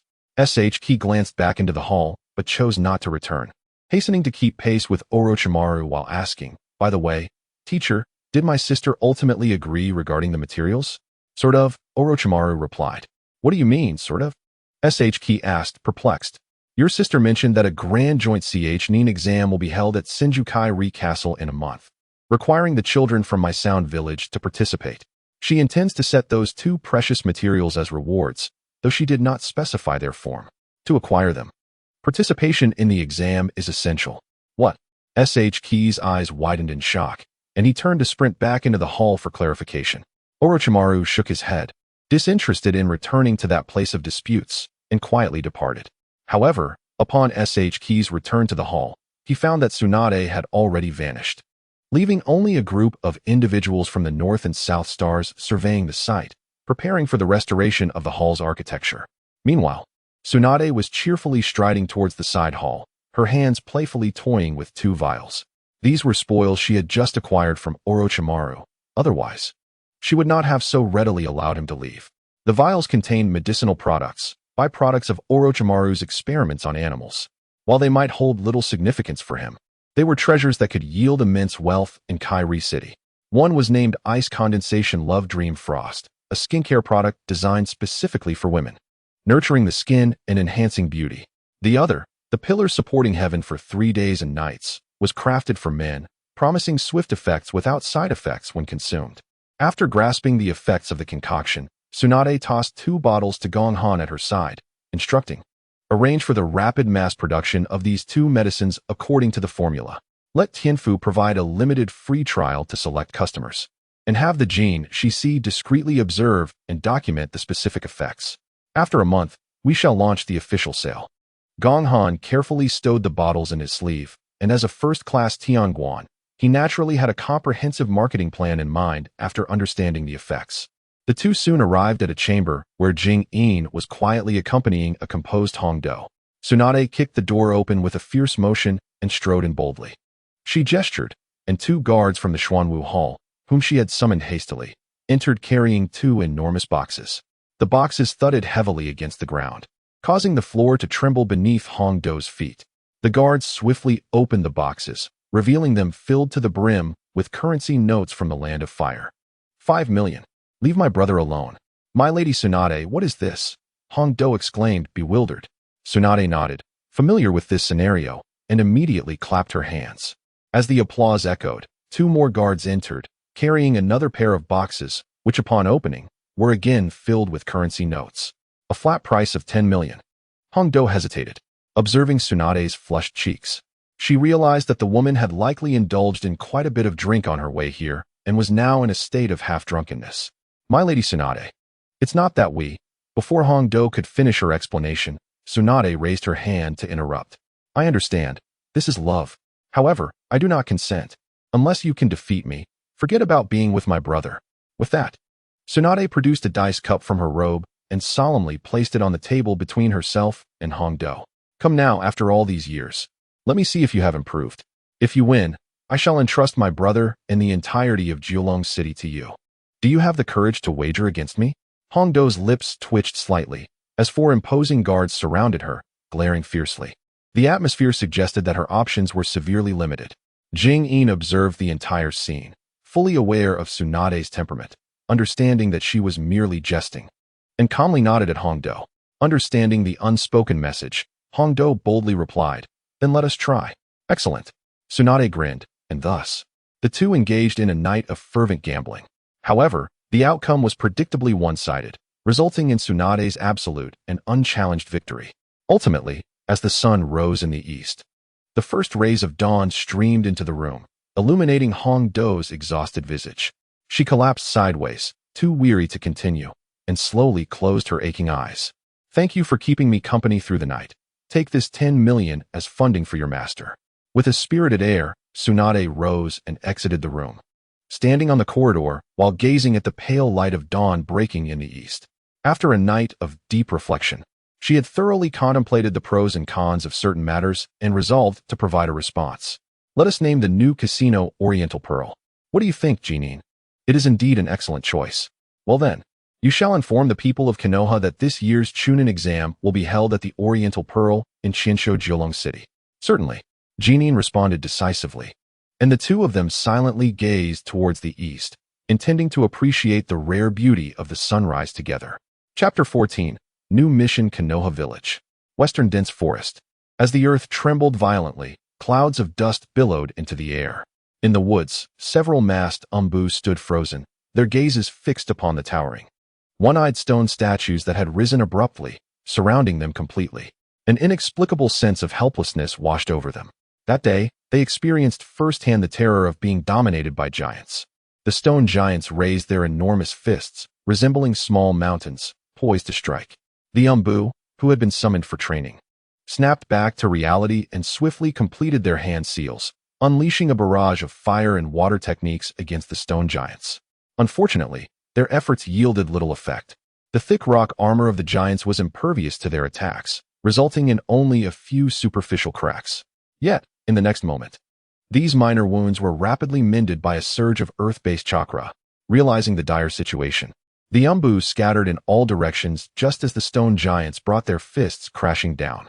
The ground shook, creating deep pits and fissures that radiated outward.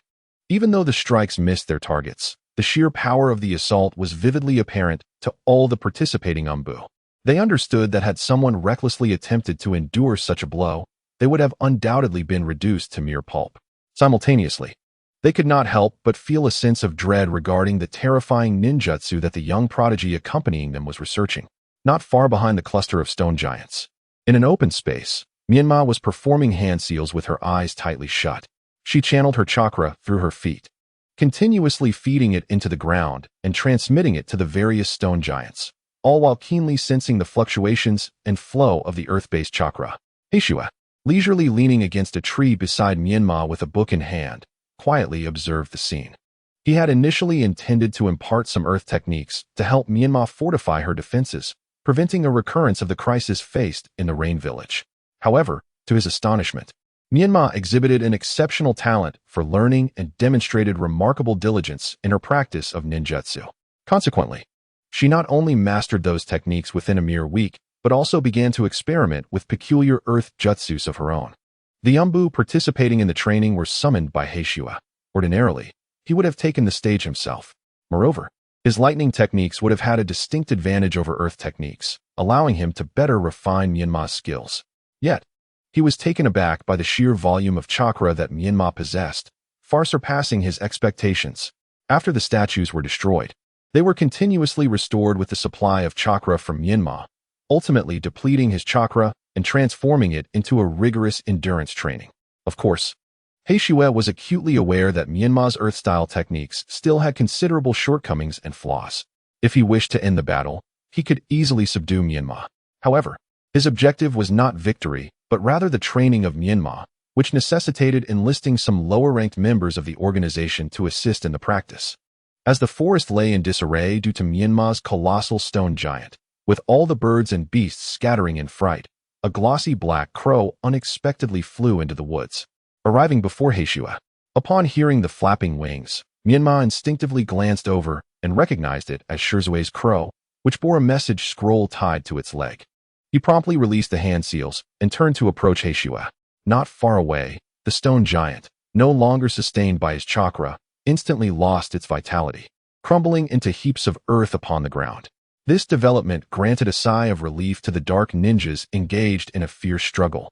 Menma arrived before Heishua, who had already unfurled the scroll to examine its contents, and inquired, "What does it say?" "A new mission," Heishua replied calmly. "What is it?" "It doesn't specify. It merely instructs me to take you to Senju Julong City first, where further arrangements await us." Upon finishing, Heishua handed the small scroll to Menma, indicating he could verify it for himself. Menma accepted the scroll without hesitation and discovered that the contents largely aligned with Heishua's account. However, being left in the dark by such instructions inevitably stirred a sense of dissatisfaction within him. Noticing Menma deep in thought, Heishua abruptly set aside his earlier nonchalance, adopting a serious demeanor befitting the execution of a mission. "There is no need to ponder. It is undoubtedly an arrangement from the higher-ups. Only upon arrival will we discern the true purpose. So, let us not delay. We must return to prepare and set off immediately, as Senju Julong City is quite a distance from here." With that, Heishua strode ahead towards the location of Konoha, signaling to the other dark ninjas that the training session had concluded. Menma, seeing this, suppressed his speculative thoughts and quickly followed the team back. In the 13th underground level, the prison door containing Zai was opened once more, revealing an elderly man clad in a white haori above and black trousers below, his short hair framing a serious visage. Inside the cell, Zai sat quietly, his gaze fixed intently on the doorway. Upon seeing the elder, his expression betrayed no sign of change, exuding an air of someone who had anticipated the elder's timely arrival. "You appear even more composed than I had imagined," the elder remarked, breaking the silence. "Yet you seem far more deranged than I had anticipated, Danzo," Zai replied coldly. The elder, known as Danzo, chuckled and shook his head, producing a scroll from his person and tossing it at Zai's feet. "Look at you. If it weren't for your insistence on having this scroll delivered to me, I would not have made the effort to return for you. So if anyone is to be deemed mad, it would be you. I am merely a doctor willing to treat you." "Doctor? How do you intend to treat me?" "As a distinguished physician. I never impose my treatment methods on those with mental illnesses. Rather, I believe in yielding to their desires, allowing them to pursue their wishes. This approach fosters trust, encouraging them to reveal more about their conditions, thereby facilitating a more precise and effective treatment. What are your thoughts on this?" "Quite reasonable, indeed." Zetsu nodded in agreement. Shortly thereafter, a shadowy figure entered, bearing a stack of garments and a mask adorned with black stripes extending from the corners of the eyes and mouth. "Change into these," Danzo said, extending his hand, prompting the shadowy figure to swiftly offer the clothing. Without hesitation, Zetsu shed his tattered attire and donned the garments and mask prepared by Danzo. Where is he? He is already en route to the Senju Jiulong city. You need only accompany me from here. With that, Danzo turned on his heel, and Zetsu had no choice but to silently follow. Chapter 15. The convenient gateway in the northern region of the Fire Country. The masked figure, Menma, closely trailed behind Kuroyuki. Since the day they received the message, the two had set forth immediately, and today marked the 14th day of their journey. At Kuroyuki's suggestion, they traversed shortcuts, scaling mountains directly towards the direction of Senju Jiulong City. Fortunately, their luck held, and they encountered no extreme weather conditions. Thus, their journey was devoid of exhaustion, and Menma had ample time to practice his ninjutsu along the way. Finally, after surmounting another mountain, Menma and Kuyuki stepped onto a broad path paved with blue stones. The road teemed with traffic, bustling with people, most of whom were heading in the same direction as Menma. The remaining travelers primarily consisted of merchants with empty carts, seemingly departing only to procure goods.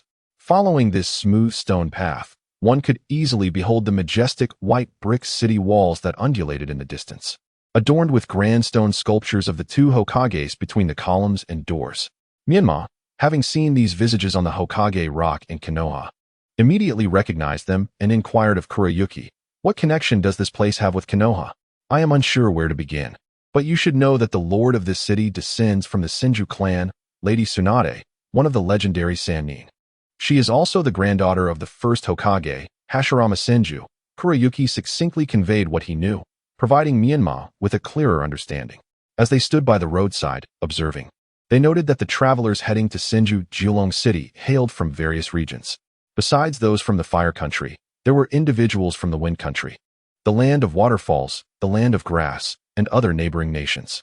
Unable to contain his curiosity, Kuroyuki approached a merchant on the road to inquire, uncovering that two significant events were set to unfold in Senju Jiulong City. The first was the grand opening of the world's largest gambling house, a lavish investment by Princess Tsunade, inviting villagers from all over to partake in its revelry. The second was the scheduled joint Chunin exams, led by the Fire and Wind countries, with participation from various allied nations. As various villagers from different ninja villages flocked to the place, merchants of all kinds eagerly rushed in, seizing the rare opportunity to make a substantial profit. Upon realizing this, both Heishiwe and Menma began to speculate that their mission was likely related to the Chunin exams. They maintained their silence as they journeyed, finally arriving at the gates of Jiulong City as the sun dipped below the horizon. To their surprise, what appeared to be a short distance away was, in fact, quite far. Standing beneath the towering city gates, which seemed to reach the heavens, they could not help but express their awe once more. The entrance was already teeming with people, each individual facing a rigorous inspection by the city guards of the four holy halls. This time, no one was there to receive Heishiwe and Menma, leaving them no choice but to patiently stand in the winding queue. While Menma idly sculpted a small stone figure using earth release, a line of horse-drawn carriages sped past them, heading straight for the entrance. After handing over a token to the guards, a group of elegantly dressed officials emerged to greet the arriving guests. This extraordinary scene quickly captured the curiosity of everyone still waiting in line, Menma included. "Who are they?" Menma inquired with curiosity. "They are the Inazuka, Nara, and Akimichi clans, collectively known as the Inazuka G-Pig Trio, one of the pillars of Konoha Village. The carriage adorned with a pavilion motif at the front belongs to the Yamanaka clan. The one with ripple designs signifies the Nara clan, and the one featuring a distinctive slanted cross represents the Akimichi clan. Among the 10 prominent families of Konoha, these three have maintained close ties throughout generations, forming a formidable alliance. Their combined clan techniques create a power akin to fierce beasts, consistently inflicting heavy damage upon enemy forces on the battlefield. Thus, the trio established the Inazuka G-Pig Alliance, with each generation continuing the legacy through new talented ninjas. Their presence today is undoubtedly for the Chunin exams, suggesting that a new generation of Inazuka G-Pig is about to emerge. Indeed, this generation is in Team 10, led by Asuma Sarutobi. They should be considered one of our 7th squad's most formidable rivals in this Chunin exam. A voice as warm as summer suddenly interjected. Menma and Heishiwe turned swiftly to find Uchiha Obito, wearing his signature radiant smile, waving amiably at Menma. Well, well, it has been a while, little one. Do you remember me? I'm the big brother who treated you to barbecue last time. Menma nodded and politely waved back. Obito then turned his attention to Heishua, and his smile vanished, replaced by a deliberately aloof expression. And this must be the legendary cold-blooded Kakashi, right? Just as the rumors suggest. You appear as soon as the sun sets. Moreover, I recall that Shursui is Menma's teacher. Why are you accompanying him today? You mustn't lead him astray. Are you itching for a fight, Obito? Heishua suddenly began cracking his knuckles, the joints of his fingers popping audibly. Upon being intimidated by Black Snow, Obito immediately stretched his neck and widened his eyes in retort. How dare you say such things, as if anyone fears you. If it weren't for my students being here today, I would certainly teach you a lesson. With that, Obito decisively took several steps back, creating distance from Black Snow while also revealing Sasuke and his companions who had been trailing behind him. Black Snow habitually scanned the faces of Sasuke's group and noticed a young man, bearing the Uchiha clan emblem like Obito, who was glaring intently at Mei. The hostility in the boy's gaze piqued Black Snow's curiosity. Had there been some prior conflict between these two young ones? Nevertheless, despite his curiosity, Black Snow refrained from meddling in trivial matters, for he had more pressing concerns at hand. He merely wished to enter the city swiftly. By the way, Obito, are you not a member of the Uchiha clan? Could you perhaps persuade the guards at the city gate to allow us entry together? Upon hearing that the typically aloof and proud Kakashi had a request of him, Obito couldn't help but lift his noble head in pride. Ordinarily, he would disdain using his identity to compel the guards of Jiulong City to grant him special treatment. However, with Kakashi making the request, he could not let this splendid opportunity for ostentation slip by. Thus, Obito confidently patted his chest. Such a trivial matter cannot possibly pose a challenge to me. The illustrious Uchiha Obito, since you recognize my lineage, allow me to show you the grandeur of our Uchiha clan. Chapter 16. Uchiha Fugaku under the watchful gaze of all. Obito strode proudly through the long and winding line, approaching the busy guards of the four holy halls. Due to the distance, Black Snow and the others could not discern the words exchanged between Obito and the guards. They could only observe Obito gesturing animatedly, yet after quite some time, the guards showed no signs of being swayed by his entreaties. Surely, our teacher will manage this, right? Sakura thought, harboring both doubt and hope. It seemed unlikely, but she wished fervently that they would not suffer embarrassment in front of such a large crowd. Meanwhile, Kankuro shook his head, having only begun to voice his concerns when a commotion erupted at the city gate. Obito was suddenly pushed to the ground by a member of the Schwanmu guards, and other guards from the three halls closed in, surrounding him as if to administer a reprimand. Realizing the gravity of the situation, Black Snow swiftly dashed from the queue to Obito's side. I apologize, everyone. My friend is new here and may have inadvertently offended you. I hope you can forgive us. As he spoke, Black Snow produced a pouch of coins and extended it forward, clearly aware of the customs of the Senju Jiulong City. The Schwanmu guard, who had clashed with Obito, nodded in satisfaction at Black Snow's approach. However, just as he stepped forward to accept the money, the fallen Obito sprang up from the ground, seizing the pouch before him. What are you doing, Kakashi? That guy was unreasonable, shoving me to the ground first, and now we must bow in submission? Why should we? In the midst of a tense atmosphere, Heishua leaned closer to Dai-Tu and whispered, enough of the pretense. I was merely teasing you. Who could have imagined you would take it seriously? There are many here, and you should speak less. This is not Konoha, and we ought to avoid trouble. What's wrong with being surrounded by people? Does their number grant them the right to bully the innocent? I fear them not, should a confrontation arise. It remains uncertain who would prevail. Dai-Tu tossed the pouch of money back to Heishua, firmly resolved not to part with it. If a fight were to ensue, he was more than willing to engage. Very well, since you insist, I shall step aside for now, Heishua replied, stowing the pouch back into his clothing. However, before he could retreat, Dai-Tu seized his wrist. Where do you think you're going? We share the burdens of hardship. Can't you show a little loyalty? Please. I've already intervened for you once. Don't drag me into this mess. I won't hear it. Now that we are here, you must stay with me. Let go of me. You stubborn fool. I won't release my grip. As the two continued their tug of war, the guards of the four holy halls surrounding them exhibited visible signs of tension, their muscles taut and ready for action. In particular, the Schwanmu guard, who had clashed with Dai-Tu, seemed poised to strike, his joints cracking ominously as he prepared for confrontation. Hey, do you two imbeciles think this is your home? How dare you come here and engage in idle chatter. I'll teach you a lesson today. With that, the Xuanwu guard swung a powerful fist directly at Daitu's face. Daitu quickly released his grip, crossing his arms defensively against the blow. Fortunately, He Shui quietly supported him from behind. Otherwise, that forceful strike could have sent him flying. Witnessing this, several other guards began reaching for their weapons, intending to subdue both Daitu and He Shui. Stop!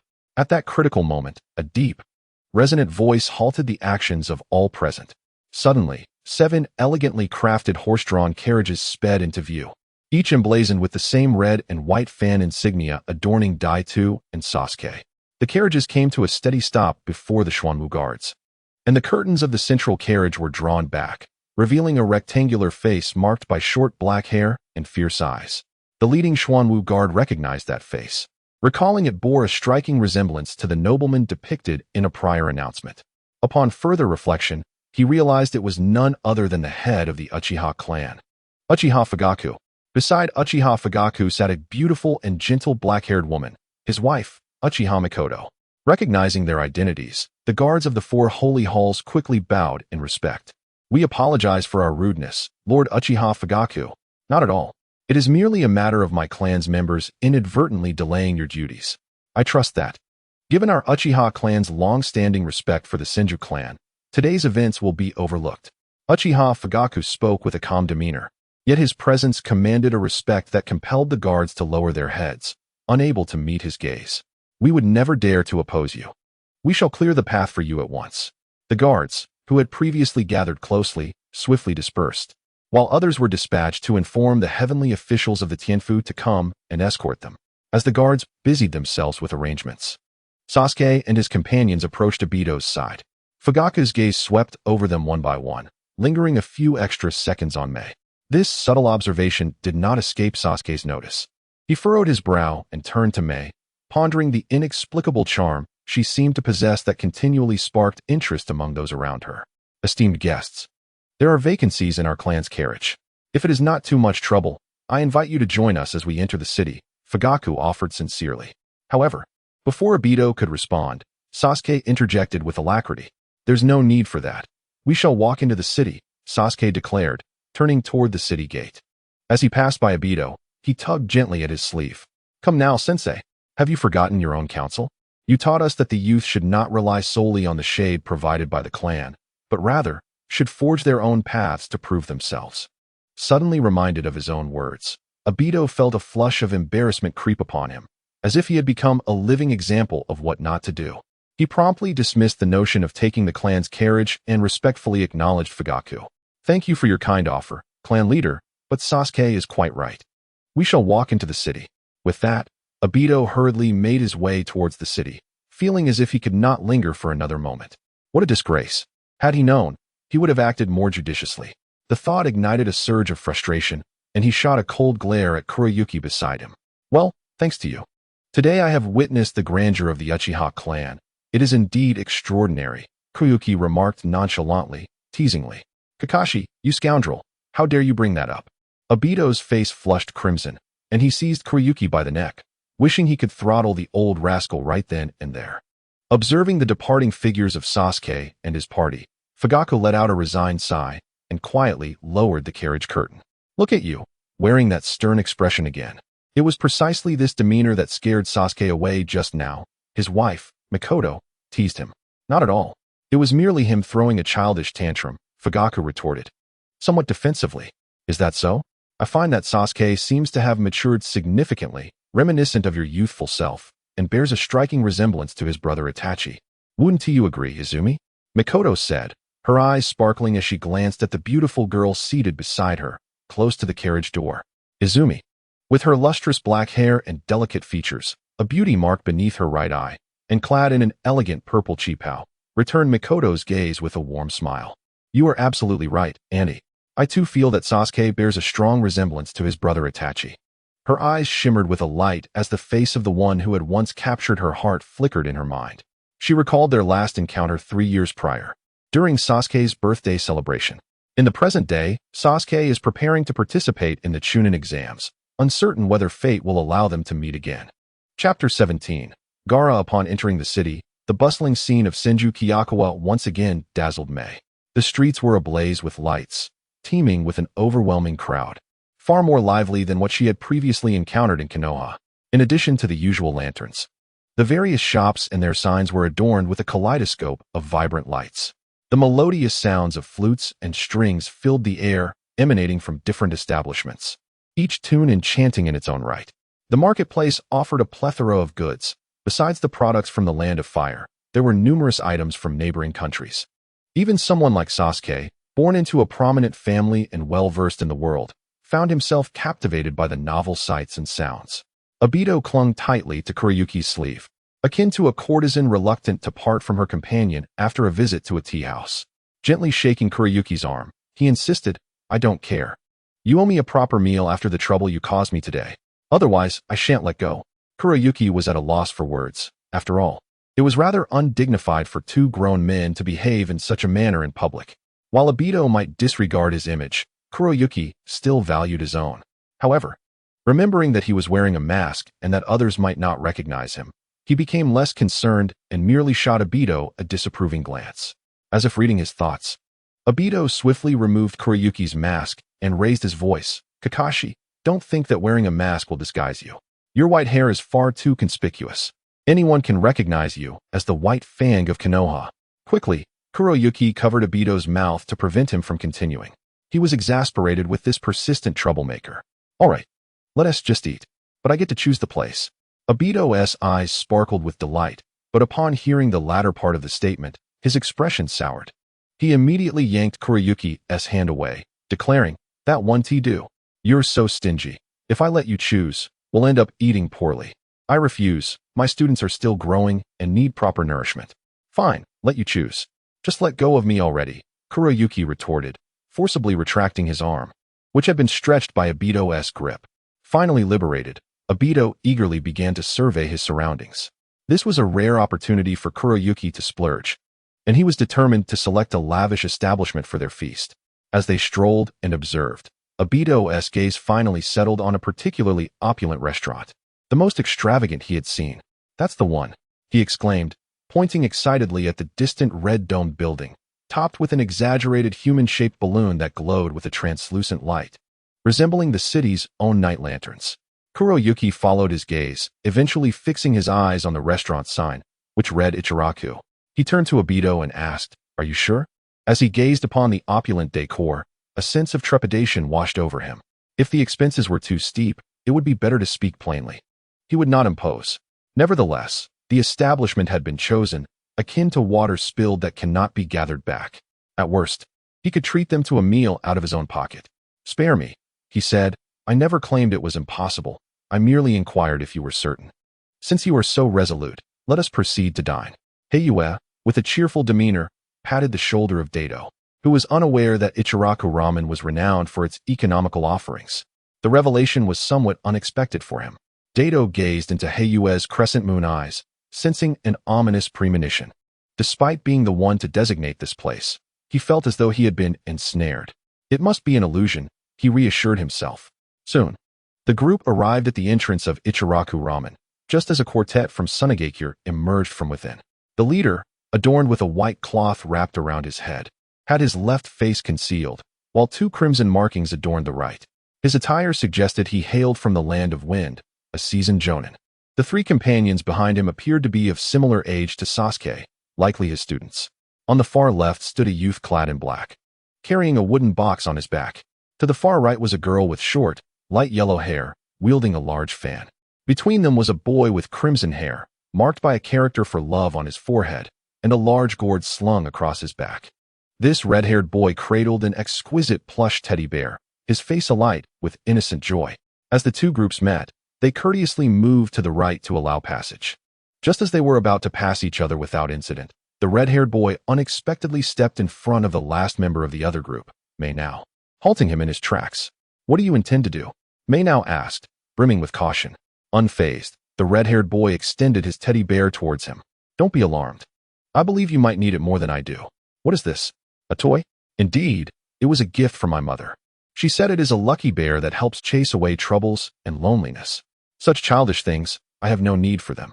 Despite Mainao's rejection, The red-haired boy gently countered. Aren't you still a child yourself? May now sought to decline further, but soon realized the truth in the boy's words. He was indeed still a child, leaving him speechless. As they locked eyes for a few moments, the boy's clear, light green gaze sent a shiver through May now's heart. For reasons unknown, a warmth began to swell within him. I said I don't need it, but I appreciate your kindness. Ultimately, May now declined once more and sidestepped past the boy. Yet, the red-haired boy did not relent, having grown up in a loving family. He was acutely aware of those around him who lacked affection. The void of love encasing May now felt like an abyss, evoking fear at just a glance. He wished to distance himself, yet his innate kindness rendered him unable to turn a blind eye. As he turned around and beheld the solitary figure of Menma departing, the crimson-haired youth spoke once more. I am Gara, hailing from the hidden sand village of the Land of Wind. Should you ever find yourself in need of assistance, do not hesitate to seek me out. Menma, with one foot already crossing the threshold, paused momentarily, the words piercing deeply into his heart once more. Ultimately, however, he chose not to look back. The path he was destined to tread had long been determined, and he could not so easily alter it due to the influence of others. He understood that only through relentless self-improvement could he hope to survive in this harsh world. Moreover, what could a mere boy possibly offer him in terms of aid? Dismissing those naive thoughts, Menma resolutely stepped inside. Chapter 18. Rivalry within the establishment. Obito and his companions had secured a table by the window. Menma, arriving late, silently approached but garnered little attention. Their focus was entirely consumed by the menu, particularly Obito, who appeared unusually silent as he perused it. He found that no matter how he sifted through the options, he could not identify a single expensive dish. Kurayuki, seated closely beside him, nudged Obito with his elbow and generously remarked, do not hesitate to order anything you desire, as long as you can eat it. I'll cover it all. You truly are extravagant. Obito gritted his teeth, uttering each word with effort, his grip on the menu so tight that it nearly crumpled under his grasp. The server assigned to take their order, noticing his distress, kindly interjected, Sir, please refrain from damaging the establishment as property, or else the owner may not be pleased. Thank you. Oh, my apologies. Obito quickly regained his composure and assertively swiped his finger across the left page of the menu, declaring, I'll take all of these. And also bring me 10 glasses of that sake. It looks delightful. I must warn you, that drink can lead to intoxication. What do you imply? Do you doubt my capacity for liquor, or think my friends cannot cover the bill? I can handle 10, even 20. Obito slammed his hand on the table, his demeanor suddenly commanding. After all, among the entire menu, that drink was the lightest in volume yet the highest in price. If he did not order more, it would squander an opportunity that would surely leave Kakashi in distress. Thus, even though Obito was not particularly adept at drinking, he resolved to put on a brave front this time. Very well, I've noted your order. Now what about the other guests? The server hurriedly scribbled on her notepad, recording Obito's selections. Subsequently, Sasuke and the others each ordered a dish, but none chose a main course. They were well aware that their teacher, Obito, was merely posturing, and intended to assist in alleviating the burden later. Obito, sensing something amiss, immediately wore a displeased expression. What is this? Do you three look down upon your esteemed predecessor Kakashi? Reorder everything. Sasuke and his companions exchanged glances, and in unison, they shook their heads. Ultimately, they conceded to the reality that their arms could not surpass the might of the leg, and they proceeded to reorder. What about you? Obito turned his gaze towards May, who sat quietly in the corner, his eyes brimming with anticipation. Oh, I'll just have a bowl of seasonal vegetable ramen. Please add extra bamboo shoots. Thank you. May replied. I'll have the same, but without bamboo shoots. Just a portion of fish cake will suffice, Hayuki added. Very well, please hold on for a moment. The server noted their orders and swiftly departed for the kitchen. Before long, the sake that Obito had ordered was brought to their table. A robust aroma wafted through the air, and just the scent alone made Sasuke and the others' noses tingle with discomfort. Are you certain you can handle that? Hayuki inquired, pointing to the bottle on the table, lightly pressing his finger against his nose, raising an eyebrow with a look of skepticism directed at Obito. Initially hesitant, Obito, feeling provoked by Hayuki's expression, could hardly withstand the challenge and immediately poured himself a glass, downing it in one swift motion. The fiery and intense sensation erupted in his mouth, followed swiftly by a wave of warmth cascading down his esophagus and into his stomach. engulfing his entire being. The skin above Obito's neck flushed visibly, transforming his complexion into a deep crimson within mere seconds. Noticing that he remained motionless with his glass raised, Hayuki grew anxious and gently shook his shoulder. "Hey, Obito, are you all right?" I'm fine. This little drink is nothing to worry about. Watch me have another," Obito proclaimed, almost entranced, gulping down several more glasses as if they were mere sips of water.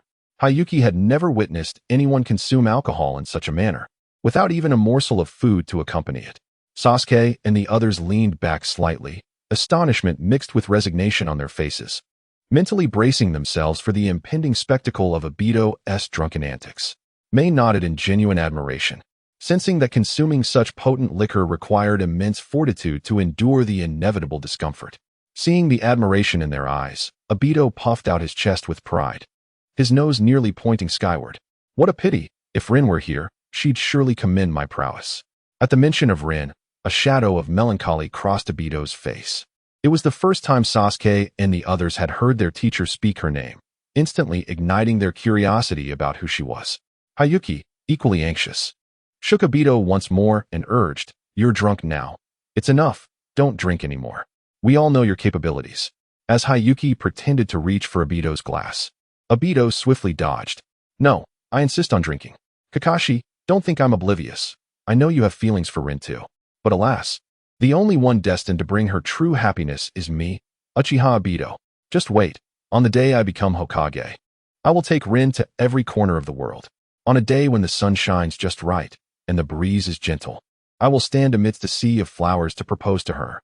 Upon hearing such tantalizing gossip, Sasuke and his companions were left utterly astonished, their jaws nearly unhinged.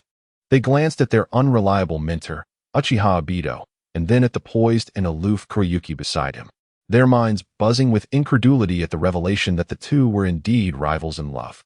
This revelation was quite thought-provoking. Even the usually silent Menma, seated in the corner, perked up his ears in curiosity. Who could resist the allure of gossip? Moreover, there was the scheming Danzo, that old cur, whose hypocritical facade I am determined to dismantle, exposing his repulsive true nature for all to see. If it weren't for him, Lin would not have faced such tragic fate. Kuroyuki quickly clamped a hand over Obito's mouth, casting wary glances around. Just then, their order of ramen was ready, brought forth by several waitstaff. "Your dishes have been served. Please confirm your order. Additionally, sir, could you kindly sign here?" The lead server produced a confirmation slip, detailing all the items they had ordered. However, at the bottom of the receipt, there was a line of fine print stating, "No need to meet. Please attend the Chunin exam on time." Kuroyuki felt a jolt of alarm, first scanning the server's face for any signs of abnormality. Seeing none, he swiftly signed the document and returned it. "Thank you for your cooperation.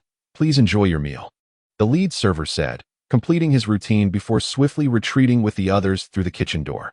After observing their departure, Kuroyuki's racing heart began to settle, though he remained apprehensive about potential eavesdroppers.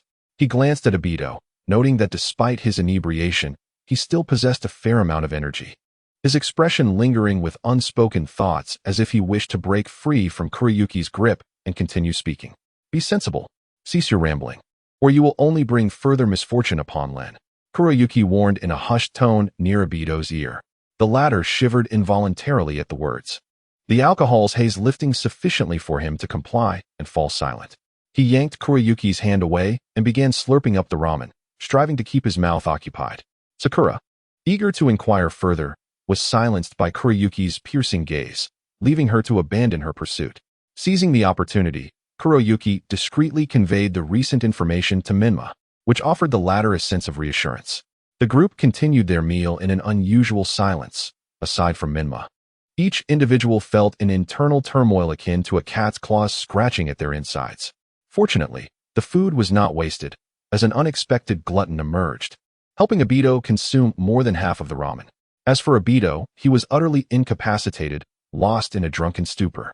After settling the bill, Kuroyuki realized that Sasuke and his companions were at a loss with Obito, so he conferred with Menma about escorting them back to their inn. They agreed that for the next few days, they would all stay together until the exam commenced. Kuroyuki supported the heavily inebriated Obito, lifting him onto his back. He recalled the last time he was carried by this individual was during the battle at the Shinanobabashi Bridge, when he succumbed to unconsciousness due to excessive chakra use. This time, being hoisted up could be considered a meager return of favor. However, this rascal was indeed heavy. As he stepped out of the shop, Kuroyuki couldn't help but grimace. Meanwhile, upon inhaling the fresh air, Obito immediately perked up. He slapped Kuroyuki's back with a flourish, pointed ahead, and exuberantly declared, "Onward, my steed. Kakashi, let us advance swiftly and strike at the heart of the enemy. This Hokage shall ride you personally to rescue my Princess Rin." In the Senju estate, Tsunade reclined on an opulent chair, cushioned with soft mink fur, while the dutiful Kei-kan knelt beside her, gently massaging her calves. Shizune, dressed in her uniform, stood erect nearby, meticulously outlining the key points from the day's summary report for Tsunade. This monotonous process had persisted for nearly 15 minutes, and Tsunade, already growing impatient, interjected. "By the way, how many clans have arrived from Konoha?" The Shimura clan arrived 2 days prior, and as per your instructions, they were deliberately assigned to accommodations farthest from the Eastern Pearl, near a pond teeming with mosquitoes, which is quite bothersome. The Yamanaka and Inazuka clans arrived yesterday morning, while the Nara and Akimichi clans entered the city this afternoon. The Uchiha clan made it just before sunset. All 6 clans have been settled around the Eastern Pearl and are being treated with utmost hospitality. As for the Hyuga and Sarutobi clans, they traveled alongside the 3rd Hokage, Sarutobi Hizashi, and are moving at a slower pace. However, according to reports from the Golden Snake Agency, they should arrive no later than the day after tomorrow. Tsunade nodded, her mind quickly processing the information, and once more instructed, have the Golden Snake Agency deploy additional personnel to closely monitor the western part of the city. I want to be informed of any disturbances at the earliest opportunity. However, might this lead Danzo to believe we are deliberately targeting him? Shizune appeared somewhat hesitant. Indeed, I am targeting him. What can he do about it? Upon arriving at the Senju Nine Dragon City, he must comply. If he feels too comfortable, he might brazenly attempt to undermine my authority. In that case, let the 4 holy halls each dispatch a small team under the guise of protection to guard the residence where Danzo is temporarily staying.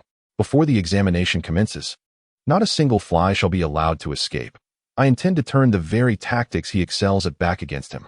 Shizune wore an expression of disbelief, suspecting that Danzo would surely regret his decision to host the examination in Senju Nine Dragon City upon learning of these arrangements. Alas, there is no remedy for regret in this world. One can only hope that this situation does not escalate into discord. Otherwise, the one who ultimately suffers will be none other than Shimura Danzo. Yes, I understand, Shizune replied, just as she was about to continue her report. Tsunade abruptly gestured for her to stop. Tsunade kicked Kei-kan aside, straightened in her chair, her expression turning solemn. The remaining matters need not be reported, for I have no desire to hear them. Since the Yamashiro clan has arrived, you are to summon Lord Hai forthwith.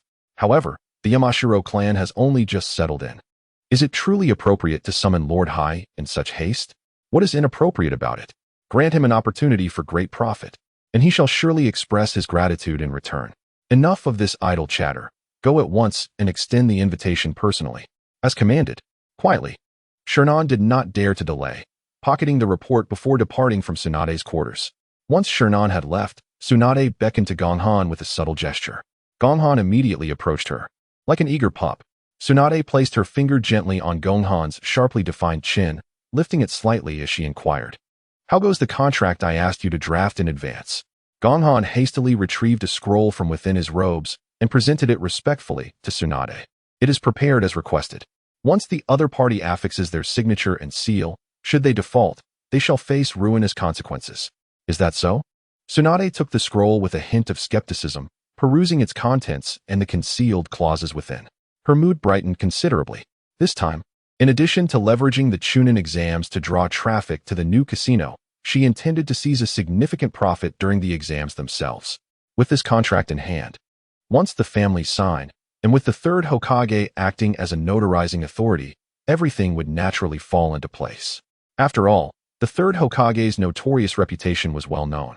Though unspoken, all the clans were fully aware. Thus, to exploit this old man once more would be of no consequence, especially considering his position had been granted by the Senju clan. Such a minor task was hardly a burden. Excellent. Ensure that both the southern and northern divisions are duly informed so they can make the necessary preparations. As you command. Having concluded these matters, Tsunade tossed the scroll back to Gonghan. She then rose and moved behind an inkwash screen depicting 9 dragons, changing her attire.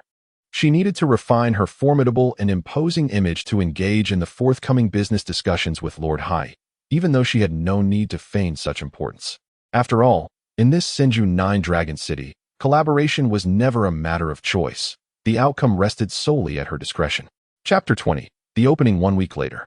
The highly anticipated joint Chunin exams had finally arrived, drawing an unprecedented throng, with streets deserted in their fervor.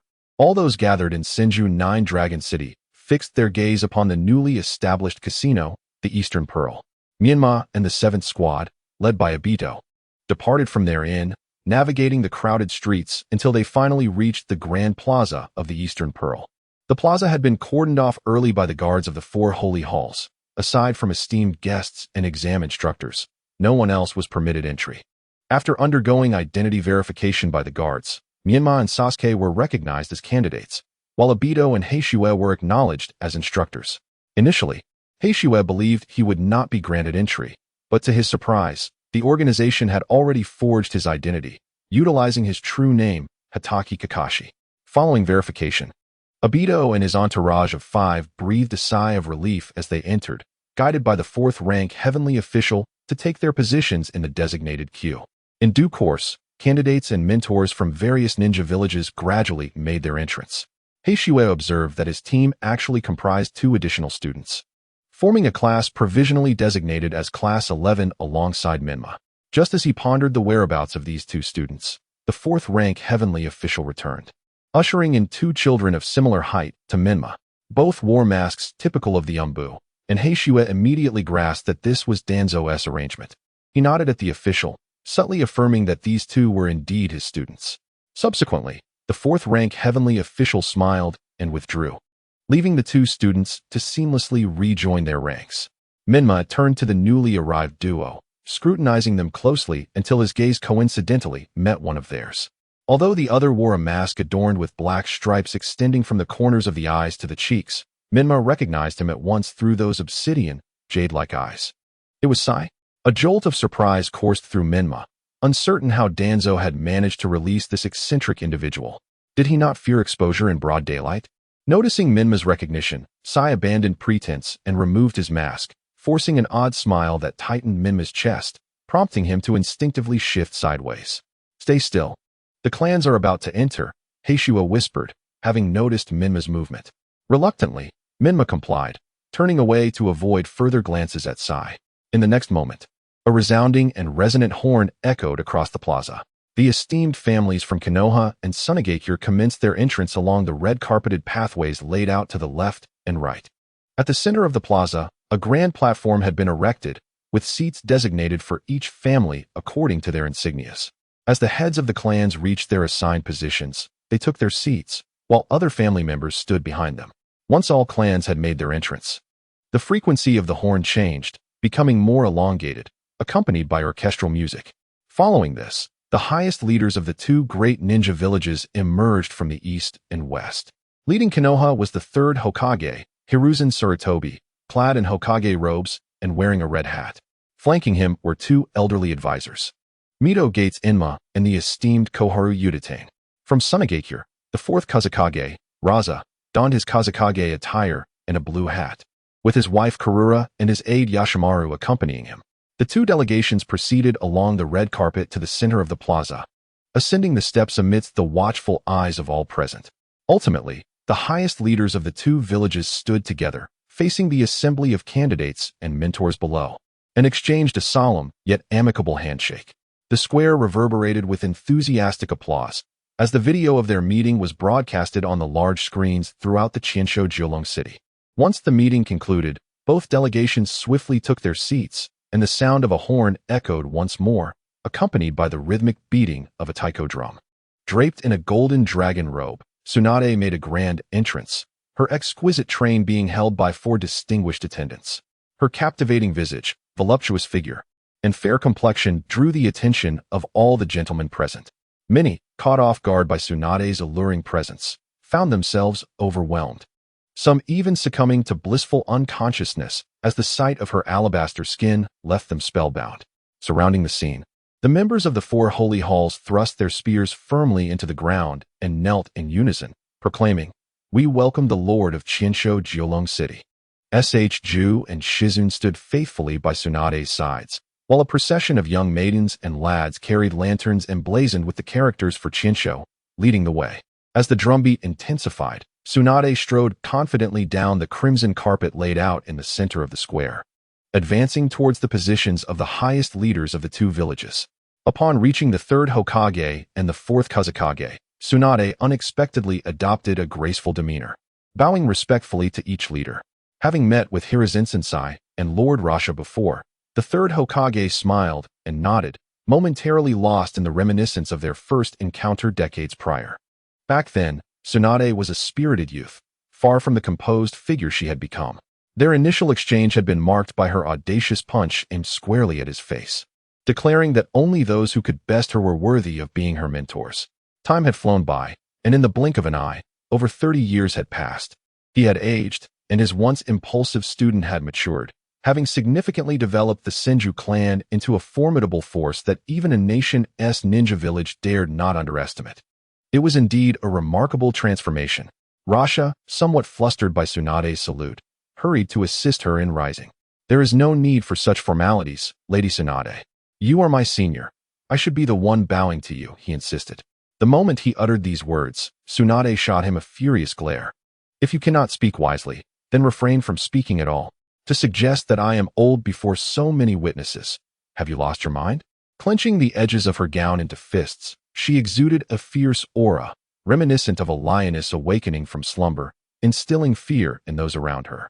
Even the clan leaders seated nearby could feel the intensity of her wrath, their eyes gleaming with anticipation for the unfolding drama. "Calm down, sister. Remember, our guests are here as friends." Ju urgently tugged at Tsunade's sleeve, attempting to diffuse her ire. Yet, Tsunade remained undeterred, her formidable presence unyielding. In a moment of urgency, Jingyin approached and whispered softly beside Tsunade. No one could discern the content of her words.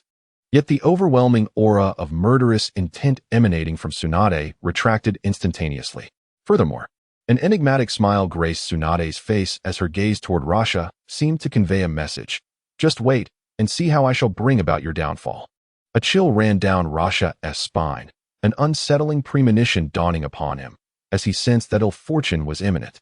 Noticing Rasha's evident trepidation, Tsunade promptly reassured him. "Fear not. I have a penchant for forthright individuals. You needn't worry at all, Lord Rasha." Her explanation, rather than soothing him, illuminated the gravity of his predicament. Before he could attempt to mitigate the situation, Tsunade elegantly swept away to assume her position as the representative of the Senju clan. "Enough of this frivolity. I implore both esteemed lords to deliver your addresses swiftly, lest the candidates grow anxious from waiting." Pressured by her urgency, Rasha awkwardly returned to his seat, yet he felt a profound discomfort, as if seated upon needles. It appears I may have misspoken earlier.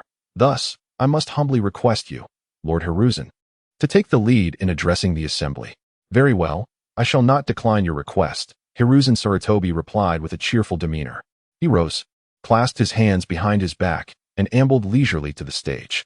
As he surveyed the youthful faces in the square, he nearly lost track of how many seasons had passed during his tenure.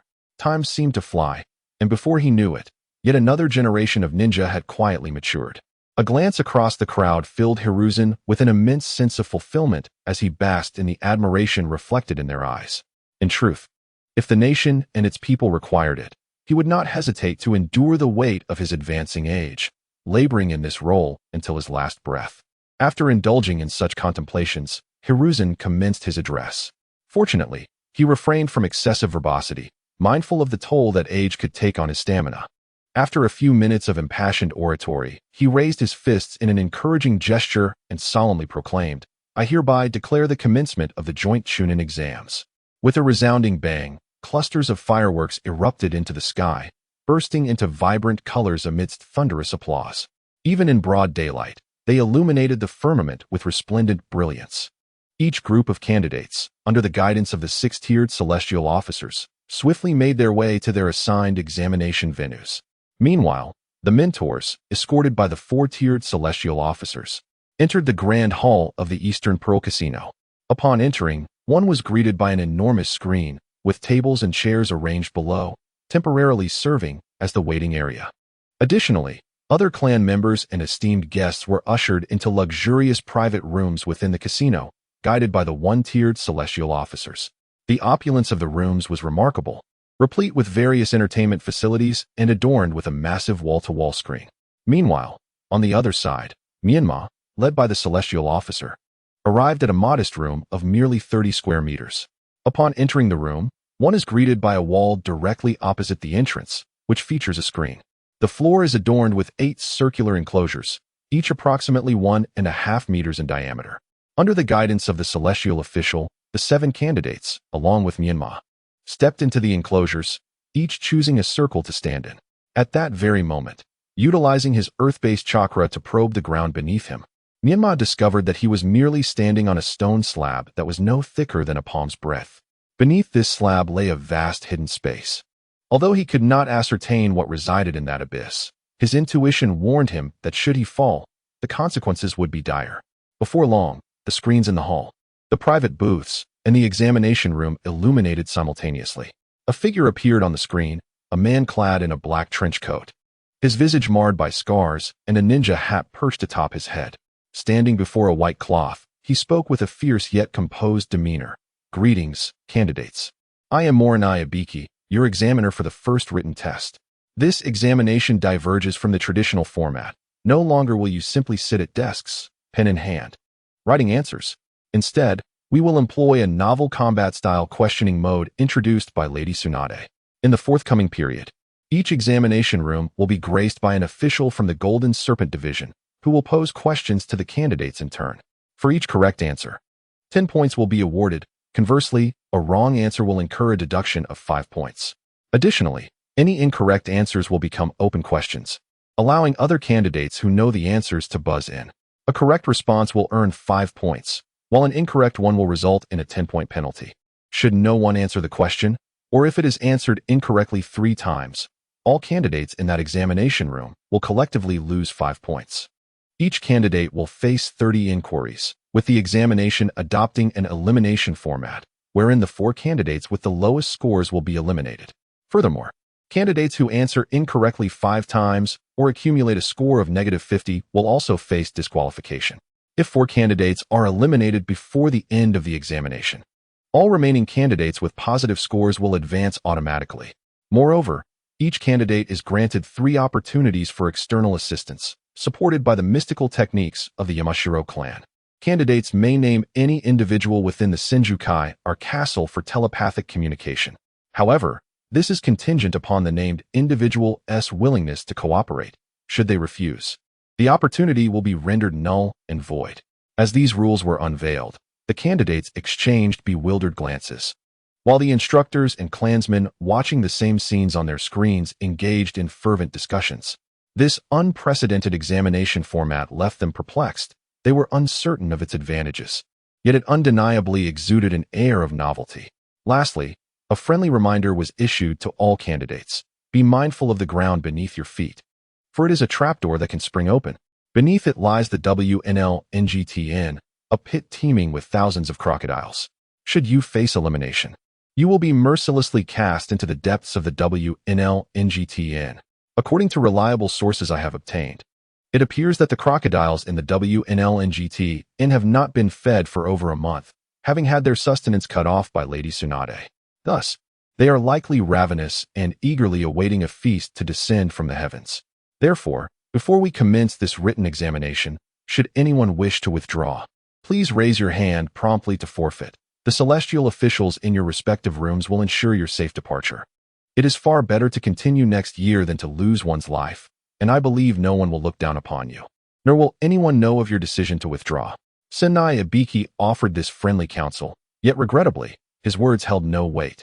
For all scenes from the examination halls were being broadcasted. Now, the gaze of all in the Senjukai city was riveted upon the various screens scattered throughout the city. Tsunade reclined on a chaise, indulging in fruit while savoring the frightened expressions of the candidates displayed on the screens. Proceed, send the word out, let the betting commence. allowing the public to partake in the speculation. Let me see who shall ascend to wealth today. Chapter 22. Hidden Rules. Tsunai Ibiki's words fell like a massive stone into the sea, quickly stirring turbulent waves of anxiety within the hearts of the candidates. Ultimately, they were but a group of fledgling youths, and the primal fear of death often overwhelmed reason. Many examination rooms erupted into chaos as numerous candidates protested the abrupt alteration of the CH-9 exam format. The Jinshi Division, as the executing authority of this written examination, could not remain idle.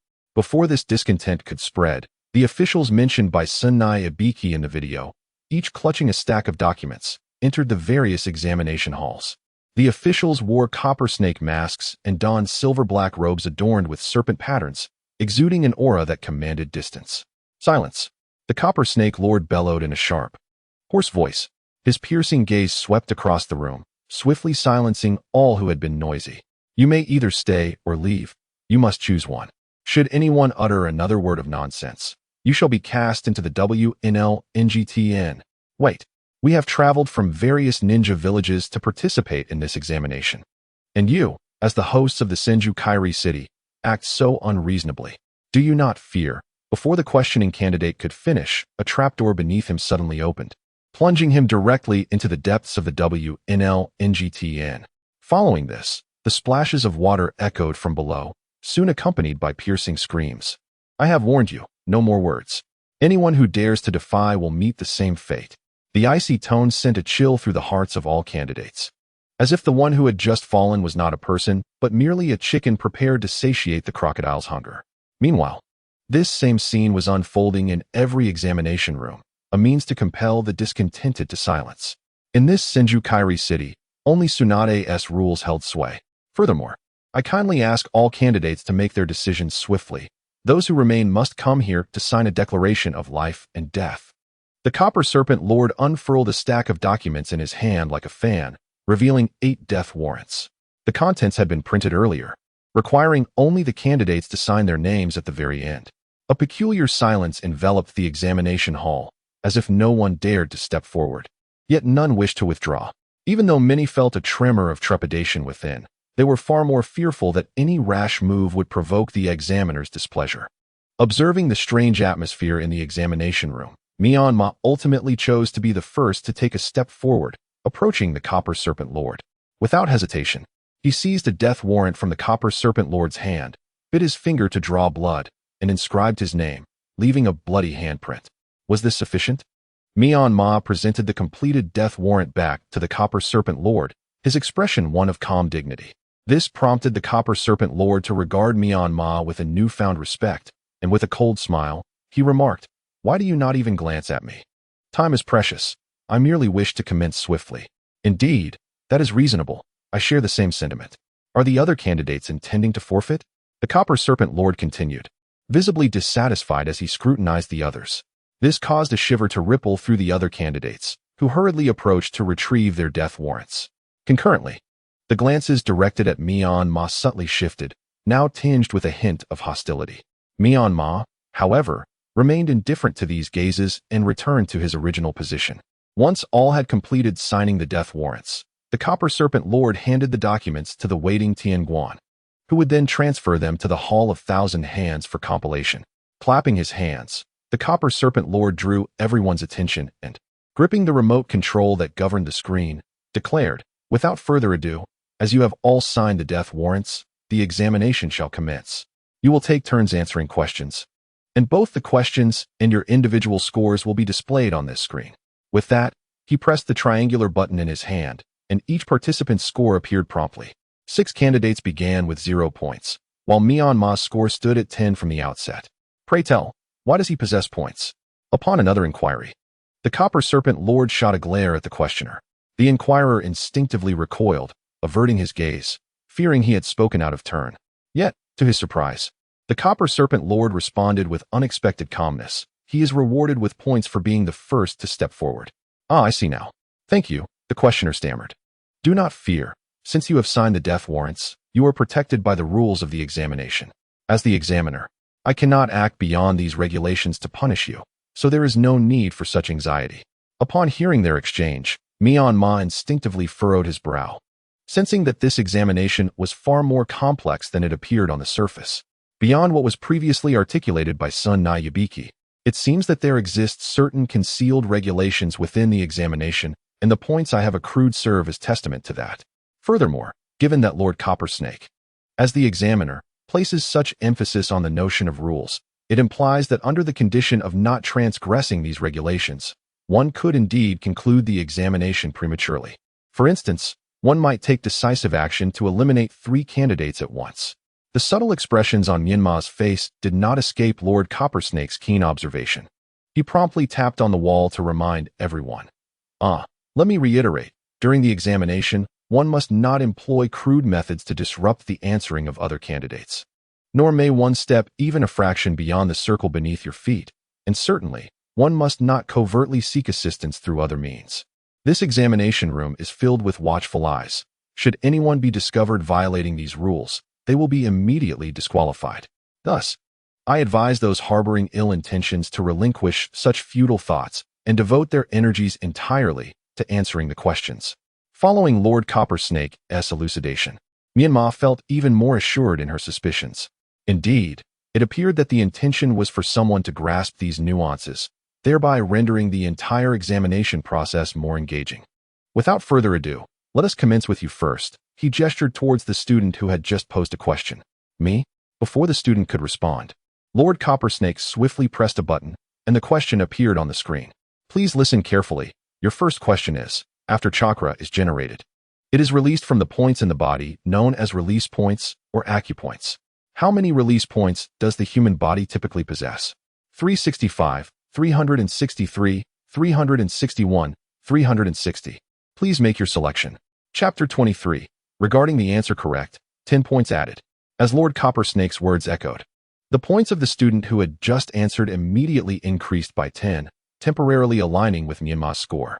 Although the other candidates did not anticipate that the initial question would be so straightforward, it was merely foundational knowledge they had acquired upon entering the Shinobi Academy. Nonetheless, this served as a fortuitous omen, instilling them with additional confidence and assurance for their upcoming responses. Very well, the next candidate, please listen to the question. Without wasting time, Lord Coppersnake gently turned his body and pointed to the individual next to the one who had just answered. What do the basic 3 arts refer to? 1.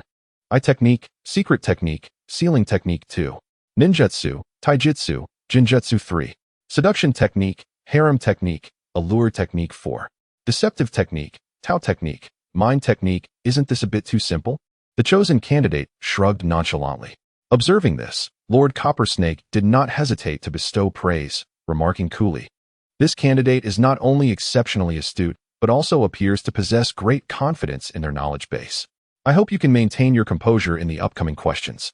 Of course, the praised candidate lifted their chin, crossing their arms, and instantly exuded an air of self-assurance.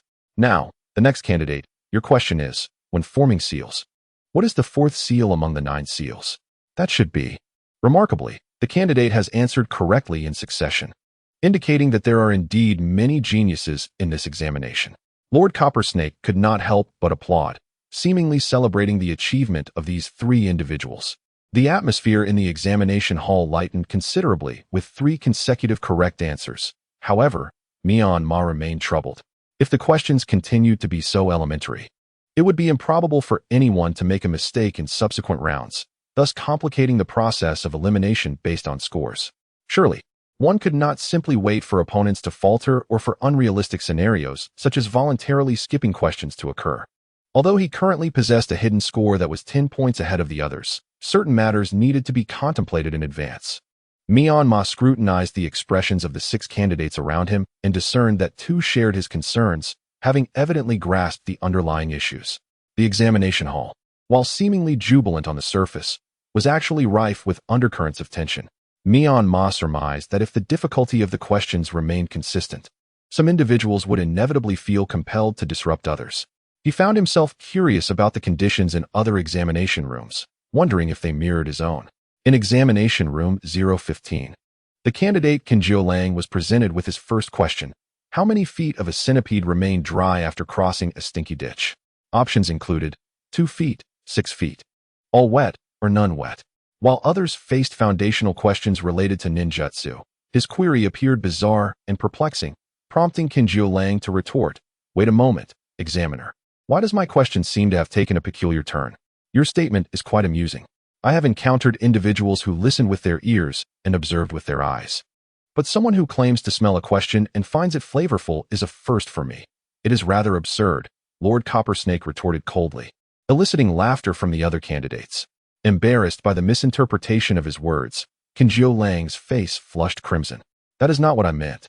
I merely wish to express my confusion regarding the illogical nature of my question.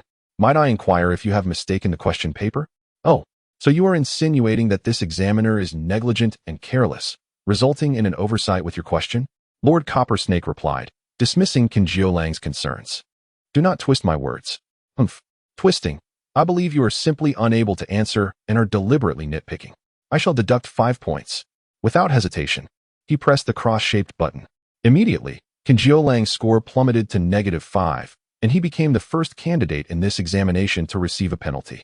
His anger surged, and the skin above his neck turned an even deeper shade of red.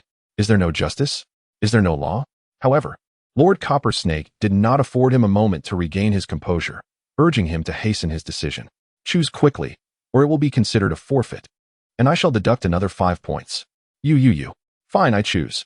I choose. Congratulations." Upon hearing this response, the Copper Serpent Lord could not restrain his exuberance, exhibiting a joy surpassing that of a bride on her second wedding day. Witnessing such spirited behavior, Kinjio Lang felt a surge of relief, unexpectedly realizing he had guessed correctly. However, in the next moment, the Copper Serpent Lord swiftly changed his demeanor, pressing the forked button in his hand. "Incorrect choice. Deduct 5 points. You scoundrel. Why should you be so pleased if I answered wrongly? Is there no room for celebration in this household? Dare to question this examiner again, and I shall see to it that you are fed to the tan." Infuriating, Kinjio Lang clenched his teeth, his fists tightly balled, wishing he could tear this tormenting examiner to shreds. Just as his anger reached its peak, another contestant raised their hand to buzz in. The Copper Serpent Lord's gaze shifted immediately to the source of the interruption, a voluptuous, sensuous-haired girl with striking black locks. Her vibrant lipstick and alluring eye makeup could not fully conceal her innate purity. The distinctive white of her eyes revealed her identity as Hinata Hyuga, the esteemed heiress of the Hyuga clan. Candidate Hinata Hyuga, please respond. Choose. Correct answer. Add 5 points. The screen displayed Hinata's score rising to 15, placing her ahead of the others. This prompted the other spectators to cease their merriment and take notice. Wait, she simply chose without any explanation? Shouldn't someone clarify why? Kinjio Lang remained unconvinced, desperately yearning to understand the rationale behind her choice. Yet, the Copper Serpent Lord dismissed his inquiries with disdain, stating, "I am the examiner and bear no obligation to explain. Furthermore, cease your interruptions. Such behavior disrupts the examination and reflects poorly on your upbringing." Chastised in such a manner, Kinjio Lang felt his anger boil, nearly grinding his teeth to dust. It became evident to him that this examiner was deliberately targeting him. The more he realized this, the more he had to endure. Yielding to provocation would only lead to his greater embarrassment. He refrained from glaring at the examiner, fearful of providing them with further ammunition against him. Taking deep breaths to quell his fury, Kinjio Lang averted his gaze to the girl who had just answered his question. "What are you staring at, you little pauper? I'm not swayed by your looks." Noticing Kinjio Lang's intense stare, Hinata elegantly tossed her long black hair over her shoulder and turned slightly away. In this moment, it seemed anyone felt entitled to covet her beauty. Had it not been for the examination, she would have already gone over to pluck out his eyes. "Calling me a little pauper, are we? Very well, just you wait." Kinjio Lang withdrew his gaze, yet his hands slowly extended unseen threads, imperceptible to the untrained eye. If the examiner wished to play games, then so be it. No one shall have an easy time. Chapter 24. The Bed Examination Room 019. The candidate Gara. Please listen to your first question. How many eyes does a dolphin have open while swimming? 1, 2, none, or alternately open and closed? Upon being posed a question unrelated to ninjas, instead of raising doubts, Gara's eyes sparkled with excitement. A radiant smile illuminated his face, akin to a small sun basking in bright sunlight. "I know this one. I choose, right? Is that incorrect?" Seeing the hesitant lord of the Copper Snake, Gara's expression subtly shifted to disappointment. No, congratulations. You answered correctly. 10 points for you. Hooray. Gaara joyfully raised the small bear plush he was holding, just as he remembered. This kind of knowledge was once shared by his mother Karura as a bedtime story, even though he resided in the wind country, far from the sea and dolphins.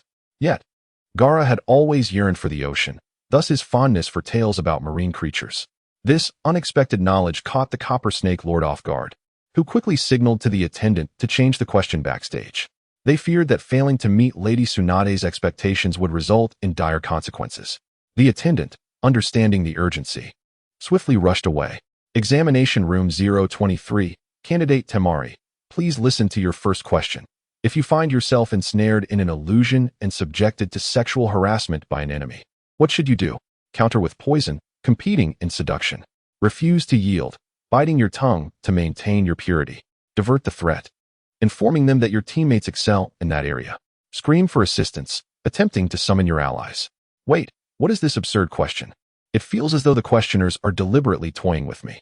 May I file a complaint? Temari's face was a portrait of impatience. Such a question seemed grossly disrespectful. You may lodge a complaint, but only if you can pass this exam. Therefore, please make your choice. The Copper Snake Lord's tone remained unperturbed as the countdown commenced on the screen. Though Temari was seething internally, she recognized the futility of resistance. After all, this was not her village, and the examiners held authority. Any reckless action could result in disqualification. Reluctantly, Temari swallowed her indignation and prepared to address the question at hand. I shall choose. An incorrect answer will result in a deduction of 5 points. Other candidates, please feel free to answer. As soon as the words were spoken, a boy with a bun hairstyle raised his hand. Oh, Nara Shikamaru, I didn't expect you to be the first to respond. Please, share your answer. It should be that biting one's tongue can induce pain to break free from the illusion, correct? Correct answer, and you provided an excellent analysis. 10 points for you. What? Upon hearing the additional 10 points, the other candidates were taken aback. Typically, answering another's question would only yield 5 points, yet now an extra 5 had been awarded. Is it true that as long as one answers the analysis question, bonus points can be awarded for other questions as well? Faced with the perplexity of numerous candidates, Lord Copper Serpent did not provide a direct response, nor did he offer any denial. Meanwhile, Nara Shikamaru, who answered a question correctly, wore an expression of smug satisfaction. He instinctively glanced at Temari and threw her a flirtatious wink filled with masculine charm. Oomph, such a greasy man. Temari scoffed, rolling her eyes at Nara Shikamaru. It was merely a matter of answering a question first. What was there to be so proud of? He was just as foolish as the one who posed a previous question. In a private, customized suite, Tsunade reclined on a plush sofa, cradling her beloved pet, Tun-Tun. While observing the movements of Gaara's team in their respective examination rooms, the misfortunes of Kankuro and Temari alleviated her mood considerably, serving as a form of poetic justice for their father. Initially, Tsunade nearly confronted Kazekage Raza during the opening ceremony, but thankfully, Shizune informed her that Raza's 3 children were also participating in this Chunin exam, allowing her to take this more amusing route for revenge. Of course, she did not wish for these 3 children to be eliminated in the very first written exam. After all, there were still opportunities for profit in the subsequent assessments. Thus, her intention to deliberately create difficulties for them was merely to compel Raza to reflect on his actions and to make him aware of her lingering resentment. As for how Raza would demonstrate his sincerity in apologizing, that would depend on the extent of his generosity. To her surprise, Raza's youngest son seemed to possess some knowledge of animal encyclopedias, indicating that he might become a focal point for betting in the near future. Tun-Tun rested his chin on his trotters, analyzing the situation with utmost seriousness. However, one cannot be too certain, as the subsequent questions are not predetermined. It all hinges on whether his father is willing to invest heavily in altering the questions. Tsunade wore a grin that reflected her greed. For the question bank for this examination was entirely dictated by monetary influence. Those who spent more could shape the outcome. The first 10 questions were designated by the Golden Serpent Bureau, chosen randomly and encompassing various topics. This was intended to allow the audience of Senju Kyubu City to assess and subsequently bet on the candidates they believed would prevail. As for the following questions, they would be determined by the financial backers of the bets. They could select 3 types of questions from a diverse question bank to modify the questions posed to their chosen candidates, thereby granting them a greater advantage. However, This required them to discern the areas of expertise of the candidates they were betting on. Moreover, to change a question, a minimum wager of 1 million was necessary to exchange for a single question. Thus, from the outset, this examination was a game meticulously crafted by Tsunade for the prominent nobles and clans. As long as they were willing to invest their wealth, they could witness their children advance smoothly. By the way, Lady Tsunade, are you considering placing a bet? In response to Tuntun's inquiry, Tsunade nodded with an air of inevitability. After all, this can be regarded as a form of gambling. As the goddess of luck, how could she possibly refrain from participating? Who do you intend to wager on?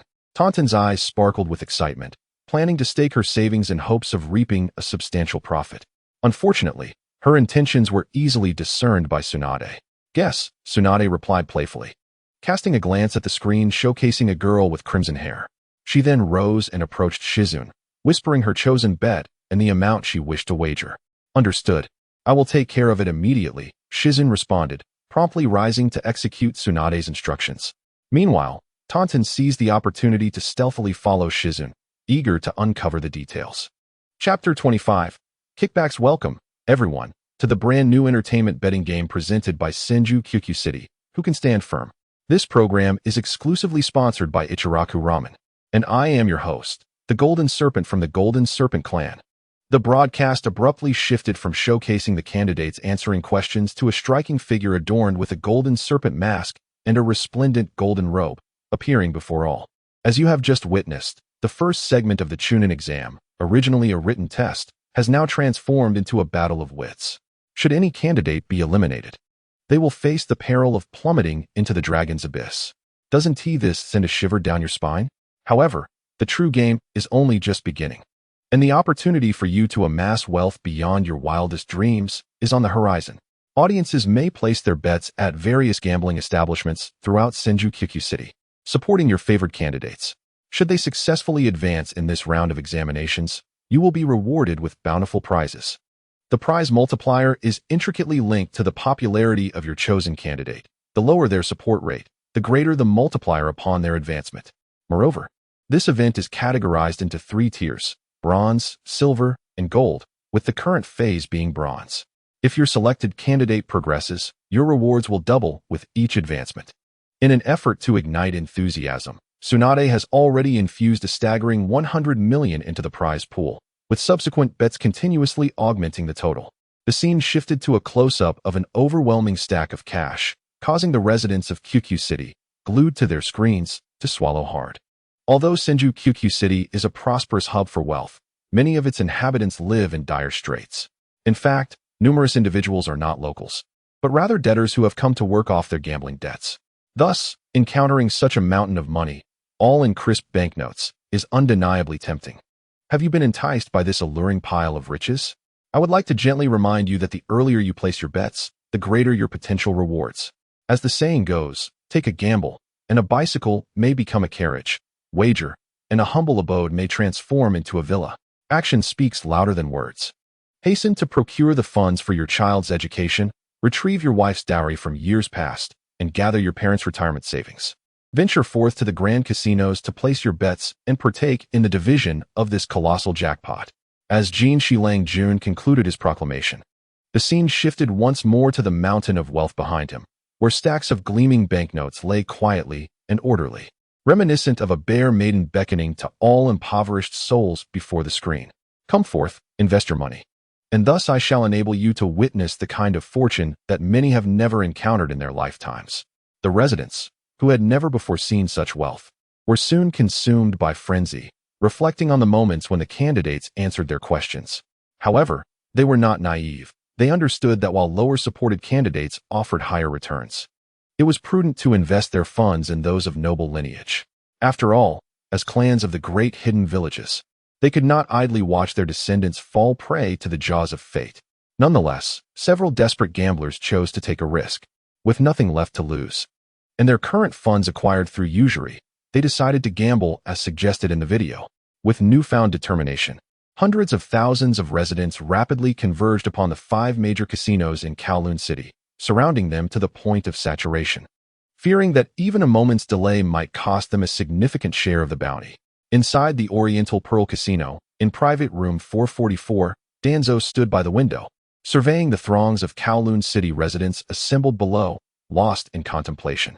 His reverie was interrupted by the entrance of a dark ninja donned in a raven mask, who approached him with utmost respect. "What is the situation?" Danzo inquired. "Currently, the other 4 casinos mirror this one, teeming with crowds. To maintain order and avert any mishaps, the Four Saints Hall has had to draw personnel from various city factions. Even the various specters and judges from the underworld have been compelled to make daytime appearances to deter any unsavory elements that might mingle among the masses outside the gambling establishments. It is anticipated that this throng will persist for another half-hour before gradually dispersing, during which time the northwest corner of the Senju Kowloon City remains the most vulnerable point of entry." Upon receiving this information, a smile crept across Danzo's lips. A problem that had previously vexed him was unexpectedly resolved through Tsunade's deft maneuvering. This twist of fate had taken him by surprise. Yet he recognized that such coincidences could catch Tsunade's subordinates off guard as well.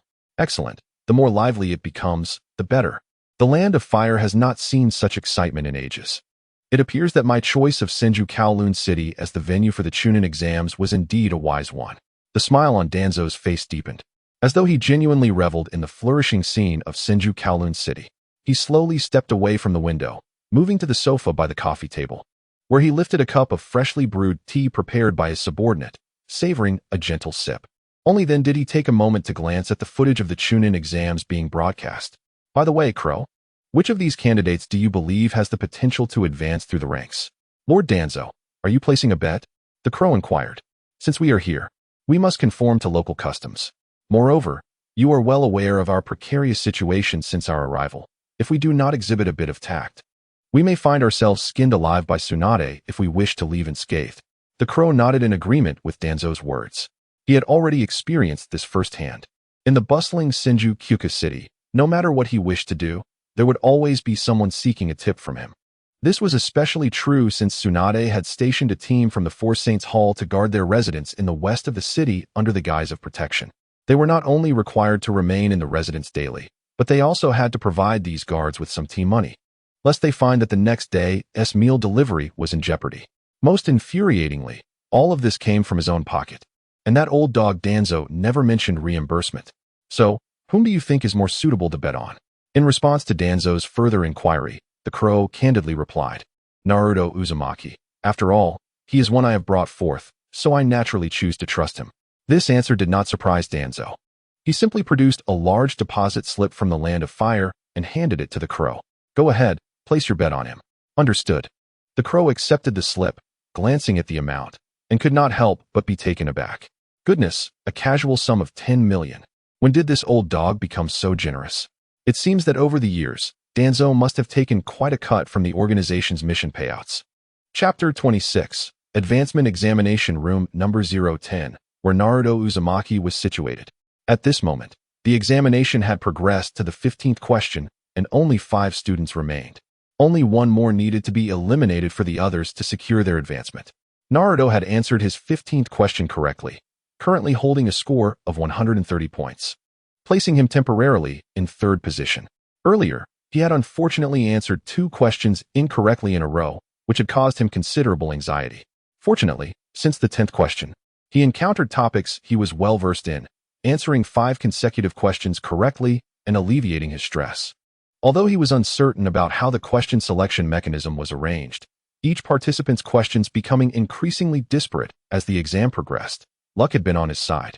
At present, only 2 individuals remained to complete this round of questioning, and coincidentally, both had previously answered 4 questions incorrectly. Should either err once more, they would be eliminated. Among these 2, one hailed from Konoha, while the other was from the Sound Village.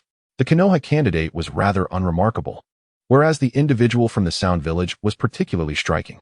Firstly, his appearance was quite eye-catching. He was wrapped in bandages like a mummy, stooped in posture. He wore a fur coat, and one eye was carelessly rolling about, gazing at anyone who happened to meet his glance with a sense of unease. The color of the fur was a dull, yellowish hue, giving the impression of a poorly crafted imitation. It was unclear whether the village had recently undergone renovations without sufficient funds, or if he was simply a country bumpkin. A certain individual, unmistakably a ne'er-do-well, found himself unable to appreciate the situation at hand, regardless of the perspective taken. However, the swift conclusion of this examination room can be attributed to the clandestine efforts of the aforementioned individual. Had he not discreetly emitted inaudible sound waves, causing a disruption to the auditory bones of the other candidates, leading to their disorientation and missed answering opportunities. This examination would have undoubtedly been prolonged by at least 10 questions before any clarity could be achieved. Initially, the individual in question remained unaware of the means employed by his adversary, but upon reflecting on his own state during his moments of lost marks, he realized he too had fallen victim to the same fate. Fortunately, the perpetrator, recognizing that this candidate might not falter frequently enough to be eliminated, shifted his focus elsewhere. Otherwise, he would have faced elimination before the candidate did. Dear candidate, please respond promptly. You have 30 seconds to make your decision. Should you be uncertain of the answer, you may request an external connection. You still possess 2 opportunities. Do not squander them, announced the Copper Serpent Lord as the countdown commenced on the screen. Yet, the Leaf candidate remained unresponsive, his face contorted in agony, his lips moving without producing a coherent sound. The candidate understood all too well that the culprit was once again the man clad in sable fur, engaging in his nefarious handiwork. A furtive glance towards the assailant revealed his right hand, adorned with porous armor, vibrating ever so slightly at a peculiar frequency. With 10 seconds remaining, the pressure mounted. Answer incorrectly once more, and elimination would be inevitable. Therefore, please convey your answer swiftly. At the Copper Serpent Lord's renewed urging, tears welled in the Leaf candidate's eyes. It was not a matter of desire, but rather an inability. He was bewildered, his mind swirling in chaos. The sounds he perceived were distorted, and even his own voice emerged as a grotesque echo. The audience outside began to take note of the unfolding situation, yet they lacked the evidence to pinpoint the perpetrator directly. Meanwhile, those who had placed bets on the Leaf candidate descended into a frenzy, feeling as though they too would be cast into the abyss of despair rather than the candidate himself. Damn it! Why is this happening? My money! They shouted in frustration. Hurry and respond. What are you doing? They lamented, their spirits crushed, with many tearing up their tickets in resignation, unwilling to witness the screen any longer. Ding! As the countdown concluded, the Copper Serpent Lord announced with a heavy heart. Time expired, deemed as forfeiture, deducting 5 points. Moreover, this marks your 5th incorrect answer. So it is with great regret that I inform you of your elimination. Upon the conclusion of his words, the trapdoor beneath the Leaf candidate opened, casting him into the depths of the dragon's abyss below. The familiar sounds of splashing water and anguished cries echoed once more. Yet the remaining candidates felt no ripple of concern. After all, such occurrences had become a matter of routine. Now, the other candidates may continue to respond. I see no necessity for that, came the retort. The man clad in mink fur stepped out of the circle beneath his feet, resolutely making his way towards the exit. To be frank, he had grown weary of this wretched place. The remaining individuals had all accumulated positive points, which ostensibly indicated that they had passed and advanced. Thus, what purpose remained in continuing? Stop, Toshun! Just as Toshun was about to step outside, the Copper Serpent Lord's frigid voice halted him. What? Do you intend to defy the rules?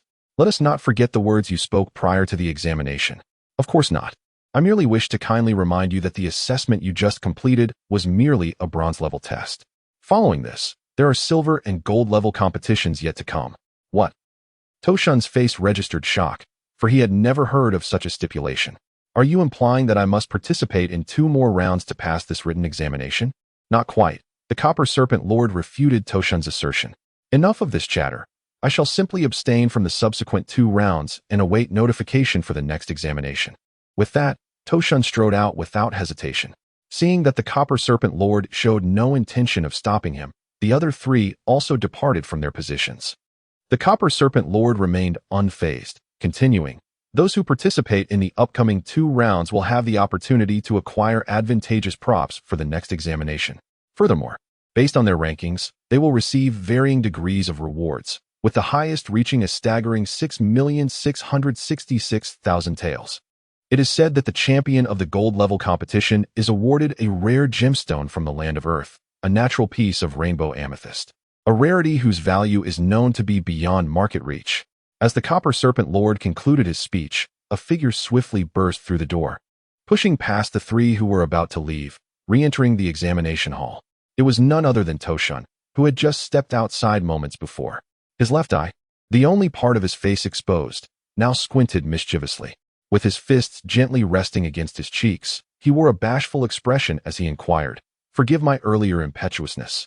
Where may I register?" Such a stark contrast elicited goosebumps among the three onlookers, echoing the adage that wealth can indeed transform one's fortunes. Toshan, too, noticed their peculiar gazes, but could not help but think of his village chief, who diligently toiled in research yet lived a life increasingly marked by poverty. He felt compelled to set aside his pride and shoulder some financial burden for the sake of his chief. Moreover, that rainbow amethyst was a coveted item requested specifically by Lord Orochimaru. The opportunity lay before him, and it was unwise not to cherish it. As for everything else, it mattered little. He would forge his own path regardless of others' opinions. Chapter 27. Hinata Hyuga. Although Toshan's demeanor was overly pragmatic, who could remain unmoved by such a colossal temptation? Thus, the two other candidates, initially intent on leaving, decisively chose to remain. Menma, however, showed little interest in the matter, for money held insufficient allure for him. After all, he was not even truly free. Acquiring more wealth would change nothing for him. Regarding the props that the Copper Serpent Lord had just mentioned, which might prove advantageous in the next round, Menma believed they would have little impact. The subsequent examinations would be practical drills, rendering any ostentation utterly ineffective in the face of genuine strength. Confident in his own abilities, Menma chose not to linger and decisively turned away from the examination room. Upon entering the corridor, he encountered another examination room that had just concluded its tests. The first to exit was a youth with crimson hair, adorned with a character symbolizing love. Menma recognized him. They had crossed paths previously at the Ichiraku ramen shop, Gaara from Sunagakure. Menma's impression of him was not unfavorable, though he found this peer excessively naive. Clearly a flower nurtured in a loving environment. However, observing him closely now, Menma noted something seemed amiss with Gaara.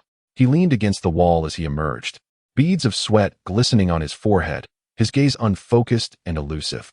It appeared he had encountered some harrowing experience, leaving him in a dismal state. Approaching Gaara, Menma halted. But before he could utter a word, Gaara collapsed weakly into his arms, murmuring incoherent pleas of no, no. Menma glanced down at the red-haired youth in his embrace with a mixture of concern and resignation before raising his gaze to the figure lurking behind Gaara. It was none other than Sai. Menma was taken aback to find these two peculiar individuals, both of whom were enigmas to him, had been fated to share the same examination room. He was appalled that Sai, this madman, would not even spare a child, truly a beast in human guise. At that moment, Sai's pale, bloodless visage remained inscrutable as he fixed his gaze on Menma without flinching. Menma furrowed his brow and demanded, "What have you done to him?" "Huh? What do you think I could possibly do? This examination room is surrounded by watchful eyes. You must be aware of that. Furthermore, as the son of the fourth Kazekage, who would dare to act against him openly?" Menma's heart sank at Sai's response. He had not anticipated that the red-haired boy in his arms bore such a significant identity. It was no wonder that during their confrontation at Ichiraku, multiple pairs of eyes had covertly scrutinized him, aside from Gaara's companions. Yet, what had befallen him now? Who could say? Sai tilted his head and shrugged his shoulders, clearly implying that he bore no responsibility. However, Menma would not entertain such naivety. He understood that relying on Sai for a truthful account was futile, so he resolved to assess Gaara's condition himself. Was he ensnared in an illusion? Suddenly, Menma found himself with an answer and decisively attempted to infuse his chakra into Gaara's body. However, at the moment he cautiously injected a portion of his chakra. His consciousness was unexpectedly drawn into a peculiar space. Within this realm, a surge of negative emotions manifested as chakra, crashing like waves and gradually coalescing into a menacing raccoon-like visage. Just as this ominous creature prepared to launch an attack on Menma, his consciousness was unexpectedly expelled, returning to his own body. At the same time, he became aware that he had been enveloped by a thin layer of crimson chakra. This state was evidently a defensive response from the monstrous entity within him, sparing him from the raccoon's impending harm. Before Menma could comprehend the events that had transpired in such a brief span, a youth clad in a black outfit, adorned with purple patterns on his face, rushed towards him, exclaiming, "Hey, you little scoundrel, what do you intend to do to Gaara?" Ignoring Menma's attempts at explanation, Kankuro, Gaara's elder brother, seized Gaara from Menma's grasp. hoisting him onto his back while forcefully shoving Menma aside. "You despicable wretch. Where do you think you're going? Just wait and see how I deal with you today." Behind Kankuro, Hinata Hyuga pursued closely, her fury palpable as she gathered an abundance of chakra in her hands, launching a punch indiscriminately towards Menma's direction. Previously, during the examination, Kankuro had covertly manipulated the bodies of other candidates using nearly imperceptible strands of chakra, disrupting their ability to answer questions. Unfortunately for him, such tactics were rendered futile under the scrutiny of Hinata's Byakugan. Initially, Hinata had no intention of interfering, as long as Kankuro did not provoke her. She would consider it a non-issue, believing an early conclusion to the exam would benefit everyone. However, Kankuro foolishly chose to antagonize her. Just as Hinata prepared to yank back the strands attempting to ensnare her, Kankuro cunningly executed a sleight of hand, transferring the strands from the other candidates to those near Hinata. Had it not been for Hinata's quick reflexes in employing a significantly weakened version of the 8 trigrams air palm to sever the strands with a chakra shockwave, rather than recklessly pulling them towards her, she would have undoubtedly been exposed for cheating and ruthlessly cast into the depths of the exam's perilous challenges. Hinata Hyuga was no ordinary individual. She was the esteemed heiress of the Hyuga clan. Moreover, she aspired to become a remarkable woman akin to Tsunade, with grand ambitions and ideals.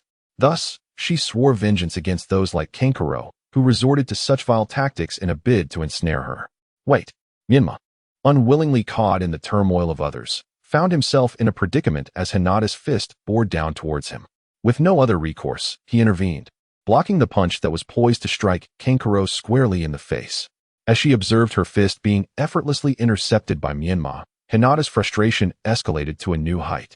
Kankuro, perched on Gaara's back, successfully executed his diversionary tactic, not forgetting to make a face at Hinata before swiftly darting away. Who is this wretched blonde kid? Emerging out of nowhere, associating with that rascal? Seeking trouble? No, I am not familiar with him. Menma swiftly turned, intending for Kankuro to clarify the misunderstanding himself. However, before the word familiar could fully escape his lips, he realized that the perpetrator, Kankuro, had already vanished at the end of the corridor. Chapter 28. Hyuganiji Wang Defa. You fled the scene of the accident. Indeed, the world has descended into chaos, and the integrity of humanity has waned. Menma's mind was instantly flooded with 1,000 exasperating thoughts. It seemed he was destined to take the blame today. Hinata's fist came rushing towards him once more, and Menma, unwilling to endure an unprovoked assault, had no choice but to defend himself. Yet, in an attempt to convey his disinterest in conflict, Menma chose to place one hand behind his back. With only his typically unaccustomed left hand, he managed to parry all of Hinata's strikes. Hinata, witnessing Menma's one-handed defense, appeared unfazed, which only further stoked the flames of her wounded pride. How dare you underestimate me? I do not. I simply wish to avoid escalating this misunderstanding. I implore you to cease your attack. Still attempting to argue? In that case, allow me to demonstrate the might of the Hyuga clan. Byakugan, with her hands forming a series of seals, the veins around her eyes bulged. Menma found all of his chakra points laid bare before her, exposed without concealment. Subsequently, she ignited blue chakra flames in her palms, encircling Menma within her attacking 8 trigrams formation. Gentle fist, 8 trigrams palm. 2 palms. 4 palms. 8 palms. 16 palms. 32 palms. As the strikes increased in number, Hinata's assaults grew sharper and more intricate. Despite Menma's reluctance to engage in battle, he was compelled to utilize both hands to ensure his own escape. If you persist in this pursuit, do not blame me for being ungracious. Is that so? Then come at me with all you've got. Hinata, heedless of Menma's warning, remained resolute, for she was currently dominating the encounter. The question of who was being impolite was not one to be settled by mere words. Seeing no sign of Hinata's intent to relent, Menma shook his head in resignation. In the next instant, he vanished from her sight. However, with her Byakugan activated, Hinata possessed a complete 360-degree field of vision, allowing her to swiftly reacquire Menma's position. Do you think you can catch me off guard by sneaking behind? Such naivety. Instinctively, Hinata prepared to turn, anticipating a counter-strike before Menma could launch his attack. Yet, reality unfolded contrary to her plans. Before she could complete her turn, Menma delivered a swift hand strike to the back of her neck. Damn it, how could this be? Hinata's vision blurred, and she lost her balance, her body uncontrollably toppling forward. She had clearly immobilized Menma's form, yet failed to discern the speed at which he struck. It was astonishingly swift, so much so that even her Byakugan could not react in time. Just as Hinata was about to collapse, a figure leapt forth, kneeling on one knee to gently catch her. The newcomer was a young man with long brown hair, sharing the same Byakugan as Hinata. Menma appraised the boy with a glance, feeling a sudden wave of frustration. It was evident to anyone with sense that both individuals hailed from the Hyuga clan. Would it not be necessary to incapacitate yet another one? The incessant appearances of these individuals only served to aggravate Menma's desire to leave this place. Had he known better, he would have refrained from intervening. The boy seemed to perceive Menma's irritation and slowly helped the dazed Hinata to her feet, then smiled at Menma, saying, "Do not worry. I mean you no harm. If that last strike had not been tempered by your restraint, the young lady would surely be in a far worse state than mere unconsciousness. Thus, it is clear that you harbor no ill intentions." Surprised by the boy's unexpected rationality, Menma found himself somewhat relieved. "This is a mere misunderstanding. It was your lady who approached me, and I had no choice but to retaliate. I hope you will not take offense." Menma bowed to the boy with a straightforward demeanor, wishing to avoid further delay, feigning an apology instead. The boy, understanding Menma's intentions, replied in a gentle tone, "It's quite all right. The young lady can be a bit willful at times, but we are accustomed to it. If you wish to leave, please feel free." Menma's mood brightened considerably upon realizing the boy was indeed willing to let him go. He glanced around and found that the instigator of this entire ordeal, Sai, had long since vanished, and with a reluctant sigh, he turned to depart. However, after taking only a few steps, he was called back by the boy. "Please wait. Have you changed your mind?" Menma did not turn around, but his tone grew slightly frosty. "Not at all. I merely observed your remarkable agility today and hope to have the opportunity to spar with you later. May I inquire your name?" "Spar? If you seek vengeance. You need not be so convoluted about it," Menma replied after a moment of contemplation, uttering 2 words, "Sai." "Sai, got it. I am Hyuga Niji." "Very well. I shall remember that. Should you wish to seek retribution, do remember to bring along more companions, lest it be said that Sai bullied you." Without a backward glance, Menma waved his hand and soon disappeared at the corridor's end. Niji observed Menma's nonchalant departure, resolved to devise a method to restore the Hyuga clan's honor in a one-on-one combat. Little did he anticipate the other's audacity in suggesting he gather more allies. Yet Niji was not one to resort to underhanded tactics. Upon exiting the examination hall, Menma quickly spotted a familiar figure at the entrance. Clad in dark attire emblazoned with the Uchiha clan emblem, the individual bore a rare dumpling-shaped nose and wore a faint smile upon his face. Menma felt a mix of surprise and delight. Approaching Uchiha Shursui with a measured pace, Menma inquired with a calm demeanor, "What brings you here today? Is there a new directive from Danzo? Could it be that I cannot visit simply because I wish to see you?" Shursui's retort left Menma momentarily speechless. Before he could gather his thoughts, a rather unwelcome remark floated from behind Shursui. "Though I loathe to interrupt your reunion, it would be prudent not to keep others waiting too long." Menma stepped aside, only to discover that the elusive Sai had returned. This fellow had a knack for appearing and disappearing at will, and his presence seldom heralded good tidings. "Who are you referring to as waiting too long?" Menma asked, though the answer was all too apparent. "Who else but the person you most desire to eliminate?" Sai shrugged nonchalantly, sauntering towards the direction of the Eastern Pearl Casino. Menma's heart tightened at Sai's words, prompting him to steal a furtive glance at Shursui. Yet, Shursui's expression remained inscrutable, as he mused. The rumors about Sai, sometimes sane and sometimes utterly mad, were hard to believe at first, but now they seem undeniably true. Indeed, I too sense that his mental state may be somewhat unstable. Menma replied, averting his gaze from Shursui, feeling a pang of guilt. Chapter 29. Named Protection. Let us proceed. "I shall escort you and Kurayuki back to report," Shursui stated. "Very well," Menma nodded, following closely beside Shursui. The two made their way to the lobby of the Eastern Pearl Casino, where they first reunited with Kurayuki, who was engrossed in a book on a sofa. Subsequently, the trio, under the guidance of Tenkan, arrived at the door of room 444, where Shimura Danzo awaited. After Tenkan announced their arrival and the hidden shinobi verified the identities of Shursui and his companions, the door creaked open. Menma and the others stepped into the room's main area. Danzo sat regally on a sofa, flanked by 2 personal bodyguards. To his left sat Sai and another youth who had recently joined Menma's team. All 3 were fixated on a screen mounted on the wall, displaying a silver tier quiz competition.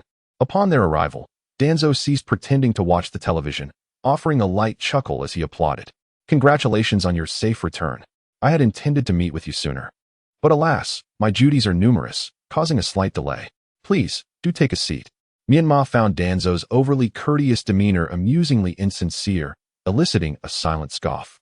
However, before he could move alongside Shursui, the typically aloof Kuriyuki stepped forward first, breaking the tension. "Now that the mission is concluded, and those you wish to eliminate are dead, when can I expect you to fulfill the promise you made to me?" he inquired sharply. "Why the haste? Do you think I, Danzo, am one to renege on my word?" Danzo replied with a calm demeanor, tapping his fingers lightly on the coffee table. At that moment, a hidden shinobi, donning a cat-shaped mask, emerged slowly from an adjacent room. Tuanzong gestured towards the dark ninja and formally introduced him to He Shui, saying, "Allow me to present Tianzong. If you follow him, you will soon meet the person you wish to see." "What? She is here as well?" A hint of surprise flickered in He Shui's eyes. "Indeed, in order to swiftly fulfill the promise I made to you, I took the liberty of bringing her along to Qinsho Jiulong City. Tianzong has been specially assigned to escort her throughout the journey," Tuanzong explained. Upon hearing Tuanzong's words, He Shui scrutinized this individual named Tianzong once more. "Do not worry, she has been in good health lately. I thought it would be delightful for her to experience the vibrancy of Qinsho Jiulong City, a splendid place for leisure. Unfortunately, she does not favor someone like me, an old fellow of mature and composed demeanor.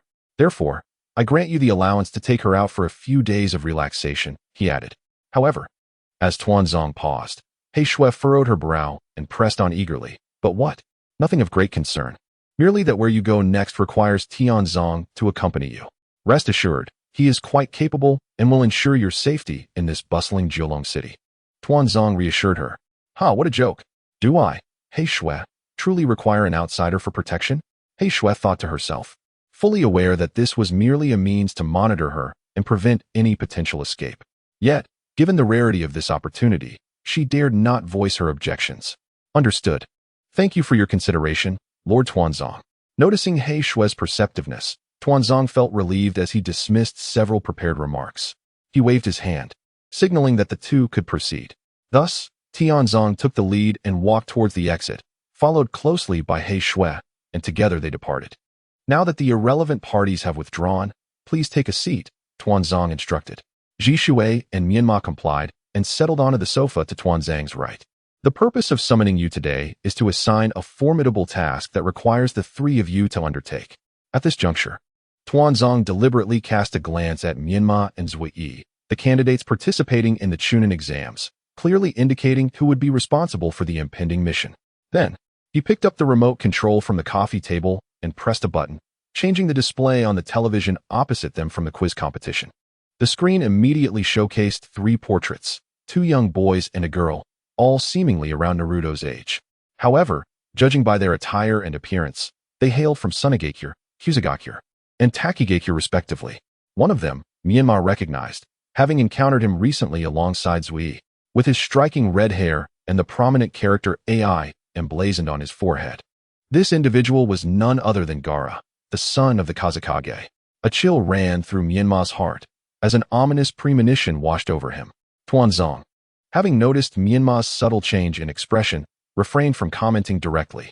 Instead, he continued, "These 3 are individuals of significant status or identity among the allied ninja villages surrounding the Land of Fire, and they are all participants in the same batch of the joint Chunin exams. From left to right, we have Gaara from Sunagakure, Muku from Kusagakure, and Fu from Takigakure. You 3 shall each select a target based on your instincts." Menma cast a sidelong glance at Danzo, astonished by the old man's apparent madness. Did he not fear that the selection of these 3, given their unique status, might incite conflict between the 2 nations? However, Menma chose not to dwell on these thoughts, for he held no particular affection for Konohagakure. Even if a war were to erupt, it would not concern him. Moreover, he was keen to act swiftly and not let others seize the initiative, so he promptly pointed at Gaara. At the same moment, Sai raised his hand, but was a fraction too slow, opting instead to shift his hand to the right, indicating Fu from Takigakure. The remaining individual, left without a choice, was relegated to Muku from Kusagakure. Once the three had settled on their targets without any objections, Danzo continued, I know you may think these three are the targets to be dealt with, but you are gravely mistaken. During the examination period, I discovered that several nefarious individuals have infiltrated the city of Jiulong. After investigation, it appears some candidates may be colluding with these wrongdoers. Their intentions remain unclear, yet they likely seek to sabotage the examination and inflict harm upon these individuals of special status to incite discord between our allied nations. Thus, this task deviates from the norm. Your primary duty is to protect and monitor. In the upcoming examination, I require you to remain vigilant regarding the movements of your respective targets and their surroundings. Should any anomalies arise, you must address them promptly and report back. Chapter 30. A test of resolve. Menma dared not question Danzo's words, for they were fraught with ambiguity. After all, if these individuals were indeed in danger during the forthcoming examination, why not inform the leaders of each village, allowing them to bolster their ranks with additional personnel and surveillance? Instead, Danzo opted for clandestine oversight, suggesting that protection was but a faade for true surveillance. Menma surmised that Danzo harbored ulterior motives. Yet, despite the doubts lingering in his mind, Menma was disinclined to probe deeper. His task was simply to follow Danzo's directive and monitor his target. In due time, he would unravel Danzo's true intentions. Understood, the three of them replied in unison. Danzo nodded and retrieved 3 crimson scrolls, tossing one to each of them. Within these scrolls lay a special technique. Should their target find themselves in peril, they need only infuse chakra into the scroll and cast it towards the target to avert disaster. Upon receiving the scroll, Menma examined it briefly, noting no remarkable features. However, given its origin from Danzo, it was unlikely to be anything benevolent. While he accepted the scroll, he harbored no intention of employing it. Having concluded the matters at hand, Danzo showed no inclination to prolong the presence of the 3 individuals, waving his hand dismissively as he stated, Very well. Your sole purpose for visiting the Shinjuku city is to accomplish this task. Do not let me down. Now, each of you may return to your rest. Naturally, Menma was equally disinclined to linger further. Upon Danzo's words, he promptly rose from the sofa. Sai and another companion followed suit, while Shursui remained seated, demonstrating an evident intent to discuss further matters with Danzo. Menma, recognizing Shursui's purpose, refrained from interjecting. The trio once more departed under the guidance of the dark ninja, who had initially escorted them into the private room. Once the door was closed, Danzo swiftly dismissed those around him, retaining only 2 shadowy guards for his own protection, who then sealed the space with a barrier jutsu, enveloping him and Shursui within. Speak, Danzo commanded. According to the intel gathered by my raven, individuals from Sunagakure, Takigakure, and Kusagakure have successfully infiltrated the city. However, the agents from Kusagakure are of a rather peculiar nature.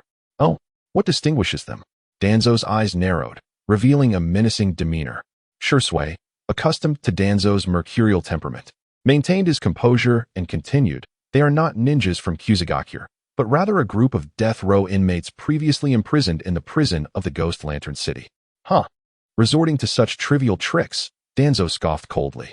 It was no wonder that the elder representatives from Kusagakure had not come to Shinjuku City, but rather the lord of the Ghost Lantern City, Muwu.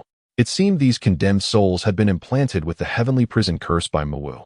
Regardless of the success of the forthcoming operations, should Muwu desire it, these inmates could spontaneously combust at any moment during their mission to undermine Shinjuku City. Danzo was acutely aware of Muwu's methods. Once the fire-style heavenly prison was invoked, anyone attempting to flee or straying too far from the caster would activate the flames within them, draining their chakra and ultimately incinerating them. Thus, these inmates had no choice but to comply with Muwu's commands.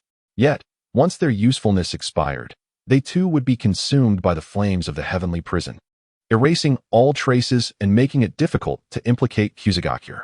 Danzo was not keen on having his meticulously crafted plans disrupted, yet he would not interfere with the methods chosen by his partners. However, their current course of action stirred a sense of treachery within him. He was averse to the presence of such instability. If they possessed an escape route, it would be prudent to apply further pressure.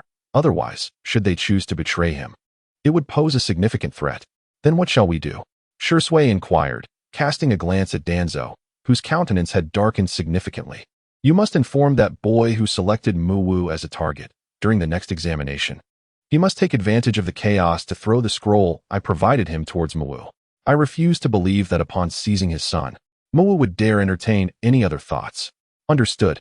Meanwhile, as they were about to return to the inn designated for the candidate's rest, Menma discreetly intercepted Sai, pulling him into an unnoticed alleyway. After being shoved against the wall, Sai withdrew his hand and rubbed his reddened wrist, complaining, "How rude. We are supposed to be on the same team. Can't you show a little tenderness? Enough of your nonsense. Speak. What did you just do to him?" "Who?" Zai feigned ignorance, which only served to infuriate Menma further. "Who else could it be? Don't pretend you're oblivious to what happened in the examination room. Look at you, so concerned for an outsider. Are you perhaps harboring thoughts of betrayal?" Menma tightened his grip on Zai's throat, forcefully pressing him against the wall, warning, "My patience is limited. If you continue to evade the topic, I will not hesitate to sever your tendons one by one." As he spoke, Menma gathered chakra into a surgical blade with his left hand and swiftly slashed it across Zai's left shoulder. The searing pain from the severed tendons made Zai wince. "Huh, you truly are cruel. I was merely trying to help you, and this is how you repay me." "Help me?" Menma was taken aback by Zai's words. "I can create an opportunity for you to kill Danzo. What nonsense are you spouting?" Menma's anxiety grew, and he tightened his grip around Zai's neck, causing Zai's face to contort in discomfort. However, Zai resisted, forcing a mocking smile as he said, "The desire to kill cannot be concealed. That fleeting glance you cast at him in the room has completely betrayed you." Recalling his earlier glance at Danzo after he introduced those three, Menma realized that Zai had indeed noticed, and he could not outwit that cunning old fox, Danzo. Remembering now, you have no escape route left. If you do not kill him, he will be the first to eliminate you upon your return. Humph, that is my concern. Is it? But with your current state, can you even approach him? The ninjas guarding him are exceptionally skilled. Even that Uchiha you trust would undoubtedly intervene the moment you attempt to assassinate Danzo. Do you think you can overcome him? The mere thought of Shursui potentially standing against him drained Menma of much of his confidence. He did not believe he could defeat Shursui in his present condition. Yet, did he truly want to trust the words of this lunatic? Menma suddenly found himself wavering, and Zai seized the opportunity to break free from Menma's grip. Regaining his freedom, Zai stretched his neck but exhibited no intention of fleeing. He looked at Menma and continued, "After our recent encounter, I believe you have realized that the boy possesses the same power as you. So is this your goal? You are both children of the divine tree and should support one another. I have said before, you will ultimately return to the embrace of the divine tree. Since you are unwilling now, I must find a way to first fulfill your desire, and then lead you back willingly." Menma finds it rather perplexing to comprehend the thoughts of a madman, who informed him that by assisting himself, he would also fulfill his own desires. However, before proceeding, he must first ascertain the true intentions of the lunatic before him. "What do you intend to do?" "It's quite simple. I possess the means to fully unleash the power within him, thereby creating chaos. You merely need to seize the moment to eliminate those you wish to kill." Indeed, it seems that Zai, this madman, harbors intentions to harm Gaara. Menma is acutely aware that once such power is released, it would undoubtedly spiral out of control and inflict severe harm upon its wielder. Thus he resolutely rejects such a self-serving tactic. There is no need for that. Those I wish to eliminate, I shall pursue the opportunity myself. No. Zai extended his right hand, shaking his index finger before Menma. "I am not consulting you. I am merely informing you that, regardless of your agreement, I shall proceed with this plan." "You lunatic." Menma, seething with rage, aimed a punch at Zai, intending to teach him a lesson to ensure he heeds his counsel. Yet, to his astonishment, as he struck, Zai transformed into a puddle of ink. It was then that Menma realized he had been outmaneuvered. At the very moment he broke free, Zai's true form had stealthily slipped away. Damn it! With nowhere to vent his frustration, Menma struck the adjacent wall with a powerful blow, creating a deep dent. After taking a deep breath to calm his emotions, he turned and departed. Chapter 31. Itachi and Izumi Nightfall. A crescent moon, delicate as an eyebrow, hangs in the sky, radiating a fresh and elegant glow. The day-long Nin exam has finally reached a splendid conclusion. However, to everyone's astonishment, the individual who claimed first place, along with the substantial prize and a vibrant amethyst crystal, is a participant hailing from the grass village, named K-Rin. with crimson eyes and fiery red hair. It is evident to all that she is not a native of the grass village. As curiosity about the champion's true origins swells, another momentous announcement swiftly diverts everyone's attention. Orochimaru, one of the legendary Sannin, has personally attended the award ceremony, expressing his desire to take Kei-Rin as his disciple and to nurture her talents vigorously. Being a mere drifter, Kei-Rin, who unexpectedly found herself in the grass village, readily agrees to align herself with the formidable Orochimaru. Consequently, that night, Tsunade hosts a grand banquet at the Senja Hall, inviting esteemed guests and clans from various nations to celebrate. The Uchiha clan is, of course, among the invitees. Uchiha Fugaku and his wife, Uchiha Mikoto, step out of their home, where a carriage has been specially prepared by the esteemed Tian Guan, awaiting them. Before boarding, Uchiha Mikoto glances back, reluctant to leave, and asks the Uchiha Izumi, "Izumi, are you truly not joining us for the banquet?" Uchiha Izumi shakes her head and softly replies, "Aunt, I do not enjoy crowded places, so I shall refrain from attending. I hope you do not take offense. Such is the case, then I shall no longer press you today. However, you must understand that in the future, when you are with Itachi, should he inherit his father's position as his wife, you will inevitably have to attend such events." Upon hearing Mikoto's words, Izumi's cheeks immediately flushed with shyness, and she cast her gaze downward. Uchiha Fugaku, noticing his chosen daughter-in-law's embarrassment, quickly interjected, "Enough, Mikoto, do not tease her. Izumi is a sensible girl. She will naturally comprehend these matters. Look at you. I haven't said anything else, yet you already show favoritism towards her. When she becomes part of the family, it seems that both you and Itachi will side with her." Leaving only Sasuke to speak on my behalf, Mikoto pouted, her elegant brows furrowing in mock irritation. Understanding his wife's temperament, Fugaku recognized her feigned annoyance and promptly responded with a smile. "Ah, my dear, you are mistaken. Izumi is my daughter-in-law, and it is only right that we support the girl who will marry into our family. Otherwise, how could her mother feel at ease? And you, as my wife and Itachi's mother, we all cherish you dearly, and we must ensure you do not suffer any grievances." "Humph, you old smooth talker. Always with your clever words," Mikoto chuckled, her laughter brightening the atmosphere as she shared a knowing glance with Fugaku, which drew a look of envy from Izumi. Goodness. She was originally reluctant to leave her post at the examination hall today because she had not yet seen Itachi. Little did she expect to endure a second wave of emotional turmoil as Itachi's parents openly displayed their affection in front of her. Uncle and aunt, please refrain from your displays of affection and let us be on our way," Izumi gently reminded them, prompting Fugaku and Mikoto to cease their tender exchanges. Before departing, Fugaku took a moment to comfort Izumi once more. "Izumi, do not give up on being with Itachi. He has always held you in his heart, and he will surely return to find you." With that, Fugaku assisted Mikoto into the carriage. Once the carriage had departed, Izumi gazed forlornly at the empty alley, her heart feeling equally vacant. She had lost count of how many times Fugaku had reassured her not to give up, yet after all these years, she had received neither a resolution nor even a promise. Suppressing her feelings of helplessness, Izumi turned and made her way back to the estate, slowly wandering to the small garden behind the residence. Within the garden, a small stream flowed, artificially carved, and she found herself standing on an arch bridge overlooking the gently flowing water, lost in thought. Time passed unknowingly until a growl of hunger brought her back to reality. "If you don't mind, would you care for a skewer?" A familiar male voice echoed in her ears, and those words felt remarkably familiar. In that instant, Izumi's body tingled as if electrified, and she slowly turned her head. Upon recognizing the face she had longed for standing beside her, tears unexpectedly welled up in her eyes. "Itachi, you have returned." Her voice trembled slightly, filled with disbelief and overwhelming joy. Uchiha Itachi gazed at her with the same tenderness as in the past, softly replying, "Indeed, I have returned. Thank you for your patience, Izumi." One of his hands held a trio of dango, while the other emerged from behind, clasping a bouquet of celosia flowers he had thoughtfully picked for her. Upon seeing the flowers, Izumi could no longer contain her joy and leaped into Itachi's embrace. "I have missed you so much." Caught off guard by her sudden embrace, Itachi momentarily froze.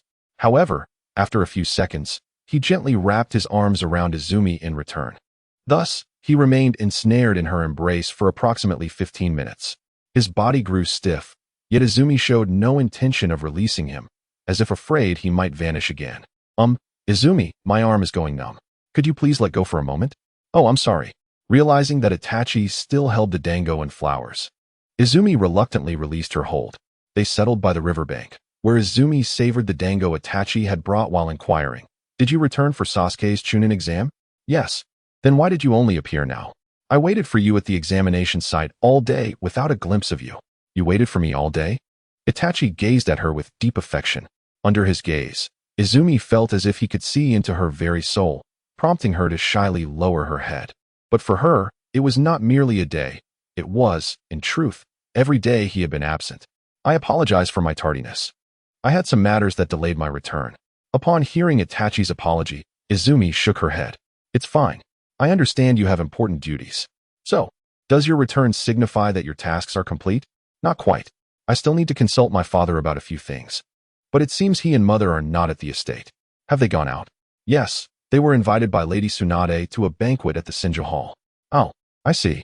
I, too, have matters to report to Lady Tsunade. I shall head to the Senju Hall as well. With that, Itachi stood up. Under normal circumstances, Izumi would have urged him to stay. Yet now, she remained calmly seated, not even turning her head, continuing to enjoy the dango in her hands. The surroundings grew quiet. Just when Izumi thought Itachi had departed, a hand reached out from behind. Would you care to join me? Upon hearing those words, Izumi turned in surprise and delight, realizing that Itachi had not left, but was waiting for her. Hesitantly, she gazed at the hand she had longed to hold, questioning whether she could truly grasp it this time. This time, I will not abandon you. Itachi's words surged forth like a powerful tide, instantly breaking down all the defenses within Izumi's heart. She even doubted whether this moment was a dream, yet even if it were, she wished to remain immersed in it forever. She seized Itachi's hand and rose from the ground, her gaze resolute as if she had made a definitive decision. Humph. Even if you don't say it, this time, I have no intention of letting you go easily. Chapter 32. Together in Partnership, Senju Hall. The ceremony concluded. With a resounding call from the Cold Palace, Xiangling's master-apprentice ceremony reached a splendid conclusion, and the hall erupted with enthusiastic applause. Amidst the thunderous clapping, Xiangling joyfully took her seat beside Orochimaru. To her right sat her defeated rival, the second-place contestant, Yakushi Kabuto, whose face was etched with resentment as he stared vacantly at the dishes on the table. It was a bitter blow for him to lose in the very field of medicine where he excelled, leaving him in despair. He felt he had let down Orochimaru, who had invested so much in him, and he mourned the loss of the late director Yakushi Nanoyu. To his right sat the third-place winner, Toshiro. Although on the surface, the top three contestants hailed from Grass Ninja Village, Konoha, and Sound Ninja Village. In reality, everyone understood that all rewards were now effectively in Orochimaru's possession. Such a clandestine maneuver was truly remarkable. Meanwhile, the mastermind behind it all busied himself with signaling S.H. Ju, who was sitting to Orochimaru's left. However, S.H. Ju was disinterested in responding, despite Tsunade's suggestion of taking on an apprentice to help them acquire the coveted rainbow crystal, or he would rather perish than continue to aid her in her schemes. Thus, S.H. Ju maintained an aloof demeanor, letting Orochimaru continue to ponder over the box in silence. Tsunade, noticing her unyielding brother's lack of awareness, furiously raised her glass and downed its contents before slamming it onto the table with a resounding crash. The loud noise instantly drew the attention of all the guests. Unperturbed, Tsunade inquired of Orochimaru, Orochimaru, having taken such an excellent apprentice today, do you have any important announcements for everyone? Such a grand occasion was rare, and one must not squander the opportunity. Prompted by Tsunade, the others quickly grasped that there must be additional matters he wished to disclose, and they leaned in attentively, redirecting their focus to the contemplative Orochimaru. Deep down, Orochimaru felt a sense of inevitability. What was meant to happen would indeed come to pass. He longed to escape, but found no avenue for retreat. Oh, now that you mention it, I recall hearing that the Senju clan intends to establish a pharmaceutical company. I happen to have some research in this area and see great potential, so I plan to invest all the prize money my student earned today. What do you think? Tsunade feigned a troubled expression, deliberately picking up a folding fan to obscure half her face. I thought you were going to announce something significant. Instead, it's this matter. How could you bring such an important issue to the public's attention? If everyone knows, they might accuse me of conducting business without including them, thereby jeopardizing my relationships. Observing his sister's exaggerated performance, Ju silently facepalmed, unable to bear the spectacle. Orochimaru must continue to accompany Tsunade until the conclusion of the performance. Otherwise, he fears he will gain not a single word of the promised reward. Thus, he suppresses his laughter and proceeds. It is my fault for being inept with words, unable to keep matters concealed. However, since the cat is already out of the bag, why not allow all present to partake? After all, fortune is best shared. Moreover, given your magnanimous nature, I trust you would wish to bring everyone along on this path to prosperity, would you not? Tsunade, feigning hesitation, hurriedly rolled her eyes, her voice barely above a whisper. In truth, I would be delighted to co-invest with everyone. I merely wonder what the esteemed guests here think of this proposition.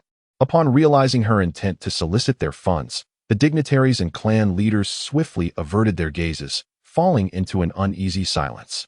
They were well aware that aligning with Tsunade could lead to a feast today and hunger tomorrow, perhaps even a beating with a steel rod. In any case, there was no money to be had.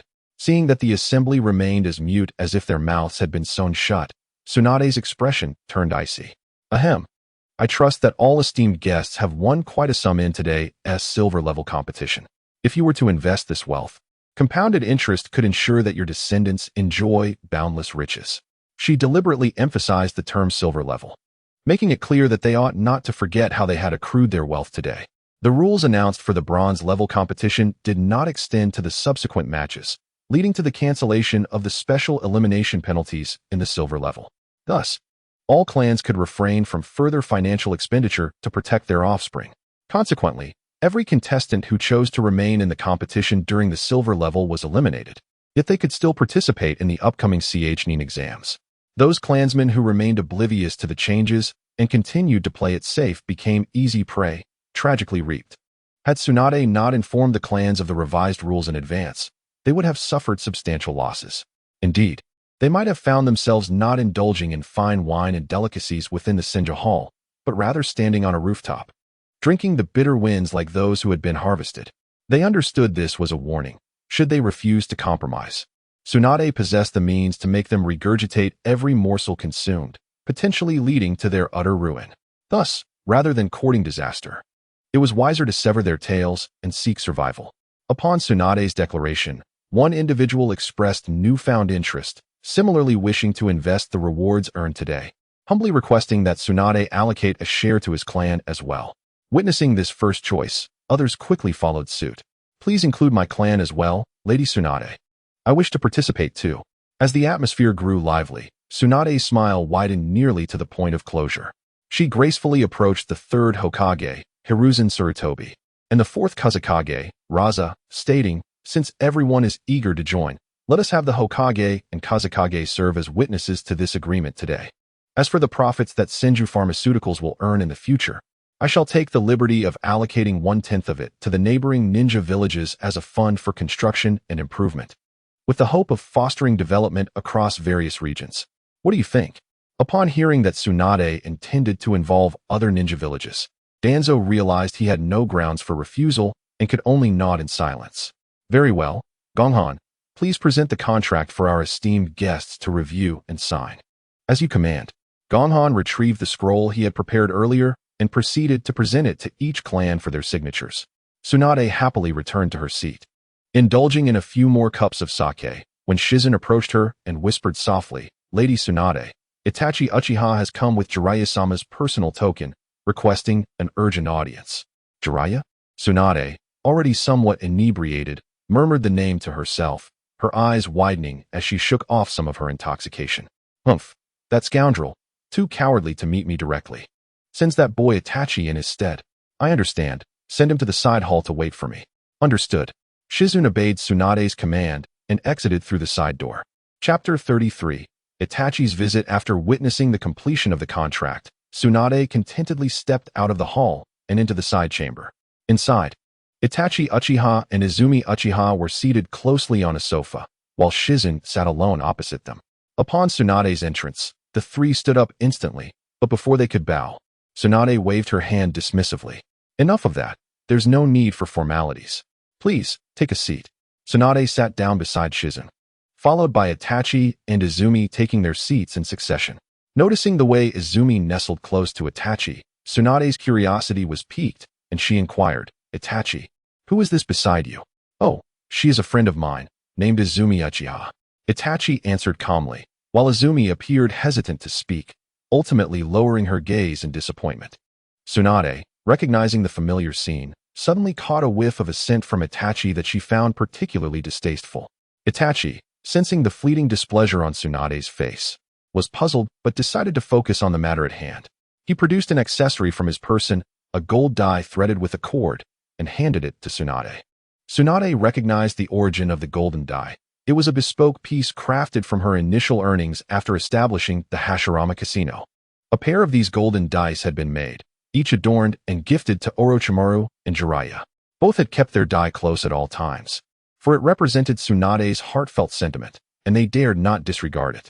Moreover, the golden die concealed a secret, which was why Tsunade insisted that they wear it at all times. Thus, for Jiraiya to present this die to her, it hinted that something of great significance was about to unfold. Upon reflecting on this matter, Tsunade lost all desire to further probe Itachi. She took the dice and inquired, "Pray tell, what is the matter at hand?" According to the organization's investigation, it appears that the Sand Village, the Waterfall Village, and the Grass Village are preparing to exploit the opportunity presented by this Nin exam to strike, aiming to sabotage the Senjukai Raku city. Hence, Lord Jiraiya has dispatched me to relay this crucial information. Upon receiving this news, Tsunade's brow furrowed immediately. Beside her, Shizune initially wore an expression of astonishment, which soon transformed into one of deep concern. "Is there any evidence?" Tsunade retorted. "Currently, there is none. However, amidst the citywide betting today, some individuals have infiltrated during this period of weakened defenses. I implore you, Lady Tsunade, to prepare accordingly for any unforeseen circumstances." Tsunade turned to Shizune, her gaze silently questioning whether there had been any reports from the Jinsha Bureau regarding such intelligence. The answer she received was negative, as Shizune decisively shook her head, indicating that neither the Four Saints Hall nor the Jinsha Bureau had discovered any anomalies today. Tsunade felt a wave of helplessness. Why had she raised such a cadre of inept individuals? Yet, she could not openly confront them, especially with outsiders present. She managed a strained smile and remarked, "This matter pertains to the diplomatic relations between the villages. Without evidence, I cannot take preemptive action and can only maintain a vigilant defense to prevent any acts of sabotage." Tsunade deliberately paused, her face still etched with doubt. Itachi promptly interjected, "Lady Tsunade, please feel free to express any concerns you may have." "Oh, I was merely contemplating whether it is possible that your intelligence is erroneous. Perhaps those who have infiltrated amidst the chaos today are merely gamblers hoping to strike it rich?" Itachi resolutely shook his head. The Senjukai Raku city has developed into a significant entity that cannot be overlooked, strategically positioned adjacent to the waterfall and grass villages, thereby inadvertently instilling a sense of crisis within these two villages.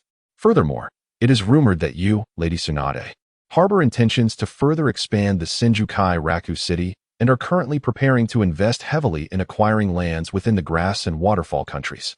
Naturally, this would provoke hostility among certain factions.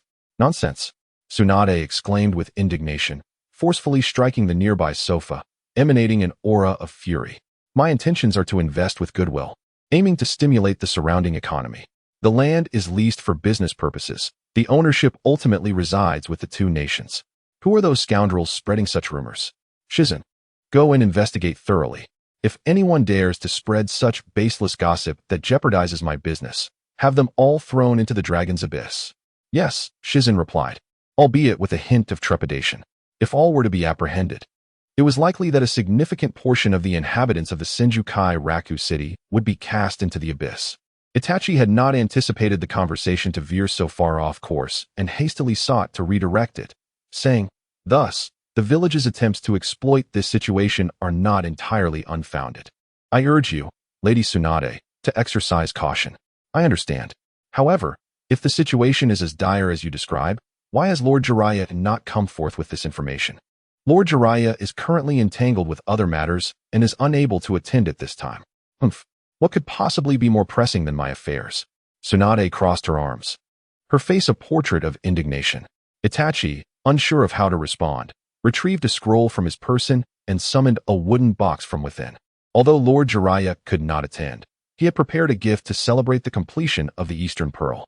Oh, remarkably, he still possesses a shred of conscience, Tsunade mused, her mood noticeably lightening as she accepted the seemingly inconsequential wooden box from Itachi. Upon opening it, she discovered a bronze mirror inside. The anticipation on Tsunade's face swiftly morphed into confusion. She could not fathom the purpose behind Jiraiya gifting her a mere mirror. Seeing Tsunade lost in thought with the mirror, Itachi decided he had said all he needed to and did not wish to linger. Lady Tsunade, why don't you take your time to examine it? I shall take my leave now. Oh, do take care, Tsunade replied casually, though she continued to covertly observe Itachi's actions.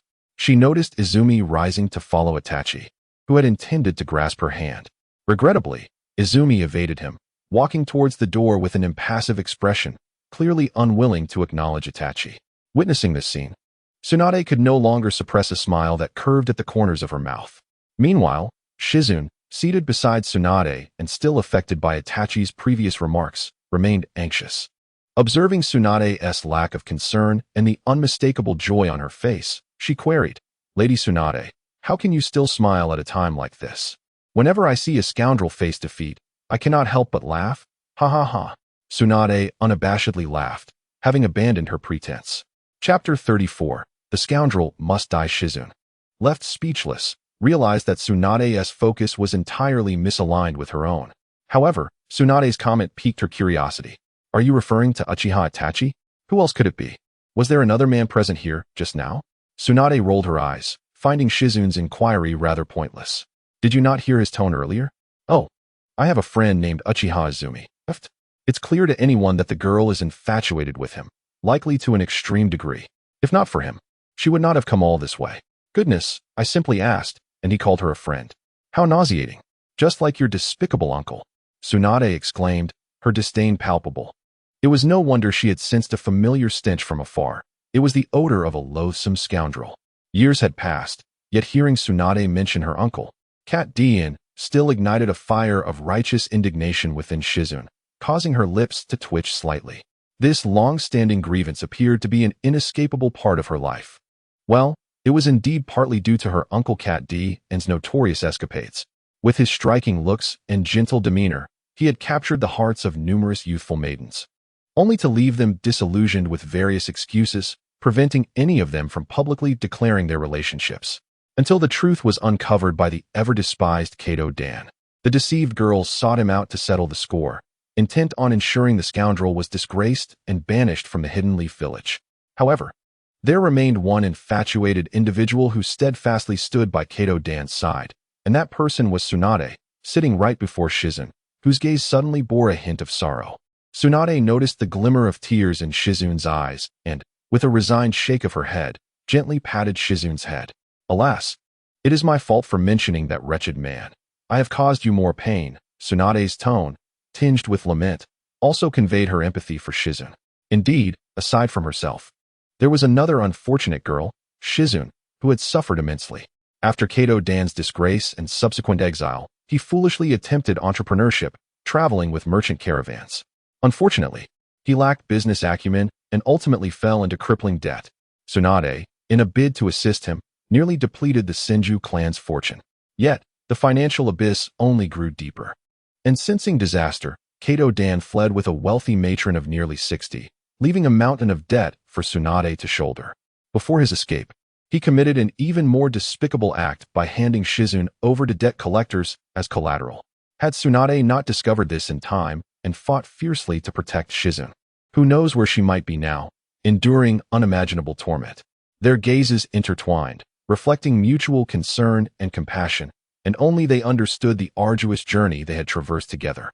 The scoundrel must die, they declared in unison, their eyes ignited with resolute fury. Their long-held grievances had shifted, since the rogue who had vanished for years remained elusive. It was prudent to address the present threat, to spare their sisters from the clutches of a rogue. Shizune, ensure that someone monitors Uchiha Itachi closely these days. Should he wrong that girl in any way, we must eliminate the root of the problem. Tsunade's expression was resolute as she made a decisive gesture. Shizune nodded in agreement, sharing the same sentiment. Only by thoroughly eradicating the threat could the scoundrel be made to sever all ties of affection. However, regarding what Itachi had just said. Should we not also be wary? After all, one must remain cautious of others. Of course, since this information was relayed by Jiraiya, and he is one of my true friends alongside Orochimaru, it is only wise to heed his message. Let the Kinsnake Division discreetly investigate the matter. Understood, Shizun replied. Tsunade rose and handed the wooden box to Shizun. Although she was uncertain of the meaning behind Jiraiya's gift, she trusted that there was a reason for it.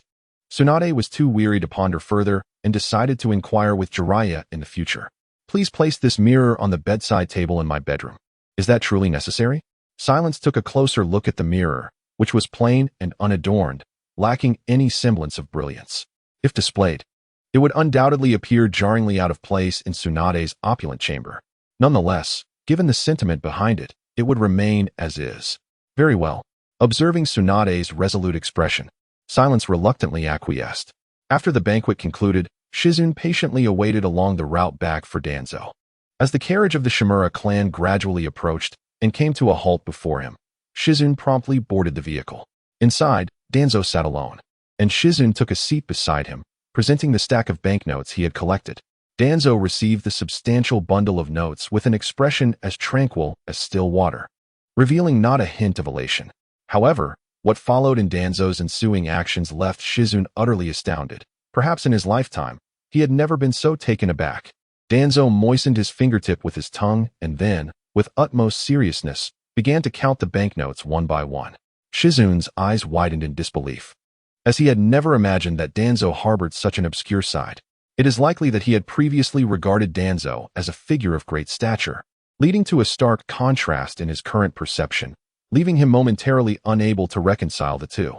Of course, as the rhythm of Danzo's counting quickened, so too did Shizun's heartbeat, for he had taken a kickback from Danzo. Indeed, it appeared that the cunning old fox could not be deceived for long, as he swiftly detected a discrepancy in the count and furrowed his brow to verify once more. After several confirmations revealed consistency in his own tally, Danzo's frown gradually relaxed as he comprehended the situation. Well, after all these years, someone had finally dared to take a kickback right under his nose. Truly, the wheel of karma turns, and heaven spares no one. Curiously, the amount of the kickback precisely matched the tea expenses for the guards of the 4 holy halls who had been stationed near his residence just days prior. Danzo-sama, is something amiss? Is the count incorrect? Could it be that those 4 holy hall fellows have secretly withheld the tips again? Shizun hastily inquired, hastening to place the blame on the 4 holy halls. It had become customary for him to be shortchanged by them lately, and currently, no one possessed evidence of his own transgressions. Therefore, if he simply maintained a fa-ade of obstinacy, he could easily shirk responsibility. Danzo, rather amused than angered, calmly remarked, in this regard, they indeed exhibit a commendable level of professionalism. However, it is of little consequence. It's merely a small sum. Consider it a token of appreciation for their hard work. Witnessing Danzo's self-righteous demeanor, Shizun could not help but roll his eyes internally, yet he was compelled to flatter him, saying, Danzo-sama, your magnanimity will surely earn their utmost admiration. Indeed, Danzo replied, nodding with pride. He appreciated Shizun's candid nature. Alas, their methods were mere trifles. Should they truly wish to amass substantial wealth, they were far from achieving that goal. Oh, hearing you speak like that, is there perhaps a more lucrative method? Of course. Would you like to know?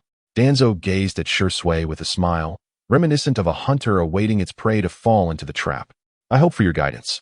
Lord Danzo, Shui remarked. Following this, Danzo beckoned him closer with a subtle motion of his finger. Shui complied immediately, only to hear Danzo whisper 2 words in his ear: annihilate the clan, seize the assets. A shiver coursed through Shui's body, and in that moment, he found himself holding his breath. The silence within the carriage was palpable, had it not been for the coachman urging the horses onward. Shui might have felt as if the world had come to a standstill.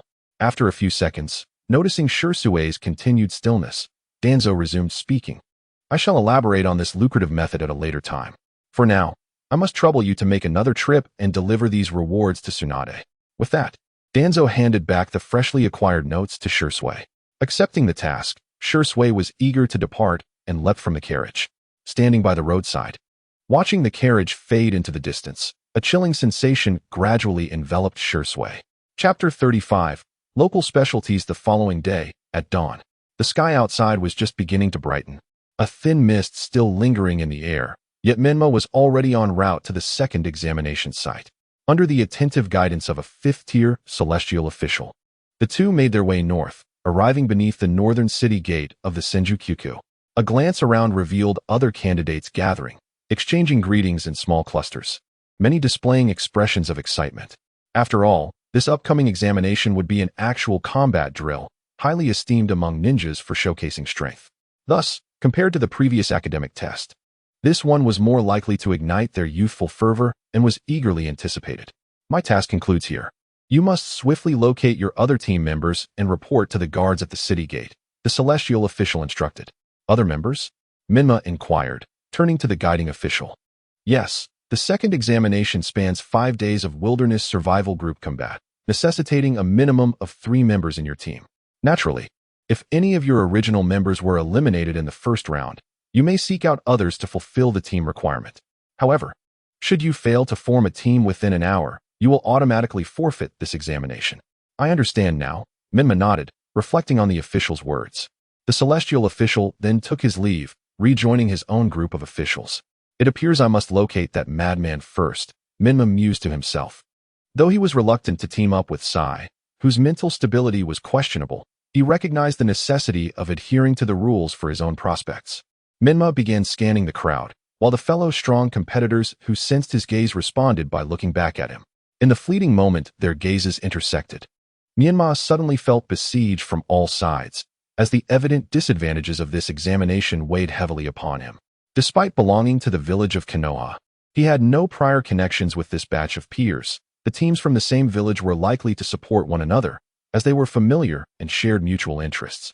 In contrast, Menma found himself isolated, devoid of camaraderie with any of the contemporaries from other villages. Even in the event of conflict, it was improbable that anyone from his team would offer him assistance. To fight alone? The thought stirred no turbulence within him. After all, having exchanged a mere glance, none among this throng of youths truly captured his concern as worthy adversaries. Are you perhaps daunted by the pack of wolves surrounding you? A voice abruptly shattered Menma's reverie. Turning, he discovered that Sai had stealthily positioned himself behind him, accompanied by another youth from the Umbu. Menma felt a sense of irony. It seemed that the very presence he regarded with utmost seriousness had arrived. Standing atop a mountain, observing the wolves below, why do you presume that they have encircled me, rather than I preparing my bow to select my prey amongst them? Menma retorted to Sai's inquiry, his tone laced with nonchalance. Sai, unable to suppress a smirk at Menma's audacity, remarked, "You appear to be a rather confident hunter. However, it is regrettable that if your skills are only sufficient to contend with these young pups, your arrows may never find their mark against those you truly wish to eliminate." Noticing Sai's deliberate reference to his desire to eliminate Danzo, Menma's gaze hardened slightly. Is that so? But before that, what if my arrow were to be aimed at you instead? In that case, I would have no choice but to raise my hands in surrender and beseech you for mercy, Sai jested, feigning capitulation, before coolly continuing. However, we must first venture into the hunting grounds. Only then will you have your opportunity. Your point is well taken, Menma replied with a light chuckle, extending his hand in a gesture of invitation for Sai to proceed. Sai, pleased to oblige Menma's request, strode towards the city gates with the youth beside him, while Menma followed closely behind. Upon arriving at the examination reporting station, the trio announced their names to the guards at the Shishant. Subsequently, 3 death warrants were presented before them. Menma felt a sense of incredulity. It seemed that these death warrants were indeed a local specialty of the Senju-Kyuku. The customary practice appeared to be, do not initiate, do not refuse, do not take responsibility, sign if you wish, or depart if you do not. Thankfully, he had no family to frighten with such a peculiar memento. After completing the signing of the death warrants, the guards summoned a horse-drawn carriage that awaited them outside the city. The carriage's windows were sealed, and the interior had been soundproofed. It was evident that Menma and his companions were destined to board the carriage and be discreetly transported to a designated location. Prior to this, a dedicated guard from the White Tiger Hall took the trio aside to await their turn and meticulously elaborated on the particulars of the examination. This examination would unfold in a venue ominously dubbed the Maze of Death. True to its name, it is indeed a labyrinth. meticulously crafted over the course of a month by the esteemed leaders of the two departments of the thousand-handed Nine-Dragon City, the Southern Dipper and the Northern Dipper. Subsequently, all participating teams would ascend their respective carriages, which would randomly escort them to an entrance of the labyrinth. As he spoke, the White Tiger Hall guard produced a scroll from his person and tossed it to Menma, who stood at the forefront. Menma was taken aback, astonished that they would receive a map. Could it be that this examination was an open-book test? However, upon unfurling the scroll, he quickly realized the folly of his navet. It was improbable that any benevolence resided within the thousand-handed Nine-Dragon City. The contents were not pictorial, but rather a dense compilation of text, encrypted in obscure script. Translating it would undoubtedly consume a considerable amount of time. As you can see, this scroll is incomplete, divided into the heavenly and earthly scrolls, which must be combined to form a complete map, constituting one of the assessment criteria for this examination. An incomplete scroll? Menma hastily spread the scroll open, and indeed, the final segment bore signs of having been torn. Thus, not only must you navigate your way out of the maze within 5 days, but you must also seize the missing segments from other teams to assemble the complete map in order to pass the assessment.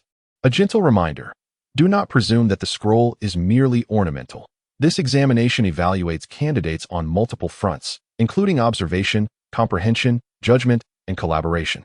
Therefore, any oversight in detail could potentially impede your progress. As for the maze, it is not merely a labyrinth.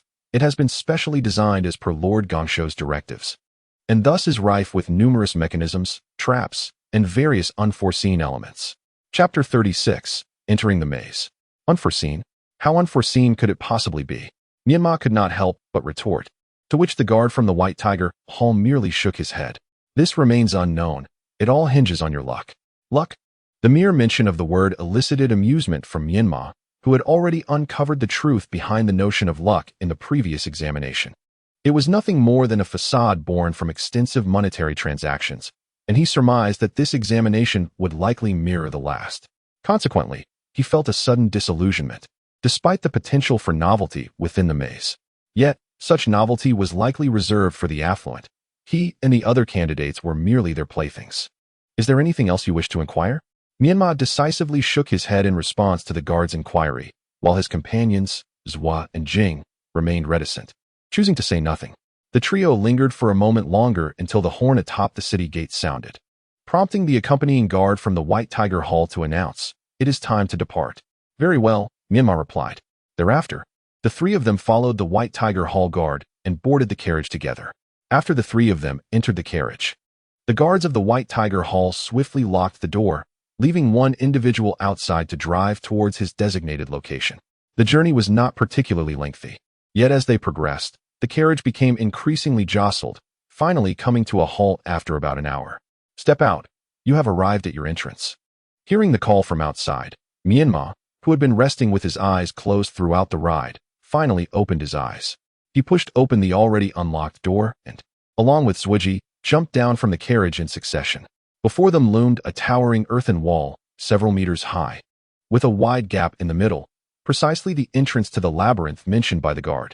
Beyond the wall, a thick mist enveloped the area, rendering even the bright sunlight unable to penetrate fully. Menma's gaze slowly shifted along the wall, noting the absence of any visible curvature. It was easy to deduce that the labyrinth likely spanned an enormous area. Attempting to exit after entering for the first time would be a formidable challenge, perhaps taking 5 days or more. What are you waiting for? The trial has already commenced. Let us not waste time. The guard, seeing the trio remain motionless after disembarking, impatiently urged them onward. Menma refrained from engaging in futile arguments and promptly stepped towards the labyrinth. Observing that Zhuji and the other companion did the same, the guard finally breathed a sigh of relief. There was no turning back once the bow was drawn. If anyone hesitated to enter, he would have to forcibly throw them inside. Fortunately, Menma and his companions did not cause unnecessary trouble, and he felt a sense of gratitude for that. "Remember, do not return. I shall remain here.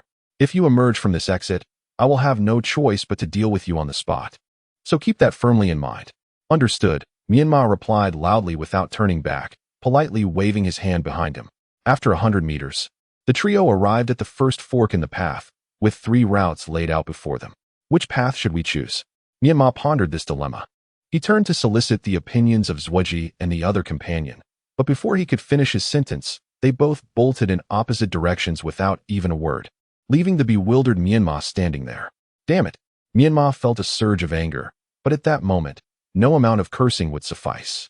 Thus, he followed his instincts and hurriedly pursued the direction in which Zhuji had disappeared. As for the other shadowy figure, at least thus far, Menma had not observed any peculiar behavior from him.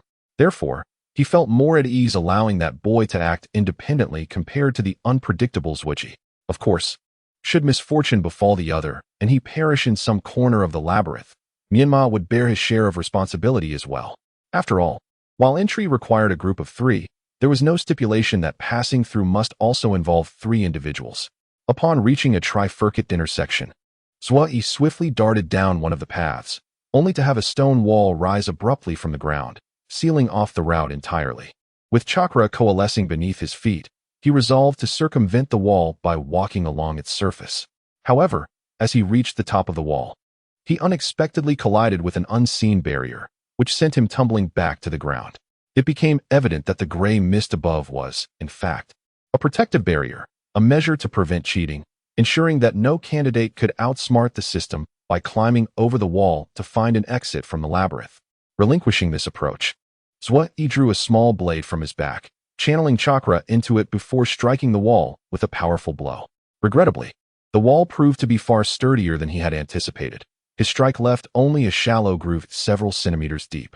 Even more astonishingly, within mere seconds, the earthen wall restored itself to its original state, indicating that someone was actively maintaining these labyrinthine walls. Retracting his blade, Zhuji closed his eyes and pressed his palms against the wall, continuously infusing it with his earth-type chakra. The chakra spread rapidly like a spider's web along the surface, quickly tracing the presence of the individual responsible for the wall's restoration. He formed a vague mental image of this person, recognizing them by their attire as one affiliated with the Southern DSI of the Senju KRY. Earlier, while wandering the city, Zhuji had noted that the Southern DSI were particularly adept at earth release techniques, while the Northern DSI excelled in water release, their combined efforts allowing for remarkably swift construction. It appeared that the labyrinth was teeming with operatives from both factions, and the traps and mechanisms described by the White Tiger Hall guards were likely devised by these 2 divisions. Disappointed by the rapid unraveling of this mystery, Zhuji felt a wave of ennui wash over him. Suddenly, sharp rock pillars erupted from the wall, hurtling toward him with the intent to skewer him like a porcupine. Infuriated by the pettiness of the attack, he deftly evaded the onslaught using his body flicker technique, unable to suppress a sarcastic remark. At that moment, the assailant was indeed one of the Southern DSI members he had detected earlier. Zhuji's previous actions had served as a provocation to this hidden adversary. The Southern DSI operative, undeterred by the first failure, formed seals and launched a second assault. In an instant, the ground beneath Zhuji began to rise dramatically, an overwhelming weight suddenly pressing down upon him. Instinctively, he activated his body flicker technique and darted into an adjacent passage. As he continued to evade, the ground behind him surged upward repeatedly, creating stone pillars that came crashing down upon the barrier of mist above, rendering the situation perilously precarious. Falling into the elevated region would inevitably result in being crushed to a pulp. Fortunately, the expansive application of the earth release technique unfolds at a relatively sluggish pace, rendering it incapable of keeping pace with the nimbleness of Menma. Even when the Southern Dipper envoy, through astute predictions, elevated a segment of the ground ahead of Menma, the latter managed to dart through the narrowing gap between the earth and the barrier just a moment before they fully converged.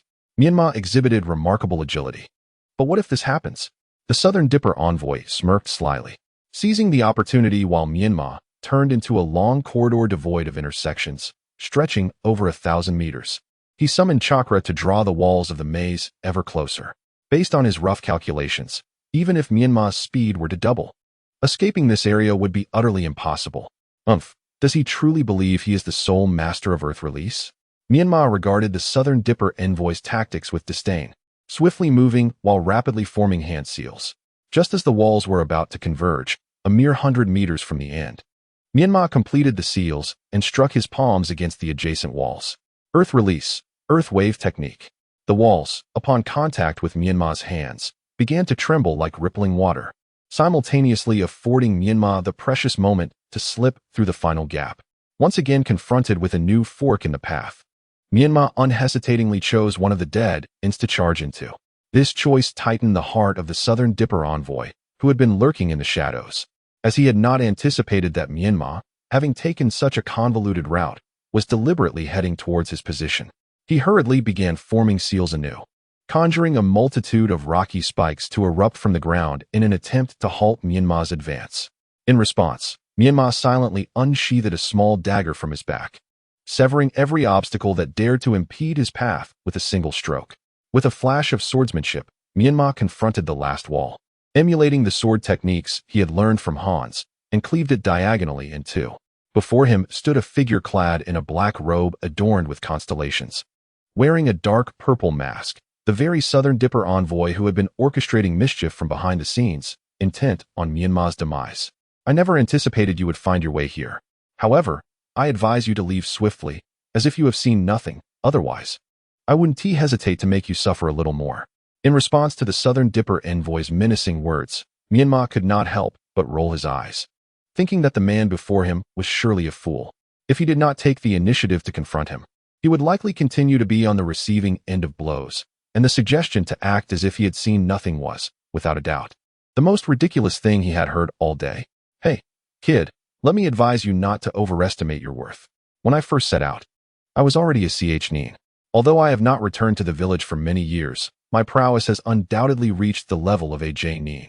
You, a mere jinin, had best not presume too much. Such prattle is tiresome. Menma retorted disdainfully before instantly appearing behind the Southern Dipper envoy and delivering a decisive strike. The Southern Dipper envoy was cleaved in two, transforming into mere clumps of earth, a mere earth clone. The true Southern Dipper envoy had already stealthily completed the hand seals for his next technique. Earth release, flying gravel. The ground beneath Nando Sea swiftly fractured, scattering into shards of gravel that shot towards Menma's direction. Menma evaded partially cleaving through the onslaught, effortlessly neutralizing the attacks and advancing to Nando Sea's side. I must inform you that earth release is my innate talent, yet close combat is equally my forte. Nando Sea exuded an aura of confidence, executing the petrification technique of earth release, enveloping his arms in rock, and engaging Menma in a fierce physical confrontation. Regrettably, after merely a few exchanges, he realized that his speed was no match for Menma, even as he sought to alter his strategy and employ ninjutsu to counter. Menma provided him no opportunity to form the necessary hand seals. Ultimately, he was sent reeling backward by a kick to the chest, crashing violently into the wall behind him. Cough. I never anticipated that a mere genin like you possessed such formidable martial skills. It seems I have underestimated you. Leaning against the wall, the defeated Nando Sea struggled to regain his composure, but before he could catch his breath, Menma's blade was pressed against his throat. With utmost seriousness, Menma corrected him. You are mistaken. I am not even a genin. What? Nando Sea's eyes widened in disbelief, shock coursing through him as he gazed at Menma's cold visage. His heart struck as if by thunder. Yet, after a moment's reflection, he began to suspect that Menma was merely attempting to undermine his confidence, and his spirits lifted somewhat. Who would believe such nonsense? If you were not even a genin, what right would you have to participate in the chunin exams? You must be using a forged identity. Nando Sea awkwardly regarded Menma, momentarily at a loss for words. Was that something one could say? It was rather blunt, to say the least. However, he now understood that this youth before him was likely not of ordinary standing. Otherwise, how could his fabricated identity have passed the scrutiny of the Senju Nine Dragons City? Did he truly believe that those from the Golden Snake Division were mere idle spectators? Unbeknownst to Menma, Nando Sea's thoughts were far from his mind. He tightened the blade against his opponent's throat and declared, I have answered your inquiries. Now it is my turn to pose a question, and you shall respond. Who do you think you are? Why should I answer simply because you asked? Without Lady Tsunade's command, I shall remain silent on any matter. I advise you not to waste your breath. Seeing Nando Sea's obstinate demeanor, Menma unceremoniously plunged the blade into his left arm. What are you doing? You said not to waste words, so I shall torment you until you speak. I meant for you to refrain from trying to persuade me to divulge information, not to torture me. Can't you comprehend before acting? All right, I understand. Myanmar withdrew the blade and thrust it into Nando C's right arm. The intense pain caused Nando C to tremble, his eyes reddening as tears threatened to spill. Be reasonable. Did you not say to let me comprehend before you acted? After your explanation, I have understood everything. With that, Myanmar extracted the blade once more. Upon witnessing his continued defiance, the Southern Dipper envoy could no longer contain himself and hastily pleaded for mercy, exclaiming, "No, no, no. That is quite enough. Ask whatever you wish. I shall divulge all that I know, provided you sheath your blade. It is far too perilous for you to wield it." Chapter 38. The sense of participation to yield after but 2 strikes seems rather lacking in fortitude, does it not? Hearing such humiliation from Myanmar, the Southern Dipper envoy felt his blood boil with indignation, his teeth clenched, nearly spewing forth a mouthful of bile. Was he to endure further torment until he was reduced to a mere pulp before answering? It dawned on him that the youth before him had no intention of posing genuine inquiries. His sole aim was to puncture the envoy's pride. Yet, for the sake of survival, he had no choice but to swallow his pride and feign composure, stating, "My impulsive attack earlier was regrettable. I extend my apologies. And I implore you not to take it to heart. Uncle, you misinterpret my actions. I acted thus for your own benefit. For surely the proceedings of this examination will be broadcasted as before. I fear that should your superiors witness your display, they may impose severe penalties upon you. Therefore, I am willing to participate in this charade of self-sacrifice to earn you their favor. Do not. Please, do not. I was merely pretending. The events here will not be broadcast. My attire is equipped with a disruptor that emits specific frequency signals, ensuring that the cameras will not capture my vicinity. Rest assured, I shall remain unseen." The Southern Dipper envoy shook his head vehemently, terrified that Myanmar had not comprehended the gravity of the situation and might strike again. Then, if that is the case, should I engage in any unspeakable acts here, it would remain unknown who was responsible, would it not? Myanmar's brow arched, a mischievous grin spreading across his face, sending a chill down the envoy's spine and causing beads of cold sweat to form. "Listen, I advise you against foolishness. This labyrinth is under the vigilant watch of the Southern and Northern Dipper Lords. Should anything happen to either of us, they will be informed without delay. If you are not of noble lineage, prepare to pay with your life." Moreover, within this maze, the Southern Dipper had deployed 167 personnel and the Northern Dipper 121, all tasked with maintaining the myriad traps and formations. Should the Southern Dipper Lord desire to apprehend you, a mere command would render you with nowhere to flee. Struggling against the pain, the Southern Dipper envoy pulled at his collar, revealing the mark of the Southern Dipper star upon his chest. This was a curse imprinted upon each Southern Dipper envoy to ensure unity and prevent defection. Simultaneously, it was his greatest assurance, should he lose his life, the Southern Dipper Lord would be immediately aware and would come to investigate. After all, the death of a subordinate necessitated accountability from their leader, who would be obliged to report the incident truthfully. Failure to do so could result in severe repercussions if discovered by the Golden Serpent envoy and reported to the Thousand Hands Hall. "Uncle, you have once again misunderstood me. I have no intention of taking your life. Please, do not appear so anxious." Hee. The Southern Dipper envoy let out a cold laugh. Had it not been for the dagger in Myanmar's hand, he might have almost believed the words spoken. "If you have any inquiries, please make haste. For if that knife remains poised against my throat, I fear my neck may seize up." The Southern Dipper envoy strained to tilt his neck, appearing quite pained, seemingly anxious that a tremor from Myanmar might cause injury. Myanmar, however, was not one to be unreasonable. Since the explanations he sought had already been provided, he decided to retract the blade. "I have no further questions, but I must trouble you to cooperate with me on one matter." Upon noticing Myanmar's peculiar gaze directed at his own body, the Southern Dipper envoy felt an unsettling shiver run down his spine, an ominous premonition creeping in. Could it be that the unspeakable matters the youth had referred to were indeed this? The thought of such base intentions at such a young age was rather exhilarating. Yet he was resolute in his refusal. "No, what do you intend? I am not that sort of person. I offer you 2 choices. Either you disrobe yourself, or I shall assist you in doing so." "Impossible. I would rather die than acquiesce." With that, the Southern Dipper envoy attempted to rise and confront Myanmar. Swift as lightning, Myanmar delivered a forceful kick to the envoy's chest, sending him crashing back to the ground, before swiftly removing his mask. Following this, Myanmar aimed to tug at the envoy's garments. However, the Southern Dipper envoy resolutely clasped his collar with both fists, embodying a spirit of unwavering defiance. With a resounding slap, Menma struck the envoy's face, leaving a vivid crimson mark upon his cheek, while tears of grievance streamed down the envoy's face. Menma was oblivious to the profound impact such humiliation could inflict upon a weary middle-aged man who labored tirelessly for meager wages, often bearing the brunt of blame. Instead, he seized the moment while the envoy was still in shock, hastily stripping him of his garments.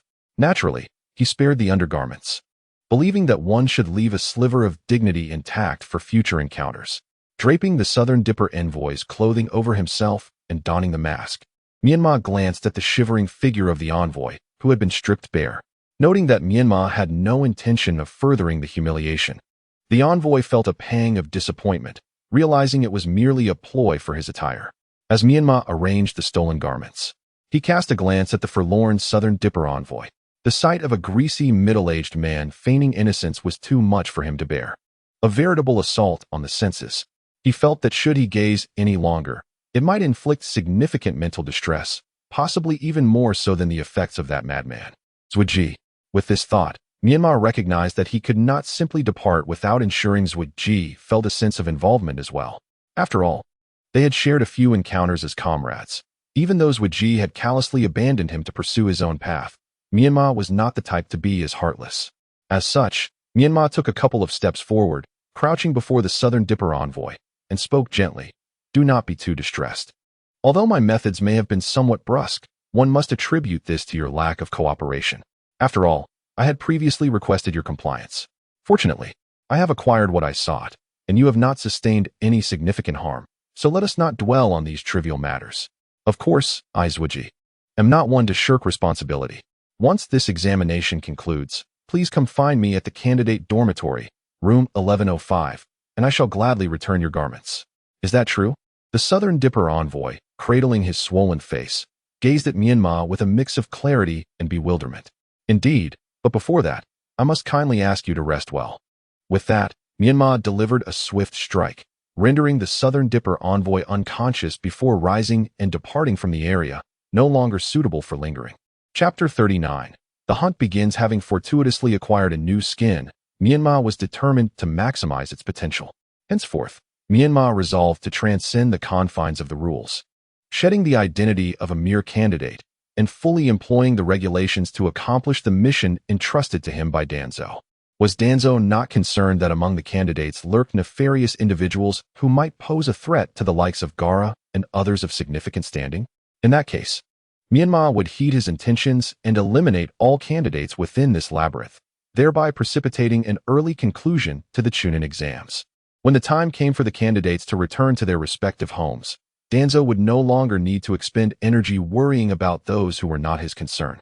It could be anticipated that upon learning of this, Danzo would be exceedingly impressed by Menma's cunning and intelligence.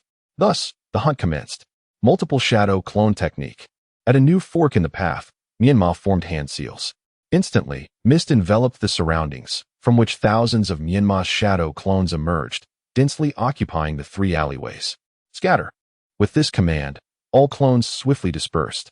Whenever they encountered a new intersection, they would continue to separate, each exploring the periphery of the maze. Before long, in the adjacent area, the Southern Dipper envoy discovered the intrusion of Menma's clones. However, upon seeing their identical uniforms, he did not immediately launch an attack. Instead, he inquired, "Hey, which area are you Southern Dipper envoys responsible for? Why have you come here?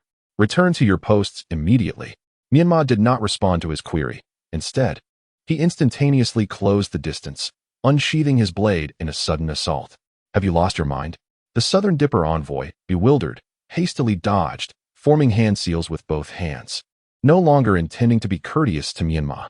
Yet, before he could complete his technique, another of Menma's shadow clones appeared behind him. With a swift strike, the envoy responsible for that area succumbed to slumber, destined to seek solace in dreams among his fellow victims.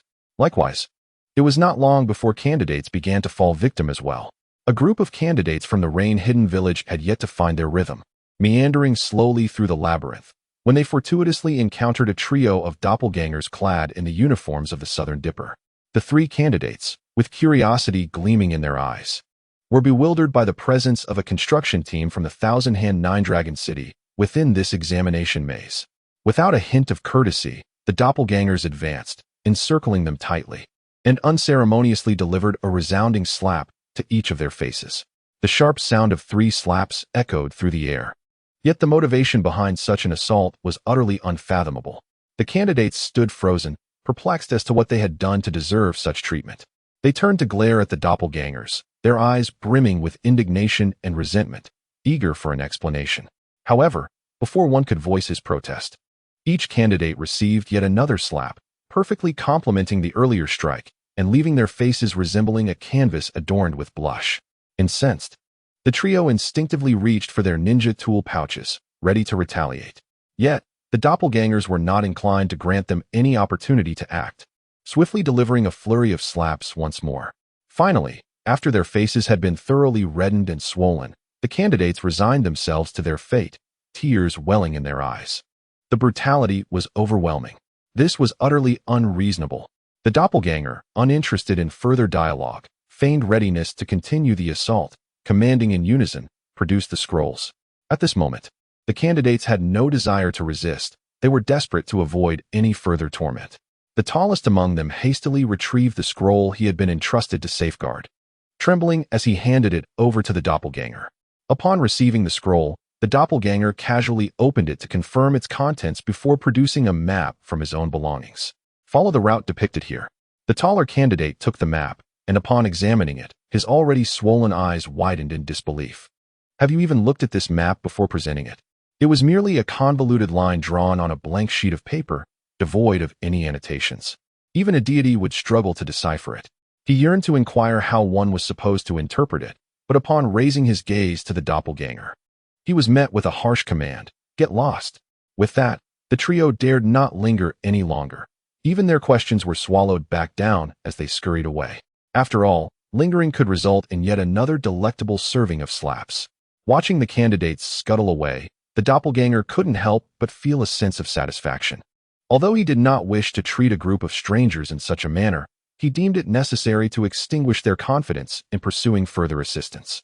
Otherwise, even if he were to seize the scrolls from this group of examinees, it would only serve as a temporary solution. For without their scrolls, these candidates could still attempt to snatch from others. The rules do not prohibit such actions.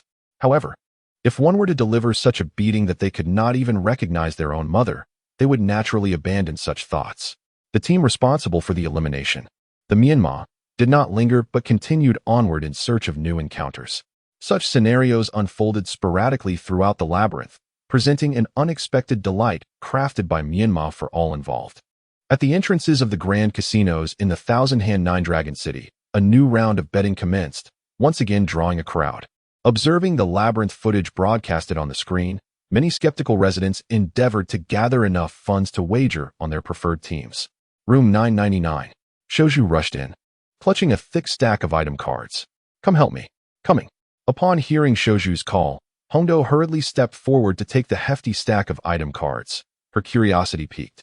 "Shouju-senpai, what is this for?"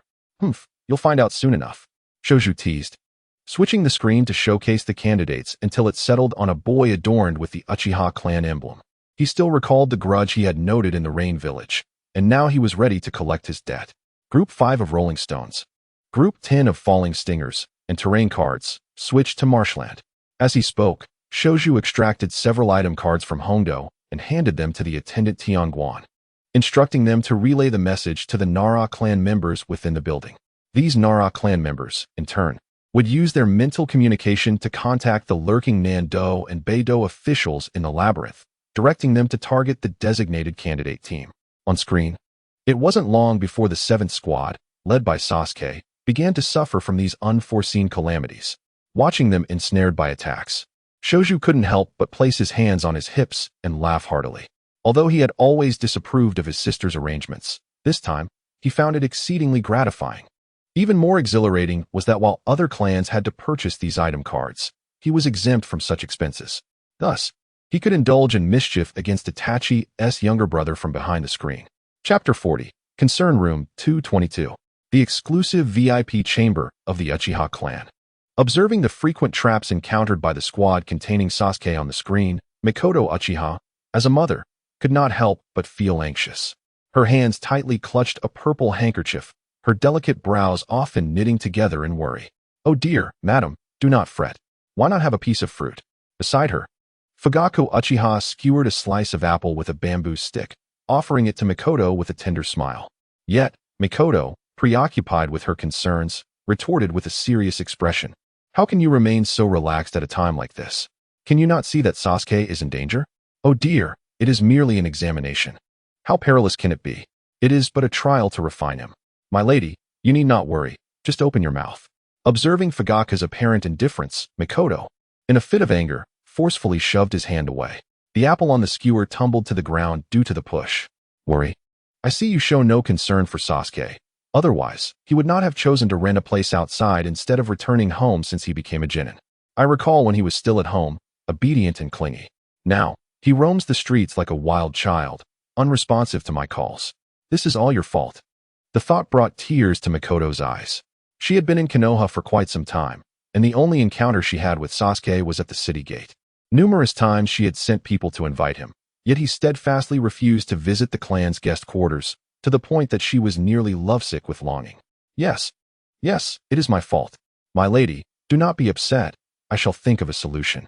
Fugaku smiled helplessly, but he had to reassure her with sweet words. After all, he had such a beautiful and virtuous wife. The attendant standing nearby, however, took Fugaku's words to heart. After all, this was a commission handed to him on a silver platter, and he would be remiss not to seize the opportunity. He stepped closer to Mikoto and whispered, "It appears that young Master Sasuke is being targeted by someone. The traps are the result of purchased devices. If you wish to resolve these issues, it is quite simple. All you need to do is procure some protective items to assist young Master Sasuke, and those traps will not trouble him in the slightest." Upon hearing this, Mikoto's eyes brightened, and she looked at the attendant with a hint of skepticism. Is that truly so? Just as the attendant was about to respond, he noticed Fugaku casting a reproachful glance in his direction. Realizing something was amiss, Mikoto turned to Fugaku and retorted, "What are you glaring at?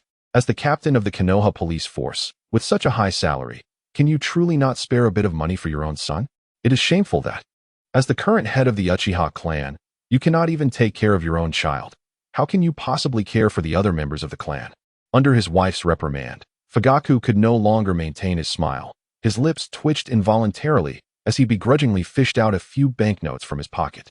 "I hurried out today and only brought this much. Please take it." He thrust the money into the attendant's hand, his eyes filled with reluctance.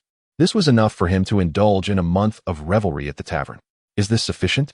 Mikoto inquired with concern as the attendant received the money. "It should be enough." Should be? The choice of words was quite clever. Mikoto instantly discerned that it was likely insufficient, and she cast another glance at Fugaku. However, he sincerely shook his head, revealing the empty inner pocket of his robe to indicate that he truly had no additional funds. This compelled Mikoto to reluctantly let him go, her gaze gradually shifting to Uchiha Itachi, who stood in front of a full-length mirror within the room. "And you, Uchiha Itachi, since your return, you claim to be concerned about your brother's examination, yet I fail to see any indication of your care. You haven't even glanced at the broadcast of his exam."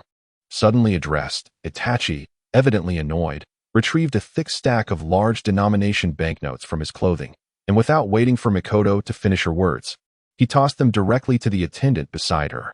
Both Mikoto and the attendant were taken aback by Itachi's extravagant display. "Is this concern sufficient?" Upon hearing this question, Mikoto snapped back to reality and queried the attendant, "Is it enough?" "Indeed," the attendant replied succinctly, yet his tone resonated with remarkable conviction. Upon hearing this affirmation, Mikoto felt her little world brighten, eagerly urging, "Then please, hasten to prepare the props. Quicker, the better." Yes, I shall attend to it immediately, madam." The attendant bowed respectfully before hastily departing the private room. Satisfied with her objective achieved, Mikoto redirected her attention back to the screen, while Fugaku, sitting nearby, could only harbor unspoken sorrow. Instinctively glancing at Itachi, Fugaku noted that Itachi was also observing him. After a meaningful exchange of glances that lingered for several seconds, Fugaku could no longer remain seated. He rose from the sofa. "Itachi, it has been quite a while since your last visit. I see you have grown taller. I have much to discuss with you. Why not step into the inner room for a proper conversation?" Itachi responded succinctly. Thus, the two men, in a silent yet harmonious understanding, swiftly made their way to a private chamber within the suite, locking the door behind them. Uchiha Izumi, who had been quietly observing Itachi and witnessing all that transpired, left her previous position and took a seat beside Mikoto. Upon seeing Izumi approach, Mikoto's spirits lifted, a smile gracing her features. "What is it, Izumi? Auntie, don't you find Itachi a bit peculiar?" "Peculiar? In what way?" "How to articulate this?" Izumi hesitated, unsure of the specifics, but her intuition sensed something amiss. Therefore, she gathered her thoughts and decided to recount everything that began the night Itachi unexpectedly appeared. However, as soon as Mikoto heard Izumi mention Itachi's declaration of never abandoning her, her eyes sparkled with delight, curving into crescent moons. "Goodness, that boy Itachi has finally come to terms with things. No wonder he appeared so troubled today. Considering what you said, it is indeed strange. He might be contemplating how to discuss your relationship with me and his father. Oh dear, Itachi really is something. What is there to be embarrassed about? Truth be told, Fugaku and I have longed for your union to materialize. Now, I can finally feel a sense of resolution within my heart. Listen to me." Regarding the upcoming wedding, witnessing Mikoto's euphoric demeanor as she began to spontaneously plan the marriage, Izumi was left utterly bewildered. The focus of her concerns was not at all on this matter. Yet now, it seems she has no opportunity to elucidate matters, and has consequently abandoned that notion. Of course, she hopes that these sentiments are merely figments of her imagination. Perhaps there is nothing amiss with Itachi. Rather, it is her prolonged separation from him that has rendered her estranged in certain aspects. Chapter 41. The Reversal of the Heavenly Gangs, the Labyrinth of Death. Area 11. Traps such as spikes, rolling stones, stone cones, and flying debris emerged without warning, catching Team 7 completely off guard from the outset. Coupled with Sakura's unexpected assistance, Team 7 quickly found themselves in disarray, forced into a state of relentless struggle for an extended period. Fortunately, with the timely intervention of Sasuke's mother, the tide of battle began to shift. In the arena, stone walls began to rise intermittently, aiding in deflecting the incoming projectiles. At critical moments, stepping stones would seamlessly protrude from the walls, enabling Sasuke and his companions to deftly change direction or evade attacks. As the situation progressed, various water-style ninjutsu were unleashed without restraint, effectively counteracting the earth-style traps. The scene spiraled into chaos, as though the labyrinth's trap mechanisms had been utterly compromised.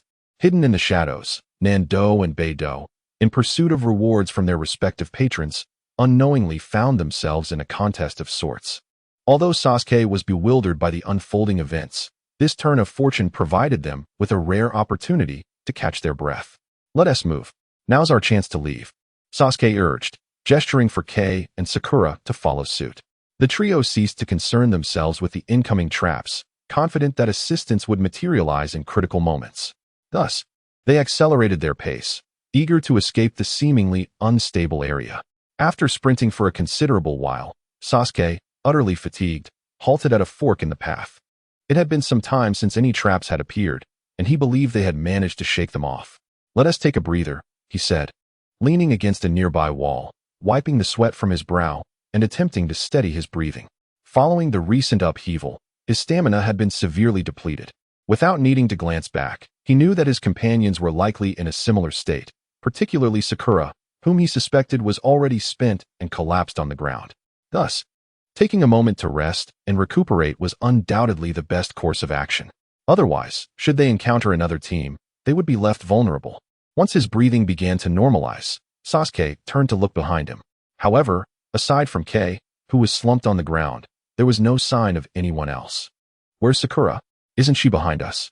Kei casually remarked, but upon turning, he realized that Sakura was nowhere to be found, leaving him equally bewildered. "Hey, where is everyone? She hasn't fallen behind, has she?" Upon hearing this, Sasuke couldn't help but raise a hand to his forehead. Indeed, a burden is a burden. What should we do? Should we go back to find her? While he spoke casually, his tone betrayed a profound exhaustion, revealing his reluctance to make the journey back. Sasuke hesitated momentarily, yet the thought that this examination might be broadcasted somewhere weighed heavily on his mind. If they chose not to return, it would surely be difficult to explain to Uchiha Obito. "Never mind, you rest for now. I shall go back and investigate," he decided, dragging his weary body. Sasuke retraced his steps, each stride heavy with fatigue. However, before he could travel far, a figure emerged in the distance. The striking pink hair instantly identified the newcomer as Sakura. Her face flushed with exertion. She gritted her teeth and sprinted towards Sasuke with determined strides. Just as her strength waned and she was about to collapse into his arms, Sasuke reacted instinctively, delivering a swift kick aimed at her face, his eyes filled with resolve. Fortunately, Sakura was quick-witted, raising her arms defensively just in time to absorb the impact of his strike. "What are you doing, Sasuke?" she exclaimed, confusion etched across her face. Yet, instead of offering an explanation, Sasuke launched himself at her with even greater ferocity, as he unleashed a flurry of strikes targeting vital points. Sakura could not afford to underestimate him. She threw herself into defense, though she still found herself retreating under his relentless assault. Initially perplexed, Kei soon realized that Sakura's martial prowess had advanced remarkably, as she managed to withstand numerous blows from Sasuke without faltering. It became evident to him that the Sakura before them was a mere impersonator. Kei regarded Sasuke as a steadfast ally, and he was unwilling to see his only source of support falter here. Suddenly, Kei sprang into action, reaching for his pouch of ninja tools and hurling a handful of shurikens towards Sakura. Alarmed, she swiftly retreated, creating distance between herself and Sasuke, drawing a kunai from her side to deflect the incoming projectiles. Clang, clang, clang. Seizing the moment, Kei concentrated his chakra beneath his feet and propelled himself towards Sakura. His punch landed squarely against her face, sending her flying through the air in a graceful arc. With a thud, the smoke dissipated, revealing a candidate adorned with the headband of the Rain Village, clad in specialized protective gear with a breathing apparatus in his mouth and a cloth obscuring his eyes. This peculiar attire sparked a flicker of recognition in Sasuke. He vaguely recalled the individual as one named Oboro. Cough. "I didn't expect you to see through my disguise. But how can you be so certain I am not your teammate?" Oboro inquired curiously, rising to his feet and wiping the blood from his lips. "Humph. You may not fully grasp the character of this burden. If she were truly here, upon spotting us, she would not rush over like you did. Instead, she would settle down right where she was and patiently await our arrival. Furthermore, your running style is far too extravagant. She has always considered herself a lady and would never stride with such abandon." "I see. Thank you for your clarification. As a reward, if you surrender the scrolls you possess, I shall spare her life." With that, two other members of the group revealed themselves alongside the previously vanished Sakura. Her hands were bound behind her back, her mouth gagged, and a kunai pressed against her throat. "Huh, you have bound her. Why should we surrender our scrolls?" Sasuke scoffed disdainfully, exchanging glances with his companion, Kei, who wore a similarly indifferent expression. "Hey, she is your teammate. Are you truly so callous as to disregard her life?" Dreamfire, one of the Rain Ninja trio, retorted with irritation. "You heard me call her a burden earlier. Do you genuinely believe we would trade our only scroll for a burden? If you find that a fair exchange, then we shall simply give her to you. Just hand over your scrolls." Sasuke boldly extended his hand towards the shadowy figure, showing no signs of courtesy. Kei mimicked his action, reaching out for the scrolls as well.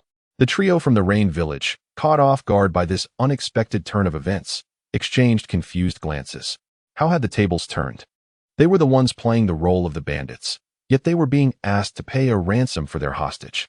Chapter 42. A brief interlude. Humph. Do you take us for fools? We have no use for your burden, so stop the nonsense and hand over the scrolls. Dreamfire, the lone-eyed member of the Rain trio, snapped back, pressing the kunai closer to Sakura's neck, drawing a thin line of blood across her fair skin. Startled, tears welled in Sakura's eyes as she whimpered for help, desperately trying to awaken the remnants of compassion within Sasuke and Kei. "Look at you. Why the rush? If necessary, I can offer you 2 military rations if you release her. Everything is negotiable," Sasuke proposed, producing 2 black pills from his ninja pouch, displaying his sincerity to the Rain Ninja trio. "Who is negotiating with you? If you don't offer something substantial, do you truly believe we wouldn't dare to kill her?" Dreamfire, losing his composure, swiftly thrust a knife into Sakura's arm. The intense pain surged through her body, causing her tears to flow uncontrollably, akin to a dam bursting. "It hurts. It hurts so much." Sasuke felt helpless. He had not anticipated that these 3, seemingly lacking in intellect, would possess such a fierce determination. Indeed, they were well suited for their roles as bandits. "Are you implying that there is nothing to discuss, then?" Sasuke's expression hardened as he swiftly popped one of the military rations into his mouth, tossing the other to Kei. Without hesitation, Kei swallowed it as well, and the fatigue that had previously enveloped them dissipated, replaced by a surge of abundant energy. Kei understood. At the sound of Sasuke's commanding call, Kei lunged forward, each hand grasping a kunai, directly assaulting the figure of Kei, whose eyes were shrouded by a cloth. From his earlier observations, Kei was positioned further back and bore an evident arsenal of offensive ninja tools, leading to the immediate inference that he was not an attacker.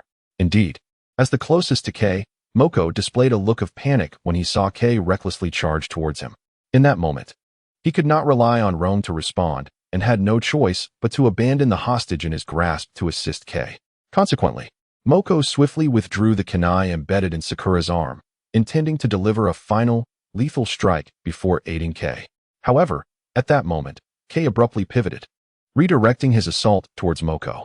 He raised his hand, using the kunai in his left hand to deflect the ninja tools in Moko's grasp, while the kunai in his right severed the ropes binding Sakura's hands behind her. Then, with a powerful kick, he sent Sakura crashing against the wall, brutally yet effectively extricating her from peril. Moko, realizing he had fallen victim to Kei's feigned diversion, felt a surge of frustration. Just as he contemplated retaliating against Kei, the latter exhibited no inclination to engage, swiftly retreating instead. At that juncture, Sasuke, who had remained passive until now, completed his hand seals and unleashed a ninjutsu against Moko and his companions. Fire release, Phoenix Fire Technique. Fiery orbs resembling the seeds of the phoenix flower erupted from Sasuke's mouth, fracturing and scattering as they soared towards Moko and his companions. Infuriated, Moko, who had intended to ensnare Kei, and Rome, who sought to rebind Sakura, were compelled to abandon their plans and focus entirely on evading the incoming fireballs. Seizing this opportunity, Kei dashed towards Sakura's position. According to Sasuke's strategy, Kei was to carry Sakura to safety, with Sasuke planning to follow suit. Yet unexpectedly, as Kei approached Sakura, poised to assist her, the wall previously cracked by Sakura's impact suddenly crumbled. A figure clad in a dark purple Nandu star mask emerged from the debris, colliding into Kei and sending both crashing against the opposite wall. This unforeseen turn of events left Sasuke and the Rain Ninja trio bewildered, their gazes simultaneously drawn to the shattered wall. There emerged a short figure, adorned in the uniform of the Nandu envoy, stepping forth with measured strides. It was none other than a shadow clone of Menma. Menma dusted off the debris from his attire and brushed his hair before striding towards the northern envoy he had just flung away. Initially, Menma had been observing the unfolding drama from behind the wall, anticipating the moment when the two teams would exhaust themselves, intending to reap the benefits of their conflict. However, he had not foreseen that the northern envoy, whom he had previously incapacitated, would suddenly awaken and stealthily ensnare him by the neck. In a moment of desperation, Menma executed a throw, sending his assailant flying. Yet, he did not anticipate that the wall before him was of subpar construction, allowing the northern envoy to crash through it with ease. This resulted in Menma's current predicament, exposed before both teams, inciting his ire. Under the astonished gaze of Sasuke and his three companions, Menma unleashed a brutal assault upon the Beidou envoy. "Help me," the envoy rasped, his voice hoarse, pleading for assistance from the four onlookers. However, they were utterly bewildered by the unfolding events and dared not intervene. Ultimately, the Beidou envoy succumbed to the relentless torture, losing consciousness, and Menma unceremoniously tossed him back behind the shattered wall as if he were a mere rag doll. "Do not mind me. Please, continue," Menma declared, crossing his arms and gesturing for Sasuke and the others to resume their previous engagement. Without a care for the situation, he stepped inside and thoughtfully used earth techniques to restore the wall. Only Sasuke and the trio of rain ninjas remained, standing in a tense silence, their gazes locked. Sasuke blinked awkwardly, glancing at the unfortunate Kei who had been used as a cushion and had now fainted. Realizing that this unexpected interruption had completely derailed his plans and rendered the situation increasingly precarious for him, he clenched his fists in frustration. In a 3-on-1 scenario, he could not guarantee the safety of his two teammates while still emerging victorious. "Ha ha ha, boy, it seems even the heavens are against you," Rome mocked with a gleeful smile, while Menghu stealthily approached the unconscious Kei, meticulously searching him. "No scrolls," he growled, frustration mounting as he delivered 2 kicks to K's abdomen, then stepped on his head to address Sasuke. Hand it over, or I'll crush his skull. With that, Menghu stomped down hard, driving K's head into the ground, blood oozing forth. Sakura, cowering in the corner, let out a shrill scream, still feeling a sharp pain in her arm. Fearful that Sasuke's stubbornness would lead to further harm, she implored, Sasuke, just give them the scroll. We can always retake the CHNIN exam next year. Shut up. You have no say here. Sasuke snapped back at Sakura, his eyes gradually turning blood red as 2 Tomo began to emerge. Chapter 43. Out of control K, Sakura gasped in shock. She had not anticipated that this was only the second time Sasuke had activated his Sharingan since their last mission's failure. She understood the implications of this transformation. Sasuke was truly incensed. Oh, your eyes have changed color. You're quite the hotshot now. Do you think you can kill us 3 with just that gaze? Rong derisively taunted, a smirk plastered across his face. Beside him, Menghu burst into laughter, pointing at his own exposed eye. I'll even let you have 1 eye. Why don't you try and stare me to death? By your logic. I've just given him 2 eyes, Gao chimed in, his words striking a poignant note. As Rong and Menghua exchanged glances at the cloth obscuring his eyes, a wave of laughter surged within them, nearly bringing tears to their eyes. What was initially a serious matter had unexpectedly transformed into a source of ridicule, reducing Sasuke's dignity to mere fodder for amusement. He had never anticipated that the proud Sharingan of the Uchiha clan would become a colossal joke in his hands. Perhaps at first, he intended to hand over the scroll to his adversaries, but now all he desired was to personally eliminate the trio who mocked him. With a swift motion, Sasuke drew several shuriken and hurled them toward Rong and Gao, before lunging forward with a kunai aimed directly at Menghua. Humph. I shall not make the same mistake twice. Menghua prepared to stomp down with great force, intending to crush the empty head, but in the blink of an eye, his foot was unexpectedly caught by a hand. This hand was not corporeal, but rather a manifestation of red chakra. Upon closer inspection, it became evident that a layer of red chakra had enveloped the empty form. What? Is this guy awake? Menghua realized the precariousness of his situation and attempted to flee, but his legs were ensnared by the red chakra beneath him. At that moment, Sasuke had already surged forward. Menghua attempted to block the attack, but Sasuke, with his Sharingan, anticipated his movements. With a single hand, Sasuke thrust upward, forcing Menghua's blocking hand aside, and took advantage of the opening to plunge his kunai into Menghua's chest. Ah, damn it! Menghua cried out in agony, yet Sasuke understood that this strike was not fatal. It had not penetrated deeply enough.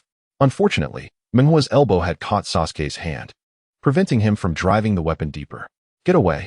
Rong quickly hurled a series of shuriken at Sasuke, who deftly dodged them by leaning back. But Rong followed up with a sweeping attack that forced a distance between Sasuke and Menghua. As Sasuke retreated, he rapidly performed hand seals, inhaling deeply as he concentrated a significant amount of fire chakra into his throat. Fire style, great fireball technique. A fireball, several meters in diameter, erupted forth, rushing towards Rong. Instinctively, Rong prepared to leap aside to evade the fireball's searing path. However, he was unprepared for the sight of the empty figure, who had risen like a specter from the ground, forming another chakra hand that seized him, using both himself and Menghua as shields against the impending fireball. In an instant, the flames surged, roasting Rong and Menghua into tender morsels.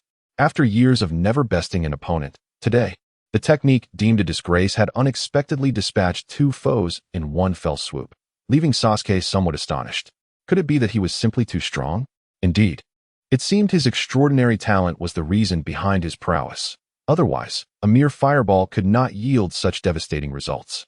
Yet, Sasuke was aware of the importance of humility, to remain grounded and avoid arrogance, though he could not help but wonder if that moment had been broadcasted with a close-up. As the 2 teammates of Go fell to the ground, he instinctively turned to flee without a moment's hesitation. Meanwhile, Menma, who had been listening from behind the wall, swiftly positioned herself behind Go. True to form, she swiftly rendered him unconscious with a precise strike to the back of his neck and skillfully executed her signature technique, deftly retrieving a scroll from his person. I'll take this, she murmured, tucking the scroll into her cloak before vanishing into thin air. The entire sequence transpired with such rapidity that Sasuke had no time to react. Menma's silhouette had already evaporated from sight. Damn it, I've unwittingly become a mere pawn for someone else, he thought. realizing he should have suspected that the Southern Dato envoy was up to no good. Slapping his forehead in frustration, he found himself with no time to dwell on this debacle, for a more pressing dilemma loomed before him. Kong, using Roan and Menghua as human shields, had just discarded them carelessly after their utility had expired. Sasuke glanced at Kong, noticing that he was still enveloped in a cocoon of crimson chakra, seemingly unconscious and in a tranquil state. The shape of this red chakra armor resembled that of a fox, strikingly familiar to Sasuke. It dawned on him. He recalled an unforgettable night when he had observed Menma battling Irika in the woods west of Konoha, where Menma had manifested a similar fox-like chakra. However, the distinction lay in the fact that Menma had wielded that power with conscious intent, while Kong appeared to be a mere vessel for its control. It seemed that the violent blow to Kong's head from Menghua had unleashed this malevolent force within him. Despite having spent considerable time in the same team as Kong, Sasuke was only now aware of the dark power that resided within him. "Hey Kong, wake up! The enemy has been defeated. Open your eyes and see." Sasuke attempted to rouse him, but was met instead with a devastating punch composed of the concentrated red chakra. The speed was overwhelming, leaving Sasuke no time to evade. He barely managed to raise his hands in defense before being forcefully propelled away. With a resounding crash, he slammed against the wall, feeling a sharp pain radiate from his back, and it seemed that his right hand had suffered a fracture. Coughing up a mouthful of blood, he was met with a concerned look from Sakura, who rushed over with her handkerchief. "Sasuke, are you all right?" At that moment, Sasuke had no leisure for idle chatter. He seized Sakura's hand and, disregarding everything, began to flee in the opposite direction. As Sakura held onto his hand, her heart raced uncontrollably. Caught off guard by the sudden intimacy, her cheeks flushed with warmth. She wished for time to slow down, allowing her to savor the warmth of Sasuke's hand.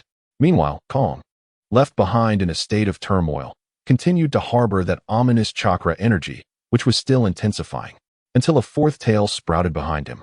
He slowly turned his head to gaze in the direction where Sasuke had departed. At that moment, the figure of Kong was entirely shrouded, revealing only the densely concentrated black chakra particles on the exterior of the demon fox, flickering rapidly back and forth. Roar!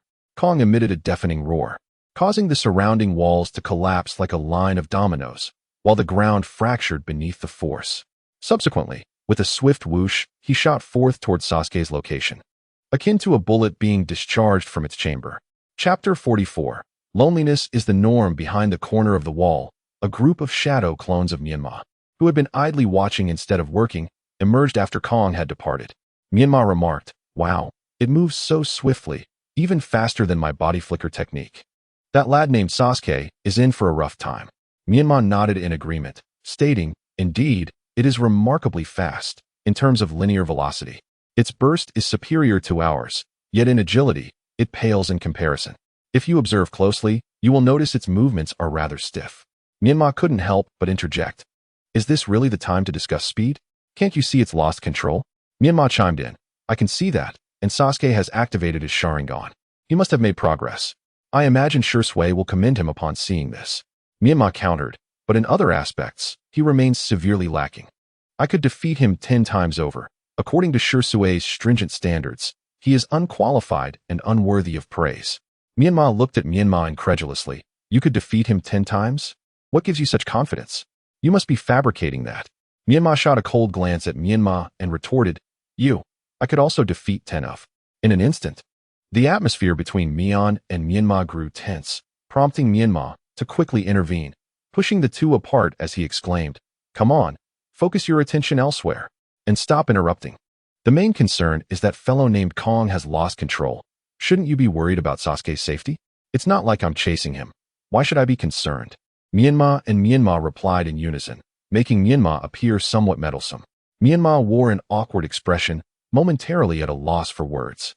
Just then, an excited Menma rushed over, vigorously patting Menma on the back. "Easy there, ancestor, don't send me flying back." In response to Menma's complaint, Menma stuck out his tongue. Although hidden beneath a mask, Menma could not discern his expression, yet he could easily imagine Menma's playful demeanor.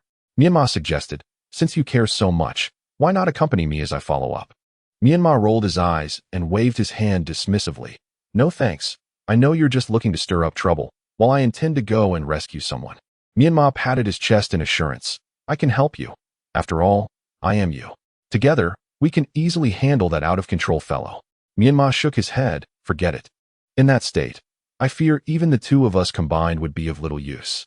Menma, unwilling to relent, grabbed Myanmar's arm, pointing at a contemplative Myanmar. What about him? He would surely be willing to go? Suddenly recalled to reality, Myanmar glanced back at the animated debate among his shadow clones, each engrossed in their own discussions, and felt an overwhelming sense of exasperation. These days, leading a group was no easy task. When scattered, they resembled a constellation of stars. Yet when gathered, they resembled a gaggle of village gossipers. However, his primary concern lay with the source of the power within him that incited his wrath. He distinctly sensed that the force emanating from his empty vessel diverged from Gara's. It did not originate from another monster, but, rather, was derived from the same entity as his own. The strength was strikingly similar, and their forms during moments of rage were nearly indistinguishable. He deemed it essential to relay this information to his original self, so that they might inquire further about the peculiarities of that creature. Menma tugged at the hem of Myanmar's garment, pressing for a response. Hey, don't be silent. Are we going or not? Please, give me a definitive answer. Not going. Menma retorted. I'm exhausted and wish to return for some rest. With that, Menma dismissively tossed the scroll he had pilfered from Gao's possession to Menma. Sighing, Menma did not allow Menma to continue. He decisively formed hand seals and dispelled his shadow clone. As the white mist of the dissipating shadow clone ascended, it instantly drew the attention of the other clones. The world fell silent as they curiously surveyed the crowd, wondering who had vanished, while remaining vigilant for any potential enemy ambush. Menma perceived this as an opportune moment. Seizing the instant when everyone's gaze converged, he raised his hand to attract attention. Is there a valiant soul willing to join me in subduing that uncontrollable individual from earlier? He gestured toward Menma, as if merely calling attention without any further involvement in the matter. The sudden focus of attention made Menma feel somewhat uneasy, yet he steeled himself and spoke. I simply believe that since we have shared a rare acquaintance, having dined together at the barbecue restaurant last time, if we were to assist them in their time of peril today, perhaps they might feel grateful and be inclined to befriend us in the future. Menma intertwined his fingers tightly, finding it difficult to articulate these sentiments, but ultimately voiced the truth of his heart. Not going. This falls outside the scope of the tasks demanded by the original. There is no need to engage in such thankless endeavors. Indeed, notions of friendship seemed more suited for children. We have no need for such frivolities. How childish. Many shadow clones expressed their opinions and chose to depart. For them, solitude had become the norm, and they were not averse to this solitary state. Menma felt a sense of helplessness as only Menma continued to gently pat his back in comfort. Once the shadow clones dispersed to attend to their respective pursuits, Menma was pleasantly surprised to find both Menma and Menma remaining behind. Noticing Menma gazing at him with starry eyes, Menma quickly clarified, Don't misunderstand. Like everyone else, I am indifferent to the term friend. I merely wish to demonstrate to this fellow that I can take on 10 at once. Menma shrugged in response, adding, like him. I harbor no interest. I merely aim to puncture his inflated claims. Well, regardless, at least you are willing to pursue it. Menma accepted this reality with equanimity, as the number of those remaining expanded from him and 2 others to 4, which could indeed be deemed a progression. However, before departing, he resolved to complete the tasks left by Menma. He approached the figure of Gao lying on the ground, gently patting his face, and then produced a cloth strip adorned with intricate lines, saying, I am uncertain if you are awake, but upon rising, remember to follow the path depicted on this map. Otherwise, this labyrinth is riddled with my presence. By tomorrow, should you find yourselves wandering here without scrolls, beware of encountering them. They will strike you upon recognition. Upon hearing Menma's words, Gao's body involuntarily quivered slightly, yet, obscured by the cloth over his eyes. It remained uncertain whether he still slumbered or was merely plagued by a nightmare. Let us proceed. Menma rose once more, and at his call, the other 3 shadow clones followed suit, hastening towards the direction of the void. Chapter 45, Demanding Compensation in Zone 16. Menma's true self decrypted the contents of the scroll while meandering through the labyrinth. With time to spare, he seized the opportunity to discern what the scroll contained. Suddenly, a surge of information flooded his mind, revealing the news of Kong's uncontrollable rampage. So that is it, Menma murmured softly. He finally comprehended why he had felt a peculiar sensation upon first encountering Kong. It turned out that Kong harbored a power akin to his own, which fostered a certain attraction between them. Menma directed his spirit to delve into the sealed space within him, arriving at the gate of the seal, and attempted to communicate with the creature inside. Why does that fellow possess your power? The creature behind the door lazily opened its eyes, filled with malevolence. Its deep crimson vertical pupils locking onto Menma. What audacity! Why should I answer your inquiries? Having resided within me for so long, is it not reasonable for a landlord to concern himself with the affairs of his tenant? Huh, such arrogance. With a cold snort, a powerful gust of wind erupted from the seal, as if intent on tearing a person apart from afar. Yet, in the face of this intimidation, Menma did not falter. Standing resolutely like a steadfast pine tree, he scrutinized the creature behind the door, and in the dim light of the flames, he finally discerned the fox-like head of the monster sealed within him. So, this is how you appear, not as fearsome as I had envisioned. Do you think this is a matchmaking session? Do not presume that having learned a few techniques from that Uchiha brat places you on par with me, in my presence. You are but a slightly grown insect compared to your former self. It seems you acknowledge my growth, do you not? The tone of Menma remained remarkably calm, causing the monster to lose interest in continuing its provocation. It was disinclined to engage with someone who radiated neither anger nor malice.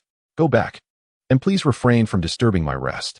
The individual you wish to learn about merely possesses a fragment of my past power sealed within them, a mere imitation. However, that power should suffice to deal with you in your current state.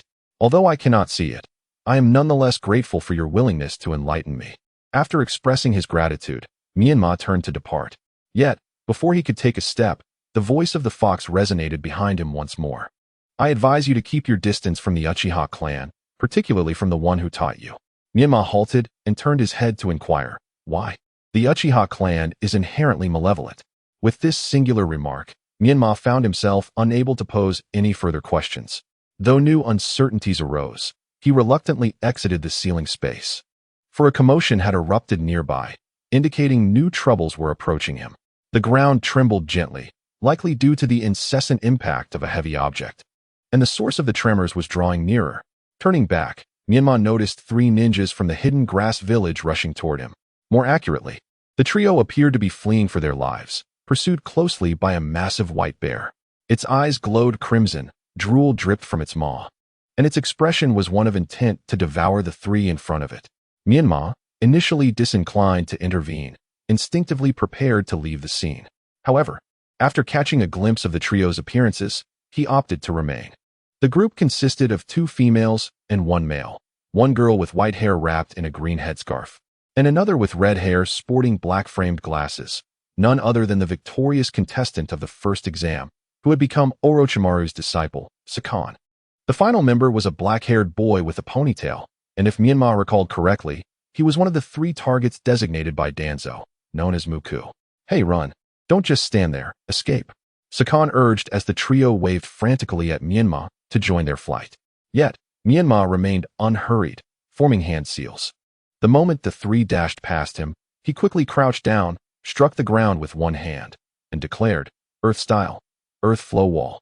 A wall of earth surged upward, not merely blocking the bear, but constricting its neck as it ascended. Upon reaching the top of the labyrinth's barrier, the wall's tremendous force rendered the bear unconscious. Menma then dismantled the wall, allowing the dazed bear to collapse harmlessly to the ground. He had only intended to temporarily subdue the creature, not to take its life. As the crisis subsided, Sakan and her companions leaned against the nearby wall, utterly exhausted and gasping for breath. Thank you, Sakan managed to say, still catching her breath, as she sought to express her gratitude to Menma for his assistance. Upon hearing this, Menma was not at all polite. He approached the 3 and assertively extended his hand, demanding, no need for pleasantries, hand over your scrolls. What? Upon hearing this, Xianglin and the others, who had just begun to relax, immediately fell into a heightened state of alert. The trio huddled closely together, drawing their ninja tools to guard against Menma. The innocent Wuku, positioned at the forefront between the 2 girls, examined Menma's uniform as a Southern Dato envoy and queried in confusion, You are not even a candidate. Why do you need the scroll? It is the reward for saving you. Faced with such a response, Wuku found himself at a loss for words. For Menma had indeed come to their rescue. However, He was naturally reluctant to surrender the scroll so readily and attempted to negotiate. Could we perhaps offer something else as a reward? We still need this scroll to pass the exam. No one will pass this exam. Therefore, hand it over. Seeing that Menma was resolute in claiming their scroll, Wuku felt somewhat bewildered. Xianglin, however, stepped forward defiantly and raised her voice to bolster her courage, saying, "Though you helped us, you cannot bully us like this. If you desire something else, we can accommodate, but if you insist on taking the scroll, do not blame us for being rude." Beside them, Wuku timidly whispered to Xianglin, "Do you truly believe we can defeat him? 3 against 1, what is there to fear?" Yet, he recalled how Menma had effortlessly subdued the bear that had chased them, realizing their numbers did not necessarily equate to superiority. The girl in the headscarf added, "That was merely luck. Had we not distracted the bear earlier, he would not have had the chance to launch a successful surprise attack." Listening to Xianglin's analysis, Wuku exchanged glances with his companions and found some merit in her reasoning, suddenly feeling less intimidated by Menma. "Then why waste words with him? Let us just take him down," declared the girl in the headscarf, launching a flurry of shurikens imbued with her heartfelt gratitude and enhanced speed toward Menma. Chapter 46. The cracking palm faced with the enthusiastic onslaught, Menma elegantly sidestepped. Following this, the headscarf girl lunged with a kunai, but her movements were too slow. Menma merely glided aside, effortlessly evading her attack. He then struck with a palm at her waist, sending her flying. Dragon Tongue. Xianglin and Wuku had intended to continue their discussion, but with their teammate having acted rashly, they could not remain passive. Wuku stepped forward to catch the headscarf girl, while Xianglin, seeking to provide cover, flicked her sleeve, releasing several needles laced with anesthetic. These needles had proven ineffective against the resilient bear earlier, but were quite formidable against humans. However, the trajectory of these projectiles was crystal clear to Menma. He gathered chakra at his fingertips and deftly intercepted each needle. "Here," he exclaimed, returning the needles toward Xianglin, where they struck her firmly. Damn it! The effects of the anesthetic took hold swiftly, rendering Xianglin immobile in an instant. Upon witnessing his comrades swiftly dispatched, Wuku immediately felt the weight of pressure intensify upon him. He gently pushed aside the now steady dragon tongue and swiftly formed hand seals, unleashing his most proficient ninjutsu. Fire release, Ghost Lantern. As Wuku released his chakra, spectral red flames began to materialize in the surrounding air. Not only that, Menma sensed the atmosphere around him growing increasingly warm, the air thick with a palpable heat. This was Menma's first encounter with ghost flames. Thus he refrained from interrupting Wuku and curiously observed the phenomenon. Go! At Wuku's command, the ghostly flames, taking on human forms, howled as they lunged toward Menma. Menma regarded this assault with indifference, feeling no need to evade. He simply stood his ground, awaiting the advance of the ghost flames. With a series of sharp claps, he effortlessly extinguished the spectral flames, one by one, as they approached him. How could this be? Wuku's eyes widened in astonishment, involuntarily taking a half-step back. His ghost lantern technique was one that ignited immediately upon contact with human skin. Yet Menma had boldly swatted away the flames without sustaining any injury. This revelation shattered Wuku's long-held beliefs, filling him with both shock and trepidation. Is that all? This is hardly enough for me to warm up. With that, Menma advanced a step toward Wuku, the palpable pressure compelling Wuku to retreat once more. In truth, Menma exuded no menacing aura. It was merely Wuku's own fear manifesting within him. Observing Wuku's retreat, Menma paused, feeling somewhat exasperated. How could these privileged young gentlemen be so fragile? With just one move, they were left questioning their own confidence. Are you afraid? Menma teased, a smirk on his face. Come on, let's see what you've got. One of us must be on the ground for this to conclude, or you can simply concede. Who do you underestimate? Feel the force of my shattering palm. Provoked by Menma's taunts, Wuku found renewed courage. After all, with 2 young ladies watching, including his childhood friend, he could not afford to lose face before them. A surge of potent chakra erupted from Wuku as he stepped forward, delivering a precise strike aimed at Menma's face. Menma was taken aback, surprised that his opponent could muster such a fierce attack. However, it was unfortunate for Wuku that his adversary was none other than Menma, who ultimately remained unharmed. Menma countered by raising his fist, deflecting Wuku's strike at his wrist, sending it off course. Yet Wuku's offensive did not cease there, leveraging his momentum. He twisted his hips and delivered a second palm strike aimed at Menma's abdomen. Following up, the hand that had just been deflected transformed into an elbow strike, rapidly targeting Myanmar's chest. Myanmar was compelled to gather his chakra in his arms, hastening his response to block each impending attack. In the fleeting moment when their palms met, the immense power concealed within Wuku's pure hands erupted with a force that sent a tingling sensation coursing through Myanmar's hand, leaving it momentarily numb. Realizing something was amiss, Myanmar swiftly retreated a few steps, creating distance between himself and Wuku. "Quite interesting. I have never encountered such a martial technique before," he remarked. "Of course, this is the exclusive martial art of the hidden grass village, the grass flow breaking palm. Only the heirs of the village's higher echelons are permitted to learn it. And my father is none other than the Lord of Ghost Lantern City," Wuku exclaimed, his nose almost lifting skyward at the mention of his illustrious father. It was, after all, a source of pride to have a distinguished parent. Myanmar, observing Wuku's smug demeanor, sighed inwardly. He shook his hand, still tingling from the earlier impact, and rubbed his wrist, preparing to get serious. "Very well, let me experience your breaking palm once more." This time, Myanmar took the initiative to attack. Through his earlier meticulous observation, he had easily discerned the principle behind the breaking palm. It was akin to the gentle fist technique of the Hyuga clan. However, while the gentle fist condenses chakra into needles to silently inject into the enemy's body and seal their chakra points, the grass flow's breaking palm condenses chakra into thin sheets that explode upon contact, rendering the opponent's limbs numb from the shock. Having had experience with the precise manipulation of chakra as a scalpel, Myanmar found it effortless to mimic this martial art. Additionally, he discreetly enveloped his arms in a layer of rock armor using earth element chakra, providing a shield against Wuku's breaking palm attacks. This rock armor was also the reason he had the audacity to slap away the ghost fire earlier. He was no fool, and he had not anticipated that Wuku would be unable to see through this tactic. Let us see how you fare against this."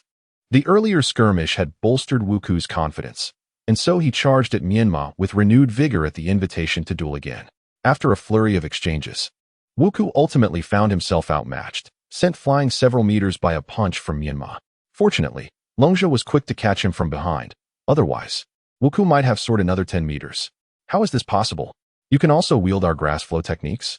Wuku stared incredulously at Myanmar. His arms, now numb, trembled uncontrollably. Chapter 47. Seeking compensation where? "Did you not teach me all this just now?" "Impossible. My father has taught me this technique since childhood, and I have practiced for over 8 years. You think I would be so easily fooled?" Wuku could hardly believe Myanmar's words. Had his hands not been incapacitated, he would have been pointing an accusatory finger at him. "Believe it or not, it matters little. You have already lost, and thus the scroll belongs to me." With that, Myanmar confidently stepped forward to search Wuku's person. Despite Wuku's futile struggles, they proved entirely ineffective. Beside them, the unblemished Longja stared at Myanmar with disbelief, but was soon intimidated into averting her gaze by a piercing look from Myanmar. Upon acquiring the scroll, Myanmar casually opened it for a brief glance, satisfied to find the familiar encrypted characters within before tucking it away. "Well, your remuneration has been settled. Next, it is time for compensation," Myanmar asserted boldly, extending her hand once more. Wugo could scarcely believe his ears at this pronouncement. Was there no sense of reason? He had been left in such a state. One teammate immobilized, another struck down upon approach. It was a miracle he hadn't demanded compensation himself. Regret washed over him.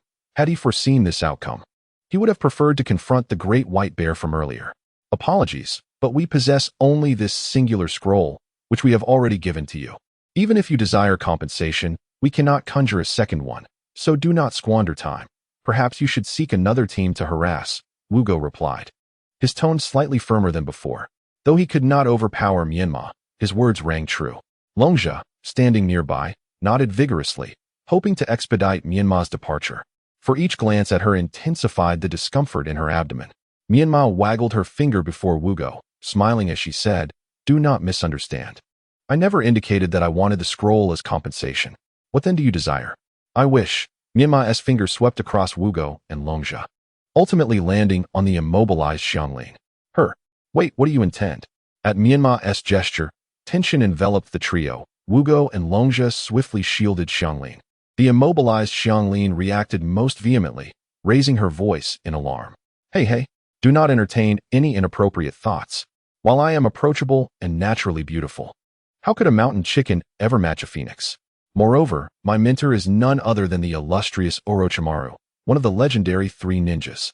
Should you dare to commit any egregious act, he will not let you off lightly. Indeed, and my father is the lord of Ghost Lantern City, Wu Wei. If you dare to act recklessly, beware that my father will make you regret it. Wu Go echoed Xianglin's words, invoking the name of his father. He could not fathom that, with two formidable mountains looming before her, Menma would still be willing to play the role of foolish old man. Step aside. I merely informed you, without seeking your counsel. Menma's gaze was as sharp as a blade, cutting through Wugo and Longjia as she commanded them to yield. Yet, Wugo and Longjia were not inclined to abandon their teammates' fate, steadfastly refusing to budge an inch. With no alternative, Menma summoned two shadow clones. Keep an eye on them. Until I return. Yes. The two shadow clones swiftly advanced, each immobilizing one of Wugo and Longjia's arms, pulling them aside. Unimpeded, Menma approached Xianglin and lifted her into an embrace. Although he wished to dispose of Xianglin as one would a dead dog, he opted for a gentler approach. Given her gender, the first time Xianglin found herself in a prince-like embrace by a boy, her face flushed with embarrassment. Ordinarily, she would have screamed for help. Alas, she was entranced by the whirlwind rush of love, captivated by its suddenness. How domineering, how delightful she found it. Of course, if the masked kidnapper before her turned out to be handsome, she might have considered taking the initiative herself. Menma carried Xianglin to a wall, utilizing earth manipulation to create a door. Upon entering, he carefully sealed the door behind them. Wugo and Longxi, witnessing this, felt their hearts sink, lamenting their own inadequacies in being unable to capture such a scoundrel. Unbeknownst to Menma, who was oblivious to the despair of the two outside, he gently leaned Xianglin against the wall, observing her flushed cheeks and expectant expression with a bemused look. Without preamble, he inquired, "You must be a descendant of the Uzumaki clan, correct?" Xianglin was momentarily taken aback, her eyes dimming with disillusionment. After all the commotion, was this the purpose? Men truly lacked intrigue. "What does my identity have to do with you?" she retorted, her tone dismissive, as her initial enthusiasm waned substantially at his question. Seeing her willingness to engage, Menma drew a small dagger from behind him, resting it against her neck. "You need only answer yes or no. If you lie, I shall not hesitate to sever your fingers one by one. Why you mustn't be reckless. My teacher is Orochimaru. Humph, whether it's Sesomaru or anyone else. I could stab you before he even arrives. What if he seeks vengeance for my death? Do not divert the topic. Answer me swiftly." Menma pressed the blade slightly into her neck, a crimson line appearing as blood oozed forth. Xianglin, gulping in fear, realized it would be prudent to comply, reluctantly confessing, "Yes. But how did you know?" "I've heard that the Uzumaki clan is characterized by their red hair. That's what drew my attention to you. But hair can be dyed red, yet you have already admitted it." Xianglin fell silent, regretting her slip of the tongue. If given the chance to redo the moment, she would undoubtedly choose to deny it. "I know nothing about the Uzumaki clan. I grew up in the Hidden Grass village. So if you seek information from me, you shall be disappointed." Instinctively, she averted her gaze from Menma, a subtle gesture that did not escape his notice. He withdrew the dagger and grasped her chin, scrutinizing her crimson eyes intently. "It appears I have found the right person. You seem to know something. Why not share what you've kept hidden?" Chapter 48. The truth of annihilation. Do not even think about it. Even if you were to kill me, I would reveal nothing. Xianglin resolutely closed her eyes, her face reflecting a defiant indignation, as if she were prepared for her own demise. "You misunderstand. I am not a villain seeking the secrets of the Uzumaki clan. Like you, I am a descendant of the Uzumaki lineage. My sole desire is to learn more about our clan and uncover the identities of my parents." Menma retracted his hand from Xianglin's chin and removed the mask from his face, revealing his sharply defined, handsome features to her. Upon reopening her eyes, Xianglin gazed at Menma with fascination. She felt that someone with such looks could not possibly be malevolent and regretted misjudging him initially. However, upon noticing his golden hair and blue eyes, she frowned, for he bore no resemblance to the Uzumaki clan. "Handsome, are you certain you are not jesting? You just articulated the characteristics of the Uzumaki clan, yet take a look at yourself. What aspect aligns with that?" "I cannot clarify this, but from the scant information I possess, it appears my mother is of the Uzumaki clan, while my father is not." Menma awkwardly scratched his head, disclosing the tidbits he had gleaned from a letter. Yet, despite this revelation, Xianglin remained skeptical. After all, in her youth, many had impersonated members of the Uzumaki clan to extract information from her, and she had seen through them all. I must verify your identity, otherwise, I shall remain silent. How should I prove that? Menma pondered, genuinely at a loss, as he possessed no means to validate his identity, aside from the presence of Uzumaki in his name. I have an antidote for the paralysis needles in my belt. First, assist me in alleviating the poison, and I shall find a way to prove it to you. Oh, all right. Menma nodded and gently touched Xianglin's waist. Though he was exceedingly cautious, it still caused her to blush. Fortunately, the pill was not deeply hidden, and Menma quickly located it, administering it to Xianglin. After ingesting the antidote, Xianglin hastily stretched her sore limbs, alleviating some fatigue before forming hand signs and closing her eyes. Extend your hand and attempt to gather your chakra in your palm. Upon hearing this, Menma promptly followed her instructions, slowly channeling his chakra into his right palm. Once prepared, Xianglin activated her Kagura eyes, scrutinizing the chakra energy released by Menma. Under the gaze of her divine vision, Menma's chakra glimmered a brilliant gold, emanating an exceedingly warm sensation. She could ascertain that the individual before her was indeed a descendant of the Uzumaki clan, for such a feeling could only arise from shared bloodline. Xianglin reopened her eyes, her gaze toward Menma now infused with tenderness and warmth. Indeed, you are truly a descendant of the Uzumaki clan. It is merely that your father's dominant genes overshadow the characteristics of our lineage. Upon hearing Xianglin's words, Menma found himself at a crossroads, uncertain whether to feel joy or sorrow. It is a source of joy that it has been confirmed his mother indeed hailed from the Uzumaki clan. Yet it is also a source of sorrow, for it indicates that the visions shown to him by Shin were authentic. Naturally, Xianglin was oblivious to the subtle nuances of expression that flitted across Menma's face. Instead, she continued her previous discourse. However, according to my mother, the Uzumaki clan rarely forges alliances through marriage with outsiders, with most legitimate unions traditionally occurring with the Senju clan. So, is your father from the Senju clan? Menma shook his head, for after observing the Senju clan in the Senju Jilong city, he felt that the blonde man from that vision did not resemble a member of the Senju clan. Of course, he could not be entirely certain. So his headshake bore an additional implication. It appeared that a clandestine marriage had taken place, a circumstance that would likely lead to expulsion from the village.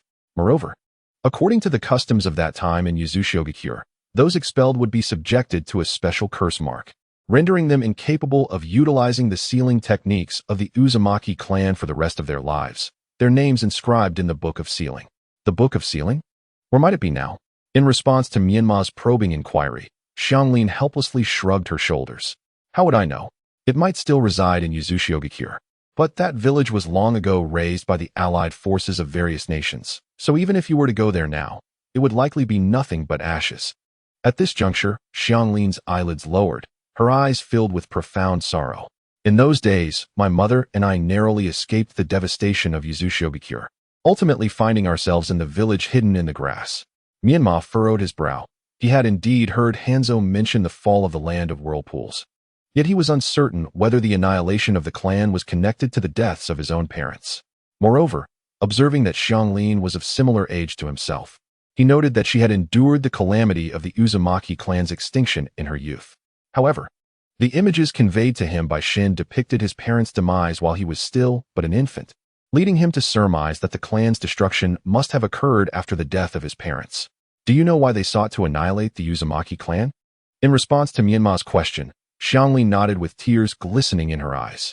Although she was young when the clan was destroyed and unaware of the full truth, her mother had revealed the reasons for the extermination just before her passing. The allied forces of neighboring nations had, under the pretext that the Uzumaki clan's sealing techniques were catastrophic, launched an assault on the land of whirlpools, but in reality, they sought the means to attain the status of sages. Sages? This was the first time Menma had encountered such a term, and he felt it was shrouded in mystery. Indeed, there existed sages in this world long ago, who wielded powers transcending all ninjutsu, mastering the ways of yin and yang. Furthermore, these sages grasped the very essence of chakra, enabling them to control the order and laws of the world. It remains a mystery who divulged the information about the Uzumaki clan being descendants of sages. publicly claiming that the clan refrained from intermarriage with outsiders while awaiting the reincarnation of Ashura, the son of a sage. They also slandered the Uzumaki clan, accusing them of withholding the lineage of the celestial bloodline in pursuit of their ambition for world domination, fabricating tales that the method to become a celestial being was hidden within the clan's forbidden grounds. They spread the rumor that whoever could locate this place would attain celestial status. Ultimately, these fabrications successfully incited fear and greed among neighboring nations, prompting them to unite against the land of Whirlpool. However, upon the brutal invaders' arrival at Whirlpool Village, they discovered that the so-called forbidden grounds were nowhere to be found, and they feared retaliation from the Uzumaki clan in the future. Thus, they resolved to commit unspeakable atrocities, carrying out a horrific massacre in Whirlpool Village. Hearing this, Menma felt a chill run down his spine, and a potent rage surged within him. He could hardly fathom the depths of human folly, that anyone could commit such heinous acts over the nonsensical notion of becoming a celestial being. Chapter 49. The abduction of the innocent. It was utterly laughable. How could celestial beings possibly exist? No, celestial beings did exist, as my mother had recounted, with the Uzumaki clan's exceptional physical prowess and immense chakra being inherited from them. Xianglin looked at Menma with utmost seriousness. Although she deliberately lowered her voice, her tone conveyed unwavering conviction. Upon hearing this revelation, Menma felt a slight tremor in his heart. He had believed his vast chakra was an anomaly, not realizing it stemmed from his celestial lineage. But just as Menma was about to voice his questions, a piercing female scream suddenly interrupted him from outside. Simultaneously, he sensed that the shadow clones he had stationed outside to guard the innocent and Longja had been eliminated. This was not good. Menma quickly realized the gravity of the situation and immediately employed the earth release technique, creating a door in the wall. As he burst through, he was met with the sight of two figures, transformed to resemble him, attacking the innocent and Longja.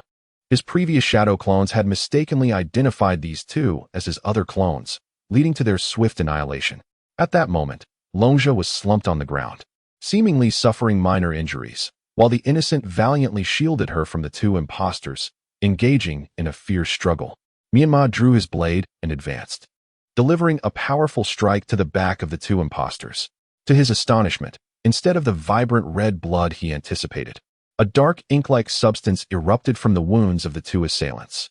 Menma instantly recognized this as a technique from Sai. He had not expected that madman to have tracked him down here. Out of disdain and wariness towards Sai, Menma was reluctant to get tainted by the filthy ink. Just as he prepared to retreat and avoid the impending spray of ink heading his way, another female scream echoed through the air.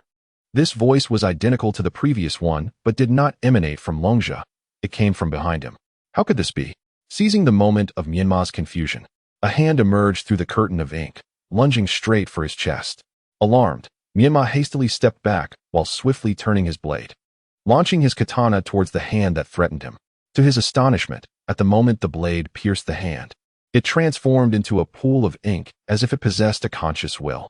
It then swiftly writhed through the air, darting into the embrace of Menma, and absconding with a red scroll that had previously been distributed to Menma by Danzo in the private chamber. Observing this, Menma abandoned any thoughts of retrieving the scroll, deeming it a trinket of no significance. He took a few steps back, waiting for the ink to settle before realizing that the assailant was none other than the very individual he had just attempted to rescue, Muku. I wondered where you were hiding. It seems this was your disguise all along. Indeed, I never anticipated you would be so easily deceived. As they spoke, a thin layer of illusory ink began to peel away from Muku, revealing his true form as Soji. The same transformation occurred beside him with Rizetsu, returning to the appearance of another young shadow ninja from their team. Menma gazed at the pair, bemused and exasperated. How could such absurdity exist in this world? Despite being part of the same team, they now seemed to be adversaries, and his comrades were in cahoots to mock him, leaving him feeling like an outsider. Hey, I assume you two didn't come here merely to steal that scroll? I recall Danzo had given it to you as well. Surely you didn't misplace yours and decided to pilfer mine instead? Upon hearing Menma's taunt, Soji smirked disdainfully and pointed behind Menma. Though uncertain of Soji's intent, Menma turned cautiously to glance over his shoulder. Behind him, the path that Soji had previously obscured with the super beast imitation now materialized. revealing a series of massive arches formed by bent wooden pillars lying inverted on the ground. Rizetsu, who had earlier gasped in alarm, was now helplessly kneeling beside it, relentlessly striking the arch with shurikens. It was the wood-release defensive technique, the wooden pillar wall, but how could such wood-release techniques manifest here? And who had executed them? A torrent of questions surged within Menma's mind, and when he turned to inquire of Soji once more, he found no trace of him. Damn it, this guy is always so elusive. Menma gritted his teeth in frustration, yet he wasted no time ruminating over Soji's disappearance and instead approached Rizetsu.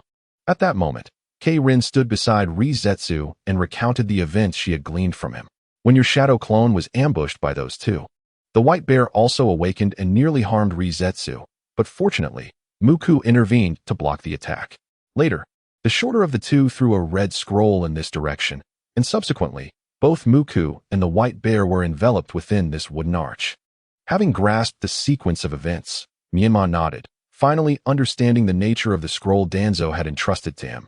It contained a record of a wood-release technique.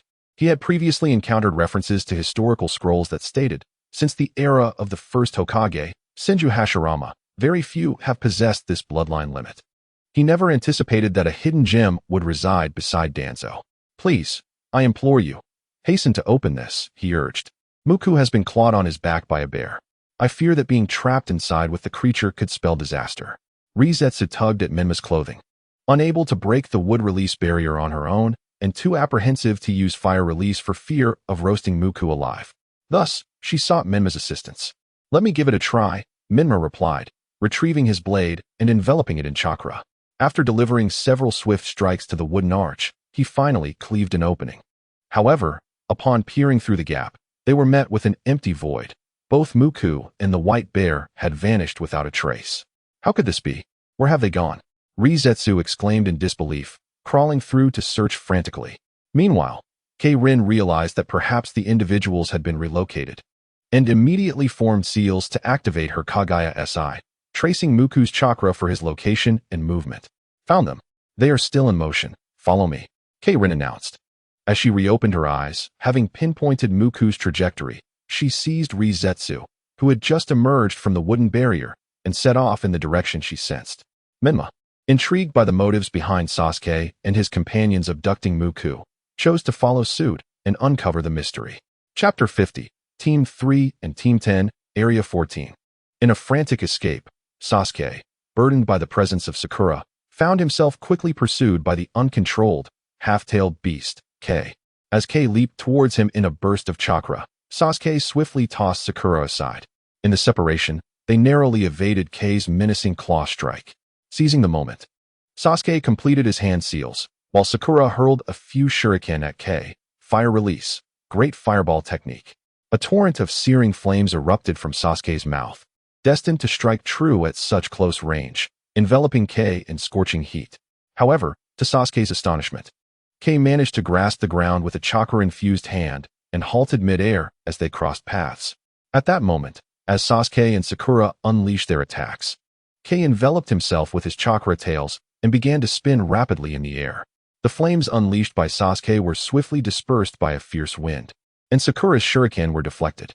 Concurrently, a tremendous repulsive force acted upon the two, sending them hurtling in opposite directions. Thud, thud, thud.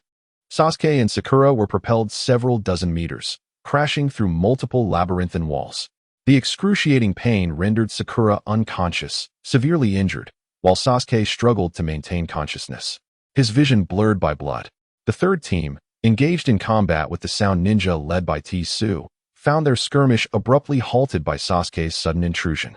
The two groups initially dispersed before regrouping with their respective teammates, gradually approaching Sasuke with a formidable curiosity. TSK, TSK, TSK, who could have done this?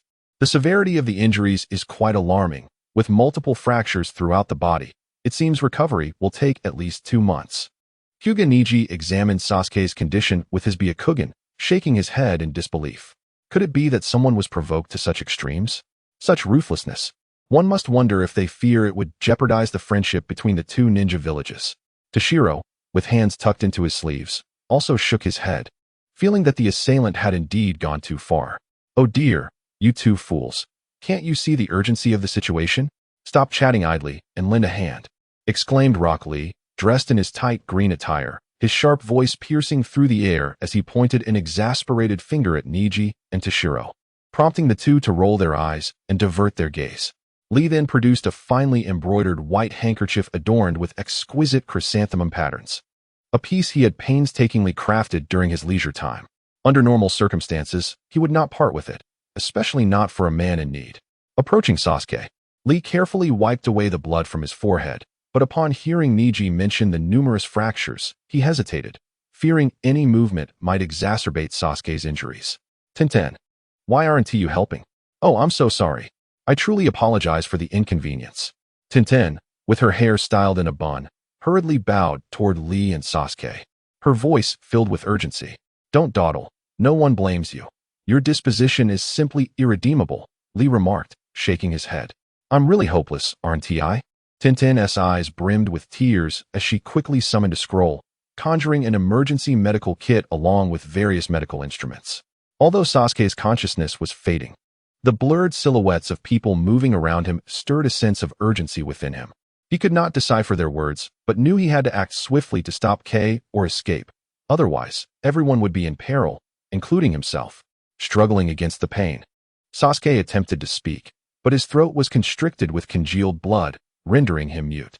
He raised a trembling hand, pointing towards the direction where K was seated, hoping to draw the attention of those around him. Oh dear, does your little hand hurt? Let me bandage it, don't fret. Lee assumed Sasuke's arm was in agony and hastily wrapped the splint and bandage around it. Sasuke exhaled in frustration. Had he been able to speak, he would have silenced the overly dramatic Lee. Yet he knew anger was futile, so he took a deep breath and lifted his other hand with great difficulty. Look at your eagerness. Is this one in pain too, dear? How fortuitous that I just finished with the other. Let me attend to this one now.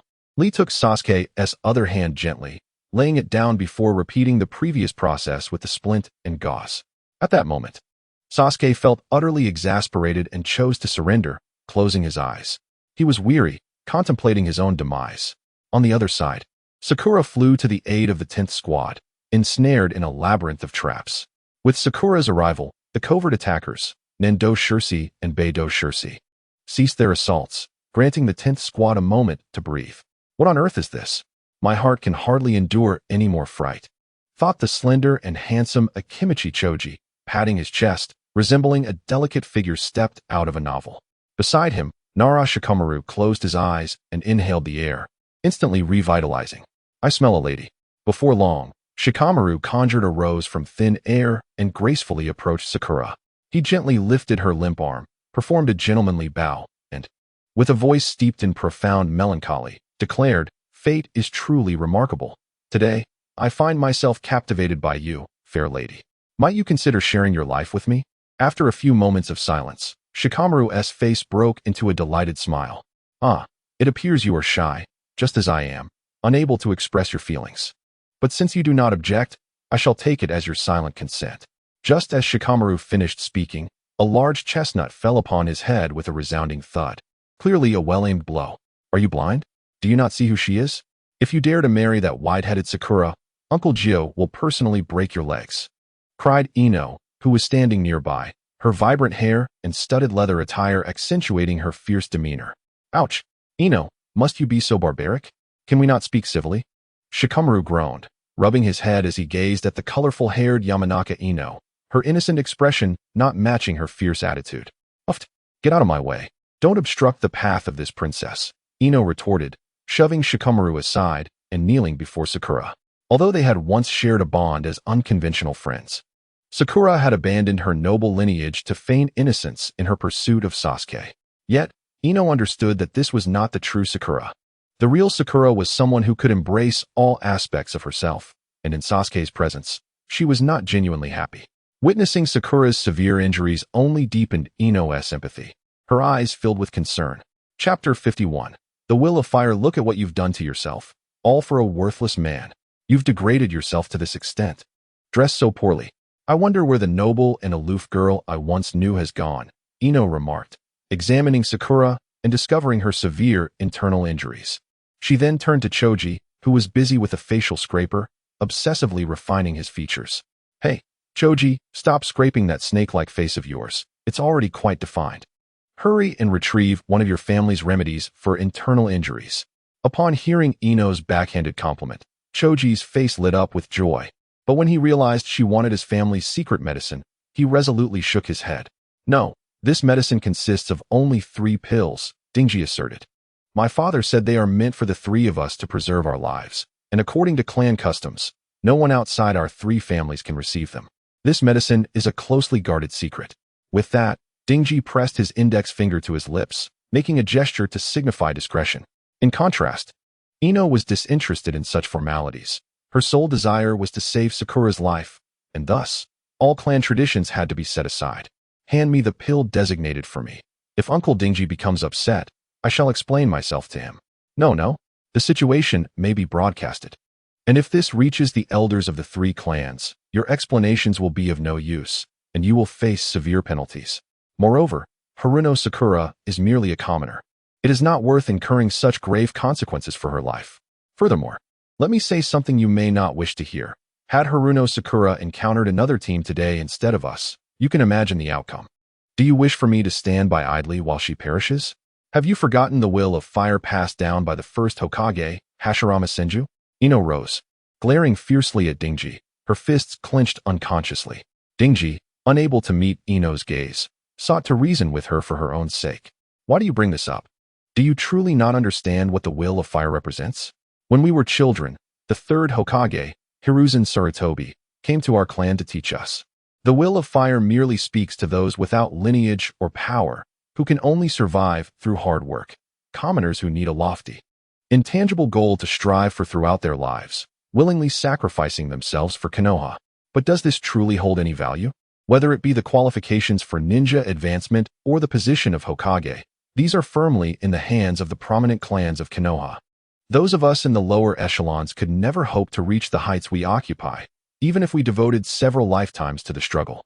Seeing Ino's stubborn expression remain unchanged, Dingji pursed his lips and continued.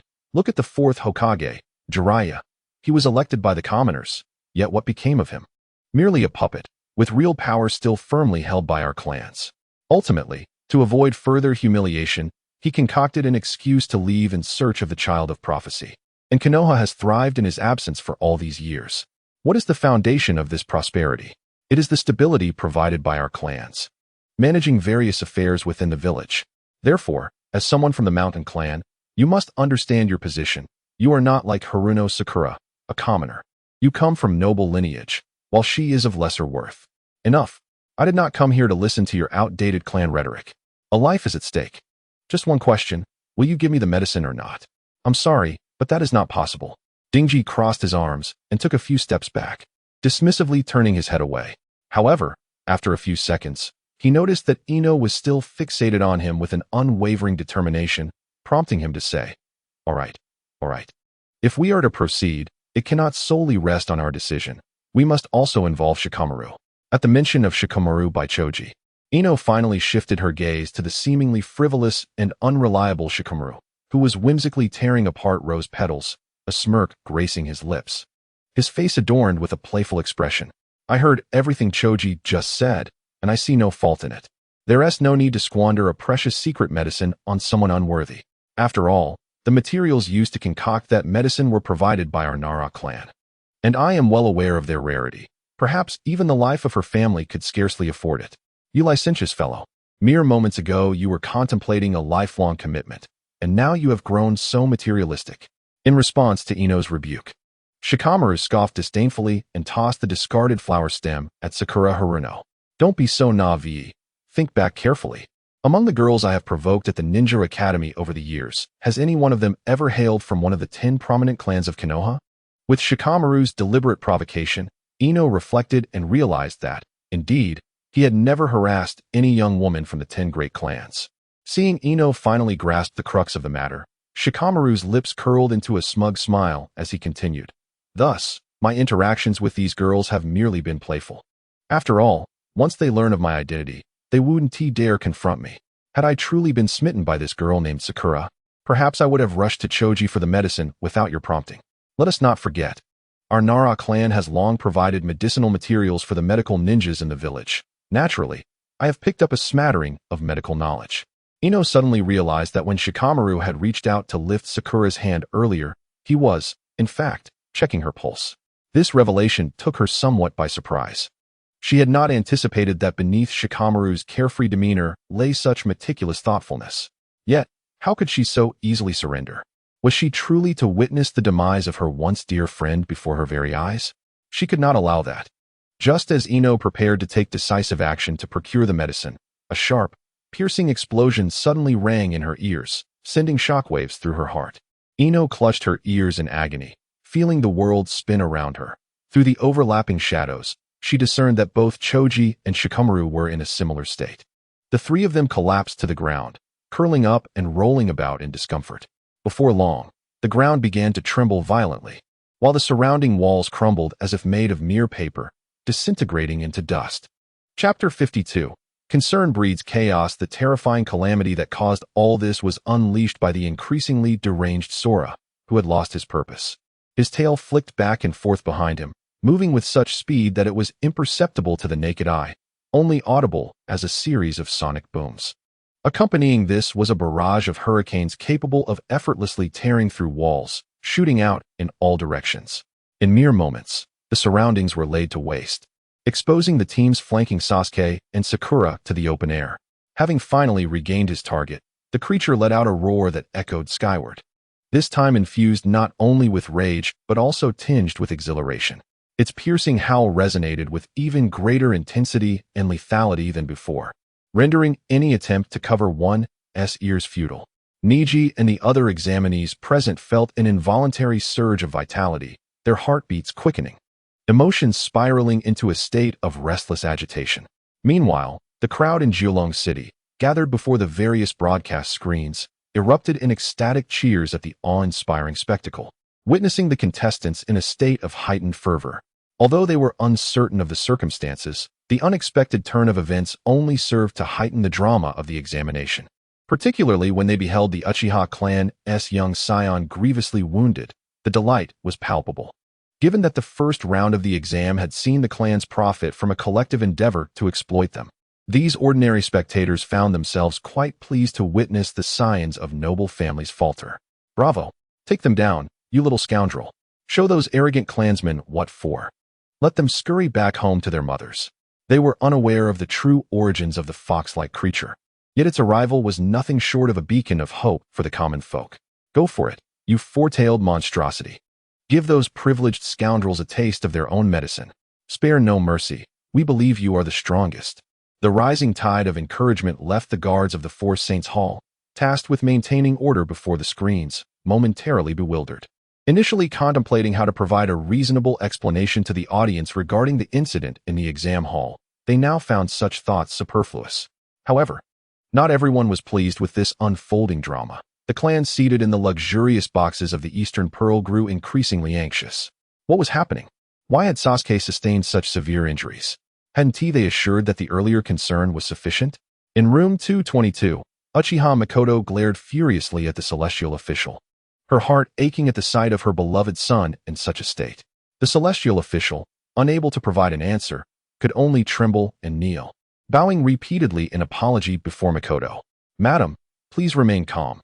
This matter is still under investigation. Rest assured, young Master Sasuke is in no mortal danger. Nonsense. If there were any danger to his life, I would be the first to hold you accountable. Yes, I will think of a solution immediately.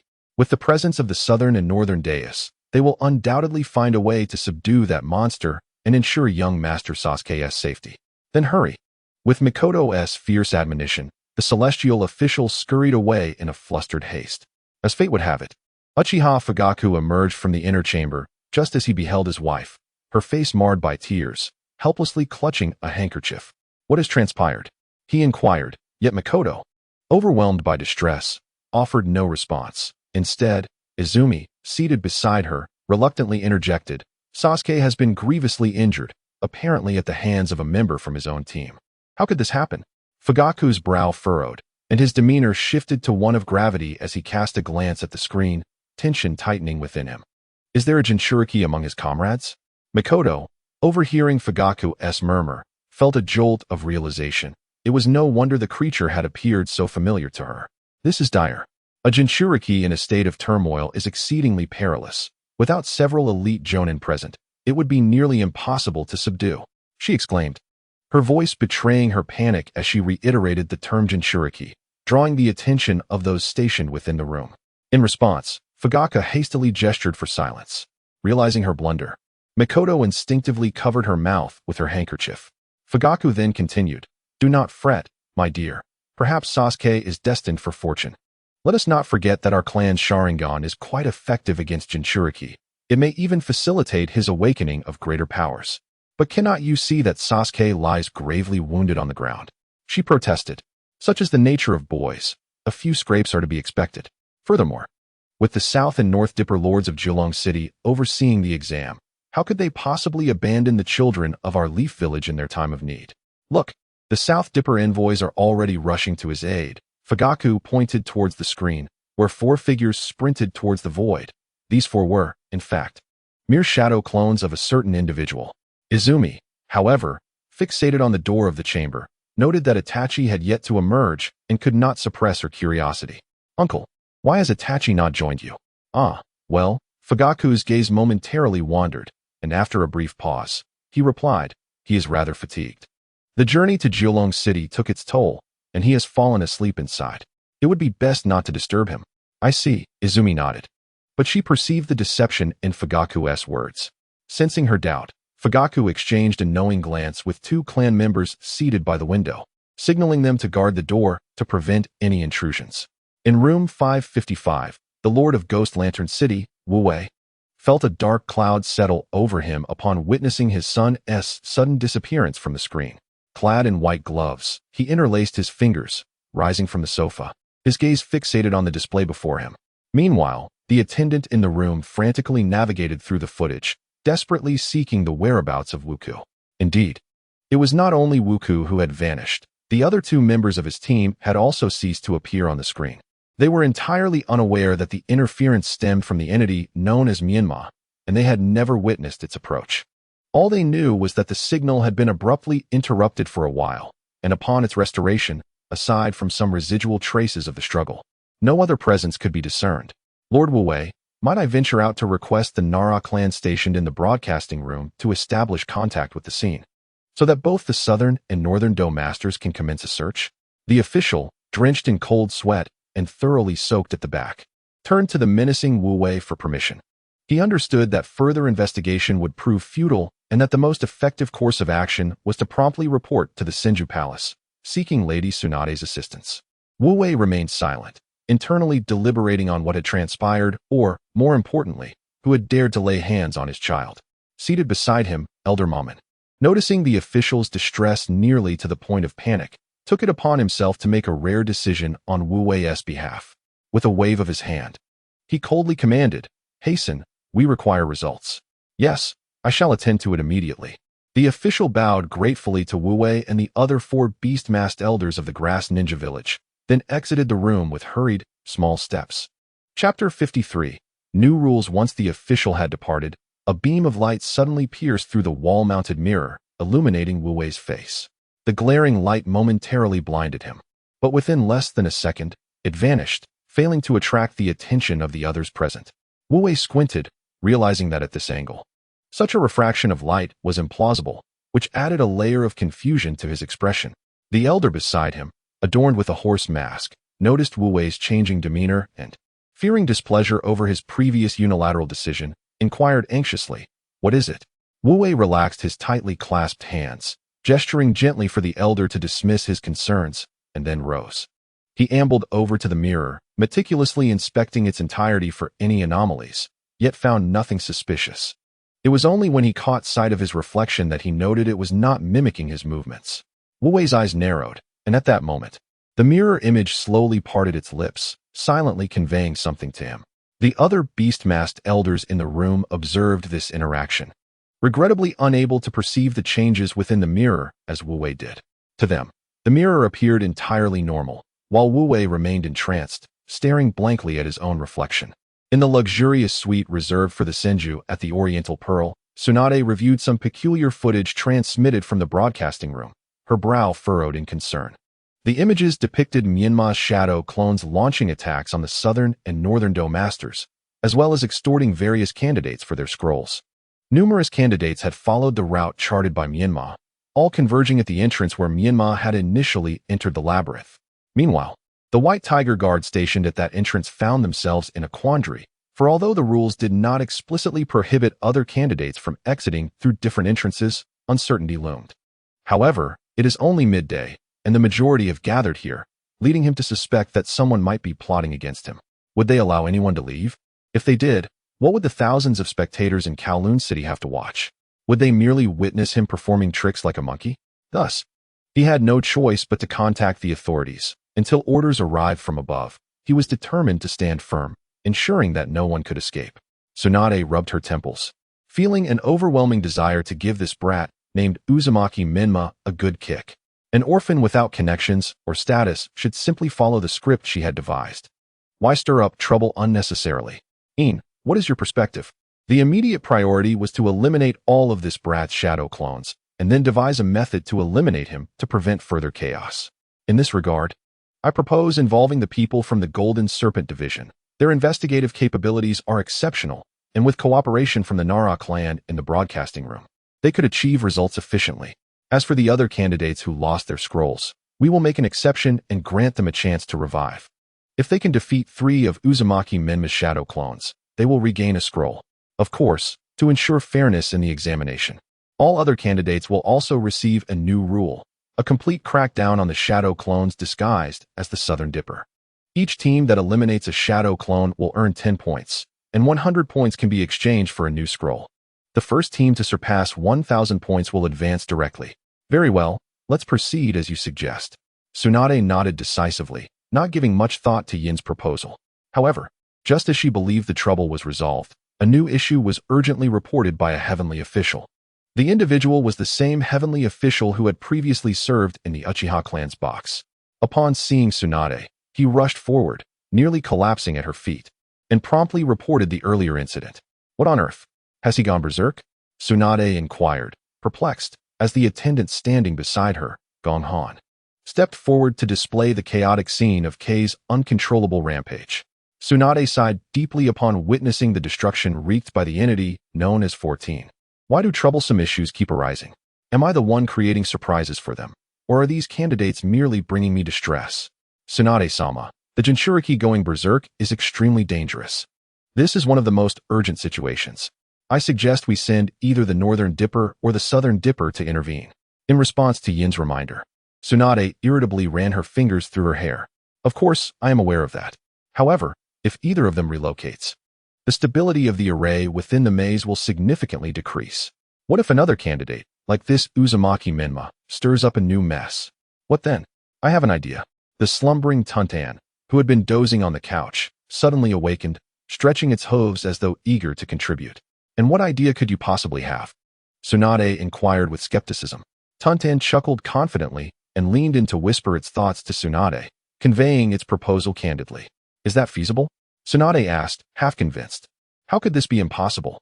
Perhaps it could turn out to be even more formidable. Tontonton, with a sense of confidence, raised its head high. Even though it too felt uncertain, it knew that it must not exhibit any sign of doubt, lest the task assigned by Shinjuro be doomed to failure. Very well, I shall do as you suggest. I will seek out Orochimaru, it declared. With Tsunade's approval, Tontonton promptly sprang from the sofa and vanished in a flash. In contrast, Shizune appeared bewildered, unclear about what dubious idea Tontonton was concocting for Tsunade. Despite this plan being a somewhat feasible solution, Tsunade's expression remained troubled. My lady, do you harbor any lingering doubts? Shizune inquired with concern. I just cannot comprehend how such an inconspicuous little creature could possibly be a Jinchuriki.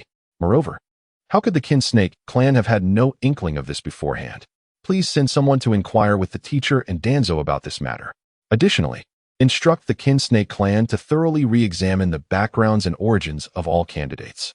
Any ambiguity or questionable information must be compiled. I refuse to allow a similar incident to occur again. Understood, Shizune acknowledged, swiftly departing to relay the decisions made to the various departments in the broadcasting room. As for the Tengu who remained kneeling, too afraid to raise his head, Tsunade delivered a swift kick to him, having long wished to vent her frustrations. What are you still doing here? Return and inform the Uchiha that the situation has been resolved and they should remain patient. Also, arrange for some exquisite fruits to be sent as a gesture of goodwill towards their clan. Yes, I shall attend to it at once, the kick Tengu replied, stifling his pain as he crawled away without daring to lift his head. Once all these bothersome individuals had departed, Miyuki approached with care, eager to offer Tsunade a soothing leg massage. Chapter 54. The three demonic melodies within the labyrinth of death. The sharp wails of the void echoed like a haunting melody, incessantly tormenting the assembled candidates, who writhed helplessly on the ground. That red-haired nuisance thinks it can outcry me. Tashin seethed with rage upon being provoked in his domain of sound waves.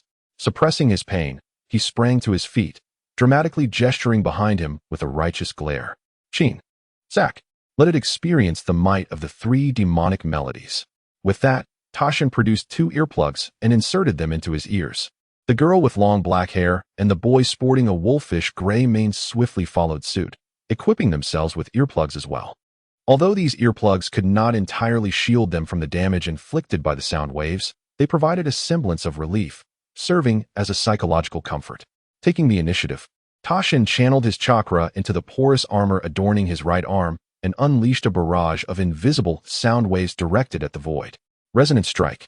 Suddenly, a girl named Chinchue, with long black hair, took a pair of bells from her waist. After infusing them with chakra, she caused the bells to vibrate rapidly, producing sound waves. Qianling Huanin. Immediately, the individual possessing the wind cave, Sake, was not to be outdone. He positioned his palms toward the sky and continuously infused chakra to build up power, unleashing a terrifying sonic explosion. Zhang Kong Jibo. The trio's attacks descended upon Kong, who was in a berserk state, each delivering a distinct lethal experience. This assault surged toward auditory nerves, inducing an intense sensation of paralysis akin to electric currents coursing through Kong's entire body.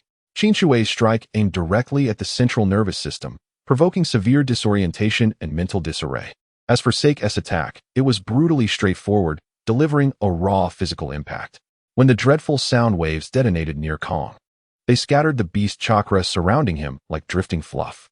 Although the trio's onslaught appeared effective, silencing Kong's roar and causing him to painfully clutch his head, their attacks also bore an element of reckless disregard for others' safety. The nearby 10th and 3rd teams were equally afflicted. These rascals are truly out of control. At this rate, we might perish before that monster does. Shaoli trembled as he pointed delicately at Toes and his companions, his lips tightly pursed with frustration. Niji, standing beside him, also paled, but managed to maintain his stance by sealing some of his chakra points with chakra needles. He staggered over to Xiao Li and Tian Tian, using the same method to alleviate their pain slightly before whispering, "They likely intend to eliminate us all at once." Aiming to seize the scrolls held by both teams present, a nefarious scheme indeed. Rather than await our demise, we should seize the opportunity while we are still close and launch a surprise attack to snatch their scrolls and flee. But what about that injured guy? Who will handle the out-of-control monster? Tian countered. Humph, we've already extended our goodwill by aiding that Uchiha brat. Whether he survives now depends solely on his luck. As for the monster, there's another team present. They can hold it off, giving us a chance to escape. Is that really feasible? Won't it be somewhat unethical? Tian expressed her reluctance. There's nothing wrong with this. The ones left behind are all clan members. They won't perish easily, and others will surely assist them. We, however, lack such backing, Niji asserted decisively, noting the urgency of their situation. This is no time for hesitation. Sealing points is not a long-term solution. After counting to 3, we will attack together. Without room for doubt, Niji leaped into action as soon as the count reached 3, launching a palm strike toward Tess, who, fortunately, was quick-witted enough to evade and retreat from Niji's attack range. Before Li and Tian could launch their attack following Ningxi, Sak and Qin had prudently retreated towards Tuasi. The trio of sound ninjas halted their assault due to Ningxi's abrupt intrusion, and in that fleeting moment, Kei seized the opportunity. It leapt forward, its claws fiercely gripping Sak's arm, and with a brutal force, tore both of Sak's limbs asunder. Crimson blood gushed from the severed appendages, and before Sak could emit a scream, Kei cast him aside like refuse. Subsequently, with a sweep of its fox tail, Kei sent Qin, who was poised to retaliate with her bell, sprawling across the ground. Chin. Sack. Witnessing the plight of his comrades, Tuasi's eyes widened in fury. Despite his unwavering focus on combating the beast, he had not anticipated being betrayed by those beside him. You wretched bastard with the Byakugan, what are you plotting? Do you wish for everyone to perish beneath this monster's claws? Humph, that would be preferable to your treachery. Ningxi retorted defiantly, convinced of his own righteousness. Caught between the two, Kei became agitated upon hearing their quarrel and instinctively joined in with a ferocious roar. Roar. Kei opened its cavernous maw towards Tuasi, and before he could react, a terrifying sound wave erupted forth. Tuasi's head exploded like fireworks, blood splattering across the faces and bodies of everyone present. Tian shrieked in terror, while Shaoli stood frozen in shock. Only Ningxi, with urgency, thought of fleeing and turned to drag the other two away. Yet Kei, invigorated by Tuasi's blood, felt a surge of exhilaration as the crimson essence melded into its chakra, augmenting its power. Crack, crack. Kei rotated its neck, producing a cacophony of bone-crunching sounds, then turned its gaze towards the fleeing trio of Ningxi. Now, it seemed a tad too late to escape. Kei slammed its hands against the ground, causing the earth to fracture in a web-like pattern. Simultaneously, Kei's body gained a terrifying increase in speed, closing the distance to Ningxi and his companions in the blink of an eye. A twisted grin spread across its face as it hissed, "I've got you now." Ningxi's nerves tightened at the raspy voice from behind. Without a moment's hesitation, he broke free from Li and Tian's grasp, unleashing his chakra in a rapid spin. Heavenly Return. The powerful repulsion force propelled Kei away as it approached the trio. However, before it could regain its footing midair, several stone spikes erupted from the ground, impaling it haphazardly. Earth Release. Earth Stone Pillars. Ningxi was astonished as 4 stone pillars descended from above, encircling Kei and continuously sprouting branching spikes aimed at the creature ensnared within. In the next moment, 4 figures appeared atop the stone pillars, steadily channeling earth-based chakra into the structures below. Ningxi focused intently and recognized the 4 as the 4 South D Shur. Little did he know that these 4 were actually shadow clones of Menma, mistaken for the South D Shur come to rescue the clan's offspring. He instinctively glanced towards Sasuke, who leaned against the wall not far away. It appears that, as I anticipated, those who came to assist have arrived. What shall I do now? Daily inquiries abound. What else is there to do but to retreat swiftly? Niji did not afford Tintin and Shaoli a moment to react, seizing both and continuing their desperate flight, intent solely on distancing themselves from this place of turmoil. Meanwhile, on the other side, Dingji, finally able to catch his breath but still feeling a dull throbbing in his head, shook it in hopes of regaining clarity, only to find Ino approaching him. Body swap technique. Ino adeptly transferred her consciousness into Dingji, skillfully retrieving the concealed medicinal pill from his possession. She quickly maneuvered Dingji's body to crawl beside Sakura, presenting the special pill at her lips. Hey, Dingji. Shadow imitation technique. At a critical moment, Shikamaru, enduring the painful throbbing in his head, managed to bind Dingji's movements with his shadow. However, Ino seized this opportunity to release her jutsu, returning to her own body beside Sakura, and immediately snatched the pill from Dingji's hand, placing it into Sakura's mouth. Apologies for the trouble. Ino hoisted Sakura and turned to flee, fearful that any delay might lead to Shikamaru and Dingji violently extracting the pill from her. Damn it, she found a loophole. What now? Dingji slapped his still sluggish head and inquired of Shikamaru, who was equally pained and holding his forehead. What else is there to do but to pursue her? We cannot linger here. Shikamaru cast a glance at the vacant spot, convinced that the creature could not be easily dealt with by merely 4 Southern Dipper envoys. Thus, the immediate priority was to vacate the premises. Following Shikamaru's gaze, Dingji quickly comprehended his thoughts, and, in unison, they set off in pursuit of Ino's fleeing figure. Soon, the onlookers hastily evacuated, leaving only Sasuke, gravely injured yet resolutely clinging to consciousness, forgotten in the chaos, silently observing all that transpired. Roar! Kei unleashed a furious cry, instantly breaking free from the restraints of the stone spikes, shattering them into fragments. With astonishing speed, he charged towards the nearest shadow clone, his fox tail morphing into a blade, aimed directly at the heart of the clone. Clang! The clone deftly drew a small dagger from behind to parry, yet the tremendous impact still sent him hurtling backward. Fortunately, the clone behind caught his hand, alleviating the excessive force through a joint spin. Otherwise, he might have been the first among the four to be sent back to report to his original self.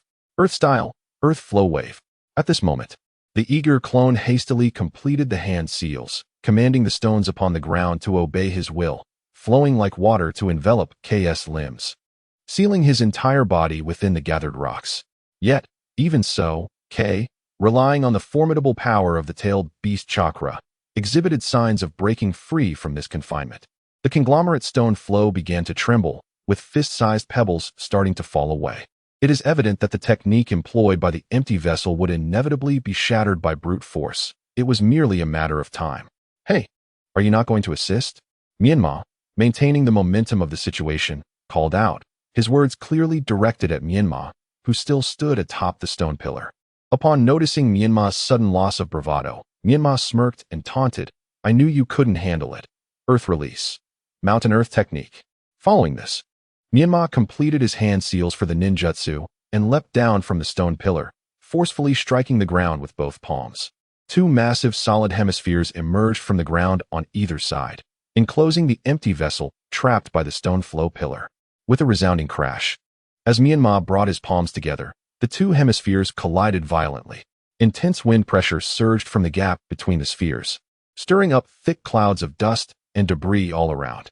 Indeed, it must be me. Had it not been for my earlier strategic maneuver, you would have had no opportunity for a decisive strike, Menma declared with pleasure, tilting his head back as he approached Menma, patting him on the shoulder as if claiming all the credit for the success.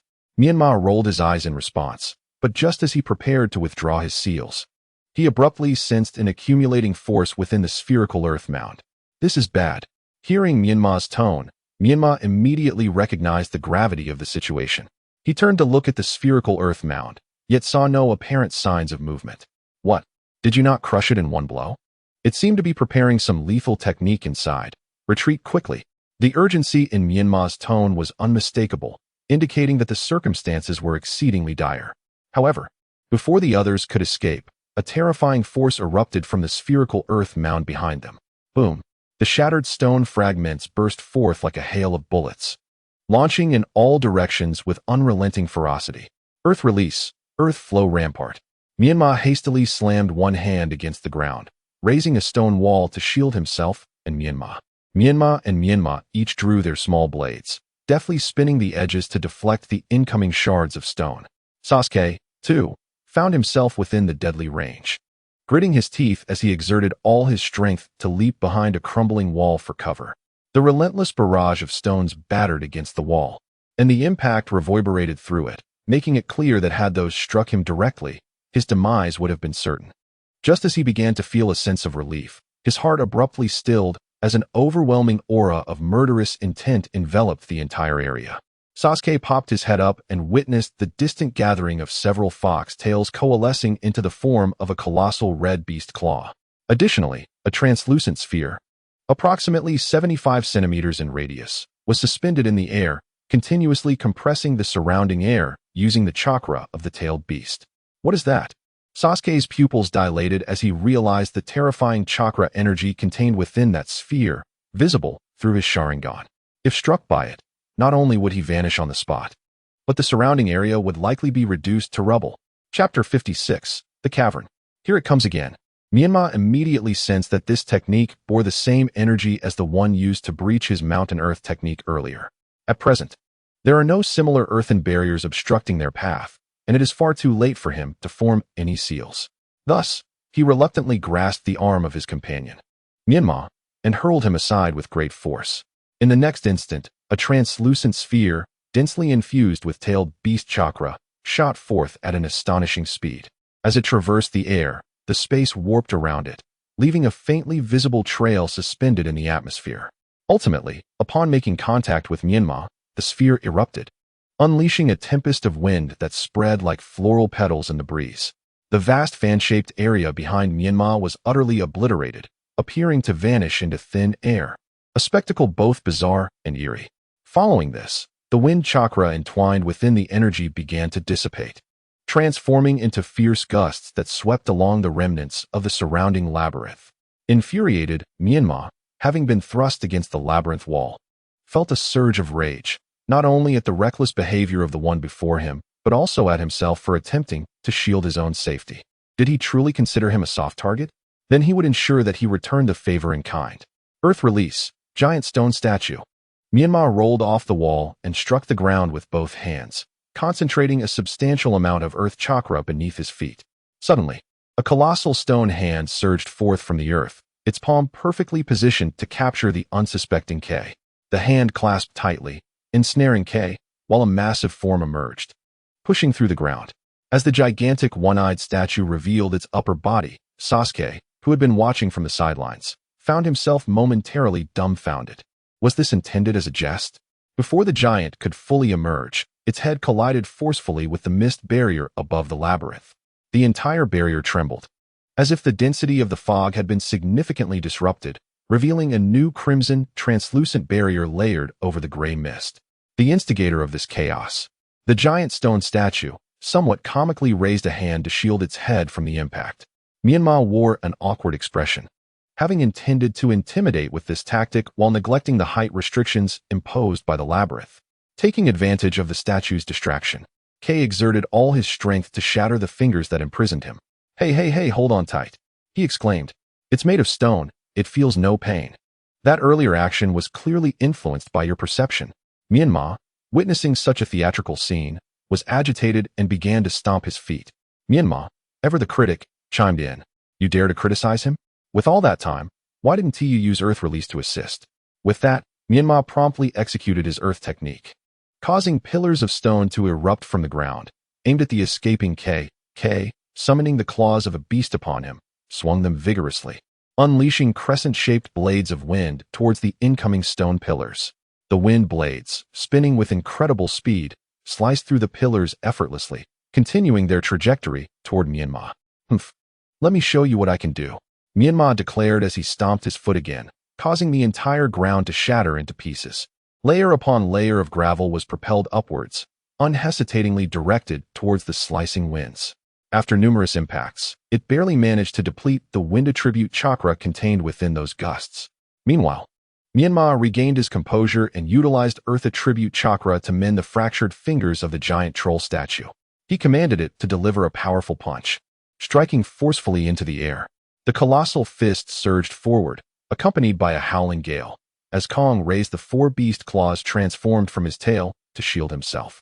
Bracing for the confrontation, the immense force drove Kong's feet deeply into the ground. Yet despite being pushed back several meters, he resolutely endured the blow. How astonishingly strong you are. But if another punch comes, how will you respond? Menma had no intention of engaging Kong in any discourse on martial ethics. Seizing the moment while Kong had not yet fully regained his footing, he directed the giant troll statue to unleash another fierce punch. With a resounding crash, Kong, having with great difficulty withstood a strike akin to a small mountain, suddenly sensed another colossal weight descending upon him, causing his body to sink further, knees nearly embedded in the earth. Yet, he ultimately managed to absorb the impact, prompting Menma to feel a flicker of admiration.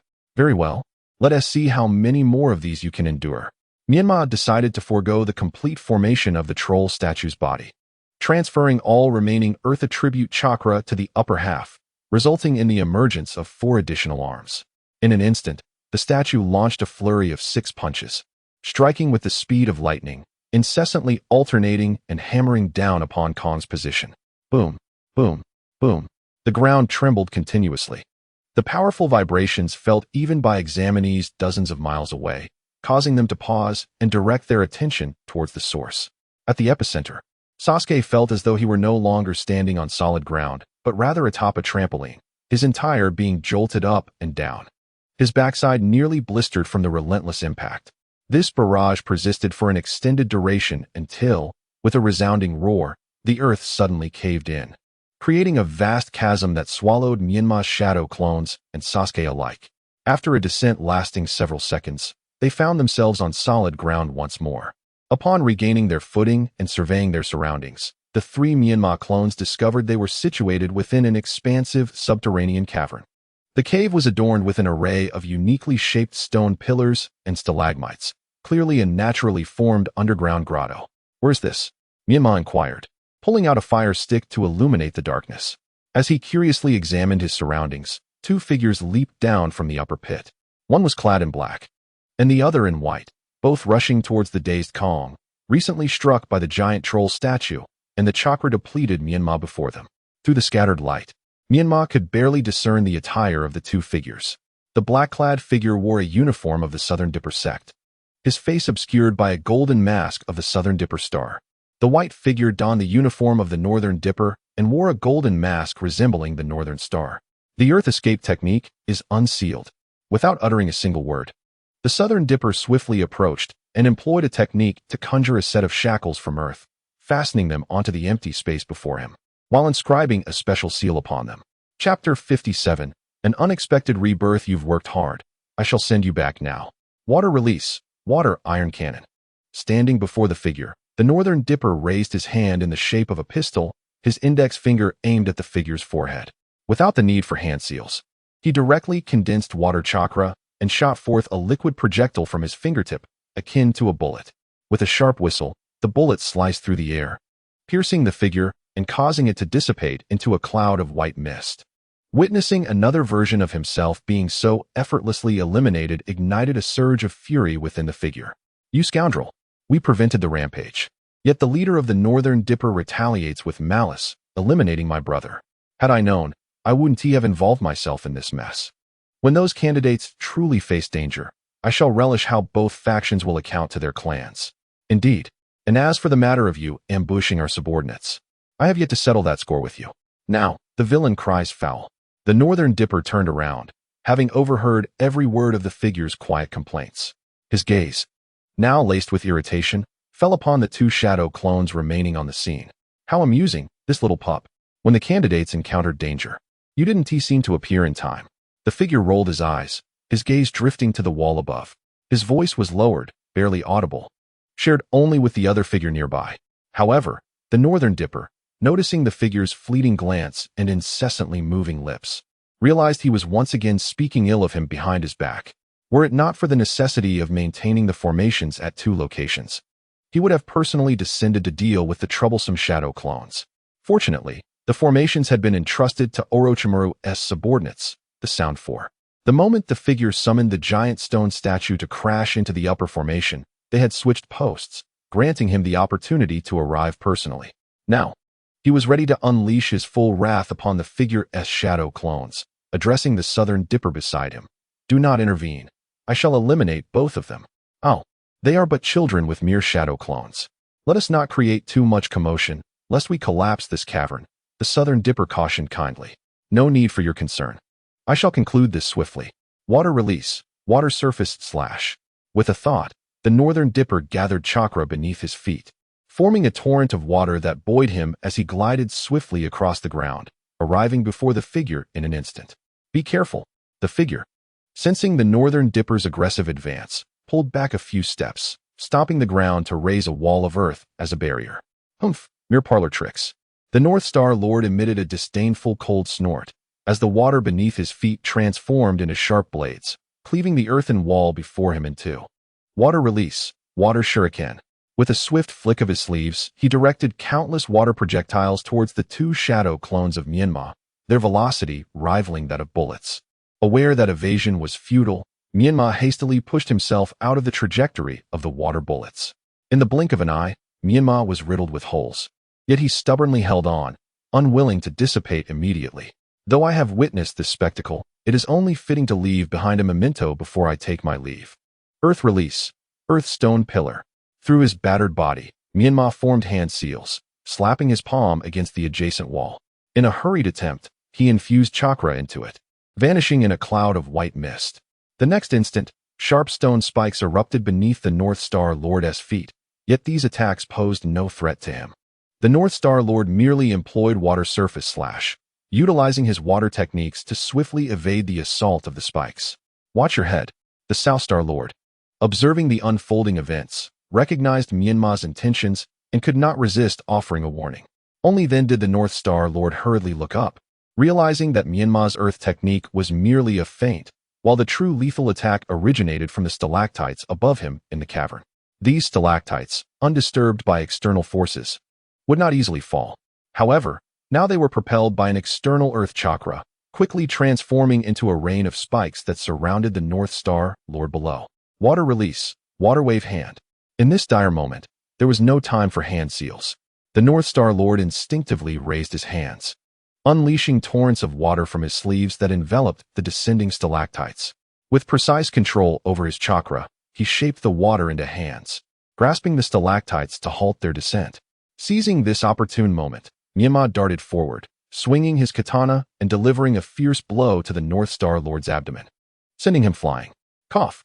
Even though it was the back of the blade, enhanced by Earth Chakra, this strike bore tremendous force, causing the North Star Lord to spew a mouthful of old blood. At that moment, an unexpected turn of events unfolded. From the shadowy corner, four dragon heads formed from concentrated blue chakra surged forth. They opened their jaws, filled with sharp fangs, and clamped down fiercely on the North Star Lord's limbs. What is this? The North Star Lord screamed in anguish, casting a disbelieving glance at Menma. Yet Menma wore an equally perplexed expression. For the assailants were not his doing, nor were these techniques his own. I am here to assist you. The South Star Lord, despite his initial reluctance to intervene, recognized the urgency of the situation. Seeing his comrade ensnared in a trap, he knew he could not remain idle. In truth, he too had not anticipated that Menma's shadow clones, appearing so vulnerable, concealed such a treacherous plot beneath their masks. It is no wonder that their subordinates had previously concealed themselves throughout the labyrinth, providing directions while remaining hidden.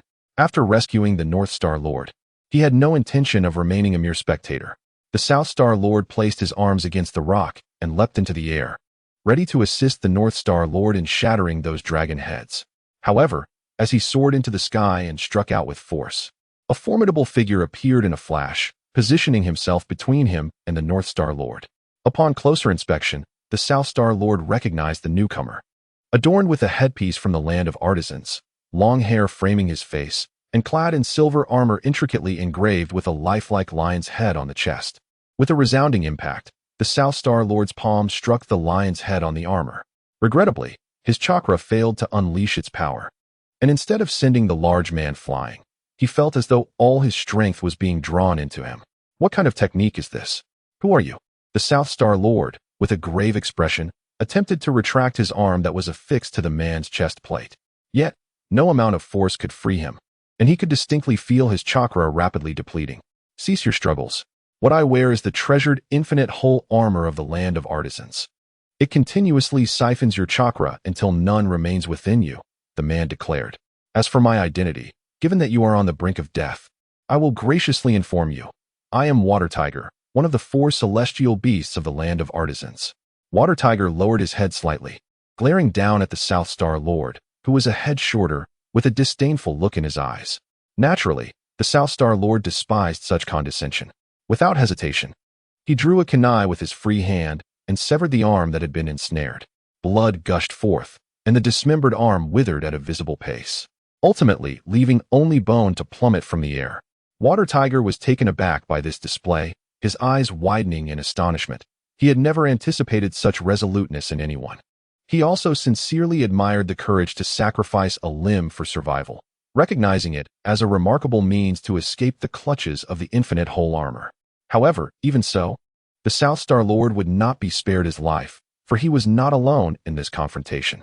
With a single hand forming seals, the South Star Lord prepared to unleash a ninjutsu to hurl Water Tiger away, facilitating his escape. Yet unexpectedly, a wind blade struck first, slicing through his neck with such swiftness that he did not have time to register any pain before the information reached his mind. His eyes widened in disbelief, and the last image he perceived was of his head inexplicably detaching from his body. Thud, thud, thud. The South Star Lord's head rolled upon the ground like a ball, ultimately being trodden upon by a graceful figure emerging from the shadows. The newcomer was a mature woman with peacock blue short hair, 2 yellow fringes framing her cheeks, and wearing a headpiece from the land of artisans. In her hand, she wielded a long sword, its hilt adorned with a green gemstone. The blade was still tinged with a dissipating wind chakra, unmistakably a testament to the recent ambush crafted by her. Shuehu, why do you waste your breath? Do not forget the edict of our master.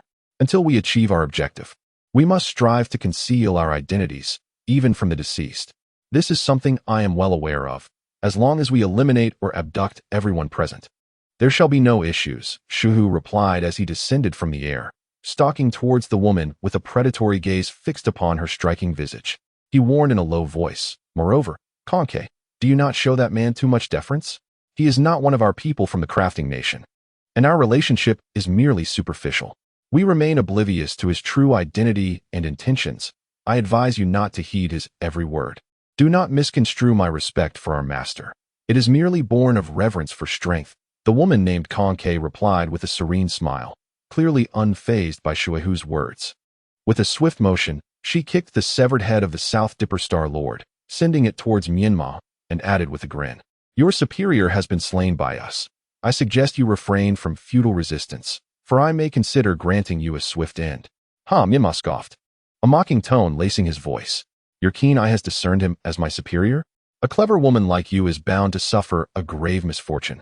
Oh, I presumed you were from the same department due to your similar attire. If he is not, could it be that your superior is he?" Konke replied, unperturbed, as she gestured towards the North Dipper Star Lord, still ensnared by 4 dragon heads. Menma found himself at a loss for words, suspecting that the woman might be mentally unhinged, and could not help but roll his eyes. In that fleeting moment of distraction, Konke launched another surprise attack, summoning a gust of wind blades akin to her previous assault on the South Dipper Star Lord. Fortunately, Menma's vigilance had never waned. He swiftly brandished his short blade, cleaving the incoming wind blades asunder. Apart from these despicable ambush tactics, do you possess any other skills?" Menma taunted, pointing the tip of his blade at Konke, his gaze rife with disdain. Konke, however, chose not to stoop to Menma's level, smiling as she delicately wiped the green gem on her longsword. Her tone tinged with a hint of regret. "I had intended to grant you a merciful end, but since you reject my kindness, I shall let them make you suffer." No sooner had Konk's words left her lips than 2 green light swords shot forth from the shadows, their angles precisely aimed, converging from Menma's blind spot.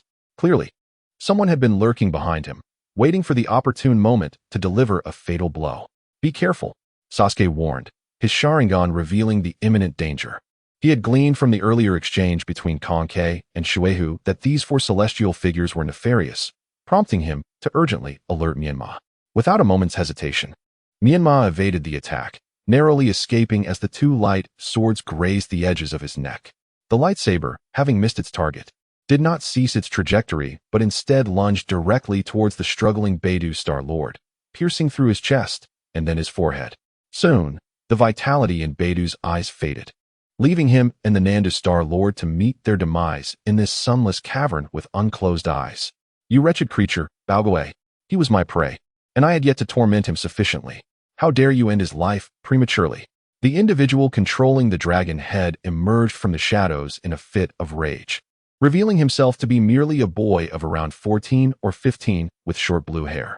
The chakra-formed dragon heads retreated to his hands, transforming back into an intricately designed trident sword. The man he referred to as Baoguei appeared from the rear, where Menma had just stood. He sported 3 distinctive bangs, with a pair of lifeless eyes and a gaunt face that suggested a severe deficiency.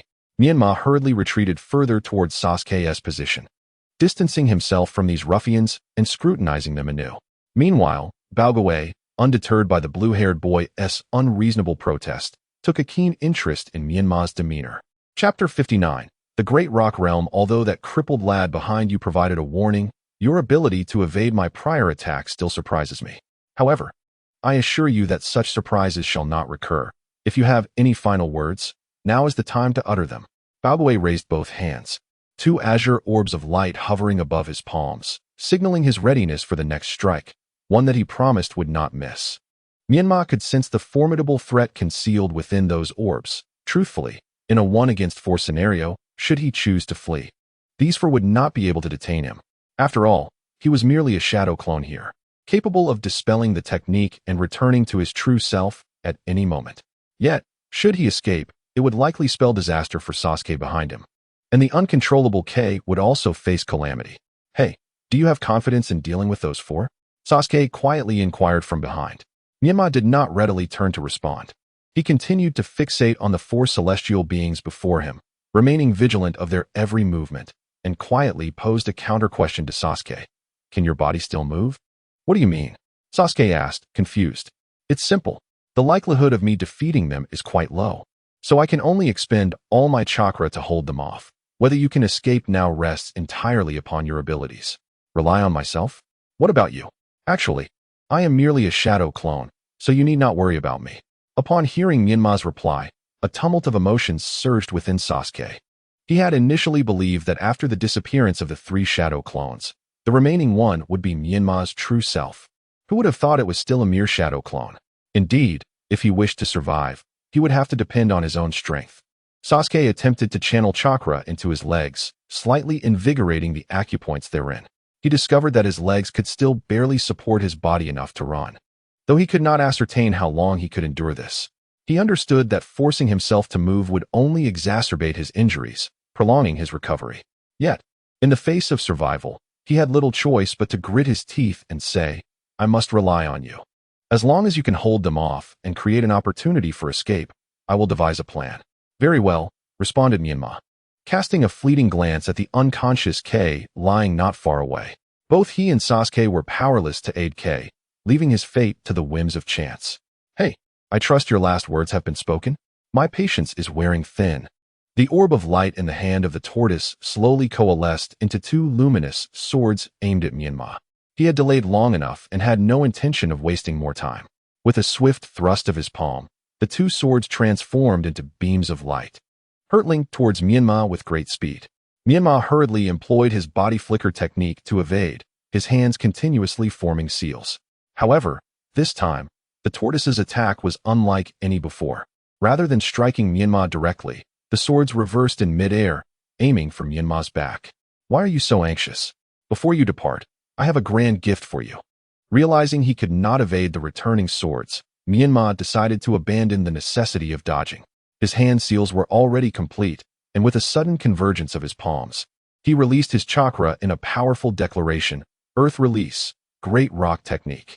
In that instant, the entire cavern trembled violently, a sensation palpable to all candidates within the labyrinth. Stalactites from the ceiling plummeted, yet instead of shattering upon impact, they bizarrely merged into the ground as if sinking into a quagmire. What is happening? Is he attempting to cause a collapse? Forget that. We must evacuate the Jinchuriki, who can provide chakra. Remember our plan. The trio of water tigers from the 4 symbols celestial had lost their resolve to remain, fearing for their lives should the cavern truly collapse. Thus, Water Tiger swiftly scooped K's unconscious body and rushed towards the exit leading to the outside world. The 2 peacocks followed closely, leaving the tortoise standing still, unmoving. Humph. Playing tricks. I can only feel at ease once I see you perish. I regret to inform you that you shall be disappointed. The swords controlled by the tortoise struck true, piercing Menma's body, but in the next moment, Menma exploded into a cloud of white mist. The tortoise paused. Realizing he had been deceived, this figure was merely a shadow clone. Immediately, he redirected his focus to Sasuke, who, at the moment Menma had made his move, had concealed himself within the shadows of the cavern. At that moment, the stalactites that had fallen began to rise, transforming into numerous colossal pillars, each thick enough to be embraced by several people. They continuously branched and fractured, extending from the depths of the cavern to the barrier above the maze, forcefully elevating the entire barrier by several inches, nearly shattering it. The 4 guardians, Kiyotaka and his companions, stationed at the southeast, southwest, northeast, and northwest positions of the formation. Each coughed up blood in response to the violent impact upon the barrier. They were oblivious to the events unfolding within the maze. Yet they understood the gravity of the task entrusted to them by Orochimaru and were determined to fulfill it with utmost diligence. Consequently, they entered a state of cursed seal, amplifying their chakra output, barely managing to stabilize the barrier that was on the verge of being breached. Beneath the cavern, a giant tortoise was forcibly thrust to the surface by a stone pillar. Fortunately, the peacock above acted promptly, wielding its sword to summon a whirlwind, thus sweeping the tortoise away from the top of the pillar. Otherwise, had the pillar continued its reckless ascent, the tortoise would have undoubtedly been reduced to a mere puddle of flesh. Are you all right? The 3 peacocks gathered closer. In response to their concern, the tortoise shook its head, indicating that it was unharmed. However, the scene that unfolded before its eyes left it utterly astonished. The surrounding area, spanning several dozen miles, had transformed into a veritable forest of mountains and seas of stone, devoid of any trace of the death maze. The tortoise's pupils quivered. It had not anticipated that the opponent's shadow clone could unleash such tremendous energy. Should the original be present, it would surely be an awe-inspiring spectacle. Ha! I never expected there would be someone so eager to deliver chakra to us. The tortoise suddenly erupted into laughter, leaving the other three bewildered. Yet, upon observing the dramatically altered landscape, they swiftly comprehended the reason for the tortoise's mirth. Now, you shall proceed with the original plan. Return the tailed beast host you possess to the altar, and then capture the one-tail, Shikaku. I shall seek out the original of that earlier individual, although he may not possess the abundant chakra of a tailed beast. The power displayed in that strike was nonetheless remarkable. Capturing him would undoubtedly contribute significantly to our grand design. Upon hearing the tortoise's resolution, the three water tigers exchanged glances, recognizing the logic in the proposal, and readily assented. Chapter 60. A web of suspicions. Suddenly, the ground of the maze trembled violently, causing Kaguya to lose her balance, her body uncontrollably tilting to one side. Fortunately, she was not far from the wall and managed to brace herself against it, averting a fall. What is happening? Kaguya appeared somewhat flustered, the magnitude of the disturbance leading her to suspect that the sky might be collapsing. Instinctively, she bent her legs to stabilize her stance and then looked up. Above her, the barrier displayed numerous white fissures, stretching endlessly, imbued with a sense of fragmentation. Yet, within moments, the barrier rejuvenated, the minute cracks swiftly mending, as if nothing had transpired. Dragon Tongue and Menma, following closely behind her, halted as well. Dragon Tongue, like Kaguya, gazed skyward, yet discerned nothing unusual. Menma was naturally aware of the unfolding events, as the memories of the shadow clone had returned to its original form. Thus he exhibited no hint of panic. What is it? Have you discovered something? Longja inquired as she approached Xianglin. It's nothing significant. Just a sudden realization that the barrier above seems different. Perhaps a new formation has been set up. The recent tremor might have been a consequence of that, Xianglin replied. Is that so? Longja examined the barrier closely, noticing indeed some alterations. The mist had thinned, and the color of the barrier had changed from its previous state. Yet, these details were trivial in comparison to her concern for Wuku's safety, prompting her to steer the conversation back to the matter at hand. Let us not dwell on this. Please confirm Wuku's location promptly. Given the recent tremor, I fear we might have been separated again. All right, Xianglin responded without delay, immediately activating her Kagura's eye to sense Wuku's chakra. To her surprise, she found that Wuku was nearby, seemingly undisturbed since the tremor. Xianglin furrowed her brows, sensing something amiss, but after several attempts to probe, the situation remained unchanged. What's wrong?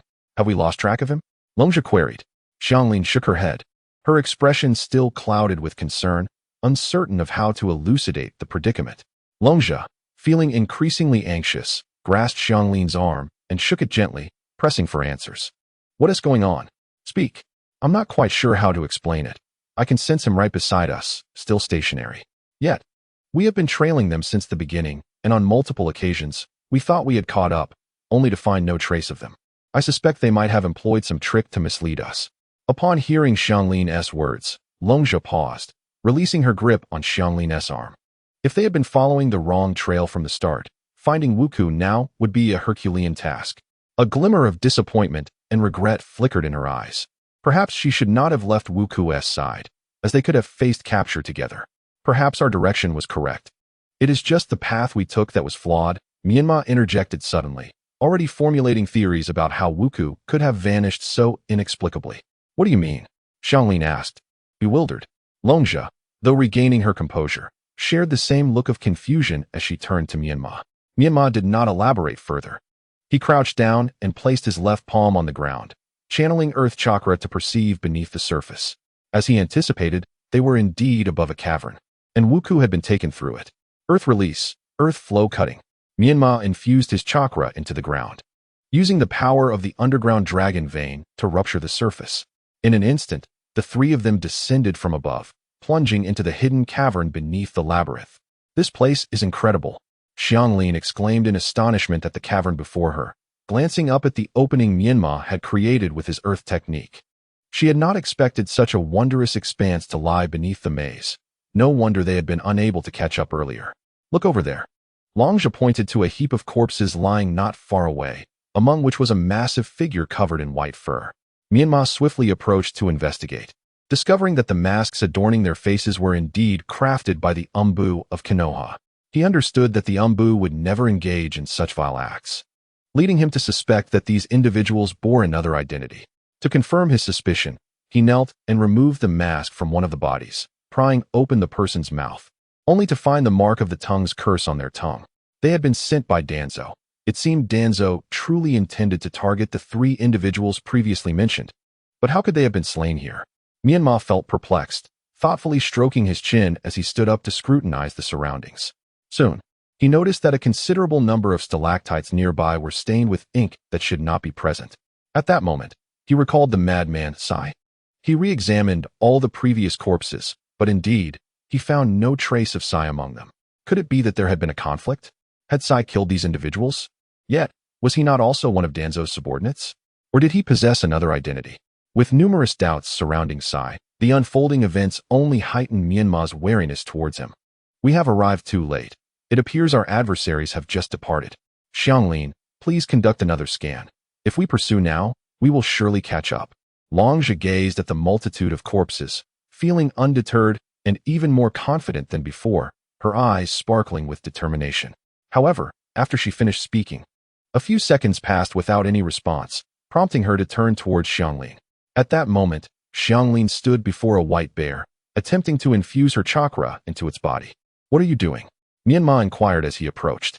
It seems to still be alive, but its chakra has been entirely drained, leaving it in a near-death state. I wish to attempt to save it, yet no matter how I inject chakra, it simply rebounds. This is the first time I've encountered such a phenomenon. It is quite strange. Is that so? Allow me to try as well. Menma gently placed his palm on the bear's body, only to find that, just as Xianglin had described, the chakra he infused seemed to enter a dead end, slowly oozing back out. Indeed peculiar, Menma pondered, suddenly recalling that the corpses he had examined earlier bore no visible external wounds. With his curiosity piqued, he turned and approached another corpse, channeling chakra to investigate. Mirroring the ailment of the white bear, it appeared this group had all been forcibly drained of their chakra before their demise. Chapter 61. Signing the contract, gazing at the 13 scattered corpses on the ground, along with the white bear. Menma was left bewildered by the sheer cruelty of the jutsu that could so ruthlessly deplete their chakra in such a brief span of time.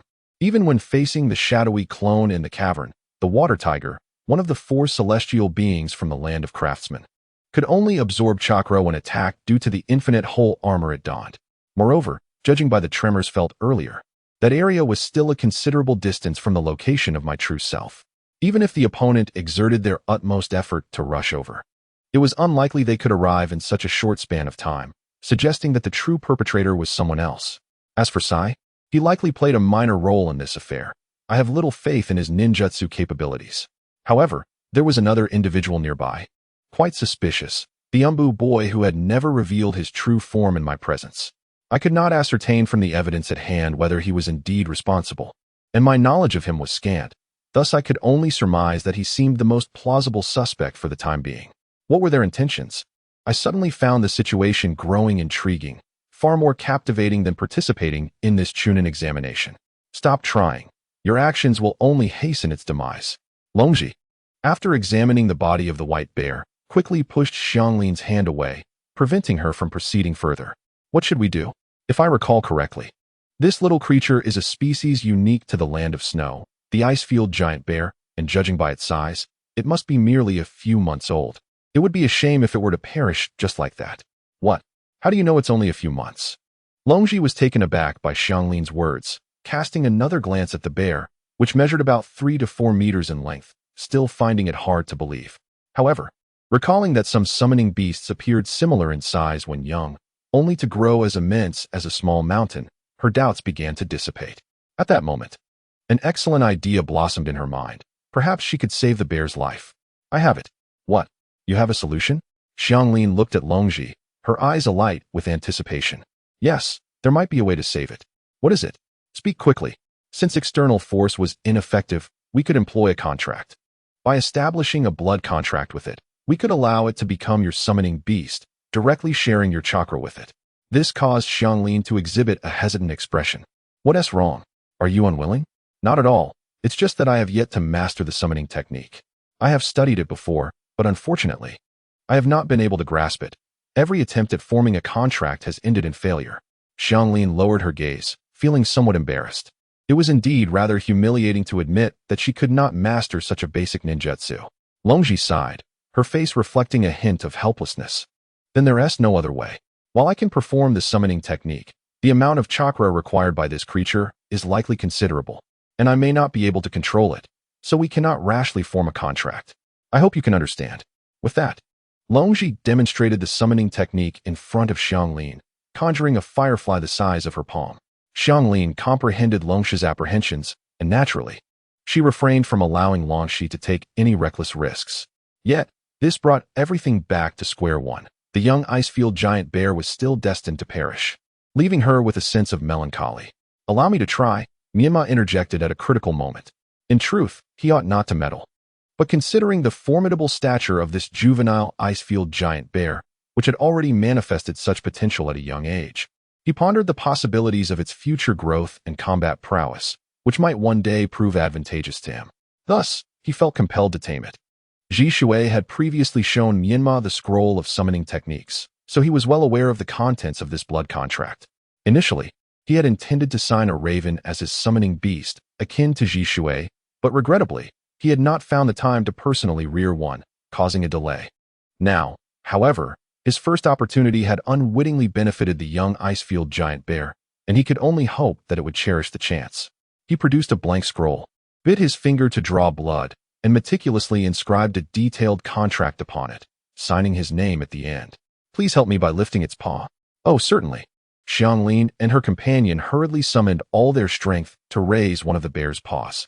Menma then unsheathed a small dagger, piercing the bear's palm and pressing its bloodied paw print onto the scroll. All right, you can lower it now. Whether this succeeds depends on its own will. Menma rolled up the scroll once more, awaiting the bear's decision in silence. Should it acquiesce, the contract would take immediate effect, and he would share his chakra with it. After what felt like an eternity of around 10 seconds, Menma sensed a portion of his chakra beginning to wane. Indeed, as Longxi had indicated, commanding this white bear required a considerable amount of chakra, consuming a full 1,000th of his reserves. For someone with a feeble chakra like Heishua, such depletion would likely leave them temporarily fatigued or unconscious. It's all right now. It has consented. However, it has just recovered and may need some time to rest. Let it remain here while we search for Wuku. Upon hearing Menma's words, Xianglin's anxious heart settled. As long as its life was spared, that was sufficient. She exhaled in relief and once more formed seals to extend her perception. This time, her investigation of Wuku's chakra was indeed far clearer than before. Not far ahead, she pointed towards a direction within the cavern. Continue following me. She then led the way towards that designated area, with Longxi trailing closely behind. Menma, however, was in no rush to follow. He couldn't bring himself to leave so easily. He carefully stored the contract scroll and, with a single hand gesture, sealed the opening he had previously created at the top, ensuring it would not be discovered later. After completing these tasks, he glanced back at the bodies lying on the ground, feeling that leaving them like this was rather unsightly. With a firm stamp of his foot, he channeled chakra into the ground beneath him, manipulating the earth to envelop the corpses one by one, masquerading them as stalagmites within the cave. Indeed, this arrangement was far more pleasing to the eye. Menma clapped his hands in satisfaction, nodding approvingly before turning to pursue the direction in which Xianglin and the others had departed. Chapter 62. Fate, yet to unfold the structure within the cavern, was labyrinthine. And despite being able to distinctly sense the location of Wugo, Xianglin found herself, along with Menma, traversing a considerable distance filled with detours to draw closer. The luminous fireflies, known as dragon tongues, continued to swirl above Xianglin's head, illuminating the path ahead for the trio. Before long, the cave walls ahead subtly hinted at an outward expansion, suggesting they were approaching a spacious intersection. Even more astonishingly, a source of light emerged in the distance, revealing to Xianglin and her companions a flickering array of blue luminescent points visible to the naked eye. As they approached, they discovered that the cavern walls were plastered with oval-shaped insect eggs, each about the size of a fist. The organisms within these eggs emitted a faint blue glow, the rhythmic flickering of their illumination captivating to behold. It was as if serpentine fire dragons danced upon the walls, weaving gracefully in and out of sight. Firefly eggs. Dragon Tongue immediately recognized the identity of the eggs, yet confusion soon clouded her mind. This was peculiar. Normally, fireflies would lay their eggs in warm, humid, and lush environments. How could there be such an abundance of firefly eggs in this cavern? Having grown up in the land of grass, where fireflies were a common species, and being the companion of a firefly spirit beast, she possessed considerable knowledge of their habits. Therefore, it was indeed a biological anomaly for such a multitude of eggs to exist in a cold, damp, and perpetually dark underground cavern devoid of any vegetation. The only plausible explanation would be that someone had orchestrated this situation deliberately. At that moment, Xianglin suddenly halted, raising her hand to signal Dragon Tongue and Menma to refrain from advancing further. "Wait, there is someone," she exclaimed. "Could it be Wugo and the others?" Dragon Tongue inquired in response. "Unlikely. I can sense only one presence, and it is moving quite slowly. Perhaps we should find a place to conceal ourselves and observe who it is. After all, as you mentioned, the presence of firefly eggs in this cavern is indeed strange, and there may be hidden dangers lurking. It would be prudent to exercise caution, don't you think?" Xianglin glanced back at Menma and Dragon Tongue. Menma readily assented, nodding in agreement with the proposed plan. Dragon Tongue, albeit initially hesitant, also ultimately opted for Xianglin's suggestion after a few moments of careful consideration. Although this decision might delay their progress, ensuring their safety was paramount if they were to continue their search for Wugo. With both companions in accord, Xianglin quietly maneuvered her way to a more densely clustered area behind the stalagmites. After long she retracted as Firefly, he and Menma cautiously approached. Each found a suitable gap to peek through, observing the activity in the open area ahead. The entire cave fell into a profound silence, allowing the three to distinctly hear the sound of water droplets cascading from the stalactites above, ultimately splashing into a small puddle on the ground. Xianglin silently counted the seconds in her mind. After approximately 3 minutes, a weary figure appeared, hunched and limping, emerging from a passage on the opposite side of the cave. Under the radiant glow of the fireflies, the three discerned the visitor's appearance. A youth clad in a high-collared, deep blue short-sleeve shirt, white arm warmers, and shorts, adorned with the Uchiha clan emblem. His delicate features were framed by short black hair, and his crimson eyes bore 2 black tomo. It was Sasuke. Menma felt a twinge of surprise.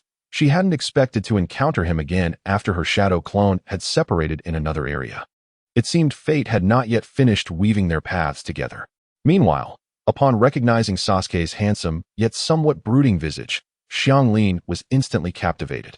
She cupped her face in her hands, overcome with infatuation, and found herself stepping forward uncontrollably, compelled to assist the visibly exhausted Sasuke. For Xianglin, this was an extraordinary opportunity to play the hero, thus her body moved of its own accord.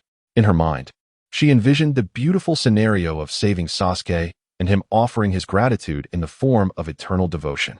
Unfortunately, this delightful daydream was abruptly cut short as Menma seized the collar of Xianglin's shirt, yanking her back with force. "What are you doing?" Xianglin snapped, turning to Menma with annoyance. Though she acknowledged Menma's modest beauty, now that Sasuke had appeared, she would only consider granting her the title of a secondary consort. Menma was unperturbed, covering Xianglin's mouth directly, urging her to remain silent. "Don't speak, someone else is coming." Muffled protests escaped Xianglin as she struggled to free herself from Menma's grip, hastily wiping her mouth with her sleeve, a look of distaste on her face. Menma's hand, having previously utilized earth techniques, had not been washed, and the dust now smeared across Xianglin's lips was intolerable. A sudden surge of anger ignited within Xianglin, and she shot Menma a disdainful glance, leaving Menma feeling flustered and bewildered. He believed he had done nothing overly inappropriate. His methods may have been blunt, but they were devoid of malice. Why, then, did she react so vehemently? As the two stood in awkward confrontation, a loud thud echoed through the cave. Sasuke, overwhelmed by exhaustion and pain, collapsed onto the ground. Xianglin and Menma promptly redirected their attention to him. At that moment, a tall young man clad in a black cloak embroidered with red clouds, adorned with a Konoha forehead protector and possessing a pair of blood-red Sharingan eyes, emerged from another passage in the cave. The two, Xianglin and Menma, were unable to recognize the individual before them. Yet Menma was acutely aware that it was none other than Uchiha Itachi, the one who had once extended his assistance to him in the Hidden Rain village. Menma's brows instinctively knitted together. He was perplexed as to why Itachi had appeared in this place, but the aura emanating from him was starkly different from their previous encounter. Back then, Itachi had exuded a gentle and amiable demeanor, his character evident through their conversation, with a presence as soothing as a gentle rain, nurturing yet never harming. However, the Itachi before him now, despite skillfully concealing and suppressing his true nature, still radiated a faint yet palpable chill of lethal intent. This aura of menace was surely born from the mountains of corpses and seas of blood, an essence that could never be washed away, no matter the means. Unbeknownst to her, a cold sweat began to bead on Xianglin's forehead as she fixated on the youth not far away.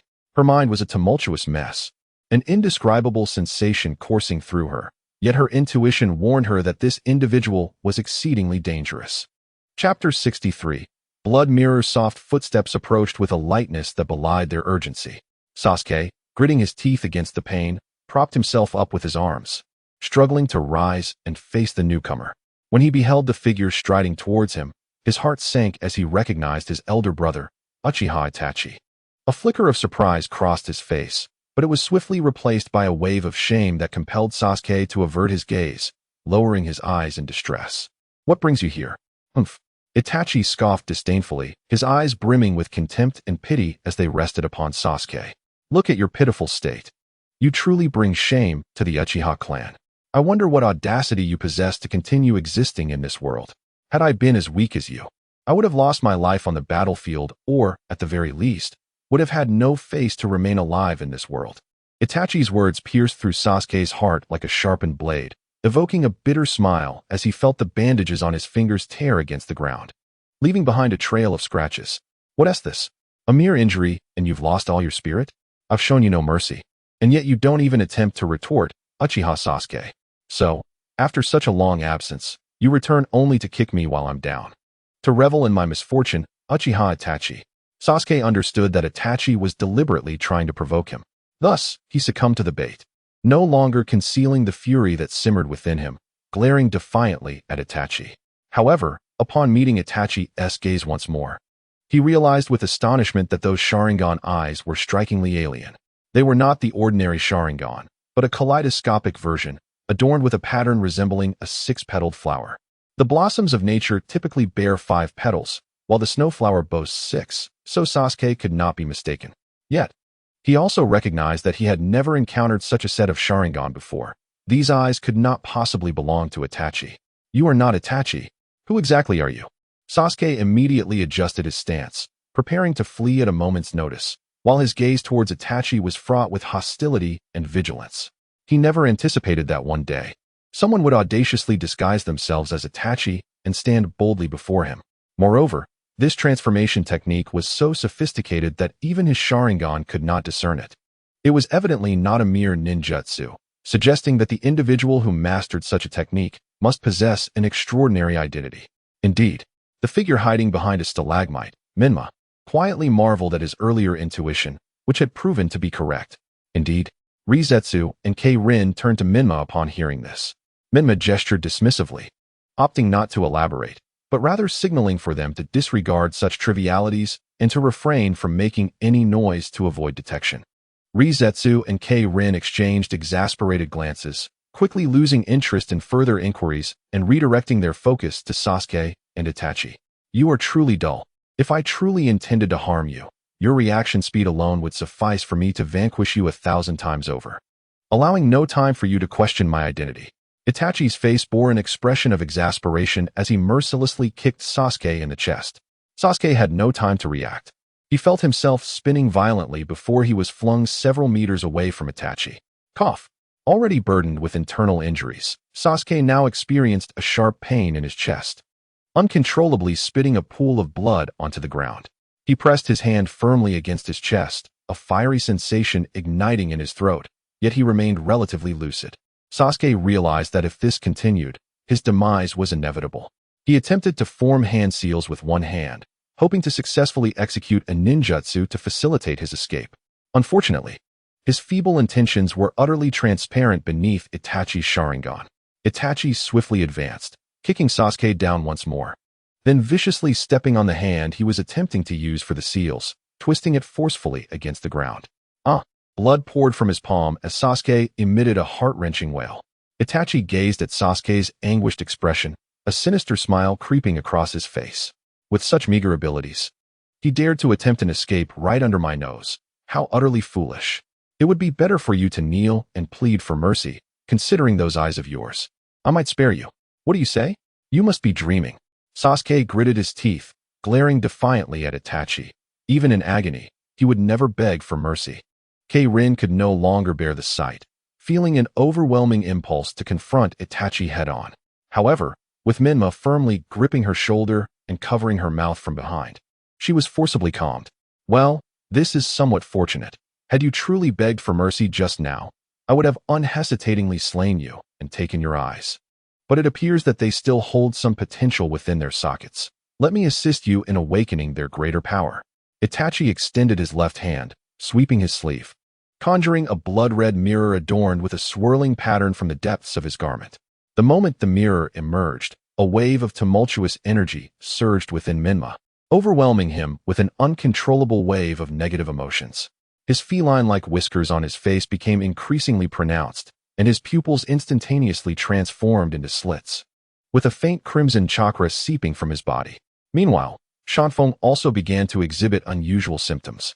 A sudden, piercing pain gripped her heart, causing her to clutch her chest tightly and collapse onto the ground, cold sweat trickling down her forehead. Longjia, observing the peculiar state of the two, became agitated and restless. Unsure of how to respond, she could only tightly cover her mouth to stifle any sounds, lest they reveal their presence. Itachi manipulated the blood mirror to hover above Sasuke, directing its surface towards him. Subsequently, he formed a single-handed seal, infusing a strand of golden chakra into the blood mirror, activating its abilities. Soon, the mirror shimmered with radiant golden light, casting a divine brilliance that cascaded down upon Sasuke. Bathed in this ethereal glow, his injuries began to heal at a visible rate, and the internal damage within him swiftly dissipated.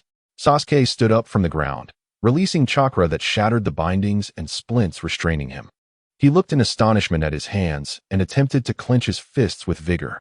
At that moment, he felt an overwhelming surge of strength coursing through him. The previous pain had vanished entirely, and he sensed that his body had become even more robust. "What have you done to me?" he inquired incredulously. "Nothing much. Merely restored your body to its original state and adjusted it to its optimal condition," came the reply. Chapter 64. Lies. Why have you done this? Sasuke felt perplexed. TSK. Look at your memory. Despite being in the bloom of youth, your mind is not as sharp as this old fellow's. Did I not just tell you half a minute ago that I would help you unlock more power within your Sharingan? However, given your previous state, you resembled a fragile porcelain vase, likely to shatter at the slightest touch. I did not wish for you to obtain liberation so easily. What do you mean? Upon hearing Itachi's words, Sasuke felt even more bewildered, yet an ominous premonition stirred within him.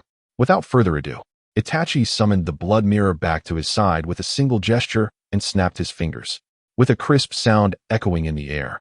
A figure shot forth from the blood mirror, heading straight for Sasuke. Fortunately, Sasuke had been on guard. He swiftly drew a kunai from the ninja tool pouch strapped to his right leg, clashing it against the kunai of the assailant. The heavy impact caused Sasuke to slide backwards several meters before he managed to regain his footing. As he focused intently, he realized that the assailant bore an uncanny resemblance to him, in terms of hair, clothing, demeanor, and features, as if he were staring at another version of himself. "Who are you, and why do you masquerade as me?" Sasuke demanded. In response to Sasuke's inquiry, the identical assailant revealed a sinister smile and calmly retorted, "Humph. That question should be directed at you. Since when do the strong need to disguise themselves as the weak?" The assailant cast a fierce glare at Sasuke. In their shared gaze, Sasuke finally noticed that the opponent's Sharingan was, in fact, a three-tomo variation. This detail appeared to be the only aspect that distinguished the two of them. "Since you refuse to speak, I shall force you to reveal your true form." "That is precisely my intention." The two faced each other with unwavering intensity, their spirits equally matched. Sasuke swiftly deflected the assailant's kunai, while his other hand transformed into a knife-like strike aimed at the opponent's face. Simultaneously, the assailant raised a hand in a similar motion, aiming a knife-hand strike at Sasuke's cheek. In perfect harmony, they tilted their heads just enough to evade the strikes, yet both bore faint traces of blood on their cheeks. The sight of this wound astonished Sasuke. The individual before him was indeed extraordinary, as he remained unchanged even after sustaining injury. Consequently, Sasuke quickly retreated, increasing the distance between them while launching a series of shuriken at the opponent. The assailant mirrored Sasuke's actions, simultaneously hurling a barrage of shuriken back. The metallic clang of the shuriken colliding echoed as they fell to the ground. Observing this, Sasuke rapidly formed hand seals. Fire style, fireball jutsu. Just as Sasuke unleashed his ninjutsu, the assailant, who bore an uncanny resemblance to him, simultaneously executed the same technique. At that moment, Sasuke abruptly realized that the opponent's movements and timing had been consistently synchronized with his own, yet appeared as a mirrored reflection. As the two fireballs collided, Sasuke anticipated a stalemate once more. However, he was gravely mistaken. The energy of the opponent's fireball vastly exceeded that of his own. And even after much of the heat dissipated, a powerful wave of heat surged toward Sasuke. He hastily evaded to the side, yet he could not escape unscathed. As embers clung to him, the flames ignited upon contact, swiftly searing through his clothing and scorching his skin. Sasuke was compelled to roll on the ground multiple times to extinguish the fire, and when he finally lifted his gaze to face the other version of himself, a glimmer of understanding crossed his eyes. Indeed, although your reflexes are somewhat sluggish, you should now grasp that the figure before you is not merely an illusion conjured by someone else's ninjutsu, but rather a reflection I created using this mirror, a reflection that is far stronger than your current self. Itachi approached and gently patted the shoulder of mirror Sasuke, letting his fingers glide down the cheek of the mirrored figure, as if showcasing his proud work. In the end, it is still just a counterfeit. Sasuke straightened himself, for as the true Sasuke, he could not afford to lose his composure before a mere imitation. However, Itachi shook his head in disagreement, a hint of mockery in his tone. No, you are mistaken. Today, only one of you can survive. The one who lives will be the future Uchiha Sasuke, while the one who loses is the counterfeit you speak of. Do you understand? Sasuke's gaze intensified, instinctively tightening his grip on the kunai, silently calculating his odds should the battle continue. Itachi noticed the tremor in Sasuke's gaze. To prevent Sasuke from committing any actions that would bring disgrace to the Uchiha clan, he decided to raise the stakes. Itachi produced a palm-sized bronze mirror from his person and presented its reflective surface to Sasuke. Look closely, who is this? Sasuke immediately narrowed his eyes at the mirror, discovering that it held the image of none other than Uchiha Itachi himself. Moreover, the Itachi within the mirror had his eyes tightly shut and his head drooped, limbs hanging limply as if he were in a state of unconsciousness. Sasuke quickly realized that the one trapped within the mirror was the true Itachi. He had not expected that his brother, someone so formidable, could be captured. No wonder the impostor standing before him dared to boldly adopt Itachi's appearance. What do you truly desire? Sasuke coldly inquired. Nothing much. Merely hoping that you can engage in a proper fight. If you win, you may rescue your brother. However, if you lose, both of you shall be relegated to the underworld as mere brothers from this day forth, Itachi remarked with a playful smile. Under Sasuke's intense gaze, he enveloped the bronze mirror in golden chakra and then thrust it into the body of the mirror image of Sasuke. Upon witnessing this, Sasuke raised a hand to cover his face, unable to suppress a cold laugh. You truly are full of yourself. What makes you think I would choose to fight to the death for him? Do you not realize he is the genius of our family? His brilliance has always overshadowed mine. Whenever people mention me, they invariably refer to me as his brother. Thus, I have harbored jealousy towards him, wishing for his disappearance, so that I would be the sole child under my parents' care. Only then would no one overshadow my own light. Oh, then you are free to turn and leave. I shall not impede your departure, Itachi replied with a nonchalant tone, his smile remaining effortlessly composed. Even as Sasuke sought to deny the bond of brotherhood between them, under the scrutiny of his Sharingan, no deceit could escape detection. Chapter 65. A reunion. Sasuke clenched his fists, oblivious to the pain as his nails dug into his flesh. Fixating his furious gaze upon the figure before him, entirely consumed by rage. Disappointed by Sasuke's helplessness, Itachi turned away, losing interest in wasting further time. Take care of yourself. Should you survive and yearn for greater power, you may seek me with that mirror. As his words echoed, the mirror image of Sasuke lunged at him like a beast unleashed from its shackles. Aware that there was no retreat, Sasuke steeled himself, determined to vanquish this impostor at all costs. The two engaged in an intense battle, with Itachi not once looking back. It was only as he approached another cavernous passage that he paused. Slowly, he turned, his gaze landing directly upon the hiding place of Menma and his companions. Longja and Xianglin promptly concealed themselves behind a stalagmite, while Menma stood still, locking eyes with Itachi. The fleeting gaze exchanged between the two was brief, yet it left Menma feeling as if she were utterly exposed before the other, as though every facet of her being had been laid bare. Surprise flickered in her eyes, while Itachi chose this moment to turn and depart. "What are you doing? Hurry and hide." Longshi anxiously tugged at Menma's sleeve, urging her to come to her side. Yet, Menma remained steadfast, shaking her head gently. "It's futile. He has long since discovered us." "Really?" Longshi exclaimed, her face a mask of astonishment, for she had sensed no indication of being noticed. She then turned to K-Rin, who, though reluctant to admit it, had to concede with a nod that Menma was indeed correct. "What shall we do?" K-Rin inquired, casting her gaze towards Menma. "You should first re-examine the location of Muku." "Oh right." Prompted by Menma's words, K-Rin suddenly recalled their purpose for being there and employed her Kagura eye to investigate once more. She then raised her hand, pointing directly towards the direction Itachi had taken. The outcome was now apparent. "We must follow him, for Muku may very well be in his possession." Upon hearing this, K-Rin felt a wave of trepidation wash over her. If Muku truly was in the hands of that person, it would signify the direst of outcomes. K-Rin glanced once more at Sasuke's position, stepping closer to Menma with a suggestion. "What if we first eliminate that mirror image and then invite him to join us? The more hands we have, the stronger our chances. That would only hasten our demise." "You must have sensed the strangeness of that blood mirror," Menma replied, fixing K-Rin with an intense gaze. K-Rin furrowed her brow. She was already aware of the mirror's complexity without Menma's admonition. The most troubling aspect was that the blood mirror had induced discomfort in both her and Menma, leading her to worry that its origins might be connected to the long-extinct Uzumaki clan. "Are you not afraid?" "Of course I am, but what use is fear?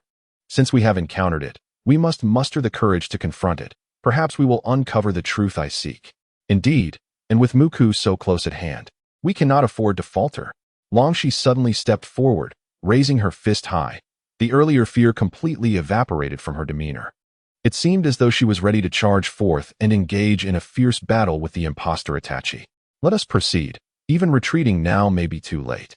We can only forge ahead." With that, Menma took a step towards the cavernous passageway, with Longshi following closely behind, summoning her firefly to illuminate the path ahead. K-Rin, still uneasy, cast one last glance at Sasuke, who found himself at a disadvantage. Though she wished to assist, her own abilities were insufficient. She feared that her involvement would only hinder their progress.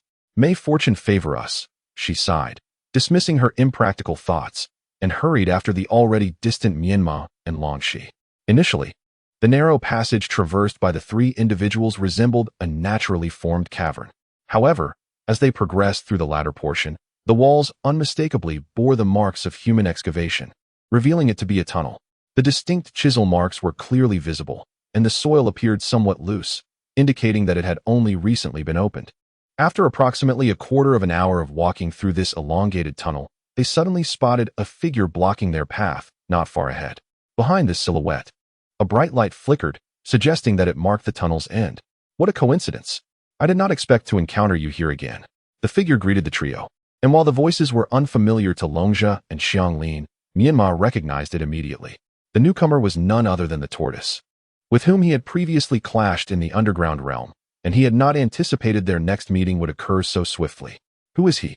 "He doesn't resemble the person we met earlier," Longja whispered, seeking clarification. "Fear not. His strength is insignificant. You two should step back a few meters while I handle him." Menma responded in an unusually calm tone, yet each word struck the tortoise like a needle. "Arrogant." The tortoise roared, forming hand seals, and the two luminous orbs floating beside him transformed into several light, swords that shot towards Menma. Alarmed, Longjia and Xianglin hurriedly retreated, not daring to hesitate lest they complicate matters for Menma. With that, Menma unleashed his full potential, advancing swiftly to deflect the incoming light swords with his blade, charging directly at the tortoise with the intent to swiftly conclude the confrontation. However, the tortoise, witnessing that his attacks had no effect and that Menma was closing in, displayed no sign of panic. Instead, he altered his hand seals from the U seal to the C seal. The light swords that had previously launched at Menma quickly reversed course, shifting from offense to defense. They encircled Menma, forming a cube of light that enveloped him. Seal. The tortoise bellowed, causing the beams to constrict rapidly, binding Menma as if with ropes. Humph! With such meager abilities, you dare to underestimate me? I suggest you consider your own worth before acting so disdainfully in the future. Is that so? Then allow me to return your words verbatim. As Menma became ensnared by the tortoise's light beams, he gradually lost his color, transforming into an exquisite earthen sculpture. The tortoise soon realized that he had merely sealed a clay substitute. Damn it! The tortoise hastily retracted the beams, intending to summon them back for his protection. Unfortunately, it was too late. Menma utilized his stealth technique, leaping from the ground behind the tortoise, delivering a swift blow to his back. With a thud, the tortoise's eyes rolled back, collapsing to the ground as the light swords dissipated into orbs and fled. Menma lunged once more at the light orbs, attempting to halt their escape, but his strike met with no resistance, akin to striking water. The orbs scattered as beams of light slipped away from his blade. As Menma turned, his gaze followed the beam of light, only to discover a vast subterranean cavern behind him. The walls of the cave were adorned with torches, the flickering flames he had previously seen in the tunnel emanating from this very place. At the heart of the cavern stood a pyramid-like platform, rising in 3 tiers, each tier comprising 13, 11, and 7 steps from bottom to top. This elevated structure was encircled by a circular magical array, with 4 peculiar monster sculptures positioned at the cardinal points around it.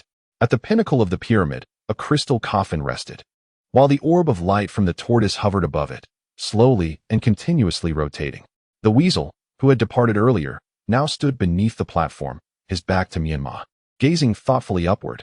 The cavernous ceiling featured a circular aperture through which Menma peered, revealing the moon shining brightly in the night sky. He had not realized it was already evening. Xianglin and Longjia, having witnessed the tortoise's defeat, hastily emerged from the tunnel and joined Menma's side. Both were intrigued by the cavern's ambience. Xianglin, observing the platform and the magical array on the ground, quietly mused. Could this be an altar? It appears to be preparing for some forbidden ninjutsu. Upon hearing Xianglin's speculation, Menma turned to inquire further, but was abruptly interrupted by Longjia. Hey, look over there! Longjia exclaimed excitedly, tapping both Menma and Xianglin, pointing toward the right side of the platform. There stood Zuiji and another teammate, alongside the still unconscious Wuku. Zuiji seemed to have noticed the arrival of Menma and the others, managing a pale smile as he politely waved in their direction. Ugh, that jerk really knows how to irk people, Longjia muttered. What are we waiting for? Let us rush in and take him down, then get Wuku out of here. However, as Longjia attempted to charge forward, Menma firmly grasped his wrist, yanking him back. Do not act recklessly. We are not in a position of safety ourselves. Before attempting a rescue, we must first consider our own escape. Menma's gaze shifted to the left, and Longjia followed suit. The other 3 members of the 4 celestial phenomena stood there, busy binding the captured K to the monstrous sculptures before them. Do you think they are working with them? Longjia queried. It's unclear, but they certainly pose a threat to us, and their simultaneous presence here suggests they are likely allies, Menma replied, mentally preparing for the worst. Longjia, upon hearing this, became visibly anxious. Meanwhile, Xianglin remained focused on studying the inscriptions on the ground, lamenting her distance from the scene as she struggled to decipher some characters. She wished to approach but feared the group would harm her, so she continued to observe with a sense of regret. As the trio of Menma hesitated, pondering their strategy, Itachi, lost in contemplation while gazing at the moon, suddenly regained focus and directed his gaze towards the 4 celestial figures to his left. You lot are truly inept. After running in circles, you managed to bring back a mere imposter. Partnering with you was a grave misjudgment on my part. What did you say? The fiery-tempered blue-haired youth among the celestial figures, agitated by Itachi's words, felt his anger surging. Without hesitation, he swung his long sword, channeling chakra to form 3 dragon heads that lunged viciously at Itachi, intent on teaching him a lesson. Unfazed, Itachi turned calmly to face the incoming assault. In the next moment, his Sharingan transformed into the Rinnegan, unleashing a formidable repulsion that froze the dragon heads in midair. What is happening? What have you done to the dragon sparrow sword? The blue-haired youth, bewildered and unable to comprehend the situation, sensed that Itachi's power surpassed anything he could fathom. Itachi regarded him coldly, his gaze seemingly passing judgment upon him. Your name is Longyan, is it not? Why do you mention this? Under Itachi's intense glare, Longyan felt a wave of dread wash over him. He desperately clutched the hilt of his sword, hoping to retract the dragon sparrow's sword, but despite his frantic efforts, the weapon remained immobile, as though the very fabric of space had been suspended. I shall report your name to Lord Qingming, to ensure he knows you sacrificed your life for his resurrection. As Itachi's words echoed, the dragon sparrow sword in Longyan's hand finally broke free from its stasis and resumed its movement. However, the 3 dragon heads abruptly redirected their assault, hurtling towards the still confused Longyan. Longyan let out a piercing scream, ultimately meeting his demise at the hands of the very weapon he wielded. The remaining figures, Peacock and Water Tiger, felt a tightening in their chests, exchanging glances. Water Tiger suggested, "This fellow is indeed untrustworthy. He has brazenly undermined our alliance. We need not adhere to our previous agreements. Let us join forces and eliminate him." Agreed. With Peacock's swift consent, Water Tiger immediately summoned his weapon, a meteor hammer, from his ninja tool scroll. Just as he prepared to charge forward to distract Itachi, granting Peacock an opportunity to strike, Peacock seized the moment, swinging his long sword to unleash a wind-release slash, decapitating Water Tiger before he even realized what was happening. Water Tiger's eyes widened in disbelief. He had no chance to turn back, succumbing to an inexplicable death. After successfully dispatching Water Tiger, Peacock knelt before Itachi, speaking with profound respect. "I implore you, Lord, spare my life. I willingly offer myself as your loyal hound, never to betray you in this life or the next." The trio of Menma watched this scene in utter confusion, unable to grasp how the situation had escalated so quickly. However, the term imposter ignited a sense of caution within Menma, as he realized that the counterfeit Itachi had lured him here with intention, targeting him specifically. "Have they turned against each other?" Longshi inquired. "It is unclear, but it seems the enemy has lost 2 members, which should be a boon for us," Xiang Lin added. However, Menma shook his head helplessly, for Xiang Lin and her companion had completely overlooked the crux of the matter. After all, the individuals who had perished were inconsequential. The real threat lay in the figure before them, masquerading as Itachi. Chapter 67. The birdcage under the moon. You demonstrate quite the awareness. Thus, I shall allow you to keep your life for the time being, provided you prove to be of value. Itachi's tone was chilling, sending shivers down the spine of the kneeling Peacock. She hastily transitioned from a single knee to both knees, bowing deeply as she pleaded, "I implore you, my lord, command me as you wish. The Peacock shall swear to fulfill your orders unto death." "Excellent." Itachi nodded in satisfaction, casually gesturing to release the treasures of the land of crafts from the prone Water Tiger and Dragon Eye, commanding them to soar to the side of Sasuke and his companion. "You shall take these 2 treasures for now. Subsequently, bring this individual with you to capture the Jinchuriki of the One Tail, the Shikaku, within 1 hour. Is that agreeable?" "Of course," Sasuke replied confidently, with the young Umbu beside him also nodding in agreement. The 2 accepted the infinite void armor and the dragon sparrow extending sword before swiftly approaching the Peacock. Itachi retrieved a bronze mirror from his possession and tossed it to Sasuke, instructing, "Go forth, the mirror shall guide you to him. Upon successful capture, merely tap the mirror's surface thrice, and I shall retrieve you." "Understood," Sasuke responded promptly, turning to cast a disdainful glance at the Peacock beside him, saying, "Let us proceed. Fair lady, if we delay any further, be wary that the life you so narrowly reclaimed may slip through your fingers once more." At Sasuke's words, the Peacock hastily rose to her feet. Following Sasuke's lead, the 3 departed the cave through a different tunnel. However, before leaving, Sasuke cast a meaningful glance back at Menma. It was this glance that finally illuminated Menma's understanding. Sasuke had intentionally led him here all along. The target had never been the innocent. It had always been himself. Was it too late to realize this now? Itachi, as if reading Myanmar's thoughts. Posed a sudden question that drew Myanmar's focus back, causing his anxiety to resurface. Who exactly are you? What is your purpose? What do you intend to achieve by luring me here? Faced with Myanmar's barrage of inquiries, Itachi let out a light chuckle, raising his hand to gently tap his forehead as he replied, "Have you not yet grasped the current situation? Do you believe you possess the right to question me? And to do so with 3 inquiries at that? Since death is inevitable, cannot you allow me to meet my end with clarity?" Myanmar retorted calmly, revealing no trace of fear towards death. For him, the prospect of dying without understanding was far more terrifying. "Look at you. Have I ever stated that I wish for your demise? Why presume to issue yourself a death warrant? Then why did you have Sasuke bring me here? This question you have just posed has an evident answer. I trust that what I previously discussed with those 2 individuals has been absorbed by you. Perhaps you might even venture a guess." Itachi gestured towards the water tiger and Long Yin, both lying on the ground, which, in turn, reminded Myanmar. Seizing the opportunity while Myanmar contemplated, Itachi leisurely made his way to the steps beside the high platform and took a seat. He retrieved a scroll from his person, summoning ink and paper from within, and began to write something for himself. "Have you figured it out?" Itachi inquired patiently while writing. Myanmar naturally recalled Itachi's words when he defeated Long Yin, stating that one's life could be exchanged for another's resurrection. He lifted his gaze and cast a profound look at the crystal coffin atop the platform, where the previous light sword still hovered around it, like a sentinel on patrol. "Are you planning to resurrect that fellow up there?" "Indeed, that answer is quite accurate," Itachi nodded, pausing his writing.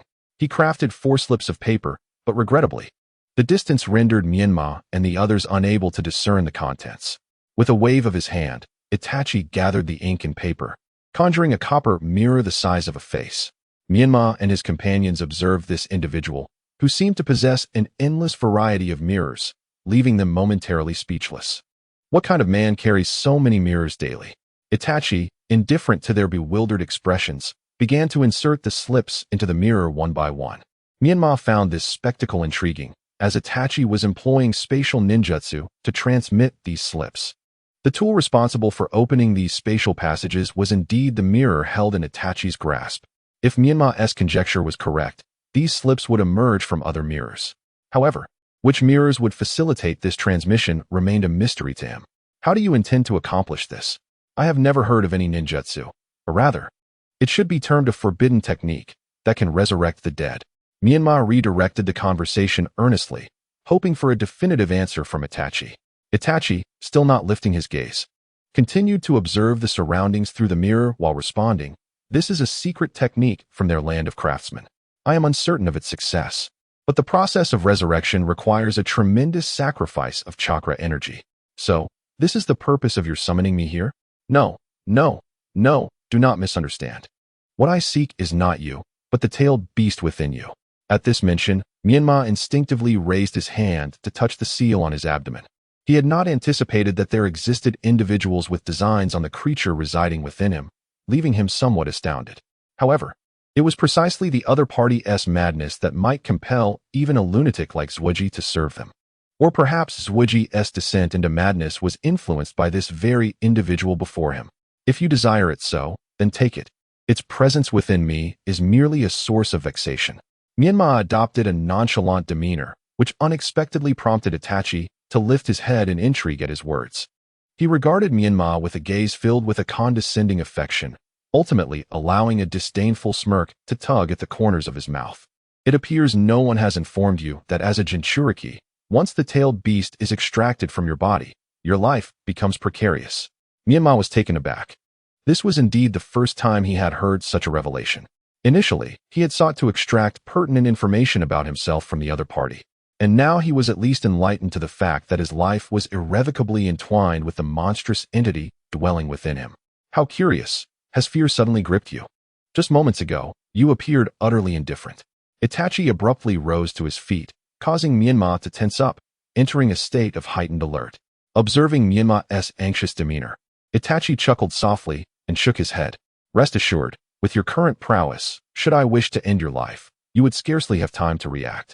Therefore, there is no need for alarm. Remain composed while I attend to some matters and excuse myself for the time being." Upon finishing his words, Itachi summoned a palm-sized circular copper mirror, wielding it with a swift motion. This mirror multiplied through the shadow clone technique, dispersing into multiple copies that embedded themselves at 24 positions across the cavernous ceiling. Moonlight streamed in through the cave's entrance, refracting off the mirrors to form eerie white beams that cascaded down to the ground. At first glance, Menma realized he seemed ensnared within an illusory cage crafted from moonlight. Chapter 68. Attempt to decipher. Having completed his task, Itachi formed a single-handed seal and infused a surge of golden chakra into the suspended copper mirror. In the next instant, his figure was absorbed by the mirror, vanishing from sight. He simply left? Xianglin found it hard to believe. Although Menma was also perplexed, the reality was undeniable, and he could only nod in acceptance. Regardless of the details, his departure inadvertently helped disperse the others, rendering them safe. They could now carry away the unconscious Wuku. Longzhe, on the other hand, was utterly unconcerned, even somewhat elated, as they were currently secure. Longzhe swiftly jogged over to the still unconscious Wuku, gently lifting his head and supporting it with her leg while lightly shaking him. "Wake up, Wuku. Hey, come on, wake up," Longzhe called out beside his ear. After a few seconds, Wuku finally opened his eyes groggily. "Longzhe, are you all right?" "Of course, what could possibly be wrong with me? It's you who was abducted from behind. Do you remember?" "I have no recollection of that." With Longzhe's assistance, Wuku stood up from the ground, repeatedly patting his disoriented forehead to clear his mind. He then surveyed his surroundings and turned to Longzhe to inquire, "Where are we?" Longzhe shook her head, responding helplessly, "I'm not entirely sure either, but let us not dwell on that for now. The danger has temporarily passed, and since you are awake, we should make our escape." "All right," Wuku agreed. Though he remained uncertain about what had transpired, yet he trusted Longzhe's judgment implicitly. Longzhe and Menma waved their hands, then assisted Wu Gu as they attempted to traverse the tunnel they had just encountered, only to be unexpectedly rebuffed. This must be a barrier, Wu Gu thought, gazing upward towards the light that obstructed their path. Realizing that this barrier ninjutsu was far more sophisticated and intricate than anything he had previously witnessed in the land of grass, curiosity suddenly piqued within him. He yearned to see the wielder of such an art with his own eyes. Naturally, Longzhe had no time to ponder such matters. She drew a kunai and struck the barrier, but it bore no mark of injury. Subsequently, she hurled shurikens, explosive tags, and unleashed various fire techniques. Yet, regrettably, none succeeded in shattering the barrier. "Hey, why are you just standing there? Help me break this wretched barrier, or we'll be doomed when that person returns." Frustrated by her inability to breach it, Longzhe slapped Wu Gu on the back, irked that he was so oblivious, gazing around instead of showing concern for her plight. Feeling unjustly victimized, Wu Gu rubbed his sore back, reluctantly producing a kunai to attempt to breach. "Don't waste your efforts. It's futile. I've already tried. This barrier is beyond the capabilities of ninjas of our rank. Otherwise, that individual wouldn't have the confidence to leave us here alone." Menma unceremoniously doused Longzhe's spirits with cold reality.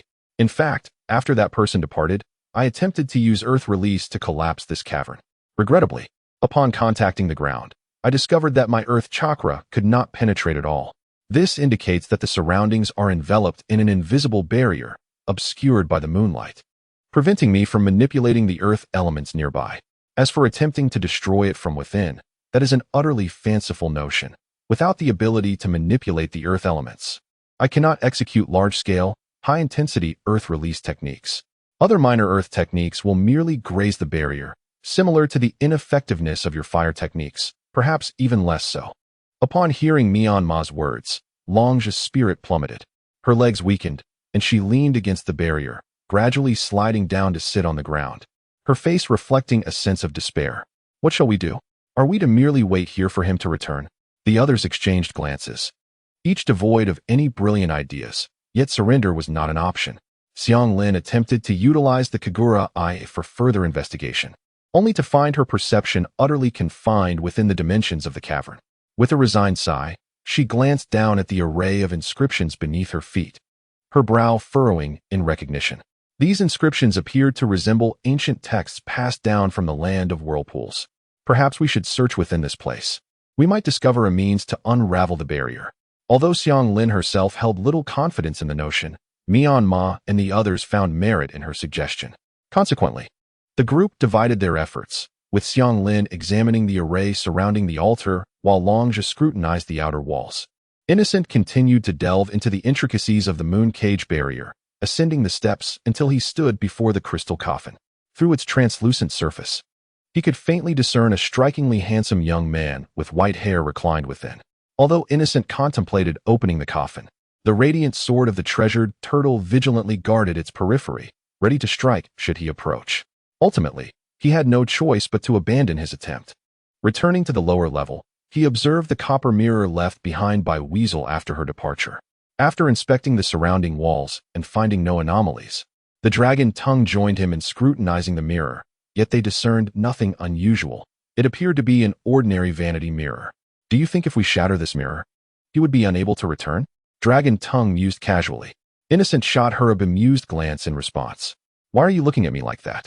If he doesn't return, won't we be free from danger? But we would be trapped here. Are we to perish in this place? She retorted, her voice tinged with anxiety. Calm down. Innocent's father, Wu Wei, cherishes him dearly. If Innocent goes missing, he will surely come searching. We need only to endure until that moment, and the danger will dissipate. Innocent couldn't help but admire Dragon Tongue's optimism. Enough chatter, try breaking it first. Under Dragon Tongue's insistence, Innocent reluctantly drew his katana and unleashed a powerful strike upon the mirror. With a sharp crack, the surface shattered. Wow, it worked! Dragon Tongue exclaimed, leaping with excitement, drawing the attention of Xianglin and Innocent. However, as Innocent retracted his blade, he noticed a glimmer of cold light emanating from the fractured mirror. Not good. Retreat, he shouted urgently, prompting Xianglin and the others to scatter. Suddenly, a figure surged forth from the shattered mirror, wielding a small dagger and aiming a fierce strike at Innocent's neck. Chapter 69, The Life-Saving Elixir. Innocent evaded the attack, swiftly retreating to regain distance. As he observed the assailant who had burst from the mirror, he was struck by the uncanny resemblance. It appeared to be a mirror image of himself. This familiar scenario instantly reminded him of the incident involving Sasuke. He surmised that this figure was a deliberately crafted reflection of himself. I knew you couldn't bear solitude. So before departing, the master left a contingency plan, placing me within the mirror. The moment you attacked this copper mirror, I would be released. To be honest, I was nearly suffocated by confinement in that mirror. Since you have freed me, I shall spare your life, but you must allow me to enjoy myself thoroughly. The mirror image of Innocent glinted with menacing intent, charging at him with the dagger raised once more. It was evident that this doppelganger was filled with excitement.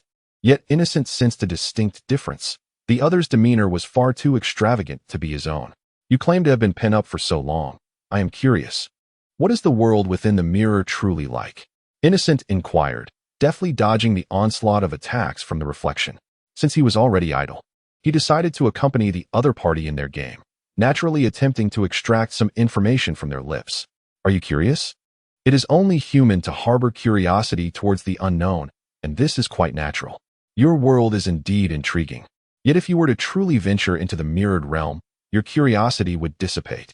Hence, it is best to stow away your inquisitiveness and contemplate how to counter my forthcoming assaults. Mirrored Face, finding himself unable to breach the stalemate in close combat, swiftly began to weave hand signs to execute a ninjutsu. Earth Release, Rock Pillars. A cluster of conical earth spikes erupted from the ground, forcing Mirrored Face to flee in haste. Observing that the mirror image was reluctant to divulge any secrets, he abandoned the notion of idle chatter and focused intently on devising a strategy to vanquish his opponent. In the Hall of Thousand Hands, after concluding the internal meeting of the Nine Dragon City, Tsunade returned to her chamber, her heart heavy with worry. She had learned of the murders of the Southern and Northern Doyen, and the Golden Serpent Division had dispatched a significant number of personnel into the Death Maze for reconnaissance. The Jinchuriki of the Seven Tails, Fu from the Takigakure, the son of the Lord of the Ghost Lantern City, Muku, and the Phone Nine-Tails Jinchuriki from Konoha, Sora, had all vanished under the watchful eyes of the Southern and Northern Divisions. This chaos was naturally attributed to the mischief of the troublesome brat named Uzumaki Menma. But the dilemma was that his true form had yet to be located. The revelation of these issues nearly caused Tsunade's head to erupt with stress. The examination was almost forced to a halt.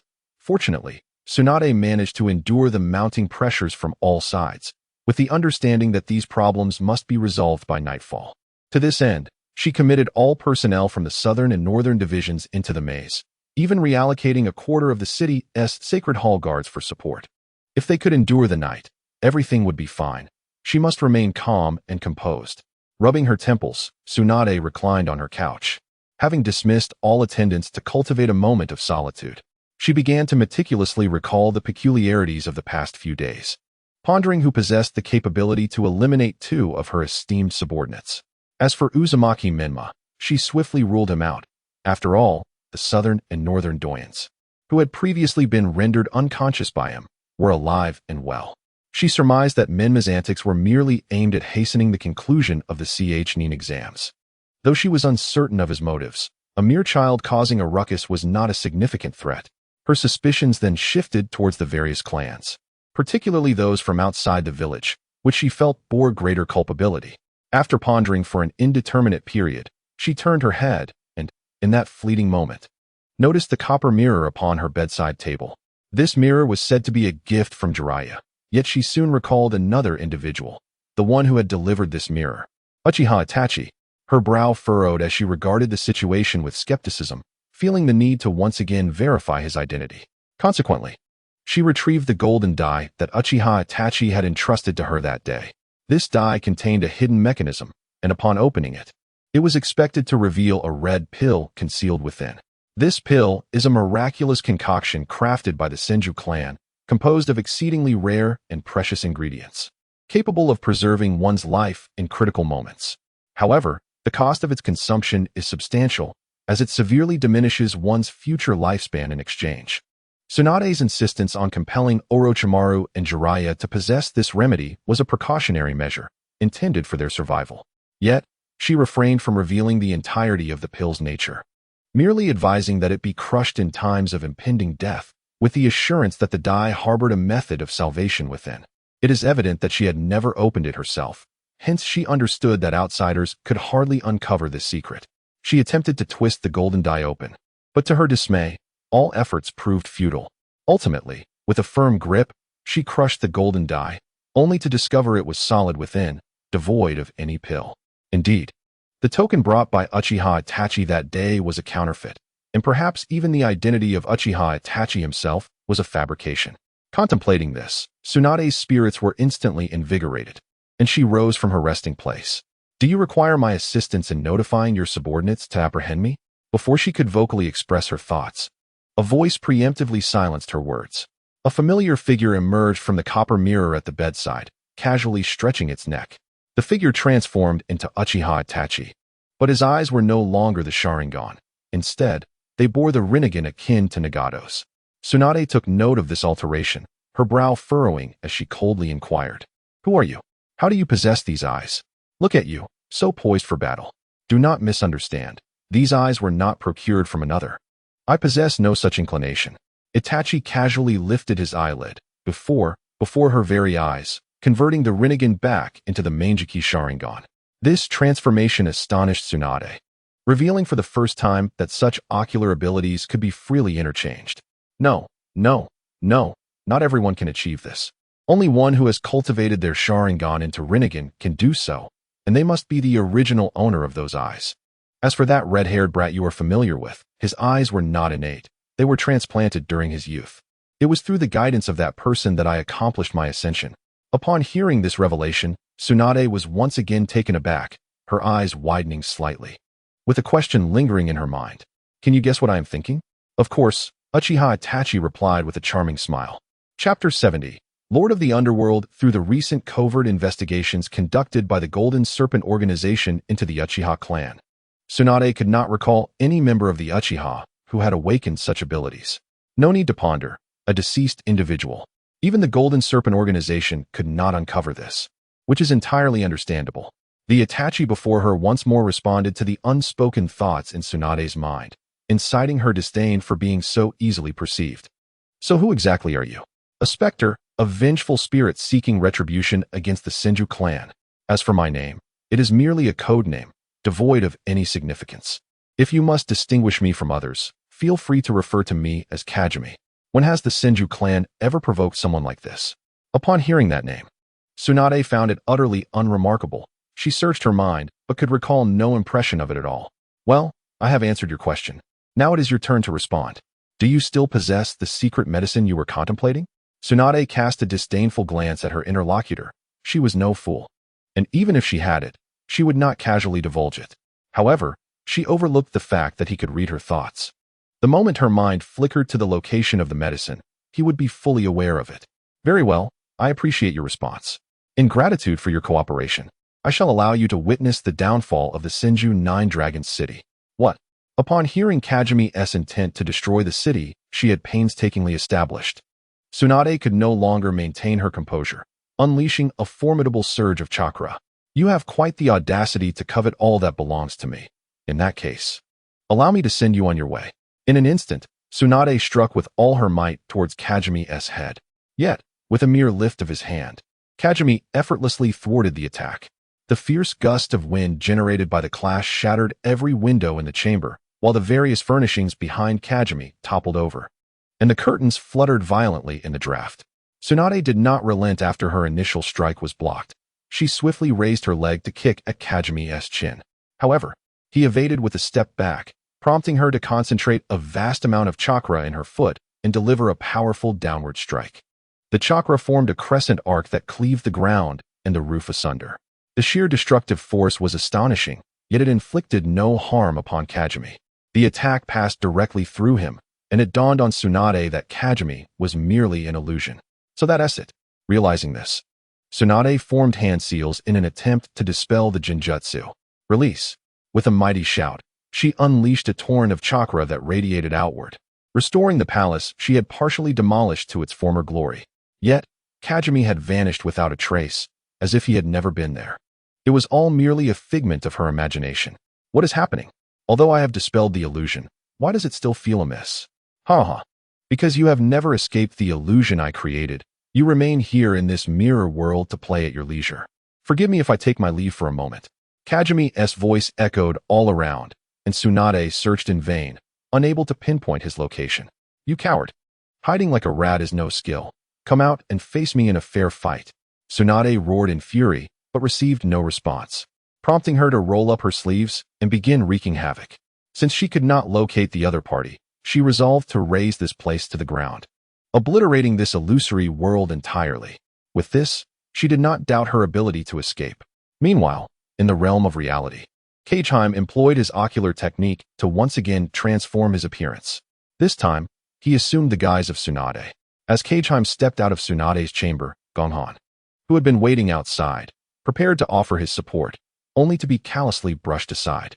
Kageheim shot him a disdainful glare, leaving Gonghon no choice but to kneel helplessly on the ground. In the form of Tsunade, Kageheim coldly commanded, "Go to the underworld and summon Lord Huangquan. Tell him I have urgent matters to discuss." "Yes," Gonghon replied, hastily departing, yet he remained deeply troubled by Tsunade's unusual demeanor. Uncertain if it was merely his imagination, he nonetheless decided to discreetly inform Ju, who was still within the Eastern Pearl, of the situation. Approximately a quarter of an hour later, a colossal figure adorned with a blue-faced demon mask and tattered hemp garments arrived at Tsunade's chamber. After an announcement from the White Tiger Hall guards, Kageheim responded from within, prompting the chamber doors to open once more. The ragged figure entered, knelt before Tsunade with one knee, and, crossing his hands in a gesture of respect, spoke reverently. "Lord Huangquan pays his respects to you, Lady Tsunade. May I inquire what urgent matter has prompted your summons at this late hour?" Tsunade turned around, scrutinizing the ragged figure before she slowly began. "Huangquan, it has been many years since you departed from the land of the spirits. Do you still recall the great fire that consumed the Methria Palace?" The mere mention of the Methria Palace after 13 years caused Lord Huangquan to shudder involuntarily, leaving him momentarily frozen in place. He dared to raise his head, only to behold the kaleidoscopic Sharingan beneath Tsunade's visage, a sight that sent tremors through his very being. Years ago, to fend off external threats, the land of spirits had harnessed the power of the wraiths, infusing it into the bodies of ninjas, thereby creating a formidable ghostly legion. Huangquan was among these ninjas, and the immense power they acquired assisted the nation in repelling invasions, albeit at the cost of their lives. It was Kageheim's timely intervention that altered his fate, making him the sole survivor of that cohort. However, having tasted the formidable power bestowed by the wraiths. Huang became increasingly obsessed with such strength. Thus, after Keiheim's simple provocation and promises of unification, Huang resolutely chose to betray his country. He personally led the guards of the Land of Spirits to besiege the Mithria priestess's palace, intending to slay the priestess before proceeding to the nexus between realms to unleash the souls of the wraiths. Regrettably, his scheme ultimately ended in failure. The Mithria priestess sacrificed her life to once again seal the wraiths, leaving him grievously injured and on the brink of death. Aware that his plans had crumbled and unable to face Keiheim in disgrace, Huang set fire to the palace as he fled. He aimed to incinerate the entire Mithria palace, thus eradicating all evidence of his existence, leading Keiheim to mistakenly believe he had perished. Thus, the great fire raged for 3 days and nights, and from that moment, Huang underwent a transformation, wandering the world. It was not until he encountered Tsunade that he once again tasted the flavor of power.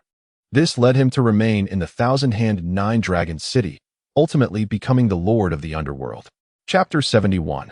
The Box of Phantoms. To his astonishment, after so many years, he was still found by you.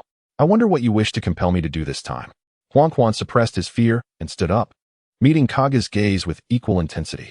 He understood that Kaga's decision not to eliminate him immediately indicated that he still needed to utilize Huang. Thus, until his objectives were fulfilled, Huang believed himself to be safe and, consequently, felt no fear. Kaga smirked disdainfully, unfazed by Huang's insolence. He retrieved a copper mirror from his possession, extending his hand into its depths, and brought forth an extraordinarily bizarre box. This box bore a blood-red single eye, surrounded by writhing black tendrils. An aura of dark purple light enveloped the box, emanating a negative energy potent enough to disturb the hearts of those nearby.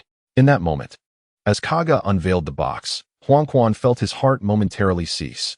He soon realized that his consciousness seemed to plunge into a frigid abyss, firmly ensnared by a dreadful malice and fear. This power was all too familiar. He had experienced the same sensation when this force was first injected into him. The power of the phantoms. Quickly, Huang cast off the influence of the negative energy, gazing at the box in Kaga's hands with a glimmer of determination in his eyes.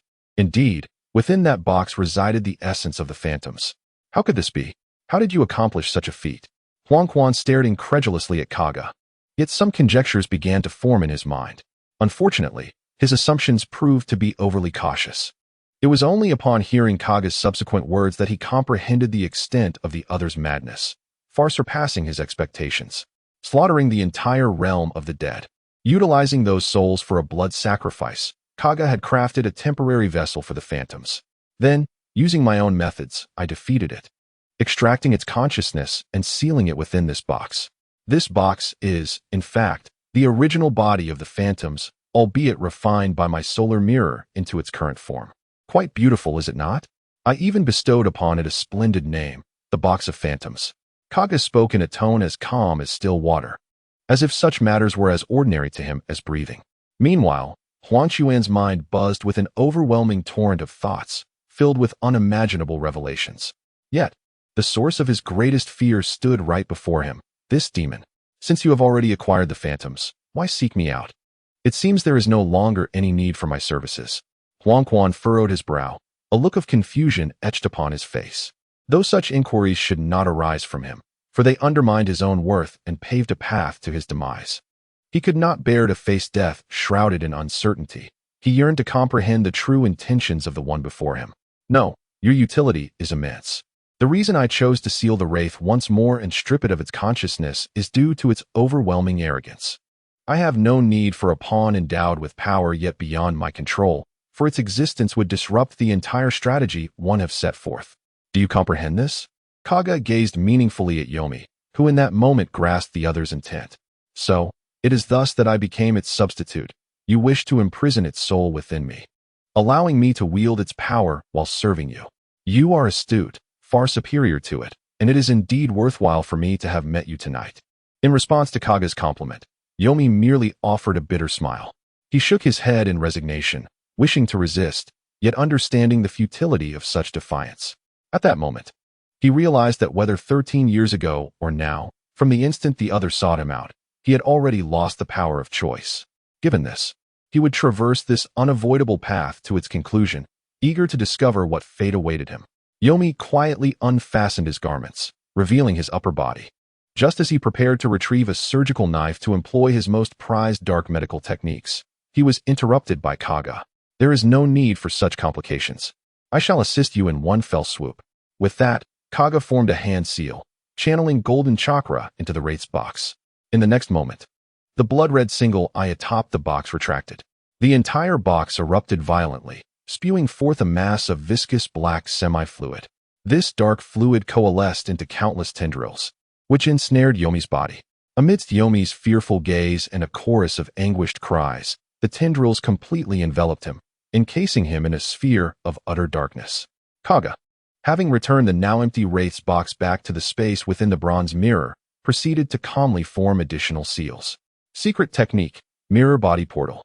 Kaga infused his chakra into the black sphere, which soon began to transform under his command. The sphere unraveled into myriad strands of black threads, each burrowing into Yomi's form. The agony Yomi experienced intensified, morphing from a constricting suffocation to an excruciating sensation akin to a swarm of insects devouring his heart. He inwardly cursed, contemplating that had he not known Kaga never jested, he might have doubted whether the other sought to torment him to death. Fortunately, this ordeal was not prolonged. Within mere moments, the malevolent energy that belonged to the wraith was entirely sealed within Yomi's being. Drenched in sweat, he collapsed to the ground, panting heavily as he regained his breath. After several tense seconds, he finally calmed. Upon examining his body, he discovered a reservoir of energy within him that rivaled that of a tailed beast. A blood-red single eye had sprouted from his chest, identical to the one that had previously adorned the wraith's box. He could distinctly see his veins through his skin, each glowing with a dark crimson light, brimming with vitality and power. Rest assured, unlike your half-hearted dark medical ninjutsu, I have infused your blood with the magic energy of the malevolent entity. Henceforth, this power shall be eternally at your disposal, free from any backlash. From this moment onward, in this world, you shall embody the essence of the malevolent being, and it shall embody you. Kajishima's words filled Huang Quan with immense excitement. He had not anticipated such a method to eliminate the threat of backlash. Instantly, he became even more devoted to Kajishima, kneeling once again and declaring, "From now on, Huang Quan is at your service, ready to heed your every command." "Excellent." Kajishima replied with a satisfied nod, a sinister smile curling at the corners of his lips. He continued with his orders. "Take this copper mirror. I have utilized space-time ninjutsu to connect it with the distant land of the demon realm. Next, resurrect the army of monsters that have been petrified into statues at the outskirts of the demon realm and command them to encircle the entire thousand-hand nine-dragon city. No one is to leave the city without my command tonight. Anyone who disobeys shall be executed." "Understood," Huang Quan responded, cradling the copper mirror handed to him by Kajishima, and promptly set out to fulfill his orders.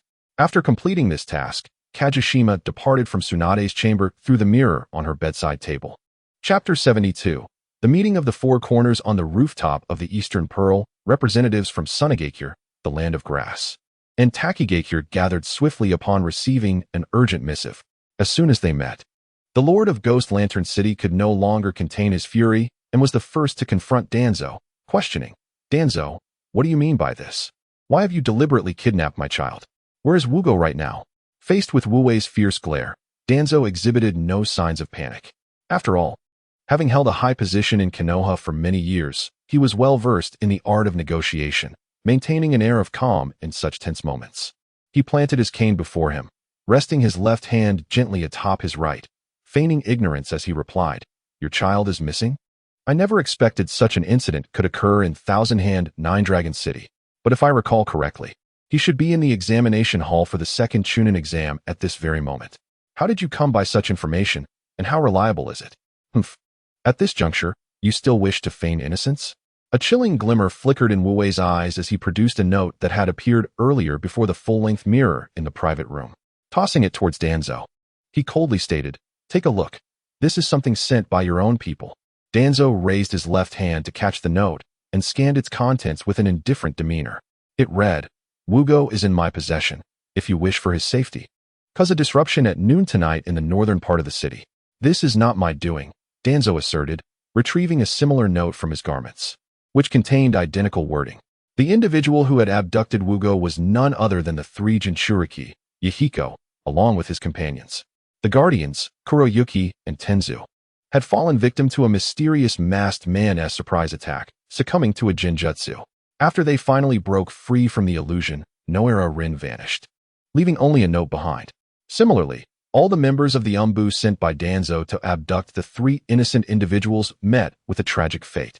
Danzo remained uncertain as to who was orchestrating this chaos from the shadows. But the abruptness of the situation prompted him to refrain from summoning the other three parties for a meeting. He handed over his note, along with the one just given to him by Mu, into Mu's hands, stating, "Look, my people have also been taken. I summoned you to discuss this matter." Upon receiving it, Mu glanced at the note, confirming that the handwriting matched, and noted that the target location Danzo intended to attack lay to the west of the Senju Kuryu city. At that moment, the disguised Kazakage, Raza, and the village leader of Takigakure, Kyubi, approached to examine the note's contents. Shortly thereafter, both produced their own notes, revealing that the mastermind had also abducted Gara and Fu, demanding that the two villages simultaneously initiate destruction in the eastern and southern parts of the city. A moment of silence enveloped the four men as they exchanged glances filled with suspicion. Danzo broke the unsettling quiet, stating, "It appears we may have a treacherous individual among us. This plan was devised by me, yet only I and the three present are privy to the details of this assault. According to my original strategy, I intended to act during the third stage of the exam. Firstly, to provide everyone ample time to make the necessary arrangements. Secondly, to seize the opportunity when the higher-ups were gathered, thus significantly enhancing the likelihood of success. However, this entire plan has been preempted by a schemer, which offers me no advantage and could very well turn my carefully laid plans into mere illusions." Upon hearing Danzo's words, the other three understood his intent clearly. He was evidently attempting to clear his name, eager to be the first to absolve himself of suspicion. Yet Mu remained unconvinced.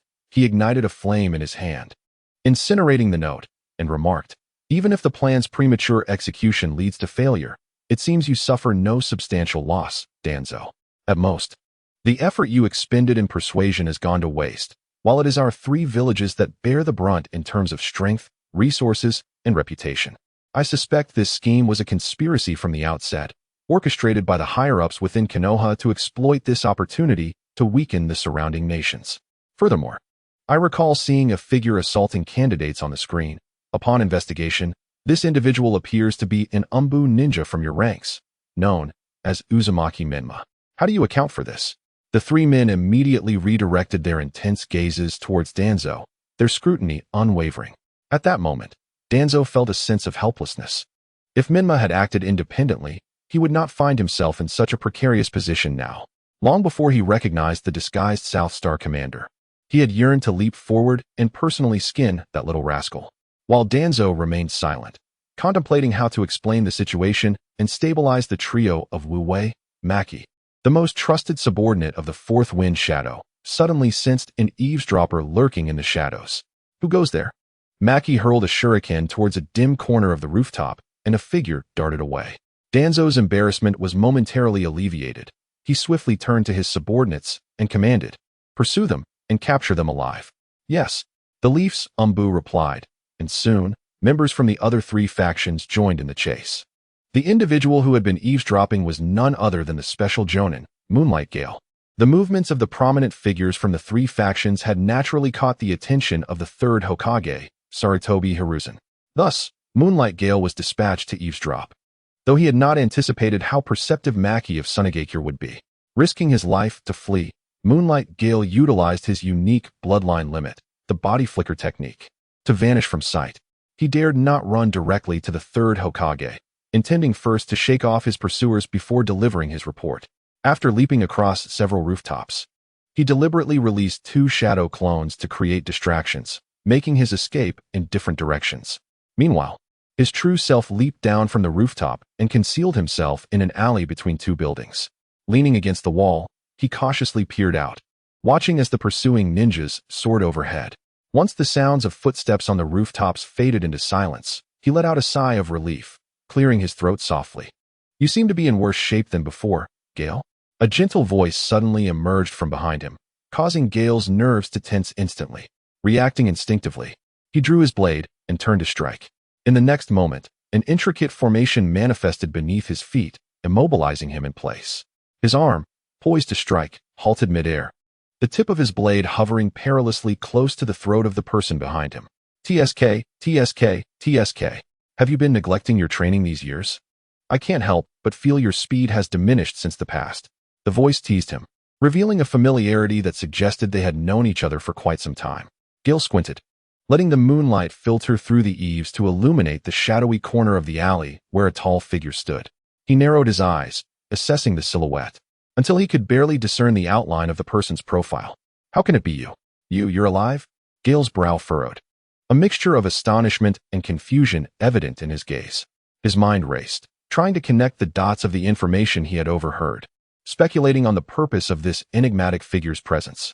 The mysterious individual raised a hand to push aside the blade that Gale had aimed at his neck, letting out a dismissive chuckle. Disappointment washes over me. My life is far sturdier than that of the ancient figure known as Hizashi, who is yet to draw his last breath. How could I possibly succumb before him? The third Hokage once acted in your favor, yet you stubbornly refuse to recognize your misguided path. Who can be blamed for that? Kaze, resolute in his arguments, scoffs. For my benefit? Had he not interrupted my research, I would have long since completed my studies, trampled the Sannin beneath my feet, and emerged as a hero revered by the masses. Your obstinacy persists, a testament to why Lord Hizashi issued the decree for your eradication. Kaze's gaze sharpens. As a direct member of the third Hokage's elite Umbu, he bears the duty of protecting the Hokage. Thus, his sole intention is to fulfill the mission the Sannin could not complete, to eliminate the individual before him. Chakra surges within him, striving to break free from the binding formation. Alas, no matter his attempts, he finds himself powerless against those invisible shackles. The enigmatic figure in the corner appears to revel in the sight of Kaze's desperate struggles, a hint of amusement flickering in his eyes. After all these years, you remain as inept as ever, a mere waste. Were it not for the utility of your jutsu, you would have already met your demise. He advises, conserve your strength. This body will soon serve my purposes. What do you intend to do? Could it be that you are the shadowy figure TZ mentioned? Kaze's eyes widen in fury. His expression shifts, the only semblance of action he can muster at this moment. The mysterious figure's fingers dance, swiftly forming seals, a grin gracing his lips as he speaks. I am not the mastermind. Rather, I was fortunate enough to be saved during the Sannin's pursuit of me. My presence in the Senju Kaijin city today is merely to repay the life debt owed. You shall witness all this shortly, and your questions will be answered, though you may no longer possess your senses by then. What? You intend to? Kaze's words falter as the mysterious figure completes the seals, his hands forming a triangle directed at Kaze's forehead. Mind and body purification technique. A white beam of light emanates from the triangle, striking Kaze's forehead. Soon, a peculiar white puppet seal manifests upon his brow. His eyes dull, losing their luster, eyelids drooping as if his very soul has been snatched away. With a crisp snap of his fingers, the formation beneath Kaze dissipates. He sheaths his blade behind him and kneels, his right fist resting against his chest. Master. Excellent. Follow me, the enigmatic figure declares, a triumphant smile illuminating his face. He turns and strides deeper into the alley, Kaze rising to follow closely behind, their figures once again swallowed by the shadows. The meeting atop the Oriental Pearl, disrupted by a sudden gust of wind, saw the various factions depart with ulterior motives. As for the demands inscribed on the note, the four high-ranking individuals each possessed an internal scale to weigh the pros and cons. It remained uncertain who would comply and who would refuse. At present, they had but an hour. Whoever could locate their ally in that time would free themselves from the puppeteer's grasp. Danzo, his brow furrowed, returned to his designated suite, leaning on a cane concealing a blade. Inside, Uchiha Shursui, dispatched for reconnaissance, had been waiting anxiously. Upon Danzo's arrival, he hastened to greet him. How did it go? Danzo inquired, his tone laced with urgency. The unexpected turn of events had caught him off guard, stirring a sense of unease within him. Shursui wasted no time and recounted every detail of the intelligence he had gathered. According to the dark ninja sent to investigate the maze, the assailants responsible for the deaths and abductions hailed from the land of crafts. Their identities were those of the four celestial beasts of that land. each wielding a treasured artifact. Consequently, I had my subordinates delve into the secret texts, which revealed that the land of crafts had long sought to resurrect their progenitor, Saimai. The artifacts in the possession of the celestial beasts were keys to this resurrection, and they also required a vast amount of chakra for the endeavor. Thus, my subordinates surmised that their aim in abducting the Jinchuriki was to facilitate this resurrection scheme. Ah, I see, Danzo mused, realizing they had been plotting all along. Though he had not anticipated their timing, he took a seat on the sofa, resting his hands on the head of his specially designed cane. Contemplating his next course of action, this resurrection must involve some form of ritual, correct? Indeed, Shursui confirmed. There exists a unique formation that necessitates prior preparation, and the corpse of Saimai must also be present. It sounds as though a considerable expanse is required for such a grand objective. Have they not yet located it? Shursui hesitated, his tone betraying a lack of confidence, which served as an answer in itself. Danzo shook his head, lifting his cane and striking it forcefully against the ground. You have 1 hour. Deploy every available Umbu operative into the death maze to search for the Jinchuriki. It is imperative that we locate them within this time frame. You must go as well. Understood, Shursui replied, and under Danzo's icy gaze, he exited the suite once more. Chapter 74, Suffering Within the Cavern. Menma's fingers danced as he expelled a torrent of earth-style chakra, coalescing it into sharp stone spikes that shot toward the opposing reflection. The mirrored Menma swiftly retreated, employing earth release to raise stone walls that shielded him. The freshly erected walls crumbled upon collision with the incoming spikes, resulting in mutual destruction. Seizing the opportunity presented by a blind spot in the mirrored Menma's line of sight, the original Menma flickered behind his reflection, executing a swift sword technique. The sharp blade gleamed coldly under the moonlight, and the crescent-shaped sword aura surged forth, cleaving the reflection before him in two. However, Menma did not revel in his success. Instead, his brow furrowed, and his eyes narrowed slightly. He sensed that the sensation of this strike was amiss. He was acutely aware that he would not be so easily vanquished. Indeed, the moment the reflection was severed, it lost its color, and its skin cracked, reverting to a mere clay clone. Meanwhile, the true reflection had seized the opportunity to form the seals for the next ninjutsu. Through the gaps between the scattered stones, Menma could almost perceive the smug smile hidden beneath the mask of the reflection. With a flourish of its hands, the reflection unleashed a torrent of earth from its sleeves, akin to a dam bursting forth. The surging deluge of soil rushed forth in an instant, prompting Menma to summon a shadow clone, which propelled him upwards by pushing against his feet. At that moment, the mirrored Menma altered the seal once more, causing the flood to coalesce into a colossal dragon's head. Its gaping maw aimed menacingly at the airborne Menma. TCH, here it comes again. A flicker of disdain crossed Menma's eyes as he concentrated his chakra into his left hand, executing the earth release, stone skin technique, enveloping his arm in layers of robust rock. Harnessing the force of gravity, he delivered a powerful punch to the dragon's forehead. Boom! The collision produced a resounding echo, causing the entire cavern to tremble momentarily. The mirrored Menma continued to channel chakra, gradually raising his hands to manipulate the earth dragon in an effort to crush Menma against the ceiling.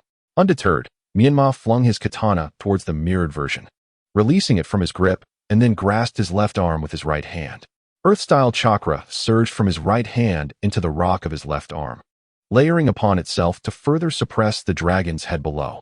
The mirrored Menma had no choice but to evade the incoming katana, and in that fleeting moment of displacement, the earth dragon lost its momentum as if its very foundation had been pulled away.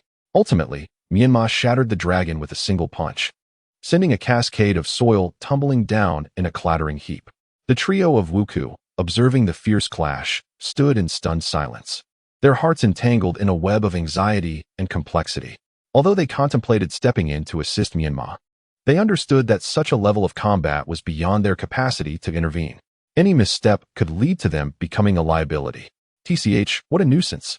After landing, Menma shook his still stiff left hand, his irritation towards the reflection reaching its zenith. In contrast, the mirrored Menma appeared thoroughly at ease, brushing off the thin layer of dust that had settled upon him, and teasingly remarked, "Compared to our previous encounter, you've certainly improved. Yet alas, you remain vastly inferior to me. Is earth release your sole technique? If you keep serving me the same dish, I shall grow weary of it." Menma found this statement amusing and retorted, "What? As my replica, are you unaware of my capabilities? Or is there anything about me that you cannot replicate?" The mirrored figure subtly turned its eye, feigning nonchalance as it rubbed its neck, remarking, "What are you saying? I am well aware of your capabilities. And precisely because I understand them so thoroughly, I find it utterly uninspiring. Is that so?" The mirrored figure seemed to harbor a hint of skepticism towards its counterpart, sensing that the other was deliberately trying to elicit something from within. From the initial aggression to the current probing, it had been a series of tests. Doubts crept into its mind. Perhaps its instincts were correct. This reflection might indeed be incapable of replicating a certain aspect of its power. As thoughts raced through its mind, it quickly recalled the uncontrollable force residing within, that elusive power of the fox. Could that be the objective? Instinctively, it glanced towards the side, where the figure known as Kong remained bound to the monstrous statue. If the other truly wished to bear witness, it would not hesitate to awaken this counterfeit to broaden the other's horizons. The mirrored figure, undoubtedly aware of the direction of its gaze, paid it no heed. "I advise you to relinquish those unrealistic notions at once, lest you suffer the consequences." "Ah, but perhaps you are more concerned about your own misfortune?" With a cold snort, its resolve only strengthened.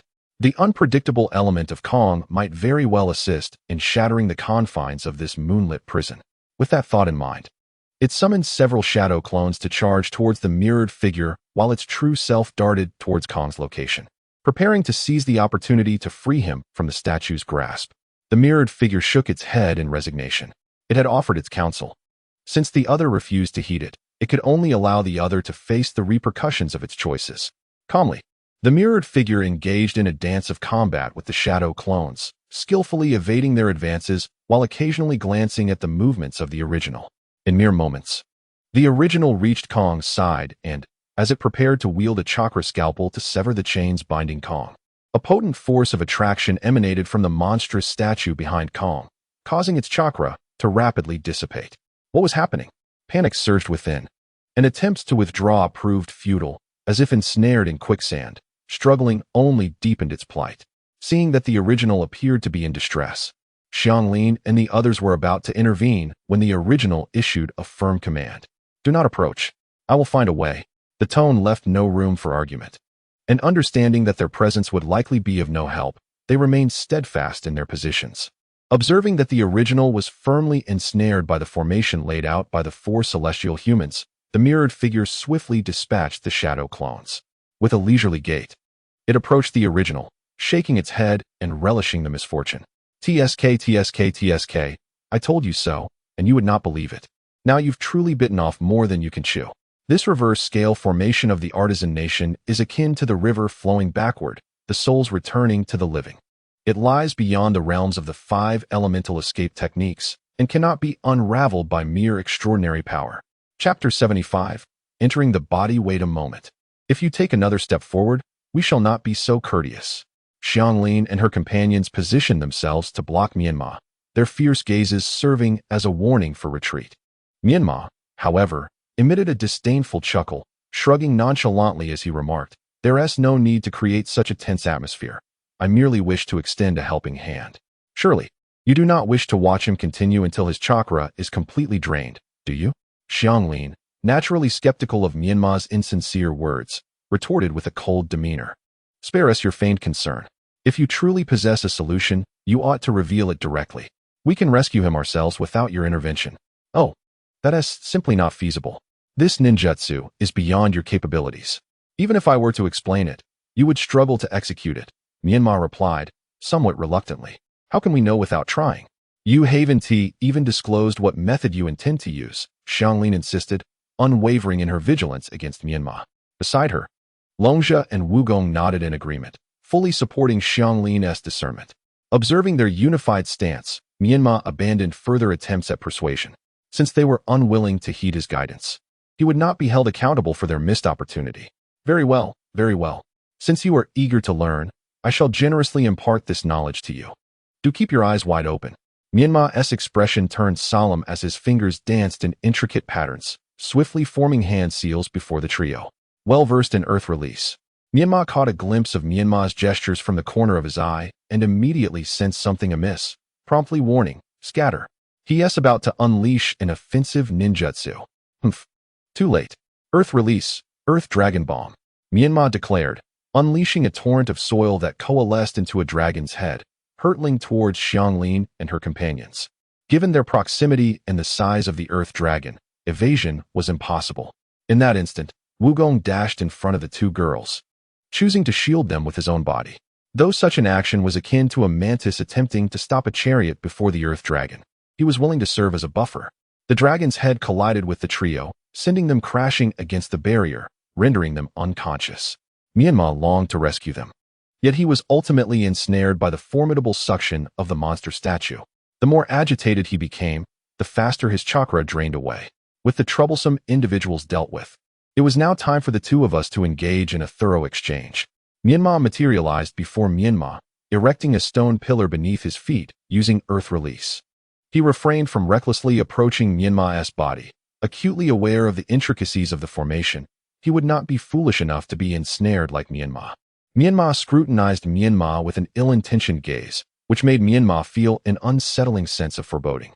He felt as though he stood before a lecherous man, bare as a woman. Deeply repulsed by the gaze fixed upon him. What do you truly desire? He questioned. Patience, my friend. I am merely seeking the right position, ensuring that the insertion will be less painful.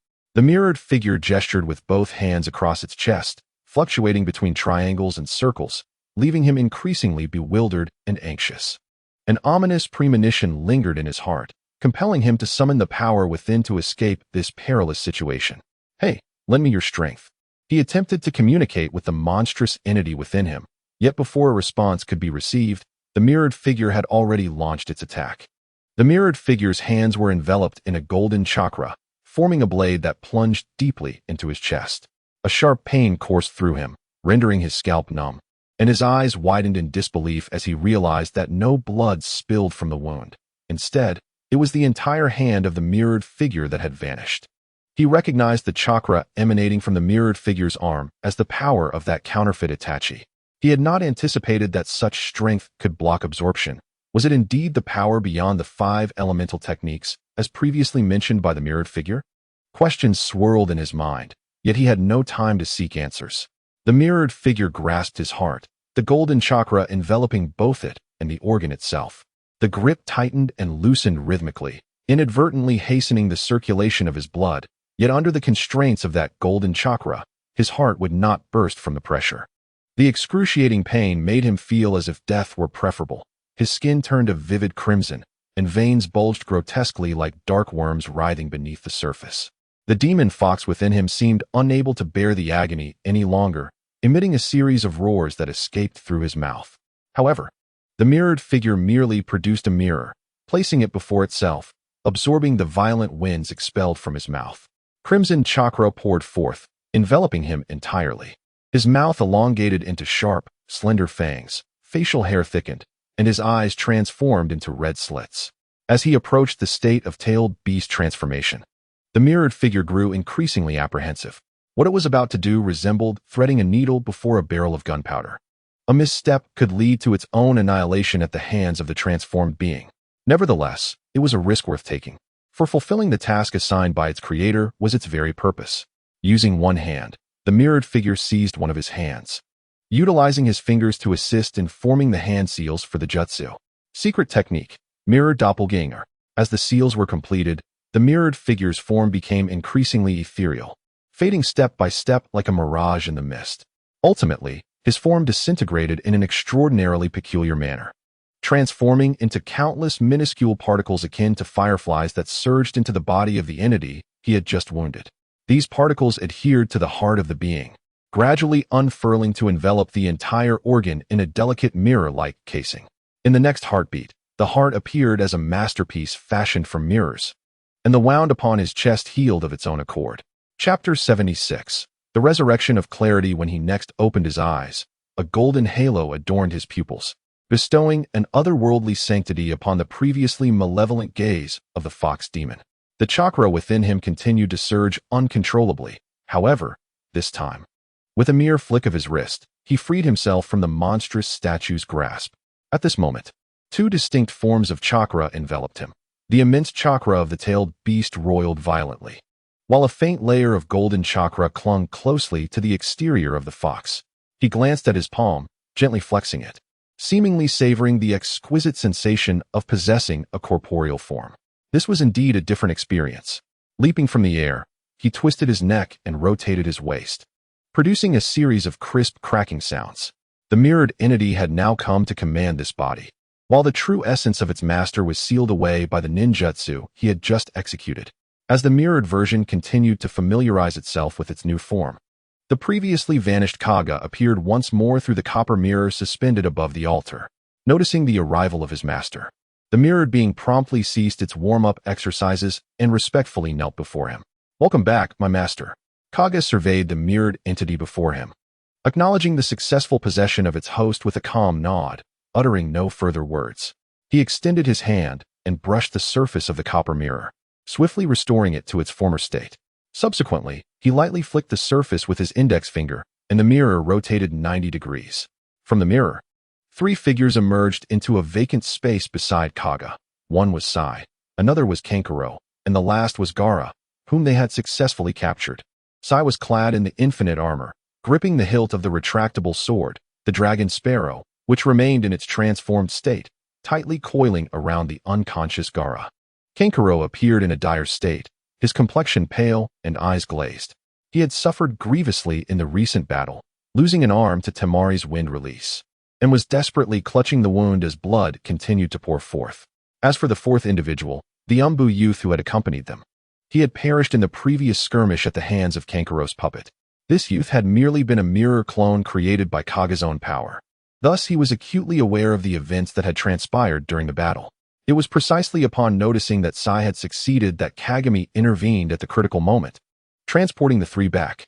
"Thank you for your assistance," Sai expressed his gratitude. It was his words that stirred the weary peacock, who was struggling to maintain consciousness.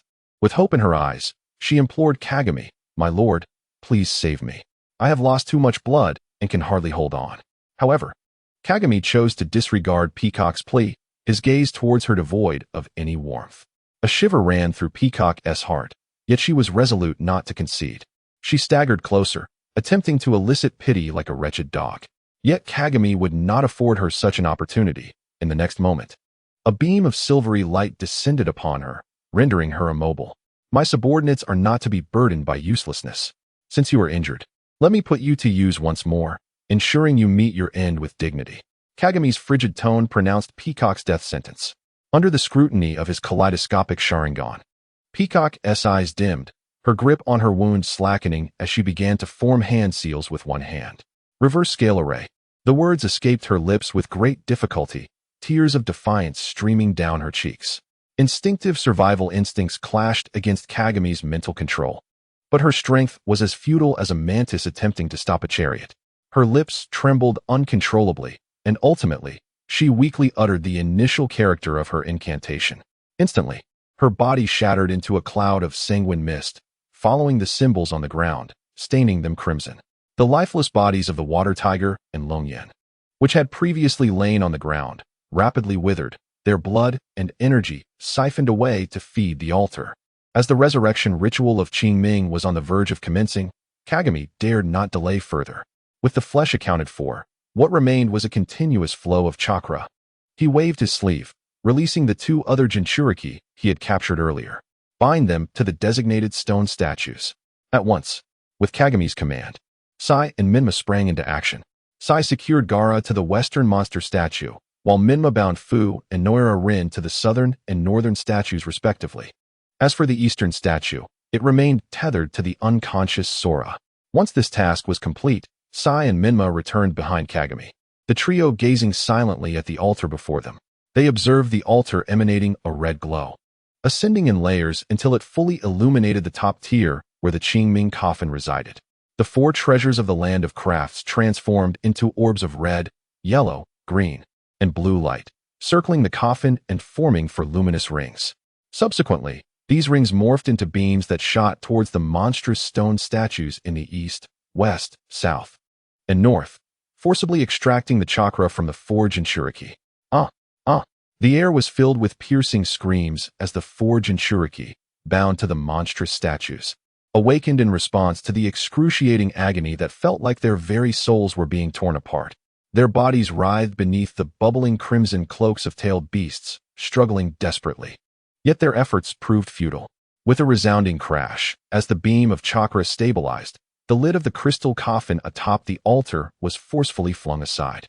The founder of the Land of Crafts, who had slumbered for over a century and was recognized as the ultimate weapon of the nation, awakened with clarity. He emerged from the crystal sarcophagus, his form gaunt and skeletal, yet gradually began to fill out, as if life were returning to him. Wrinkles melted away like snow under the sun, and his once pallid, darkened visage became vibrant and radiant.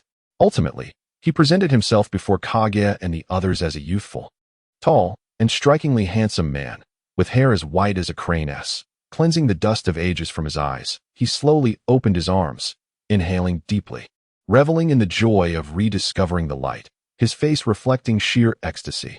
Chapter 77. The 8 Prisoners of Yunbiya. I never imagined my return to the mortal realm after a century would coincide with such a beautiful moonlit night. It truly aligns with my tastes. Cleansing his gaze toward the full moon above, he released a long exhale of murky breath. Bathed in the soft, pale moonlight, his fair and youthful countenance appeared even more ethereal. At that moment, the chakra of the tailed beasts within the forge and shuriki continued to flow ceaselessly into his being. Noticing that the formation of the reverse scales had stabilized, Menma and Sai retreated to Kaguya's side.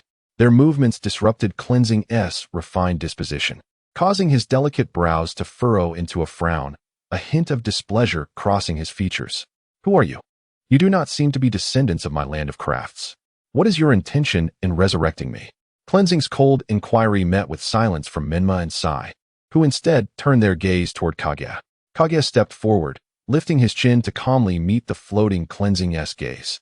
Despite their differing elevations, Kaguya's innate presence made Cleansing feel as though he were the one looking up. This realization displeased Cleansing, the founder of the craft village, significantly tarnishing his initial impression of Kaguya. As Kaguya began to speak, Cleansing abruptly waved his sleeve, interrupting him without a hint of courtesy.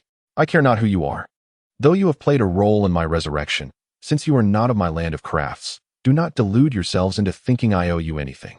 Today, I rise as the ultimate weapon of my nation, and thus, I shall represent the Land of Crafts in declaring war upon the other countries. Therefore, sparing your lives is my act of mercy. Wise ones should depart at once. Kaguya's lips twitched slightly, and several lines of tension appeared on his forehead. To be candid, he detested being interrupted just as he was about to speak, especially in such an arrogant and disrespectful manner. Moreover, to utter such reckless words about declaring war was akin to courting death right after being revived. The narrow-minded individual, upon resurrecting, finds himself still gazing at the sky, restricted to the dimensions of the well's opening. Since you remain oblivious to your own identity, allow me to awaken you from your stupor. Kagamune, pointing at the altar where Saimai stood, radiated an unmistakable fury. You seek death. Saimai, incensed by Kagamune's words, now possessed the chakra energy of 4-tailed beasts, exuding an aura of unparalleled supremacy.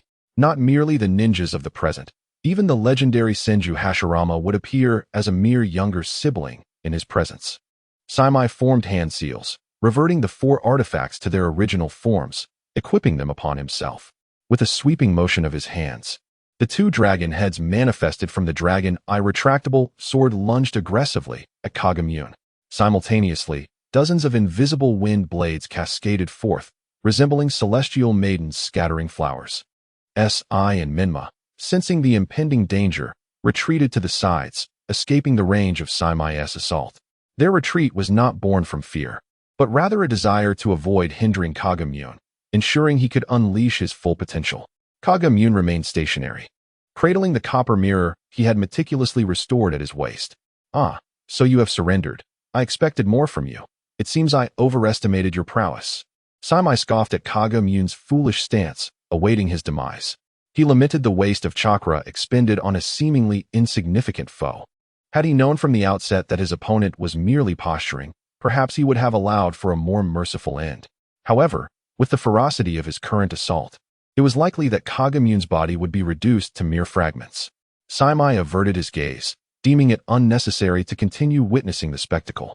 After all, Having just been resurrected, he feared such bloodshed might adversely affect his newly restored body.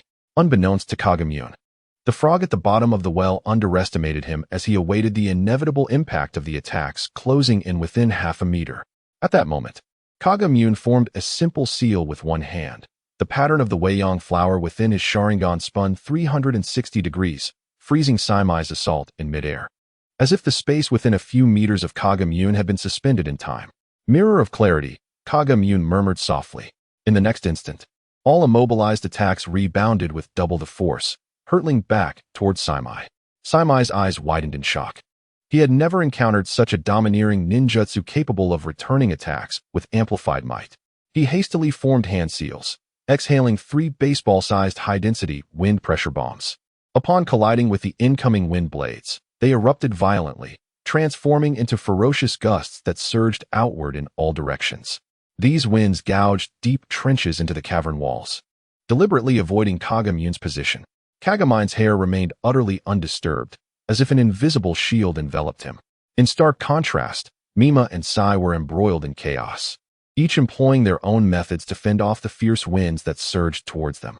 TCH, Qingming scoffed disdainfully, his murderous intent towards Kagemine intensifying significantly. However, before he could make another move, Kagemine altered his stance, casting forth a bronze mirror. The mirror spun continuously, orbiting around Qingming in an intricate dance, creating reflections at every 45-degree angle, ultimately manifesting 8 mirror duplicates suspended above Qingming's head. They slowly adjusted their angles, aligning their reflective surfaces squarely upon him. Are you a juggler? One mirror is already so ostentatious. Do you truly intend to use it to eliminate me? Qingming chuckled, dismissively waving his hand. He was not particularly concerned about what sort of attack Kagemine might unleash. After all, he stood at the center of the altar, flanked by 4 Jinchuriki, who could continuously provide him with chakra. Even if he were grievously injured, as long as his wounds were not fatal, he could perpetually restore himself. You shall be disappointed. After going through the trouble of resurrecting you, why would I hastily deliver a death blow? You are an indispensable piece in my forthcoming strategy. Qingming's brow furrowed once more, an unsettling premonition swelling within him. Suddenly, he lost interest in playing the spectator and hastily formed hand seals, intent on shattering the 8 mirrors suspended above him. Unfortunately, his reaction was a beat too late. The sealing technique, cloudy 8-fold prison of light, emanated from the 8 bronze mirrors directed at Qingming, unleashing 8 beams of silvery light that mirrored the night's moonlit glow. The chilling beams descended directly, intersecting through Qingming's chest. Yet, rather than inflicting any tangible harm, they rebounded once they struck the ground beneath the moonlit barrier. The cavern walls, enveloped by the lunar prison, resembled a closed, curved mirror. These beams of light ricocheted within the confines of the barrier, diminishing in brilliance and narrowing in diameter with each reflection. However, after countless rapid reflections, the delicate strands of light intricately entwined through Qingming's limbs and frame. In the fleeting moment his eyes could respond, Qingming realized he had already been ensnared by myriad threads of light, rendering his entire body immobile. TCH, you truly underestimate me to believe such flashy yet hollow techniques could bind me. Despite his body being unable to move, the tailed beast chakra he absorbed was undeniably potent. This chakra was wild and uncontrollable, making it ideally suited for destruction. He attempted to unleash the chakra within him to erode Kagemine's sealing technique. However, in the next instant, he was astonished to discover that all 361 of his release points could not be activated as normal. How is this even possible? Qingming instinctively knitted his brows, an unmistakable urgency etching itself across his face. He had not anticipated that the luminous threads penetrating his body served not merely to secure him, but also to obstruct the meridians within. It seemed that Kagami was displeased with Qingming's excessive noise. He pointed his right index finger towards him. A beam of light shot forth from his fingertip, piercing through Qingming's throat and silencing his voice, rendering him incapable of uttering another sound. Qingming's eyes widened in disbelief, filled with fury as he glared at Kagami. I advise you to conserve your strength, lest I become displeased and deprive you of your sight, Kagami warned, tapping his finger twice more, sending 2 rays of light that grazed the corners of Qingming's eyes as a means of intimidation. After such a fright, Qingming indeed tempered the anger in his gaze. He could not easily let Kagami off the hook, yet he understood his predicament more clearly now. He would have to bide his time and await an opportunity to extricate himself from this dire situation. Observing that Qingming had ceased his struggles, Kagami withdrew his hand. He gazed at the moon overhead, contemplating for a moment before instructing Menma and his companion. "The time has come. Let us commence." "Understood," Menma replied, pressing his palms against the ground and channeling an abundance of earth chakra underground. Earth release, ground movement core. As Menma activated the technique, the dragon veins beneath responded, causing the entire cavern to tremble violently. A profound sense of weightiness enveloped the atmosphere, while the walls on either side began to collapse and crack, clearly indicating that the altar was gradually ascending. Protected by the moon enclosure barrier, the falling debris posed no threat to those within. They merely slid along the curved surface of the barrier, gradually revealing the surroundings. Within mere seconds, the altar, which had been hidden underground, surged forth, forming a towering platform nearly 100 feet high. During this upheaval, the entire labyrinth was not spared from the violent shaking, with parts of the ground within succumbing to collapse. All examinees within the maze turned their gazes towards the suddenly emerging platform, and even the broadcast within the Chinsho 9 Dragon City focused on this new structure. Kagami summoned a bronze mirror, directing it towards himself, utilizing the mirror space ninjutsu to broadcast the image onto the large screens throughout the 9 Dragon City. The unexpected switch in the broadcast sent the control room into a frenzy, but when they recognized the figure on screen as Tsunade, their anxious hearts calmed. They mistakenly believed that Lady Tsunade had assembled another team for an impromptu live broadcast. Even those in the Chinsho 9 Dragon City, glued to the screens, began to speculate. What is that? Could it be a new gimmick for the upcoming betting? Is there a race to the top of the tower? But when did Lady Tsunade sneak into the labyrinth? How could the house take part personally? The residents remained oblivious to the true events unfolding, yet they sensed an ominous premonition of impending turmoil. Each one of them clutched their pockets tightly, vowing never to be deceived again, lest they be exploited once more. Within the private room, the factions that had received Kage's note furrowed their brows in unison, as they simultaneously received a grim piece of news. Their attempts to send a team into the labyrinth had been completely thwarted. The entire city of Kowloon was now besieged by an army of 100,000 stone gargoyles. Anyone attempting to leave the city would be mercilessly overwhelmed and slain by them. Under such dire circumstances, it became evident that they had little choice. To ensure the safety of the hostages in Kage's possession, they reluctantly complied with the instructions outlined in his earlier note, commanding their subordinates to commence destruction at the designated locations. As the chaos erupted within the city, Kage received the signal and, clearing his throat deliberately, addressed everyone before the screen in a voice reminiscent of Tsunade's. "It is my honor to share this splendid moonlit night with all of you. Perhaps you are unaware, but today marks an extraordinarily significant day for you." The repetition of the word extraordinarily 3 times heightened the curiosity of the residents within Kowloon. However, some sensed a disquiet. Those familiar with Tsunade recognized that this was not her usual manner of speaking. You may be wondering what makes this day so important, and why it seems to escape your memory. The answer is simple: you are all still alive. Once you are all dead, you will realize that today is, in fact, the anniversary of your demise. Ha! Kage's mouth split into a wide grin, revealing 2 rows of pristine teeth and bright red gums, as he laughed in a grotesquely twisted manner. The residents before the screen were momentarily stunned, taken aback by this chilling jest. Almost simultaneously, they cast disdainful glances at Tsunade's image on the screen, baffled by the bizarre behavior of the Lord of Kowloon. Kage, naturally, could sense their inner turmoil through the screen, gradually suppressing his laughter, his pupils darkening with malice. With a single hand, he formed a new seal, dividing the image on the screen into 2. One half focused on the interior of Kowloon, sweeping across the 4 cardinal points, where flames erupted and cries for help echoed in despair. The other half turned outward, where, under the control of the Yomi, the resurrected army of stone gargoyles sharpened their blades in anticipation. Upon witnessing this, those who had previously dismissed Kage's words were left utterly speechless, beads of cold sweat forming on their foreheads.